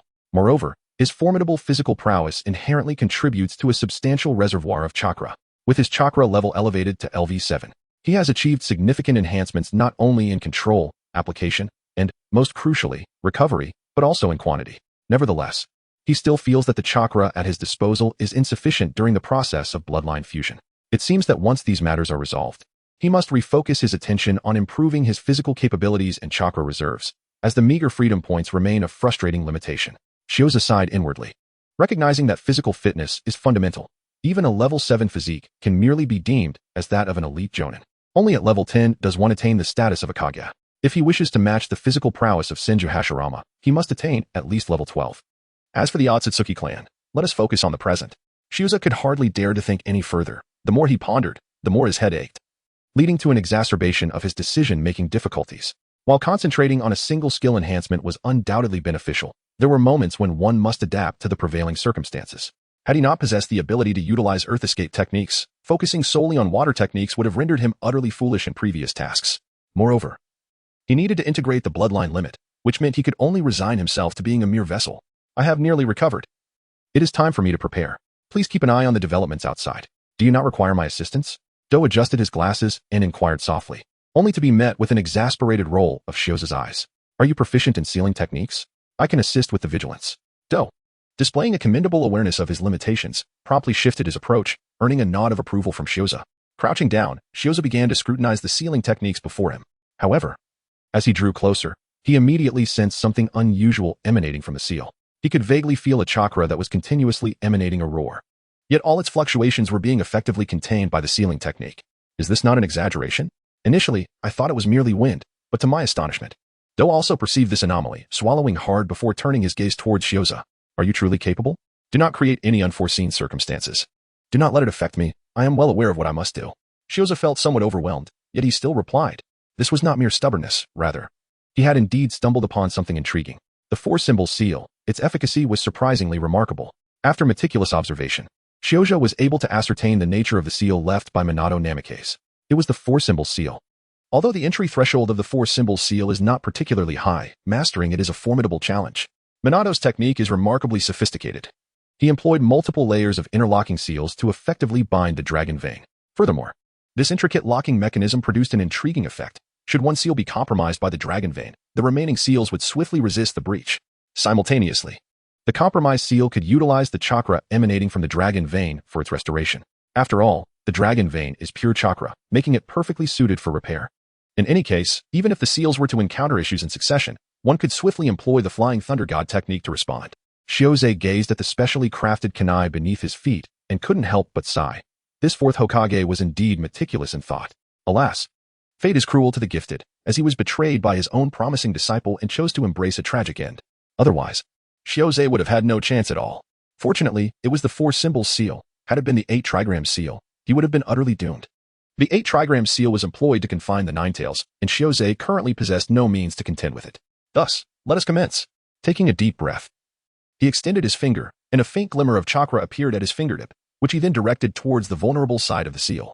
Although his sealing technique was not of the highest caliber, the four-symbol seal had long been categorized among them, and moreover, what he aimed to accomplish was not overly complex. His intention was to create an opening in the seal, allowing the dragon vein to continuously expend its energy against the seal, thus minimizing the danger upon its release. Meanwhile, he could utilize this time to complete his preliminary preparations. As the seal was breached, a surge of chaotic chakra began to tremble violently. The flames within the tower started to flicker ominously, and an inexplicable sense of oppression enveloped both him and Kabuto. Are you prepared with the evacuation plan? Kabuto adjusted his glasses, feeling the increasingly potent aura, and inquired with a furrowed brow. Rest assured, I would not just with my own life. Shuza nodded gently, settling down beside the seal before quietly closing his eyes. Observing this, Do refrained from speaking further, taking a moment to survey their surroundings, and then commenced setting various traps. Having been led into a predicament by Shuza, Do felt a sense of resignation, yet he chose to place his trust in him. After all, they had both been nurtured by Director Yena, and as friends from the orphanage, he understood the profound significance of such bonds upon entering the roots. For him, perhaps the only individuals worthy of his trust were Director Yena and that shameless fellow, Shuza. Meanwhile, Shuza began to refine the chakra within him. The earth element was his most familiar, as it was the one he most frequently employed in battle. Following closely was the water element. Regrettably, due to the constraints of the terrain, he was reluctant to expend too much chakra, resulting in a lower frequency of water usage in the current skirmish. However, the fact that it was a close second to the earth element attested to his fondness for water release. Once he fully mobilized the chakra of these two elements, he leisurely began to channel the power of his yang release.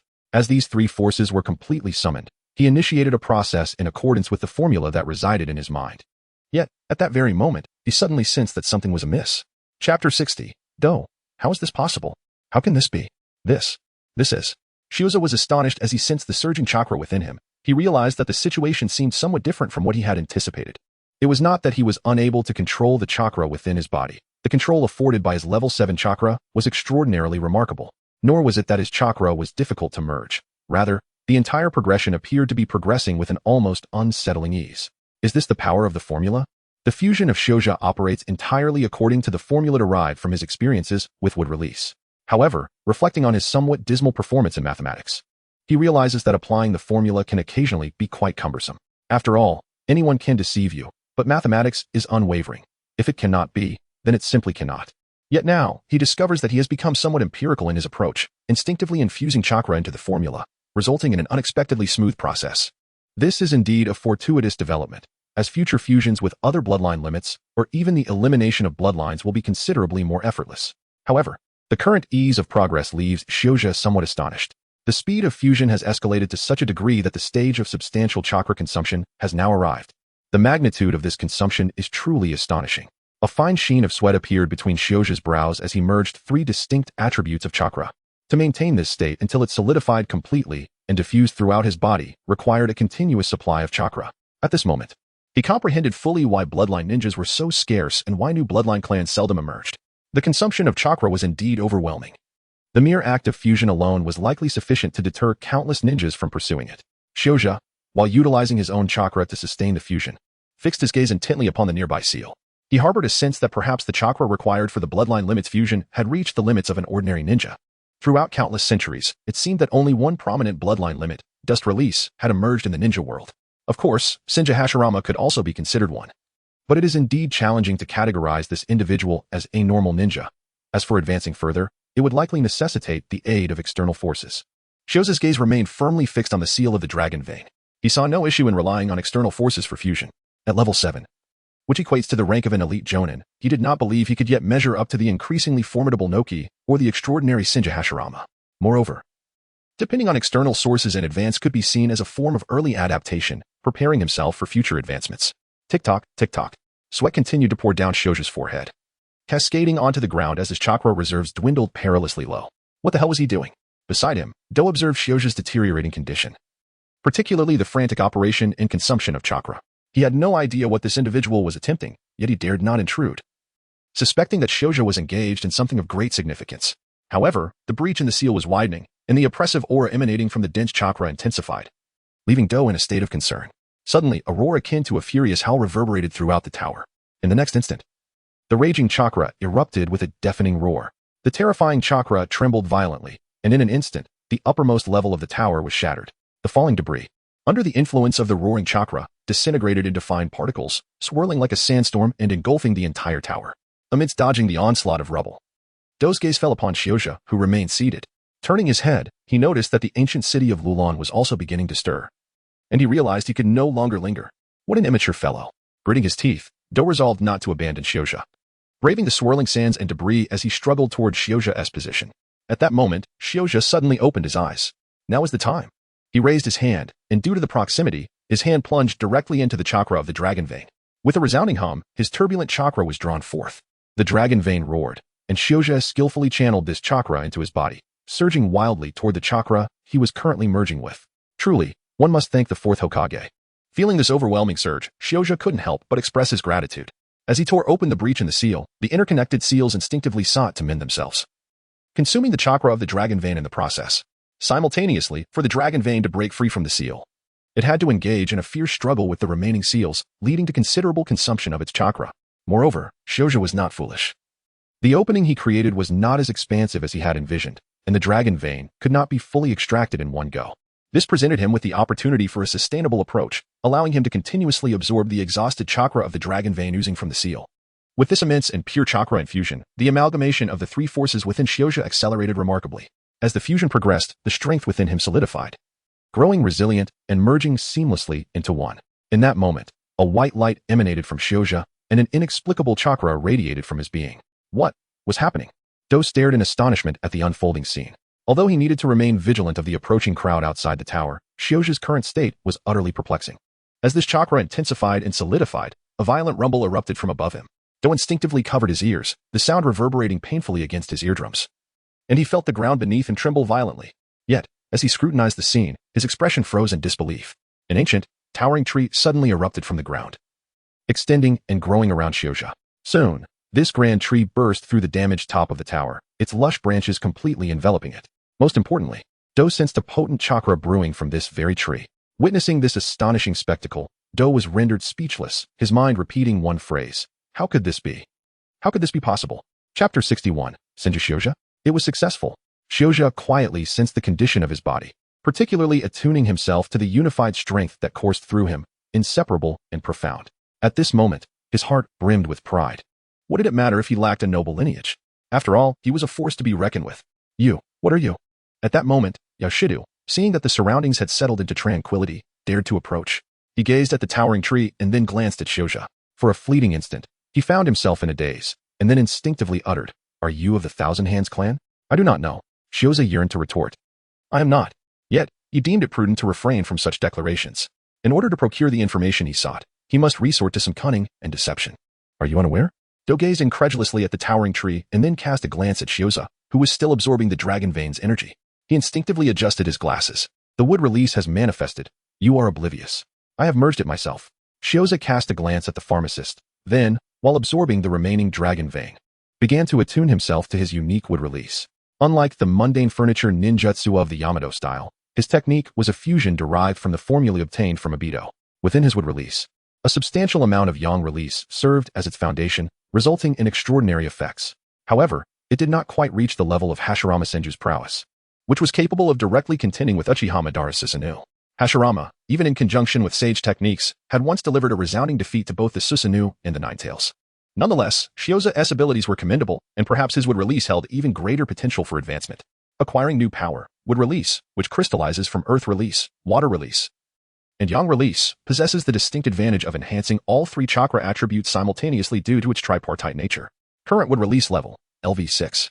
Upon reading this notification, Shioja momentarily paused, then nodded in understanding. This situation was not unusual. In fact, it was quite normal.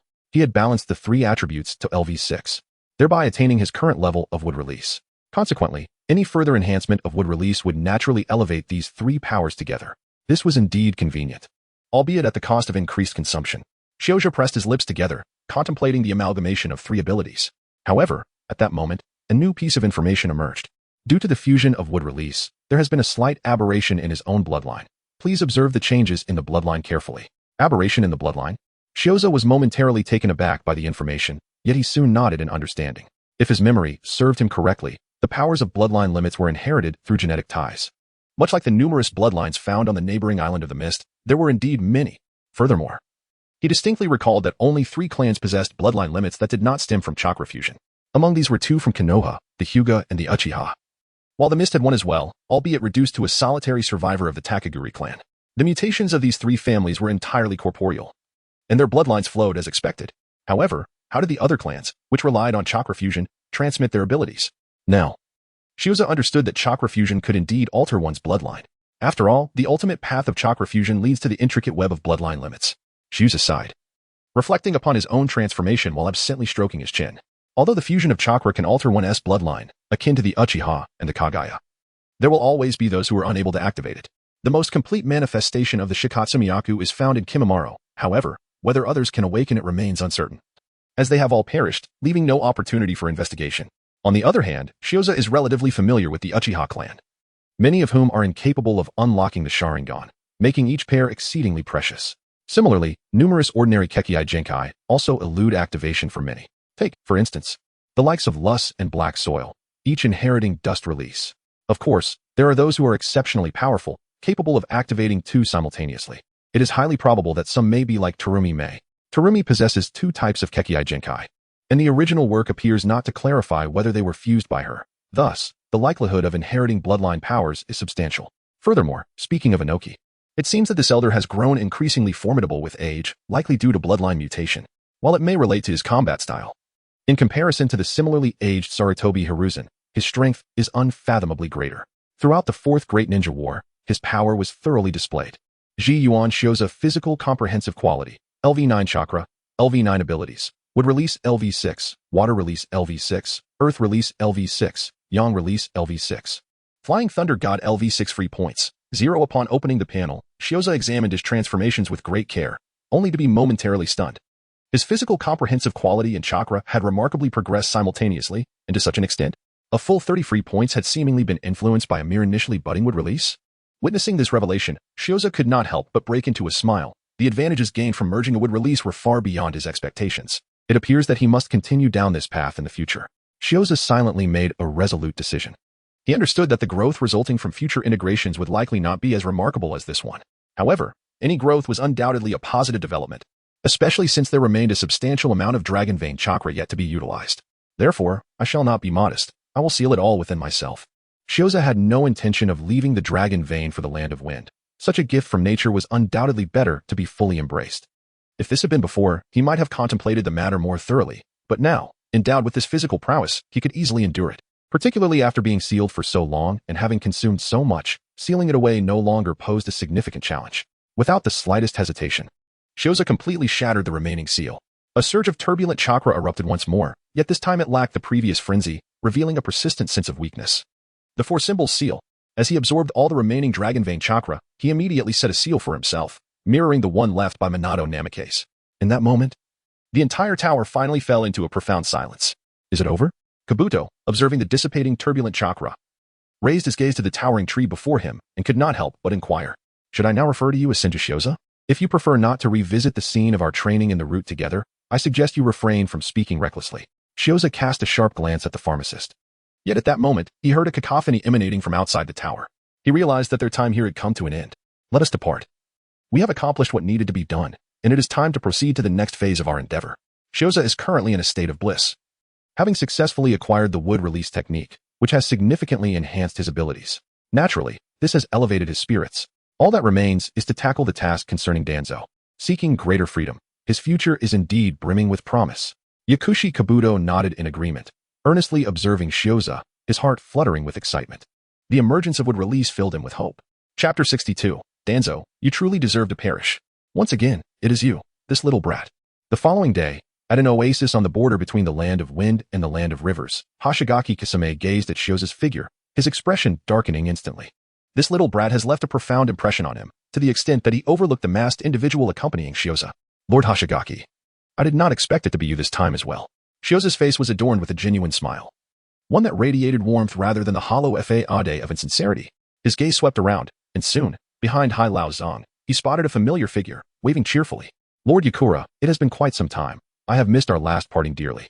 Yakura raised an eyebrow but remained silent, while the overlooked pharmacist, Do, could not help but lower his head. It seemed he was beginning to comprehend the tolerance that Shioza had mentioned. Enough of idle chatter. I have pressing matters to attend to. Hai Lao Zhang remarked, gesturing for the others to withdraw, leaving Yakura standing alone as the remaining members of the Umbu swiftly retreated to the outskirts of the oasis.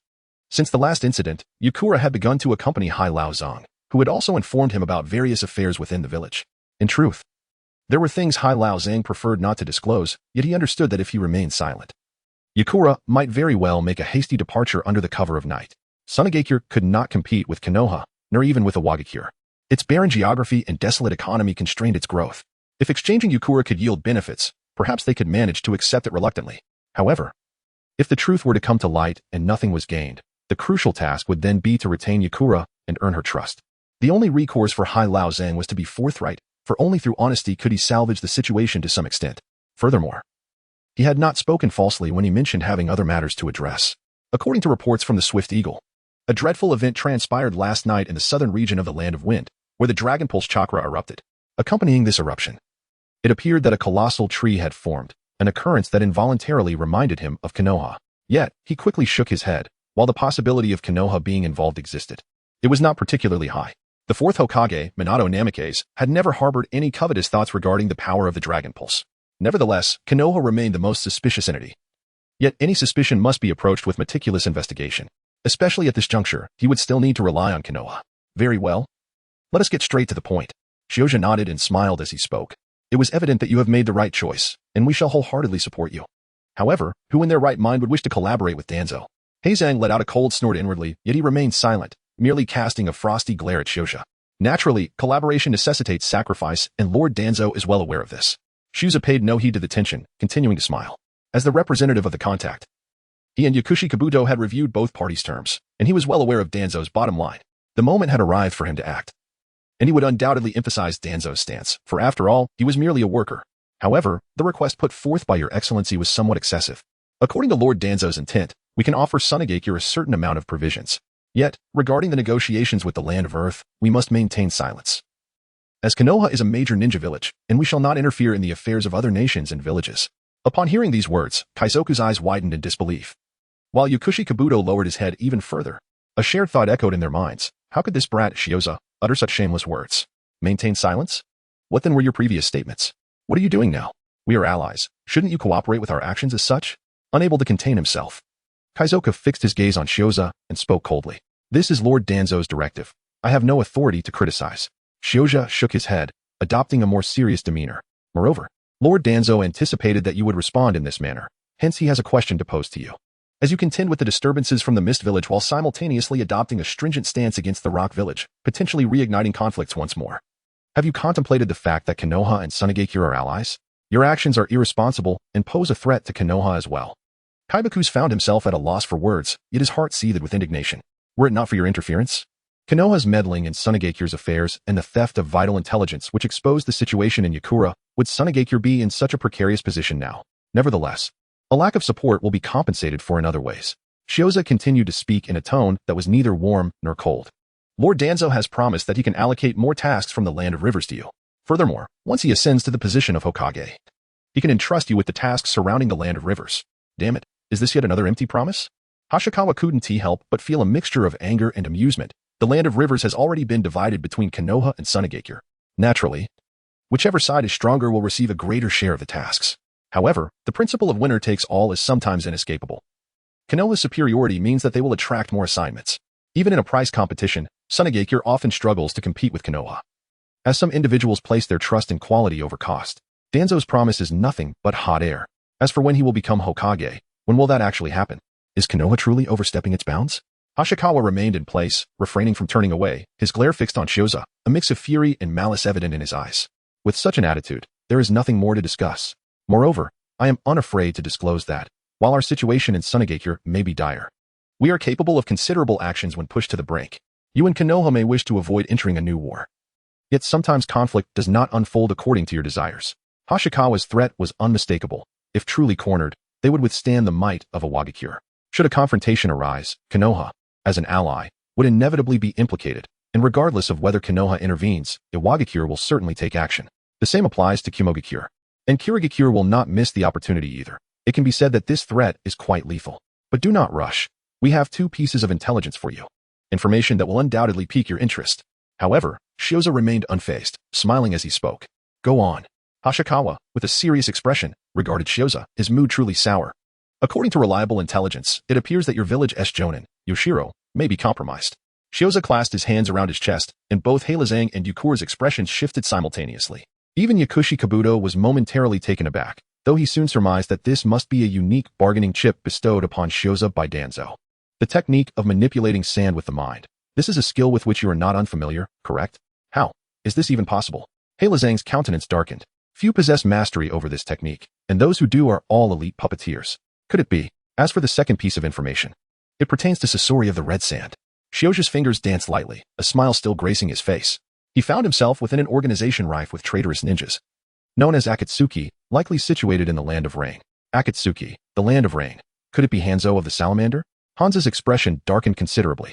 They had long investigated Scorpion's whereabouts, yet had come up empty-handed. To their astonishment, Danzo had already acquired the intelligence. What infuriated him further was the revelation that Scorpion had allied himself with Hanzo. It is worth mentioning that Lord Danzo harbors concerns regarding any extreme actions you might undertake. Thus, the compensation will be substantial. Shioza gazed at Hai Lao Zong, ultimately shaking his head and remarking, "We will provide a certain amount of compensation. I believe this is what your sand-hidden village urgently requires at present." Upon hearing this, Hai Lao Zhang's expression softened slightly. The village was indeed impoverished, and any form of financial support was of utmost significance. Yet, soon after, an unprecedented sense of indignation welled up within him, as he felt that Danzo was merely bestowing charity upon them, tossing them a mere bone out of pity. In that moment, he could no longer contain his emotions. "Danzo, you are truly despicable." Chapter 63. The Scapegoat. So, what methods did you employ to compel him to acquiesce? Within the depths of Konoha's base, Danzo stared in astonishment at the report in his hands, then incredulously lifted his gaze to Shioza before him. For a fleeting moment, he questioned whether Shioza was deceiving him, as the success of his mission was remarkably exceptional. However, such sentiments remained unspoken, and he did not believe that this astute young man would err in such matters. Nonetheless, everything seemed utterly absurd. The answers Shioza brought back had undeniably overwhelmed Sand-Hidden Village and Hai Lao Zhang. "Lord Danzo, I executed your instructions to the letter." Upon hearing these words, Shioza felt a surge of discontent. What did it mean to say that he had coerced him? It was clearly Lord Danzo. The negotiations with Sunagakure had concluded, and regardless of Hoshigaki's motivations, this matter had been resolved. Shioza felt a twinge of regret, secretly cursing the Sand-Hidden Village for their lack of gratitude and their failure to provide him with an opportunity to engage with the most beautiful back of the Hokage. It is important to note that he had saved Yakura's life. Yet after the negotiations concluded, they had stormed off in anger. However, he found himself powerless in this situation. After escorting the Medicine Master Do to the borders of the Land of Iron, he turned back towards Konoha. Yet, when faced with Danzo's scrutiny, who even threatened to hold him accountable for the incident, he became quite displeased. "Lord Danzo, the situation in the sand is, in fact, worse than we had anticipated. Therefore, I took the liberty of adjusting the terms of our negotiations, and I hope for your understanding." Shioza lowered his head and spoke softly. Yet his primary intention remained to shift the blame. "I reduced our stakes, as I assessed that Sunagakure found itself in a precarious situation. The disturbances from Kirigakure continued unabated, and they had lost their leverage for negotiations with them. The offensive from Onoki had not waned, but due to the entanglement with Kirigakure, despite the Fourth Hokage loud proclamations, all actions had come to a standstill. It was unlikely they would dare to mobilize their forces, even if Onoki were to completely subjugate those smaller nations. Moreover, Danzo's ally, the composed Eiichiro, would not gamble with the fate of the village. He could only rely on us as an ally. The resources we provided must surely be of great assistance to them. I was aware of all this, yet it was insufficient." Danzo nodded, although he occasionally exhibited excessive confidence. He often lost sight of clarity when matters turned personal. However, this did not imply he was oblivious to the issues at hand concerning others. As the saying goes, the bystander sees clearly, and he certainly possessed some understanding of the dilemmas facing Sunagakure. Shioza exhibited no external reaction upon hearing the declaration, yet internally, he could not help but press his lips together. "What are you so clever for at this moment?" "I have exchanged information derived from Rio and Scorpion." Nevertheless, Shioza was not without his own preparations. Certain matters had likely already begun to ferment. Indeed, it was insufficient, yet they now faced a significantly grave dilemma. Shioza lowered his head and spoke softly. "After the negotiations concluded, we made a point to inquire and gather information regarding the situation in Sunagakure. It seems there is an issue with their dragon vein." The mention of the dragon vein startled Danzo momentarily, but he quickly appeared to grasp its significance. Sunagakure had harbored intentions regarding the dragon vein, yet due to various internal and external factors, they had refrained from taking action. Now that trouble has arisen, their internal anxiety is undoubtedly heightened, especially considering their dire financial straits. It seems imperative to gain a deeper understanding of the dragon vein's condition. Danzo's gaze flickered. He perceived no inherent problem with the dragon vein's turmoil. Rather, he viewed it as a fortuitous development for Konoha. Both he and Hiruzen Sarutobi would rather not see Sunagakure harness the power of the dragon vein. "I comprehend," he acknowledged. "Your fortune this time is commendable. Yet your execution was indeed praiseworthy." Contemplating these matters, Danzo nodded and continued, However, excessively pressuring them may not bode well for us. After all, there is a risk that the elder might harbor discontent. Let us proceed with this course, treating it as a lesson for them to reassess their reality. Nonetheless, we could afford to offer greater compensation. They're in dire need of funds. In any endeavor, financial constraints are an inevitable challenge. Shiuza blinked, while Danzo pondered for a moment before making a decisive gesture. Let us grant them more. It lies within my jurisdiction. As for what follows, we shall discuss it once I ascend to the position of Hokage. Danzo exuded confidence, yet it was evident he possessed shrewdness. An excessive suppression might lead to an adverse backlash. Shiuza nodded in satisfaction, feeling grateful for the bounties of nature. This dragon vein was indeed splendid. However, some supplemental actions would be necessary. Departing from the root base, Shiuza could not help but murmur to himself. In Lulan, a grand tree emerged, witnessed by many despite their ignorance of its origins. Furthermore, Shiuza needed a suitable pretext to unleash his wood release. The conjunction of these two events could easily arouse suspicion towards him. Thus, he required a scapegoat to bear the brunt of the consequences while allowing him to employ wood release seamlessly and justifiably. Serendipitously, among those on his enemy list, there existed a person of varying stature and adept capabilities, fitting the role perfectly. You truly are a good person, he mused. Lifting his gaze to the sky, where the brilliant sunlight was somewhat blinding, yet his spirits soared with delight. For the first time, he earnestly yearned for that individual to hasten and create trouble for him. What is happening? Why do my ears feel warm? In the land of fire, Obito stood atop a great tree, gazing into the distance, yet he felt an odd sensation lingering. Nevertheless, he was too apathetic to dwell on it. Other matters demanded his attention. Obito, are you certain you wish to proceed in this manner? Beside him, the carnivorous plant sighed with resignation. Indeed, while Uchiha Shursui may have awakened his Mangeki Sharingan, your choice remains perilously reckless. We are oblivious to his true intentions. Approaching him now could yield unforeseen consequences. Fear not. I have my plans, Obito replied, casting a glance at him without elaborating further. This endeavor was solely to confront Uchiha Shursui, having been significantly wronged by Shiuza and Konoha. Particularly with Akatsuki's intention to make a move against him, his fury surged to great heights. To remain unavenged would be utterly unacceptable. During this period, he had commissioned Black Zetsu to conduct extensive investigations, uncovering many intriguing revelations. Thus, his focus shifted to Shursui, who, despite aligning himself with Konoha and aspiring for the reconciliation of his clan with the village, might find Konoha's actions far from satisfactory. We both know the intricacies surrounding Danzo, so let us refrain from discussing such trivialities, Obito remarked, gazing skyward with profound implication. For an Uchiha, the more pure-hearted one is, the more devastating their fall when their beliefs shatter. Chapter 64. Obito's actions. Black Zetsu felt an overwhelming sense of helplessness regarding Obito's intentions. Undeniably, his assertions held merit. For the Uchiha clan, their paths were fraught with extremity. They were either excessively benevolent or utterly deranged. Obito clearly embodied the latter. Yet he seemed entirely oblivious to his lack of self-awareness. Furthermore, Black Zetsu had always dismissed Obito's schemes. The Ninetales incident, had it not been for the fortuitous demise of Minato Namikaze and Kushina Uzumaki, would have rendered Obito's subsequent existence far less tranquil. Yet, Obito remained restless, provoking another individual capable of utilizing the Flying Thunder God technique. Now, not only had his identity been compromised, but he was also being fervently pursued by the Land of Fire. Regrettably, it seemed he had not absorbed the lesson. He had now set his sights on Uchiha Shursui.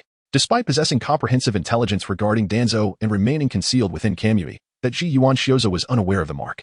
However, Black Zetsu found it hard to believe in the soundness of Obito's plan. He genuinely feared the potential fallout. Let us proceed cautiously and see how it unfolds.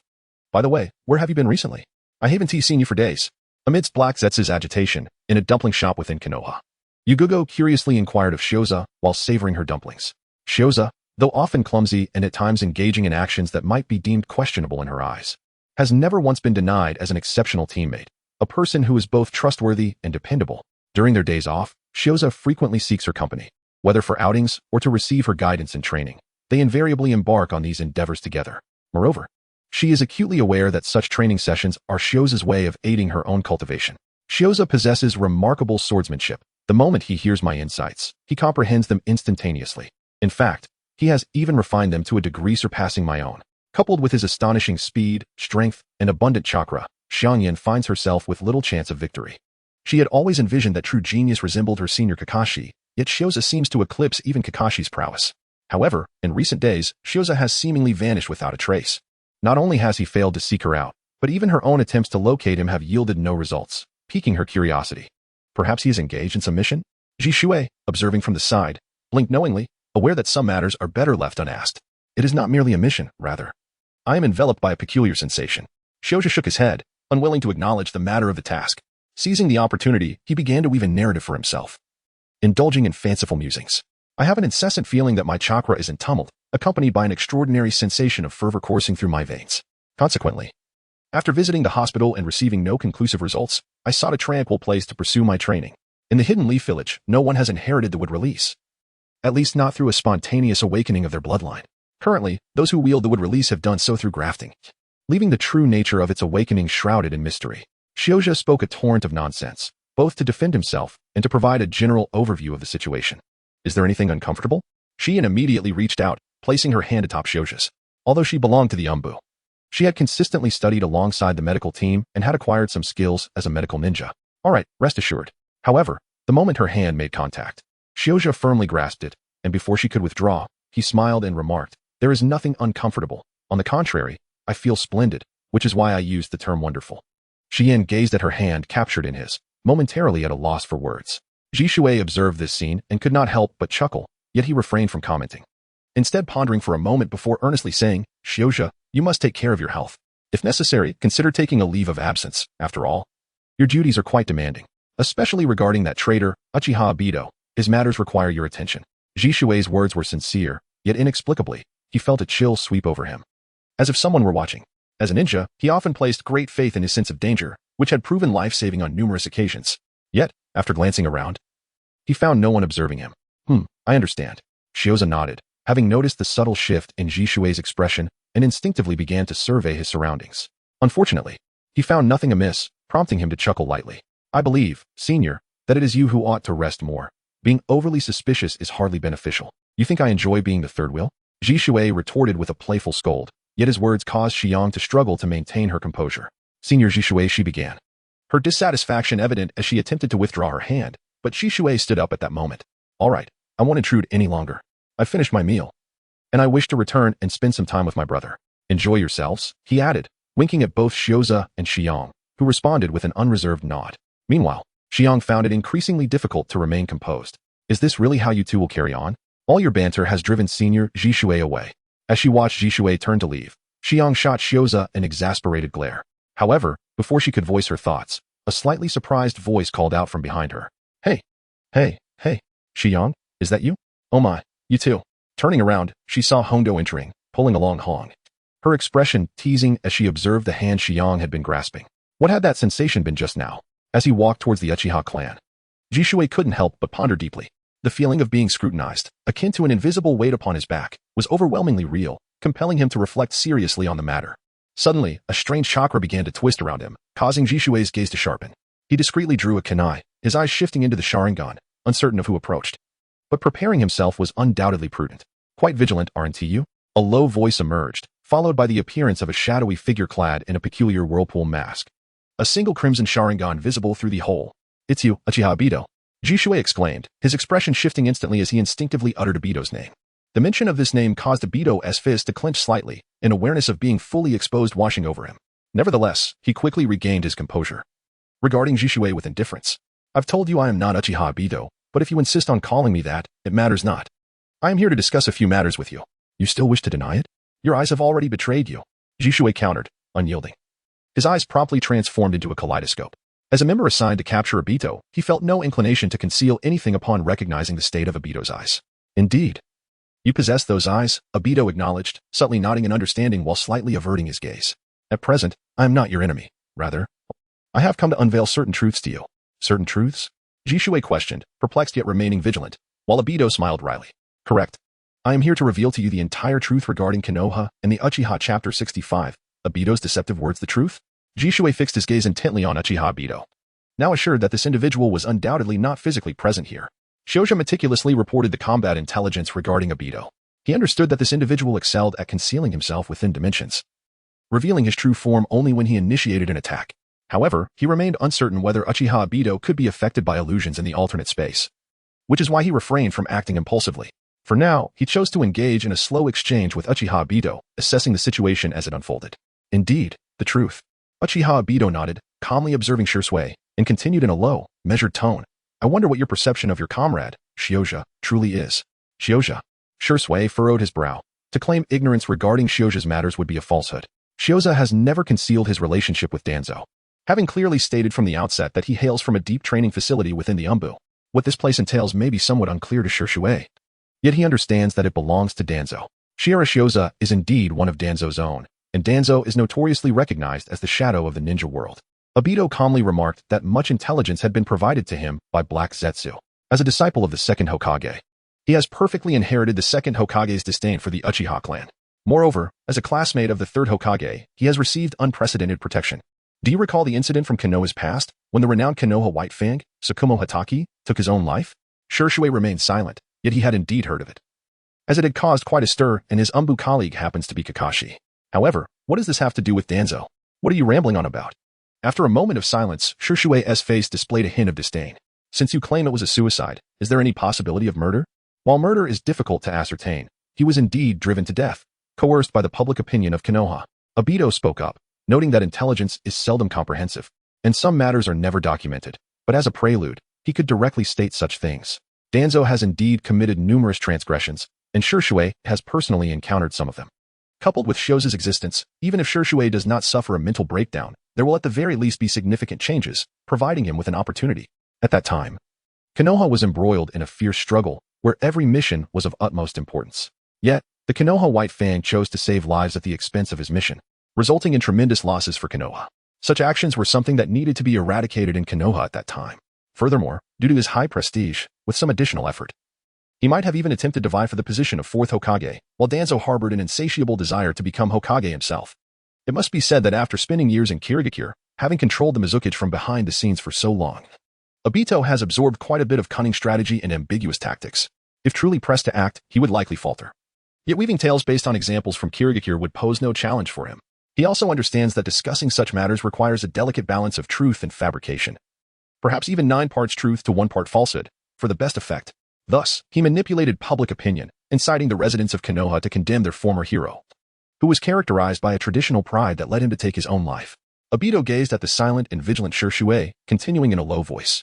Perhaps he himself did not foresee the Konoha White Fang's suicide, yet Konoha had no better alternatives at that juncture, as it served to exemplify a warning to others. Being a classmate of the third Hokage, he avoided culpability, and this was merely a fraction of what he had orchestrated. Do you perceive the striking resemblance between this event and the current atmosphere surrounding your Uchiha clan? Moreover, do you know who was responsible for your second forced relocation? The one who made the decision? It was Danzo as well. At this moment, Shishui found himself at a loss for words. Despite his certainty that the man before him was a cunning adversary, the blend of truth and deception had undeniably impacted him. The emergence of Uchiha Obito has already demonstrated that the residents of Konoha's disparaging remarks about the Uchiha clan are entirely unfounded. Yet it is indisputable that such sentiments still persist. Coupled with the Uchiha's forced relocation, could it be that? I have mentioned that as a disciple of the second Hokage, he inherited this Hokage's will, filled with animosity towards the Uchiha clan. Obito observed Shishui's silence and continued with a somber tone. This animosity stems from Uchiha Madara, from the historical conflict between the Senju and Uchiha clans during the Warring States period, and from the countless brothers he has lost. Perhaps the first Hokage laid down his grievances, but the second Hokage could not, nor could the Uchiha. Thus, the second Hokage initiated your first relocation, and Shimura Danzo your second. Yet does this signify the end? No, they fundamentally do not trust you. You mistakenly believe that by allowing capable clansmen into the Umbu, you can bridge the divide. However, Shirashioza is one of Danzo's own. Why would he be your ally? And does the third Hokage remain oblivious to his identity? At this juncture, Uchiha Obito paused momentarily, then spoke with profound implication. Do not delude yourselves. You are nothing. Your efforts are merely in vain. Shimura Danzo will not spare you, and Konoha is unlikely to either. This is the truth of your Uchiha clan. Upon hearing this, Shishui fell into complete silence, for he was at a loss for how to respond. Rationality urged him to recognize this individual as an enemy, that his words were utterly untrustworthy, crafted to deceive and lead him astray. Yet, his emotions insisted that the relationship between the Uchiha and Konoha was indeed precarious, even verging on dire. And what of you? You attacked and framed Shioza. What does that make you? After a prolonged silence, Shishui coldly remarked, while Uchiha Obito merely shook his head gently. I can assure you, I did indeed intend to provoke Shirashioza into action, yet I never wished for Uchiha Itachi's demise. That night, though he was attempting to lure me out, I sensed his murderous intent. I can unequivocally state that had I not appeared, he would have resorted to killing innocents to preserve his own innocence, abandoning the bodies in the wilderness. As a man from the root, he could easily commit such deeds without a shred of remorse. And what of the Night of the Nine Tails? Just then, a voice accompanied by the sound of light footsteps unexpectedly broke the silence. causing Uchiha Obito and Shisui to turn in astonishment. They beheld a figure slowly approaching them along the nearly deserted path towards the Uchiha. Shioza? Shiera Shioza. Shisui gazed at Shioza in disbelief, while the expression on Obito's face shifted dramatically. Neither could comprehend how Shioza had arrived here, especially Obito, who had concealed himself within the shadows. How could this individual have found his way here? Chapter 66, 5 minutes Shioza, I must take my leave. I have to report to the medical team. Farewell. Shiyuin waved at Shioza, then turned and hurried towards the direction of the Umbu without looking back. Observing Shiyuin's hasty retreat, Shioza turned to glance at the teasingly amused Akane, and he could only shrug in resignation. Hey, you're Shioza, right? Akane, somewhat familiar, bounded over and casually draped her arm around Shioza's neck, smiling as she asked, Aren't you going to chase after her? That doesn't seem right. Akane, enough. Red felt a bit of a headache. She was well aware of her friend's nature, and she then shyly looked at Shioza. I apologize. Please don't take offense. Ah, you were the one from the previous Chunin exam. Akane-senpai, Red-senpai, greetings to you both. Shioza was taken aback upon seeing Hong. And even Hongdo exhibited a similar expression, clearly recognizing him. After all, his mastery of the Flying Thunder God technique during the Chunin exams had indeed stirred quite a commotion. Had he not been a member of the Umbu, his fame would have undoubtedly soared even higher. So it is you, this fellow, Hongdo exclaimed, her excitement palpable as she scrutinized Shioza before breaking into a smile. No wonder you've been hard to find since then. Turns out you're just like Shiyin. Never mind that. Would you care for some dumplings? It's on me. Thank you. Shioza chuckled softly, finding Hongdo to be quite an intriguing character. Although she often displayed a whimsical demeanor, it was undeniable that she possessed a genuinely amiable nature. However, should she ever encounter betrayal, one could only anticipate a complete upheaval within her. The influence of Orochimaru upon her was profoundly significant. Nevertheless, he decided to take his leave for the time being, having satiated his appetite and feeling grateful for the senior's generosity. As he rose to depart, he sensed an unusual fluctuation in chakra. What could this be? It felt reminiscent of a faint trace of the Flying Thunder God technique. As Shioza walked, he could not help but indulge in his thoughts. Ultimately, he arrived at a decision to follow that indistinct sensation and investigate further. Due to the elusive nature of this feeling, he found himself unable to attempt a direct teleportation. Could it be that enigmatic figure, Uchiha Obito? Shioza raised an eyebrow, contemplating the elusive sense of isolation that seemed to emanate solely from Obito. However, he had previously remained undetected while concealed within the Kamui space. Could it be that suddenly, he grasped an epiphany? His overall abilities had only reached LV7 before. Yet the integration of wood release had propelled him forward significantly. With the enhancement to LV9, his physical prowess now encompassed a comprehensive elevation, which inherently included perceptual abilities. Thus, if Obito truly refrained from removing his mark, would he not always be able to sense his presence? Shioza blinked, and he couldn't help but quicken his pace. Faced with the well-intentioned Obito, his enthusiasm was completely ignited. Not to mention, he had long since devised a plan to make Obito his scapegoat, relying on his mastery of wood release. The mere occurrence of an encounter with Obito had bestowed upon him a substantial amount of freedom points, which endeared Obito to Shioza immensely. This was certainly something that Danzo could never rival. Task completed. Engage with Sunagakure task evaluation. S reward acquired. For freedom points, although 4 freedom points were considerable. For Shioza, whose demands were exponentially increasing, it felt somewhat inadequate. He could only feel a tinge of helplessness regarding Danzo's stinginess. Fortunately, Obito had conveniently presented himself, which was not a misfortune at all. New task acquired. Defeat the intruders of Konoha. Upon observing the newly refreshed task, Shioza nodded. Obito had indeed lived up to expectations. Moreover, uncovering more information about Obito and the hidden tasks was a treasure. How could Shioza not cherish such a benevolent figure? His speed was commendable. He had already discerned that this path led to the Uchiha clan, and soon enough, he caught sight of Shisui. To his amusement, Obito was actually spreading conspiracy theories to Shisui. Indeed, while Obito was undeniably a virtuous individual, it was also true that sometimes his verbal tactics were remarkably effective. Otherwise, he wouldn't have been able to deceive Nagato, who, despite his perpetual distrust and suspicion, still followed Obito's lead to accomplish numerous tasks. Similarly, it was improbable that he could completely subdue someone as exceptionally skilled as Kisame. The line between truth and falsehood was indeed easy to blur. Perhaps it was all genuine after all. Shioza pondered to himself. Yet he had no intention of allowing Obito to persist any further. With a gentle clap of his hands, he stepped forward with measured grace. He sensed that he had been discovered by Kurizetsu and Shirazetsu. Continuing to hide seemed futile. It was far better to take the initiative.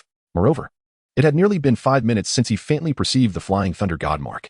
What of the Ninetales Knight? Shioza's face bore a hint of mockery as he glanced at the astonished Shisui, then turned his gaze toward the silent Obito. How do you intend to explain the events of the Ninetales Knight? The Fourth Hokage, your mentor, and his wife, the esteemed Janine Kushina, have both shown you great kindness. Yet you chose to take their lives? Truly, you are a remarkable disciple, Uchiha Obito. Upon Shioze's sudden appearance, Obito's simmering anger ignited further. He intentionally refrained from addressing the matter of the Nine-Tails Knight, opting instead to steer Jishue's thoughts towards the issues surrounding Danzo. Yet now, with Shioze's arrival, the focus had shifted squarely onto him, a turn of events that infuriated him to no end. Nevertheless, Obito quickly regained his composure and regarded Shioze with an indifferent gaze, sneering coldly. Jishue, observe closely. This fellow's appearance signifies something significant. He harbors no trust in you. The Umbu of Konoha, the root organization, the Hokage, and the Hokage's advisors all lack faith in you, Uchiha. Do not delude yourself. Though you may hide within a dimensional space, I can still faintly perceive your presence. Shioze gently shook his head, subsequently displaying a mocking expression. Moreover, did you not assert that I am a member of Konoha's Umbu? Shursui, you must also remember that you are likewise a member of Konoha's Umbu. Do you choose to trust me, your companion who has braved perilous trials alongside you in the land of wind, or would you rather believe this deceitful traitor, who spews nothing but lies? Furthermore, he is indeed a fugitive wanted by Konoha. Capturing or eliminating him would benefit everyone. At this moment, Shursui found himself somewhat bewildered. Yet Shioze's final remark served as a poignant reminder. Indeed, regardless of the current dire straits faced by the Uchiha, it is imperative to resolve the issues surrounding Uchiha Obito. Should we manage to capture or eliminate him, at least the conflict between Konoha and the Uchiha concerning the Nine-Tails incident would find resolution. With this thought, Shursue's gaze instantly transformed, brimming with murderous intent. That damned little brat. The fury in Obito's eyes intensified, but at that moment, several kunai swiftly hurtled toward him. Initially, Obito had intended to deliver another taunt, but suddenly he became acutely aware of a pressing issue. It seemed he had been within Kamui for 5 minutes already. With a whoosh, blood splattered. The shimmering kunai of Shioja materialized beside him, accompanied by Shioja's voice that echoed, "Do you truly believe you can evade forever? Last time, I had already discerned the approximate duration of your concealment." Chapter 67. Your techniques mirror your true self. Uchiha Obito's face was etched with disbelief beneath his mask. The 5 minutes of Kamui was his greatest secret. With the transformation afforded by these 5 minutes, Obito could triumph over countless adversaries. After all, at this stage, few could endure for that long in his grasp, and each time he struck, he could reset the clock. However, this time, he had genuinely encountered a formidable opponent. The lesson from the past loomed vividly in his mind. With the flying thunder god mark on him, he dared not act recklessly. Thus, upon arriving in Konoha, he had remained ensconced within his Kamui space. Who would have imagined that this little brat would dare approach him and unravel his most guarded secret? Moreover, he found himself wounded at the hands of this youth once again. Truly, he was adept at evasion. After striking a decisive blow, Shioja intended to pursue his advantage, only to realize that the sensation of the flying thunder god had weakened once more. It dawned on him that Obito had retreated into the Kamui dimension. Thus, he remained where he stood, casting a scornful gaze at Obito, his disdain unmistakably evident upon his countenance. Truly, he was akin to a rodent that delights in hiding within the sewers. Such a penchant for evasion was indeed unexpected. Among the Uchiha I know, only you exhibit such cowardice. Damn that brat. Upon hearing these words, Obito found it increasingly difficult to contain himself. When had he ever endured such humiliation? Yet, here he was, having suffered 2 injuries at the hands of this youngling, and faced with humiliation on 2 occasions as well. Fury surged within him. Are you perplexed as to why your secrets have been laid bare? What Shioja must do now is to provoke Obito, compelling him to act more vigorously, ultimately leading him to unleash the would-release technique. The last time you visited, I sensed that something was amiss. Periodically, a peculiar flying thunder god mark would manifest. This sensation was particularly pronounced during the Chunin exams, prompting me to calculate the occurrences meticulously. During the Chunin exams, Obito's gaze faltered slightly, as he naturally comprehended Shioja's intentions. At that moment, he was indeed observing, yet he had not anticipated that his circumstances would be exposed then. It simply had not crossed my mind that it would be you. The scorn on Shioja's face remained unchanged. However, after our confrontation, I found myself pondering this question, and your recent appearance has provided me with the answer.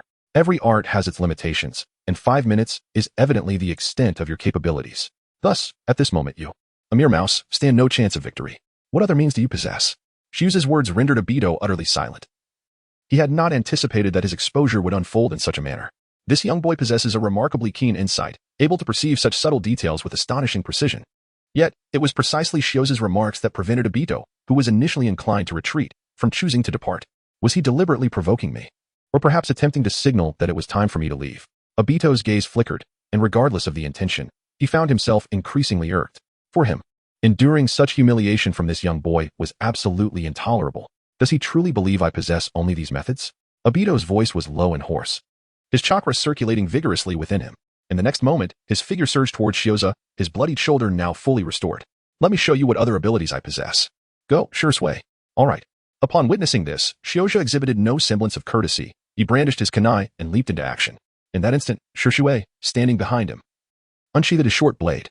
At that moment, his gaze was solely fixed on Obito, for he believed that only by eliminating Obito could a multitude of matters be clarified. Buzz. Shiose surged ahead, his body unencumbered by the activation of any cursed seal, yet the latent power of Yang release coursed silently within him. The awakening of Yang release elevated his already formidable physical prowess to unprecedented heights, manifesting an enhanced speed and strength. This sensation closely resembled that of Sage Mode, however. The singular distinction lay in the absence of any amplification to his jutsu under the influence of Yang release. Nevertheless, this was more than sufficient. The shuriken glinted ominously as it sliced through Obito's form, yet regrettably, Obito remained ensconced within the realms of Kamui. Time and again, Shioza found himself unable to suppress his admiration for the unscrupulous nature of Kamui. Die. Obito seized upon the momentary hesitation in Shioza's attack. An instant later, producing a dark rod that came crashing down upon Shioza with tremendous force. Only you can evade. As the rod descended, it left naught but a fleeting shadow. Shioza had already utilized the Flying Thunder God technique to widen the gap between them. At that moment, Shisui had also advanced, his short blade slicing swiftly towards Obito. Humph! Obito scoffed, a glimmer of amusement dancing in his gaze as he calmly observed the descent of the ninja blade. With a hum, the blade struck down, yet Obito remained unscathed. Since you are aware of my secret, do you truly think I would not retaliate? In an instant, Obito launched his attack, swiftly reaching out to grasp Shisui. Shisui felt an overwhelming surge of gravitational force enveloping him, as if an unseen power were violently tugging him in. Yet, in a fleeting moment, that frenzied allure vanished, and Shioza found himself before Obito once more, the shuriken descending with renewed ferocity. The three figures suddenly separated. And in the brief encounter, it seemed they had struck at mere air, none having truly landed a blow upon the other. Truly, he was nothing more than a cunning rat. Seeing this, Shioja took the initiative to tease. Is this what you refer to as a tactic? It's truly astonishing. Humph. Dato let out a cold huff. He had intended to deliver some harsh words, but just as he was about to speak, Shioja suddenly interjected, speaking of which, your abilities are quite intriguing. It appears as though you are evading reality, which is truly befitting of your perfection. Shut up, brat. Upon hearing these words, Dato's expression instantly changed. Meanwhile, Shisui beside him felt somewhat baffled, yet he remained silent. He speculated that Shioja aimed to provoke this fellow, compelling him to take genuine action, thus granting them an opportunity. I have reviewed the data and made some deductions. Shioja paid no heed to Obito, continuing to smile leisurely. You were once exceptionally kind, and you placed great importance on bonds. Kakashi and Rin Noara were undoubtedly the ones you cherished most. I surmise that you witnessed Kakashi slay Rin, which led to your heart's collapse and your descent into darkness. A person like you, once so benevolent, must now be engulfed in profound shadows, perhaps already questioning the very existence of this world. Therefore, your ability is truly fitting, for it allows you to evade this reality, does it not? Am I correct? Uchiha Obito. As his words echoed, an enveloping silence descended upon the gathering. Shisui cast a disbelieving glance at Obito before his gaze settled entirely upon Shioza. Could it be that this fellow had perused the records of the Manjiki Sharingan? Meanwhile, Obito's body seemed to tremble, and in an instant, he raised his head, his crimson gaze appearing as though it sought to consume Shioza entirely. A surge of chakra erupted from him, powerful enough to alter the very air around them. In that fleeting moment, the ground quivered slightly, prompting Shioza and Shisui to react swiftly, leaping into the air. Just then, a colossal tree erupted from the earth. And amidst Shisui's astonishment and Shioza's subtle smile, Obito vanished only to reappear abruptly beside Shioza. A sharp wooden spike materialized in his hand, and his voice resonated like that of a demon from the depths of hell, hoarse and foreboding. I have said it before, be silent. Chapter 68, Would Release. I have said it before, be silent. Obito's voice echoed with a spectral menace, as the wooden spike in his hand radiated a terrifying chakra. Shioza swiftly leapt into the air, his kunai darting forth with remarkable speed. In an instant, two figures intertwined, yet Shioza soon collapsed to the ground. His body had been pierced by a wooden spike, crimson droplets of blood cascading down, splattering upon the surface of the white whirlpool mask, rendering it particularly eerie. A tiresome trick, indeed. However, Obito's gaze sharpened as he turned to face Shisui, while Shioza had already positioned himself behind Shisui. Was no one ever told that beneath these eyes, one is utterly exposed? With a puff of smoke, the fallen Shioza transformed into a wooden stump. Yet, at this moment, Shioza's expression was grave as he beheld the wooden spike in Obito's hand and murmured, Shisui, is that what release? Indeed, Shisui replied, his own expression marked by a heavy seriousness and chilling intensity. If all goes as expected, that is indeed the case. Would release, a symbol of the Hidden Leaf Village. A renegade Uchiha not only awakened the Manjiki Sharingan but also possesses the power of would release. This revelation sent a shiver down Shisui's spine. He had no inkling of how Obito acquired such power, but should the village take this matter seriously, it could spell great trouble. He must be detained here. It is imperative.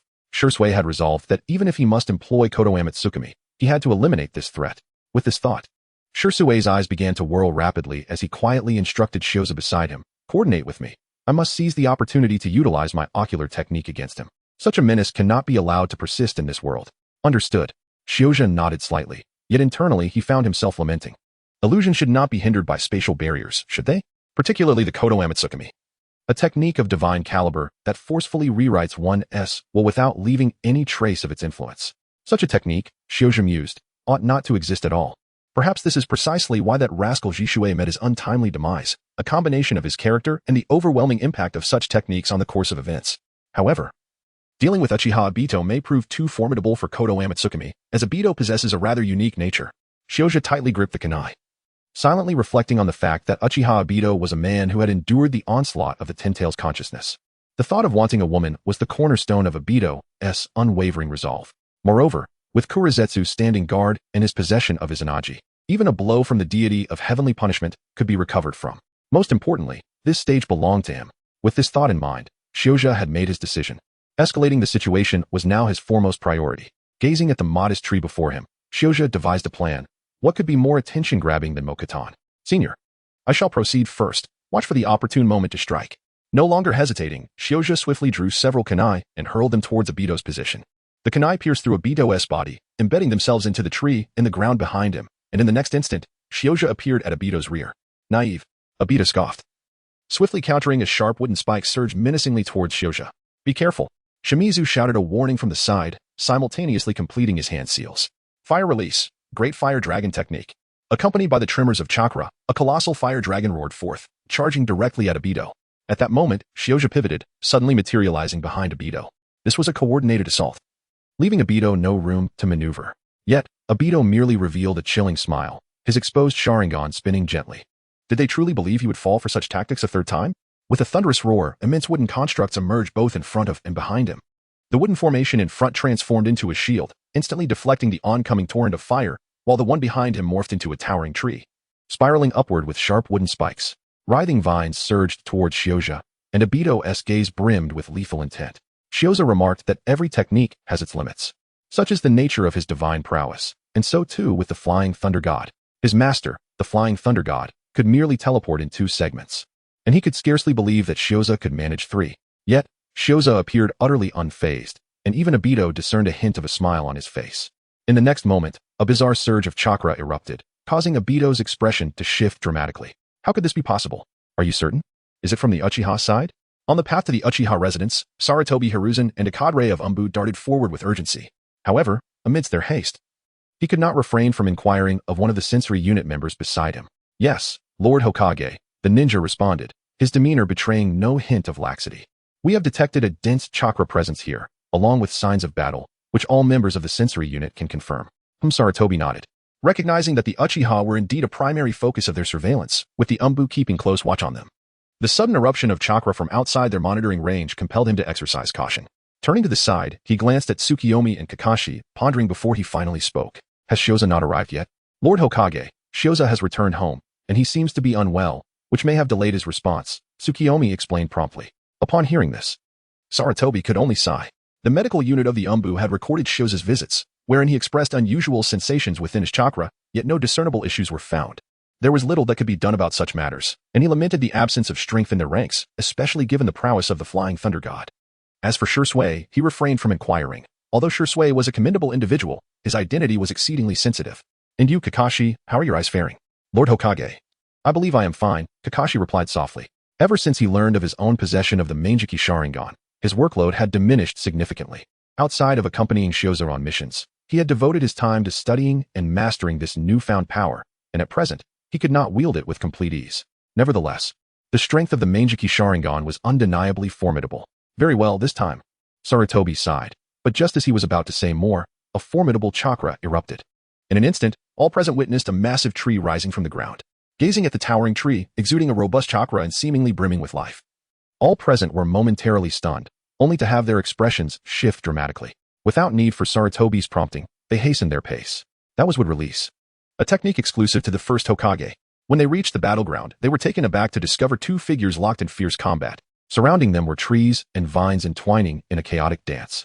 Each combatant wielded sharp wooden spikes, one being the notorious fugitive from Konoha, Uchiha Obito, and the other was Shioza. Chapter 69. Beneath the mask would release. Shioza?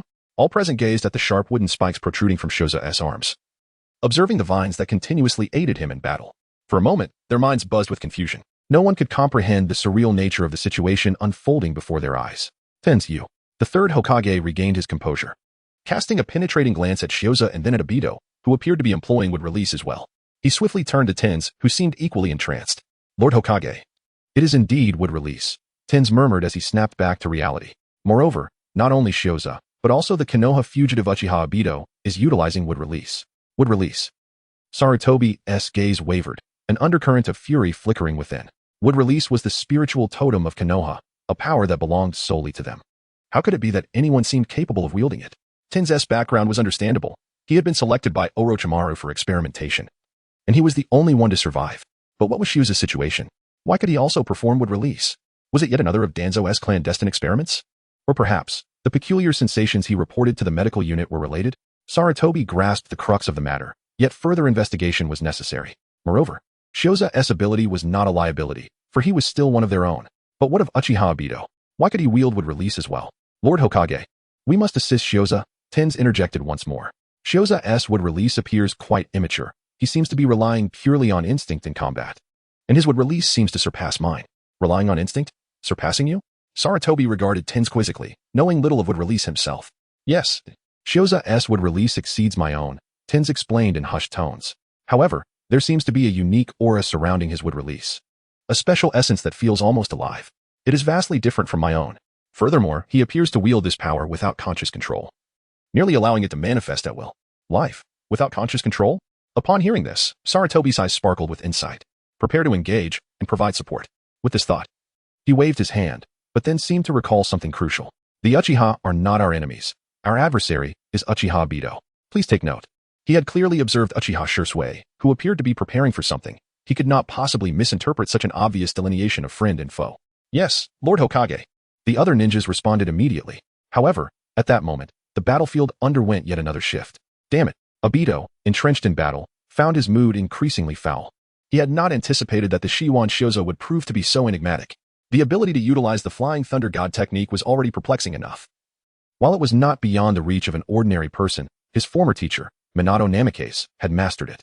Moreover, he had been marked by Minato, rendering his situation understandable. But how could this child also manifest would release? Was he perhaps an experimental subject, or even a descendant of the Senju clan? In his heart, Obito was perplexed. Yet the current circumstances left him no room for contemplation. He relentlessly employed Kimui to navigate the interplay between reality and illusion, all the while considering the prospect of retreat amidst ongoing offensives and evasions. Continuing the battle seemed futile. This Shiera Shuz was akin to a flea, adeptly evading attacks through the Flying Thunder God technique. Moreover, with a mark on him, he risked being ambushed at any moment by this individual. Although he persistently utilized would release for defense, it was not his primary offensive technique, and his proficiency in it was rather limited. Furthermore, even the most meticulous plans could have their oversights. Then there was Uchiha Shursui, who appeared to be preparing something as well. Obito had not forgotten Shursui, and the mere thought of him ignited a furious blaze within. After all his efforts to persuade, he found himself overshadowed by mere words from Shuz. You wish to flee? At that moment, Shuz's voice suddenly echoed. However, it made sense. The third Hokage had already arrived with reinforcements, and there was nothing Obito could do to alter the course of events, making it wise for a rat to scurry away. Silence. Obito's gaze was filled with fury, and he had no desire to hear even a single word from Shuz. For reasons unknown to him, whenever this scoundrel spoke, he felt an uncontrollable surge of anger bubbling within him. Admit it, you are nothing more than a rat in the sewers. Shioza continued his relentless assault, a smile illuminating his face. The shadows surrounding him had already taken their positions, encircling the battlefield with meticulous precision. The third Hokage approached with measured steps, no longer clad in his customary crimson Hokage robe, but instead donning his battle armor. Moreover, members of the Uchiha clan hastened to the scene, having sensed the commotion not far from their encampment. You are but a pitiable wretch, having succumbed to darkness due to Kakashi and Noero Rin, incessantly evading reality. I have told you to be silent. Obito shouted in fury, intensifying his assault, while keenly observing the dynamics around him. With his sharp gaze, he even spotted Kakashi amidst the crowd and noticed the transformation of the eye he had bestowed upon him. Could it be the Manjiki? Obito's focus sharpened. And in that instant, he was astonished to perceive a distortion in space, causing his expression to shift dramatically. Damn it, that eye. Now Shursui. Shioza also keenly sensed an anomaly in the space around him. At that moment, the Flying Thunder God mark became vividly clear. He immediately called out and activated the Flying Thunder God technique, appearing beside Shiyan. Senior, allow me to borrow your blade. With a swift motion, he drew Shiyan's short sword and returned to stand before Obito. He dared not draw closer. Should he fall into Obito's Kimui, he would have no choice but to await Kakashi's rescue, a situation he would avoid at all costs. Kodo Tsukumi, Radiance. Shursui had long been preparing for this moment. In an instant, his eyes gathered a strange power, an invisible force that surged wildly towards Obito. At that moment, Obito appeared to fall into a daze. Within his mental realm, a colossal imprint of Shursui's kaleidoscope Sharingan manifested as a blazing sun. The sun radiated a searing light, and he felt as though everything he held dear was on the brink of annihilation. Obito let out a pained groan, just as Shioza's short sword flashed past. The mask on his face was cleaved in two, revealing his visage to every ninja present. Greetings, Uchiha Obito, and may I say, you were quite unsightly. Chapter 70. Insights on Yin-Yang release training next time. Refrain from such reckless actions. Your comrades are everywhere in the village. I understand, Hokage-sama. And you, Shursui. When faced with such a villain, it is best to signal for assistance rather than attempt to handle it alone. My apologies, Hokage-sama. In the late hours, within the Hokage's office, Sarutobi Hiruzen regarded the two before him, shaking his head in resignation, yet a hint of a smile lingered amidst his exasperation. As for what this mixture of resignation and amusement truly signified, only he could fathom. Alas, it is a pity that the villain managed to escape. Hokage-sama. It seems he employed the Uchiha secret technique Izanagi, allowing him to evade fatal attacks and flee. Upon hearing this, Shursui readily offered an explanation, which caused Shioza to purse his lips. Such audacity to speak of any matter so freely. No wonder he dared to utter the name of his Kodo Tsukumi. The knowledge of Izanagi is well known in Konoha, even documented in various texts, which is why no formal response had been made. However, should one truly divulge their kaleidoscope abilities, it would not be long before Danzo came knocking. The battle had concluded, and Uchiha Obito had escaped. Shioza found himself utterly powerless against this individual's flight. Shursui must have utilized a lethal technique of Kodo Tsukumi, directly erasing Obito's consciousness. Yet regrettably, Obito was no ordinary foe. His prowess in survival and retreat was unparalleled. Moreover, with Kagaya's black Zetsu aiding him in the shadows, it rendered their efforts futile. Just as Obito succumbed to the daze, his mask shattered by Shioza. A colossal tree suddenly erupted from the ground, forcing Shioza to evade instantly. At that moment, he distinctly sensed a surge of chakra, and simultaneously, the Flying Thunder God mark shifted from its original location. Shioza realized that Obito had likely employed Izanagi, swiftly activating Kimui to escape. Had he preemptively set this in motion? Or was it the assistance of Black Zetsu at play? Shioza seemed to recall the time when he indulged in manga and anime, particularly the tumultuous battle of the four Uchiha with their Manjiki Sharingan. One character had utilized Izanagi to resurrect both himself and his subordinates, a truly extraordinary feat, bordering on the realm of a glitch. Of course, it was also possible that Obito had preemptively set Izanagi to trigger automatically in the event of his consciousness faltering, seeking to ensure stability. With the battle concluded, a thorough report was understandably absent.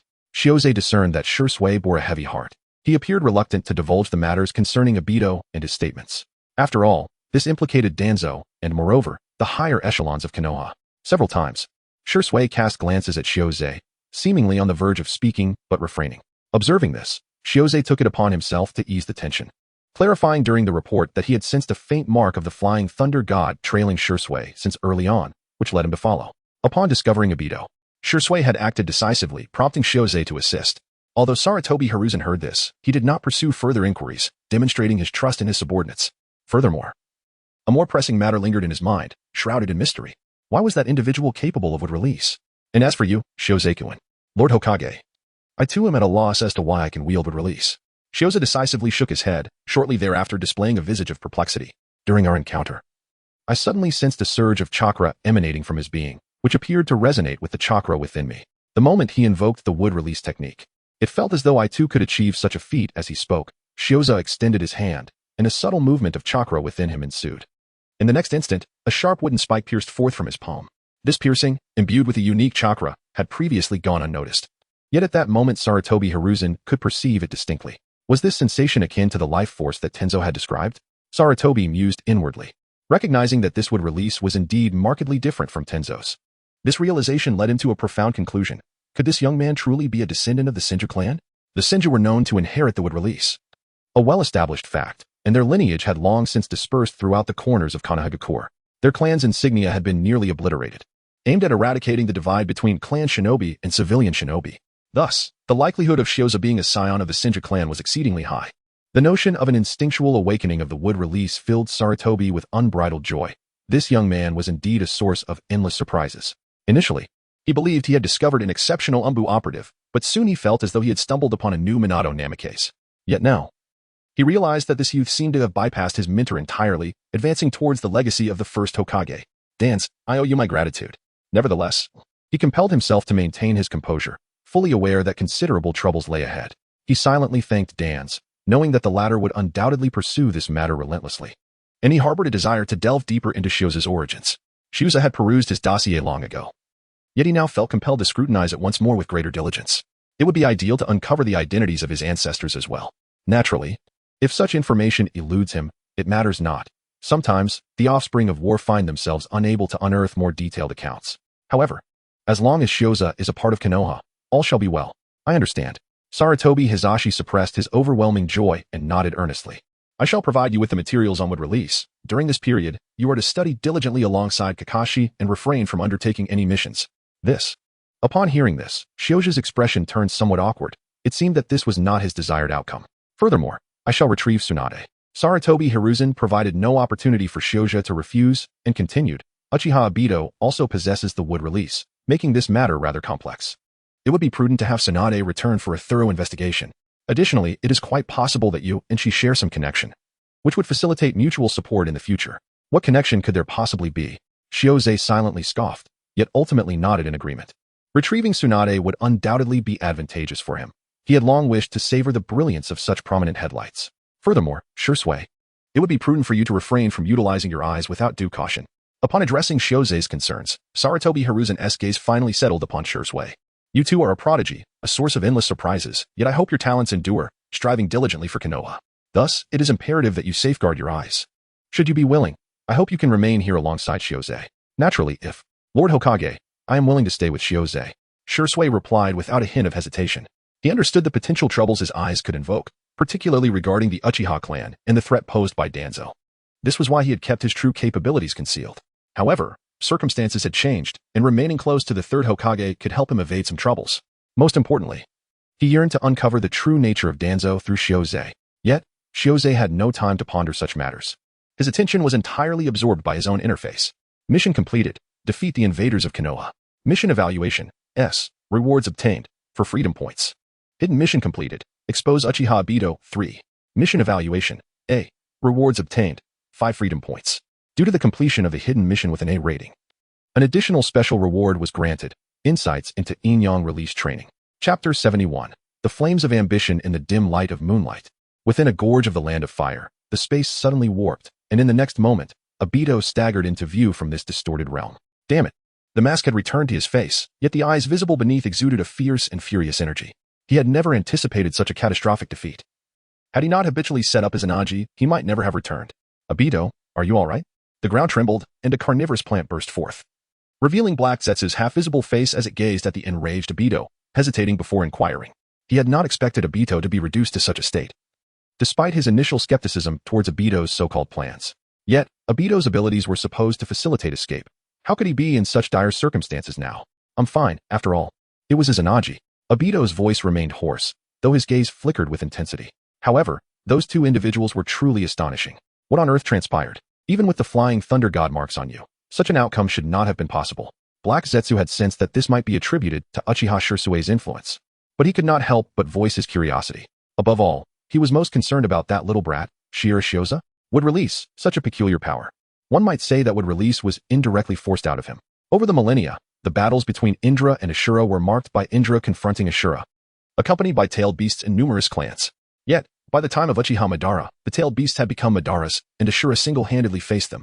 It is difficult to discern whether this reflects Ashura's innate potential or that of Shinja Hashirama, particularly given the exaggerated nature of his would-release abilities. Had the power of the god tree's fruit mutated to such an extent? Ashura inherited the yang-release powers of the Otsutsuki clan, which flourished dramatically in Hashirama's hands. Whether in physical strength or chakra potency, he materialized this yang-release power, even manifesting abilities akin to those of the god tree. Naturally, Shira Shioza could not be compared to Shinja Hashirama. There was no trace of the god tree's essence within the boy's would release. However, This young lad's would release still possessed formidable vitality, with the yang release powers being fully harnessed. The full utilization of yang release signifies a certain potential. The reason why so few could inherit Hashirama's would release is quite simple. Yang release cannot be easily mobilized, even when Konoha conducts such experiments. The results merely culminate in a fusion of earth release and water release, falling short of Hashirama's prowess. Undoubtedly, the contributions of Ashura play a significant role. Yet what is Ashura's power, if not yang release? This young boy merits careful observation. Black Zetsu mused, while beside him, Obito's gaze grew increasingly fierce. Uchiha Shursui. That fellow's Manjiki Sharingan. Just as I suspected. Black Zetsu's thoughts were interrupted, but upon hearing Obito's words, he nodded in agreement. Just as he had surmised. That individual's eyes possessed an issue. His genjutsu was extraordinarily potent. Obito took a deep breath, his voice hoarse. Without even making eye contact. He could forcibly draw me into a realm of consciousness, incinerating my very essence.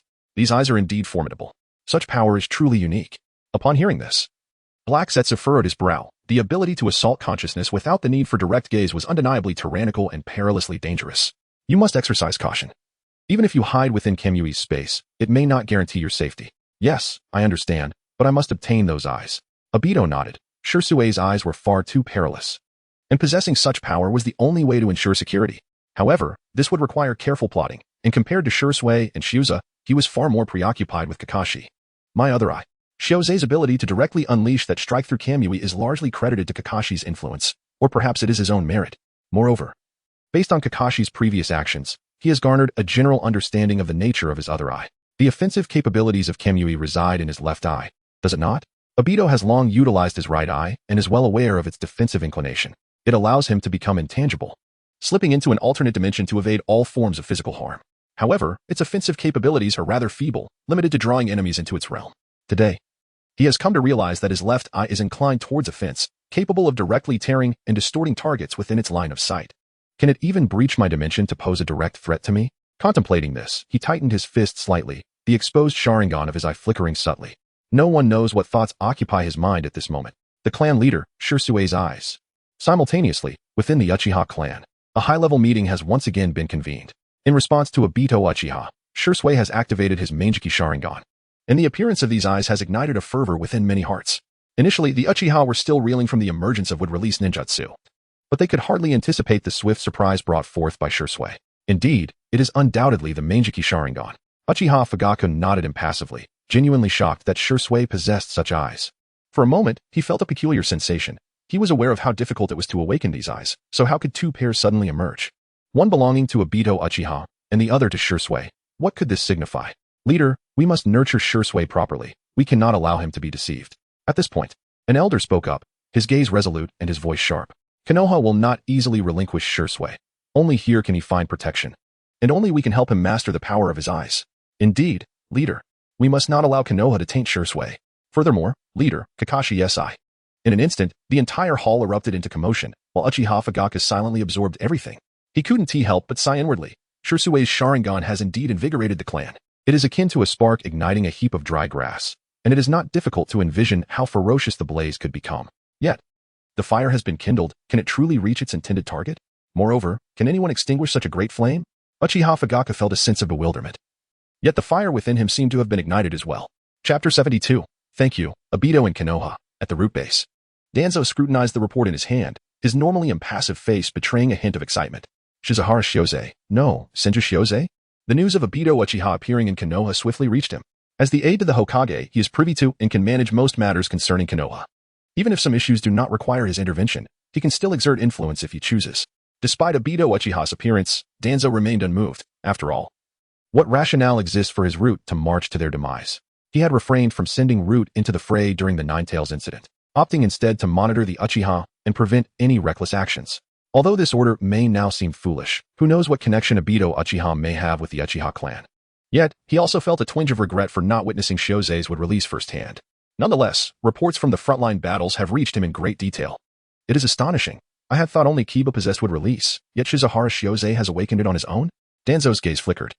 The power acquired through transplantation cannot compare to that which is self-awakened. After all, one is an external force, while the other is an innate ability. And the inherent mastery of both differs significantly, leading to disparate effects. Danzo acted swiftly. Upon learning of this development, he immediately began perusing Shioze's dossier.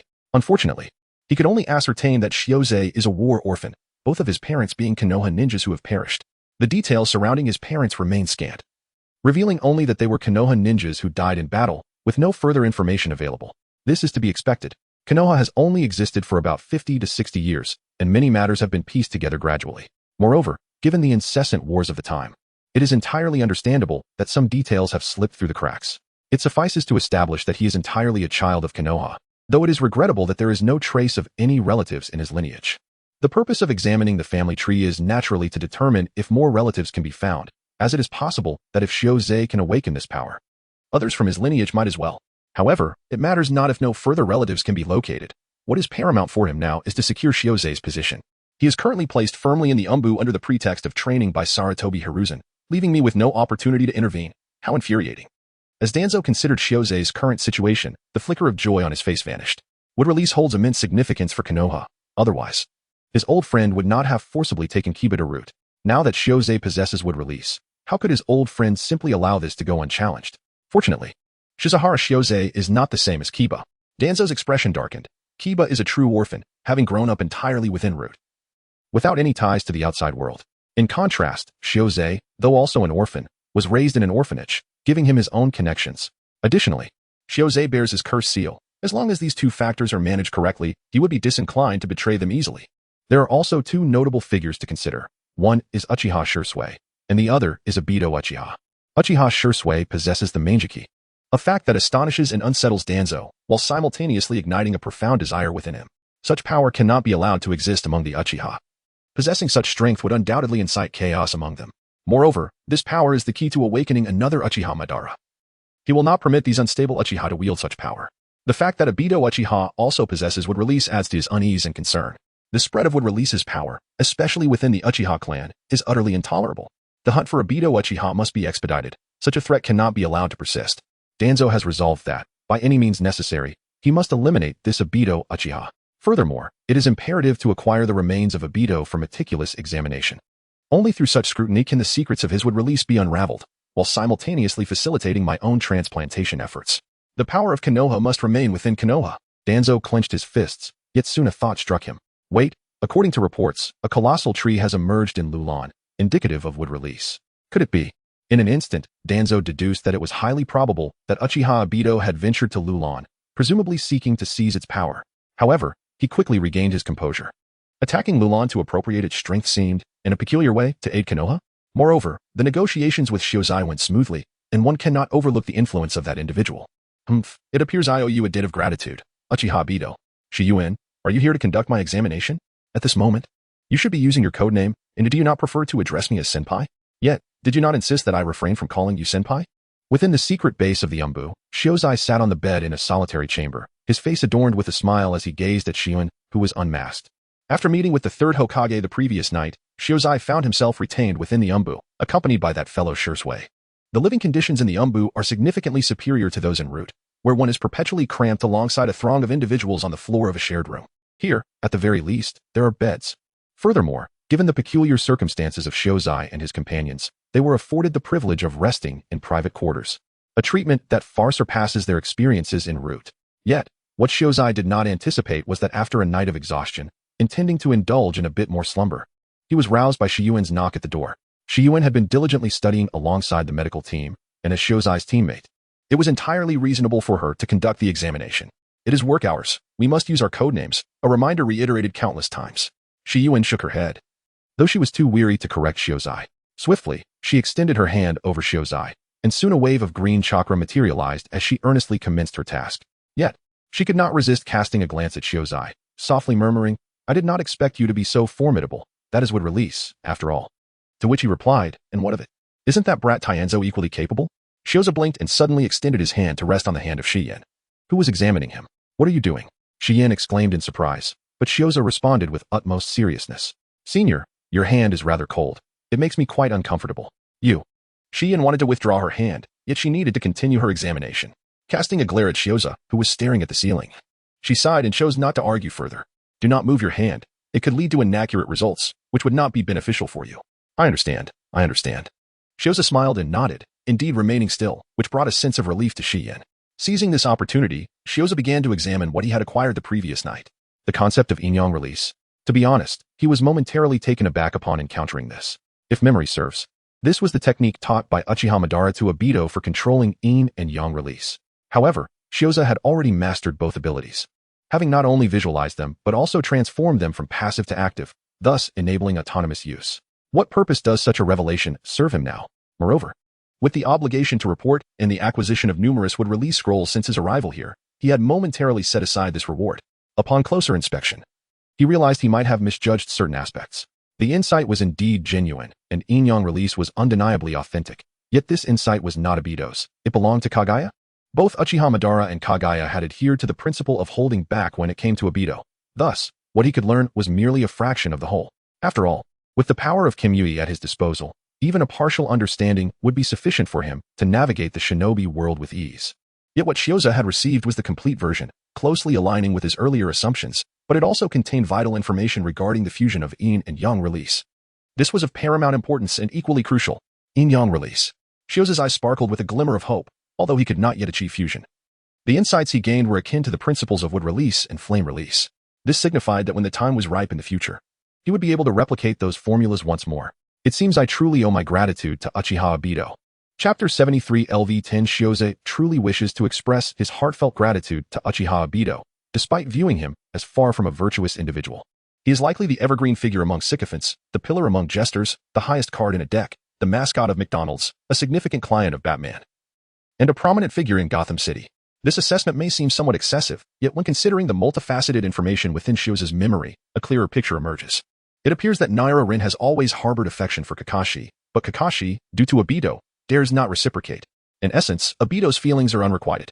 Furthermore, he has transformed this unreciprocated affection into his own conviction, manifesting as the passive skill desire for women, which even the Tintails cannot shatter. Nevertheless, he is still a good person. As Shioza held the hand of Shien, who was assisting him with an examination, his gaze fell upon his status panel. Shiera shows a comprehensive physical quality, LV9 chakra, LV9 abilities, would release LV6, Flying Thunder God LV6, Taijutsu LV5, Sealing Technique LV5, Curse Seal LV5, Yin Release LV3. Freedom Points. 12 Gazing at the 12 freedom points, Shioza began to contemplate how best to allocate them. The optimal strategy would undoubtedly involve enhancing his physical quality or would release, as his physical prowess has already reached LV9, which is, in simple terms, the pinnacle of elite Genin. Advancing beyond this threshold would elevate him to the realm of shadows. Such temptation is indeed challenging for Shioza to resist. Yet he yearns for wood release as well. However, augmenting his wood release at this juncture is unattainable. LV6 wood release requires a combination of 3 elements. In simpler terms, adding just 1 point to wood release necessitates an increase across all 3 attributes, equating to a total of 18 points. Presently, Shioza does not possess the requisite 18 points. He can only hope to accumulate them in the future, which leaves him somewhat vexed. As for other skills, such as Flying Thunder God, they also hold significant value. This technique has provided Shioza with immense assistance, and if he were to master it further, he might unlock even greater potential. Additionally, Taijutsu, Curse Seal, and Yin Release are all highly beneficial. Although his Taijutsu is only at LV5, he can still yield commendable results due to his physical quality. The Sage Mode associated with the Cursed Seal offers comprehensive enhancement, while Yin Release is crucial for his future endeavors in Yin-Yang Release fusion. In summary, it appears, the freedom points remain insufficient. Shioza, feeling a sense of helplessness, shook his head. After much contemplation, he arrived at a resolution to first enhance his fundamental abilities, followed by a primary focus on improving his seals and Yin Release techniques. The process of allocating points has always been a source of both joy and frustration. The options are plentiful, yet his available points are insufficient, having just mastered wood release. And with the formulas for blaze release and the potential to acquire yin-yang release formulas at his disposal, he was determined to pursue these avenues. His overall physical attributes had improved, with his current level at LV10. Yin release had also advanced, now at LV4, with no free points remaining. The moment his physical capabilities reached LV10, Shioza suddenly felt a surge of yang release energy erupting within him. In an instant, his body quaked as this yang energy violently coursed through every corner of his being, causing him to feel an unusual warmth enveloping him. Alongside this, an inexplicable pain manifested within, leading to spasms throughout his muscles. Noticing the sudden change, Shiyan, who was attending to him, immediately sensed something was amiss. What's wrong? Are you all right? Wait here. I'll fetch someone. She instinctively attempted to withdraw her hand to seek assistance. As although she had studied in the medical team for some time, she felt inadequate compared to the specialized medical ninjas. However, Shioza firmly grasped her hand, refusing to let her depart. No need, just give it a moment. At this moment, Shioja's complexion appeared somewhat pale. He himself had not anticipated that events would take such a turn. Are you truly unscathed? Xian's eyes brimmed with concern, yet Shioja remained steadfast. Rest assured. I am genuinely fine. I merely wished to circulate my chakra to see if I could better synchronize with you, but I did not foresee this outcome. Shioja never anticipated that the eruption of young Dun's power would be so formidable this time. The comparison between the past and the present is utterly unfathomable. However, this is to be expected, as his enhancement is a holistic improvement rather than a mere increment in a singular aspect. This is precisely why. Despite his panel strength appearing rather average, he is capable of engaging in fierce exchanges with numerous formidable ninjas, even emerging victorious against them.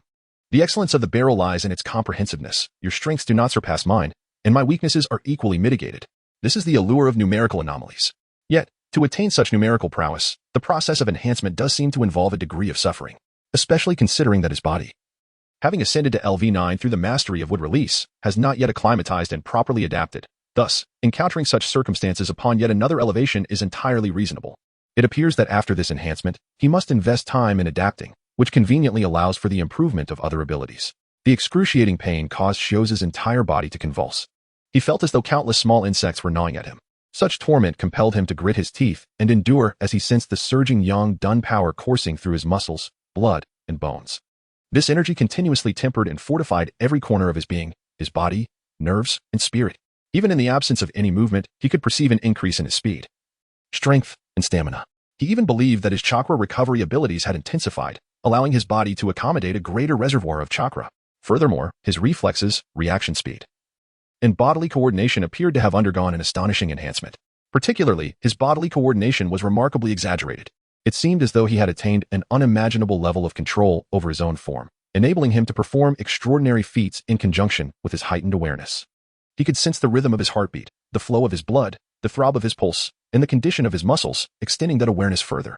For instance, if he were to sustain an injury, he could ascertain the depth of the wound, the rate at which blood flowed from it, and the duration he could endure the pain. He could even determine which movements would minimize the impact on the injury and the rate of recovery therein. This transformation. Shioza could not help but murmur softly, but at that moment, the eruption of yang release within him began to wane, and the excruciating pain gradually dissipated. In its place emerged an exquisite sense of relief, accompanied by a faint feeling of weakness, while his body was drenched in perspiration. How are you feeling now? Xian had been silently observing Shioza, her chakra having transformed into the green radiance of healing ninjutsu. Noticing the cessation of the tremors in Shioza's muscles, she promptly inquired with genuine concern. I am fine. Shioza attempted to rise and ease his discomfort, yet his weakened state caused him to stumble. Oh, be careful. Xian exclaimed, swiftly enveloping Shioza in her embrace, her eyes brimming with concern. Your condition is peculiar. Outwardly, you appear to be in good health. Yet there exists an inexplicable frailty within you. This resonates with the sensations I experienced previously, does it not? Shioza blinked, yet his peripheral vision cast a downward glance, making him feel as though he had underestimated the growth of his senior. Shioza, do you have a moment? While Shioza silently pondered this, Xiang remained curious about the changes in his physique when suddenly a voice interrupted the ambience. Chapter 74. A subordinate who does not entertain their superior is not a good subordinate. Shioza, are you all right? Of course, I am fine, but I hope you are. In a small grove behind the dark division, Jishui and Shioza strolled leisurely. However, Jishui appeared somewhat cautious, while Shioza's expression was rather grim. This was not directed at anyone in particular. After all, anyone's good fortune being interrupted would likely evoke such a response. Fortunately, despite Shioza's displeasure, he did not dwell on it, as he understood the notion of there is always tomorrow, whether as a verb or an adjective. Curiously, he glanced at Jishui and quietly inquired, what brings you to seek me out in this secluded spot? You are aware that we should refrain from leaving the dark division at present. There are certain matters I wish to discuss with you privately, Jishui replied, surveying their surroundings before continuing in a hushed tone. Thank you for covering for me. What Uchiha Obito said that night was utterly outrageous. Was it truly outrageous? Shioza blinked, not feeling that it was excessive, although Obito's words were laden with the sin of conspiracy. Nevertheless, Shioza believed that assessing Danzo from the perspective of conspiracy theories was hardly unjust. After all, it is quite possible that he had indeed committed some of those deeds. You did not seek me out merely to express your gratitude, did you? Shioza shook his head gently, casting a glance at Jishui with a soft chuckle. It is the words of Uchiha Obito that weigh heavily on your mind, is it not? Upon hearing this, Jishui fell into a profound silence, ultimately nodding earnestly after a moment of inner conflict. The matter concerning Danzo had lingered in his thoughts, an unresolved burden that he could not easily cast aside. Although merely a night had passed, it was a restless one, filled with turmoil. If all of this were indeed true, what would then become of his family and village? What course of action should he take, and what fate awaited his kin? The answers eluded him, yet he understood the necessity of seeking deeper understanding.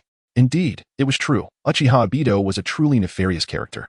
Shusa was not surprised. Although Uchiha Shisui may not be particularly astute, his motivations differ significantly from those of Uchiha Itachi when viewed from the perspective of the original timeline. He harbors both a sense of familial loyalty and a commitment to his village, and his act of suicide represents a surrender born from a profound dilemma. A situation where he finds himself trapped with no viable options. Had he possessed a greater resolve, whether against his family or the higher-ups of Konoha, perhaps circumstances could have shifted in his favor. However, now that he has come seeking him, it is likely a testament to their camaraderie forged over time, as well as the cover he provided, which has led Shisui to perceive him as trustworthy. In light of this, why not amuse Danzo a little? After all, Shusa has always adhered to the principle that a subordinate who allows their superior to lead a life of undue comfort is not fulfilling their duty. I believe you have misunderstood. Uchiha Obito's criticisms of Lord Danzo are entirely unnecessary to bring up. Although Shusa intended to amuse Danzo, he felt it prudent to express certain matters with subtlety. Simultaneously, he activated his heightened perception to meticulously examine his surroundings. Following this recent enhancement, both the range and intricacy of his sensory abilities had experienced a remarkable augmentation. Now, he could even discern whether a bug possessed chakra, alleviating his concerns regarding the Oil Woman clan. Lord Danzo, devoted to the welfare of Konoha, despite frequent misunderstandings, would continue to act according to his own convictions. Acting according to one's own convictions? Shisui found this statement somewhat perplexing, yet Shoujo smiled gently before speaking. Never mind that question. I recently heard a little tale. Would you be interested in hearing it? Shisui was taken aback, but Shoujo pressed on. Let me pose a question to you. Suppose a bandit infiltrated a village with the intent to plunder, and the villagers united to expel him, yet he left behind a child. Some villagers believe that this child, being the offspring of the bandit, is destined to follow a path of destruction akin to his progenitor, advocating for the child's execution. Conversely, others argue that the child is like a blank slate. Although he may share the temperament and demeanor of the bandit, he is not beyond redemption through education. In such a scenario, which choice would you make? Me? Shisui hesitated, as if he began to grasp the implications. After careful contemplation, he finally responded. I would choose the latter. Perhaps this child can indeed be transformed through education. Indeed, perhaps he can. Shoujo nodded, his smile blossoming even more radiantly. However, the first group opposed this, leading them to place a wager. The first group sought to demonstrate that the child would inevitably tread the path of the brigand, engaging in numerous acts of guidance and coercion. In contrast, the second group, undeterred by the bet, aimed to steer the child towards righteousness solely through education. Can you fathom the eventual outcome? Shisui furrowed his brow, feeling an unsettling sensation from this tale. One party endeavored to prove and alter through relentless guidance and pressure, while the other relied solely on pedagogical methods without interference. Regardless of perspective, the result appeared bleak. Moreover, he gradually comprehended Shoujo's implication. It seemed to reflect upon his own lineage. Ultimately, the child, under continuous guidance and coercion, grew and, upon reaching adulthood, gradually morphed into the likeness of his father. Shoujo did not wait for Shisui to speak. Instead, he quietly initiated the conversation. The first type of person, without hesitation, raised the slaughter knife once more, and when all was said and done, he smugly proclaimed, See, I have triumphed. This child is just as I envisioned. Yet, this was evidently incorrect. Shisui gritted his teeth and shook his head. This outcome was one he could not accept under any circumstances. It was clear that he had guided and coerced the situation to bend it to his will. How could that possibly be deemed a victory? Indeed, how could that ever be considered a triumph? Shoujo turned his head and gazed calmly at Shisui. To shoot an arrow before drawing a target is to confuse cause and effect. How can this be considered a victory? It is merely an act dictated by one's preconceived notions and will. The outcome is bound to be as such. Upon hearing these words, Shisui, reflecting on the ghostly tales from Uchiha Obito the previous night, suddenly comprehended the situation. Shimura Danzo, indeed, preferred to trust his own judgment, even if it meant confusing cause and effect, shooting an arrow before drawing a target. How could he be like this? Shisui was bewildered. He could not fathom why things had turned out this way. He felt lost, uncertain of how to proceed. He was aware of the circumstances within his clan. Otherwise, he would not have chosen to remain in the Umbu rather than returning. Yet, he was at a loss regarding his next steps. At that moment, Shoujo stretched lazily and continued. When I first heard this story, I found it quite strange. Why did that child lack any personal thoughts? Shisui looked at Shoujo in surprise, only to see him shake his head and turn as if preparing to depart. To shoot an arrow before drawing a target is unwise. One cannot gamble with human nature. Yet one must also possess their own thoughts and will. Of course, it could be that I am overthinking. A child truly may not have many thoughts, being oblivious to the world. If it were an adult, perhaps they could perceive certain truths, could they not? Adults, seeing through certain truths. Shisui murmured, while Shoujo gently waved his hand. Well then, the little story is concluded. I must return to rest. There was no need to dwell on Uchiha Obito's ghostly tales. He was merely a villain. One must possess their own thoughts and learn to discern the truth. With that, Shioza departed without looking back, leaving Jishui standing still. His gaze flickered, as though he were deeply contemplating something. Gradually, his expression grew resolute. Chapter 75, Would Release. Birth of the Divine Tree. Shioza was not particularly concerned about how Uchiha Jishui was thinking. As for whether he might turn around and expose him, perhaps by casually chatting with the third Hokage, this was of even less concern. Uchiha Jishui had said nothing. It was Shioza who had provided him cover, indicating that he was already on guard. If he were to run off and file a complaint, the one to suffer would not be Shioza, but rather Jishui himself. After all, he was a legitimate member of Konoha, with Would Release in the Flying Thunder God technique. How could he be compared to a mere Uchiha? Sometimes, the so-called legitimacy of Konoha held some weight, at least in terms of public perception. In contrast, Uchiha, branded as the son of a villain, had been subtly corrupted by Danzo's manipulations. It was clear who would truly suffer in the end. Yet, it remained uncertain what had transpired with Danzo's schemes. In his heart, Shioza silently pondered that he had been dedicated to providing some amusement for Danzo, ensuring that his superior could enjoy a peaceful retirement in the future. In the days that followed, although Shioza found himself rather bored, he either pretended to study diligently or playfully teased Shiyin until her cheeks flushed. Overall, he had managed to settle down quite obediently. After all, the enhancement of his physical prowess was indeed substantial, necessitating a period of adjustment to his new body. Moreover, he needed to thoroughly examine and contemplate the residual powers of the dragon veins sealed within him. Though sealed, these powers exhibited a peculiar ability to regenerate. Reminiscent of the tailed beasts, the chakra of the dragon veins was astonishing, as the capacity for self-restoration seemed to be a trait only the tailed beasts possessed in his recollection. Take the Nine Tails, for instance, its chakra was truly otherworldly. Even when divided, it retained self-awareness, and even a mere fragment of its chakra, if collected, could regenerate and potentially give rise to a new tailed beast. Of course, the resulting creature would likely be a mere shell, with the true consciousness residing within the Fourth Hokage and Naruto Uzumaki. Nonetheless, this prospect was sufficiently alarming. Should the consciousness of the Nine Tails within Naruto or Minato dissipate, that fragment might autonomously manifest within this empty vessel. Fortunately, the dragon veins lacked consciousness, possessing only primal instincts, making it convenient for me to accumulate power for future use. However, I must also devise a means to expend a portion of it in due course. Shioza's sealing technique remains at a level 5 proficiency. Ever since he broke the curse seal placed by Danzo, he has somewhat neglected its further development, believing that his current abilities suffice. However, this has caused him some distress when dealing with formidable entities like the dragon veins, as the prospect of sealing such vast quantities of chakra poses a significant risk if the seal were to fail. Therefore, it has become imperative for him to periodically expend some chakra or enhance his sealing technique. After all, for someone like me, as long as my level is sufficient, acquiring new techniques is remarkably effortless. As time flowed by, approximately a month passed in the blink of an eye. One bright morning, just as Shioza intended to seek out Shiyin, Sarutobi Hizashi unexpectedly approached him and led him to a training ground. Shiuzakuin, how have you been during this period? Upon their meeting, a smile appeared on Sarutobi Hizashi's face, weathered by age, although it was evident to anyone that his smile bore a hint of strain. Fortunately, with diligent study and the company of esteemed seniors like Kakashi, Shisui, and Shiyin, I have been living quite a fulfilling life. Shioza nodded slightly. Although it was somewhat tedious without any tasks at hand, having Shiyin around was not entirely displeasing. Was it? Sarutobi Hizashi pursed his lips, pondering that the final moments with Shiyin were indeed the most significant for you, were they not? Despite his recent infrequent visits to the Umbu, it did not imply that he was unaware of the circumstances within their ranks. The Umbu was, after all, his sanctuary. Shioza, this young man, possesses an understanding of the inner workings of the Umbu, and he does not oppose matters of affection. Even if he is somewhat younger, it is of little consequence.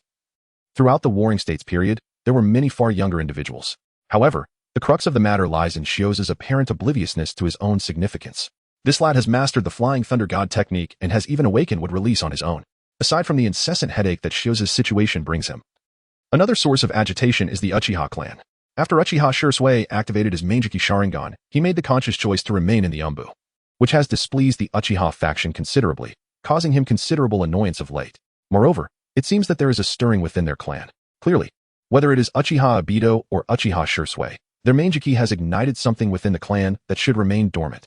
Furthermore, there is his old classmate Danzo, who has once again begun to engage in underhanded schemes.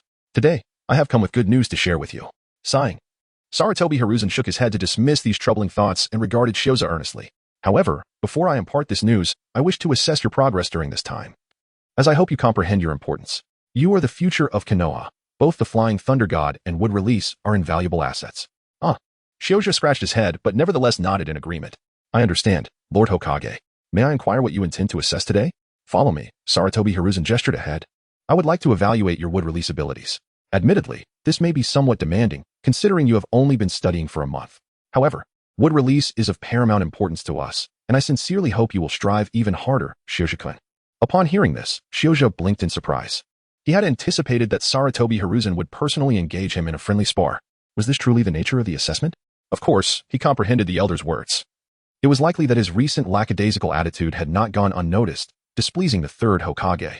Perhaps this was an attempt to subtly admonish him, urging him not to be too lax in his endeavors.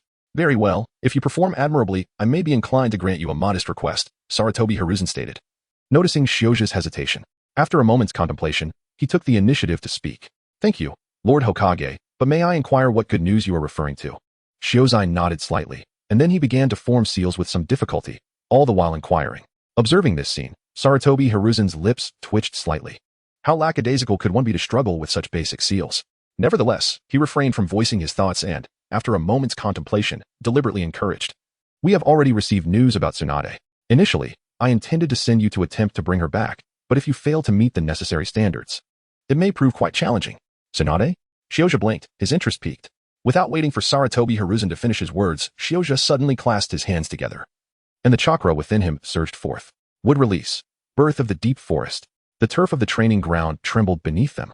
Thick roots erupted violently from the earth, rapidly extending and intertwining with vines. In no time, towering trees loomed before them. Sarutobi Hiruzen couldn't help but widen his eyes in astonishment. What was happening?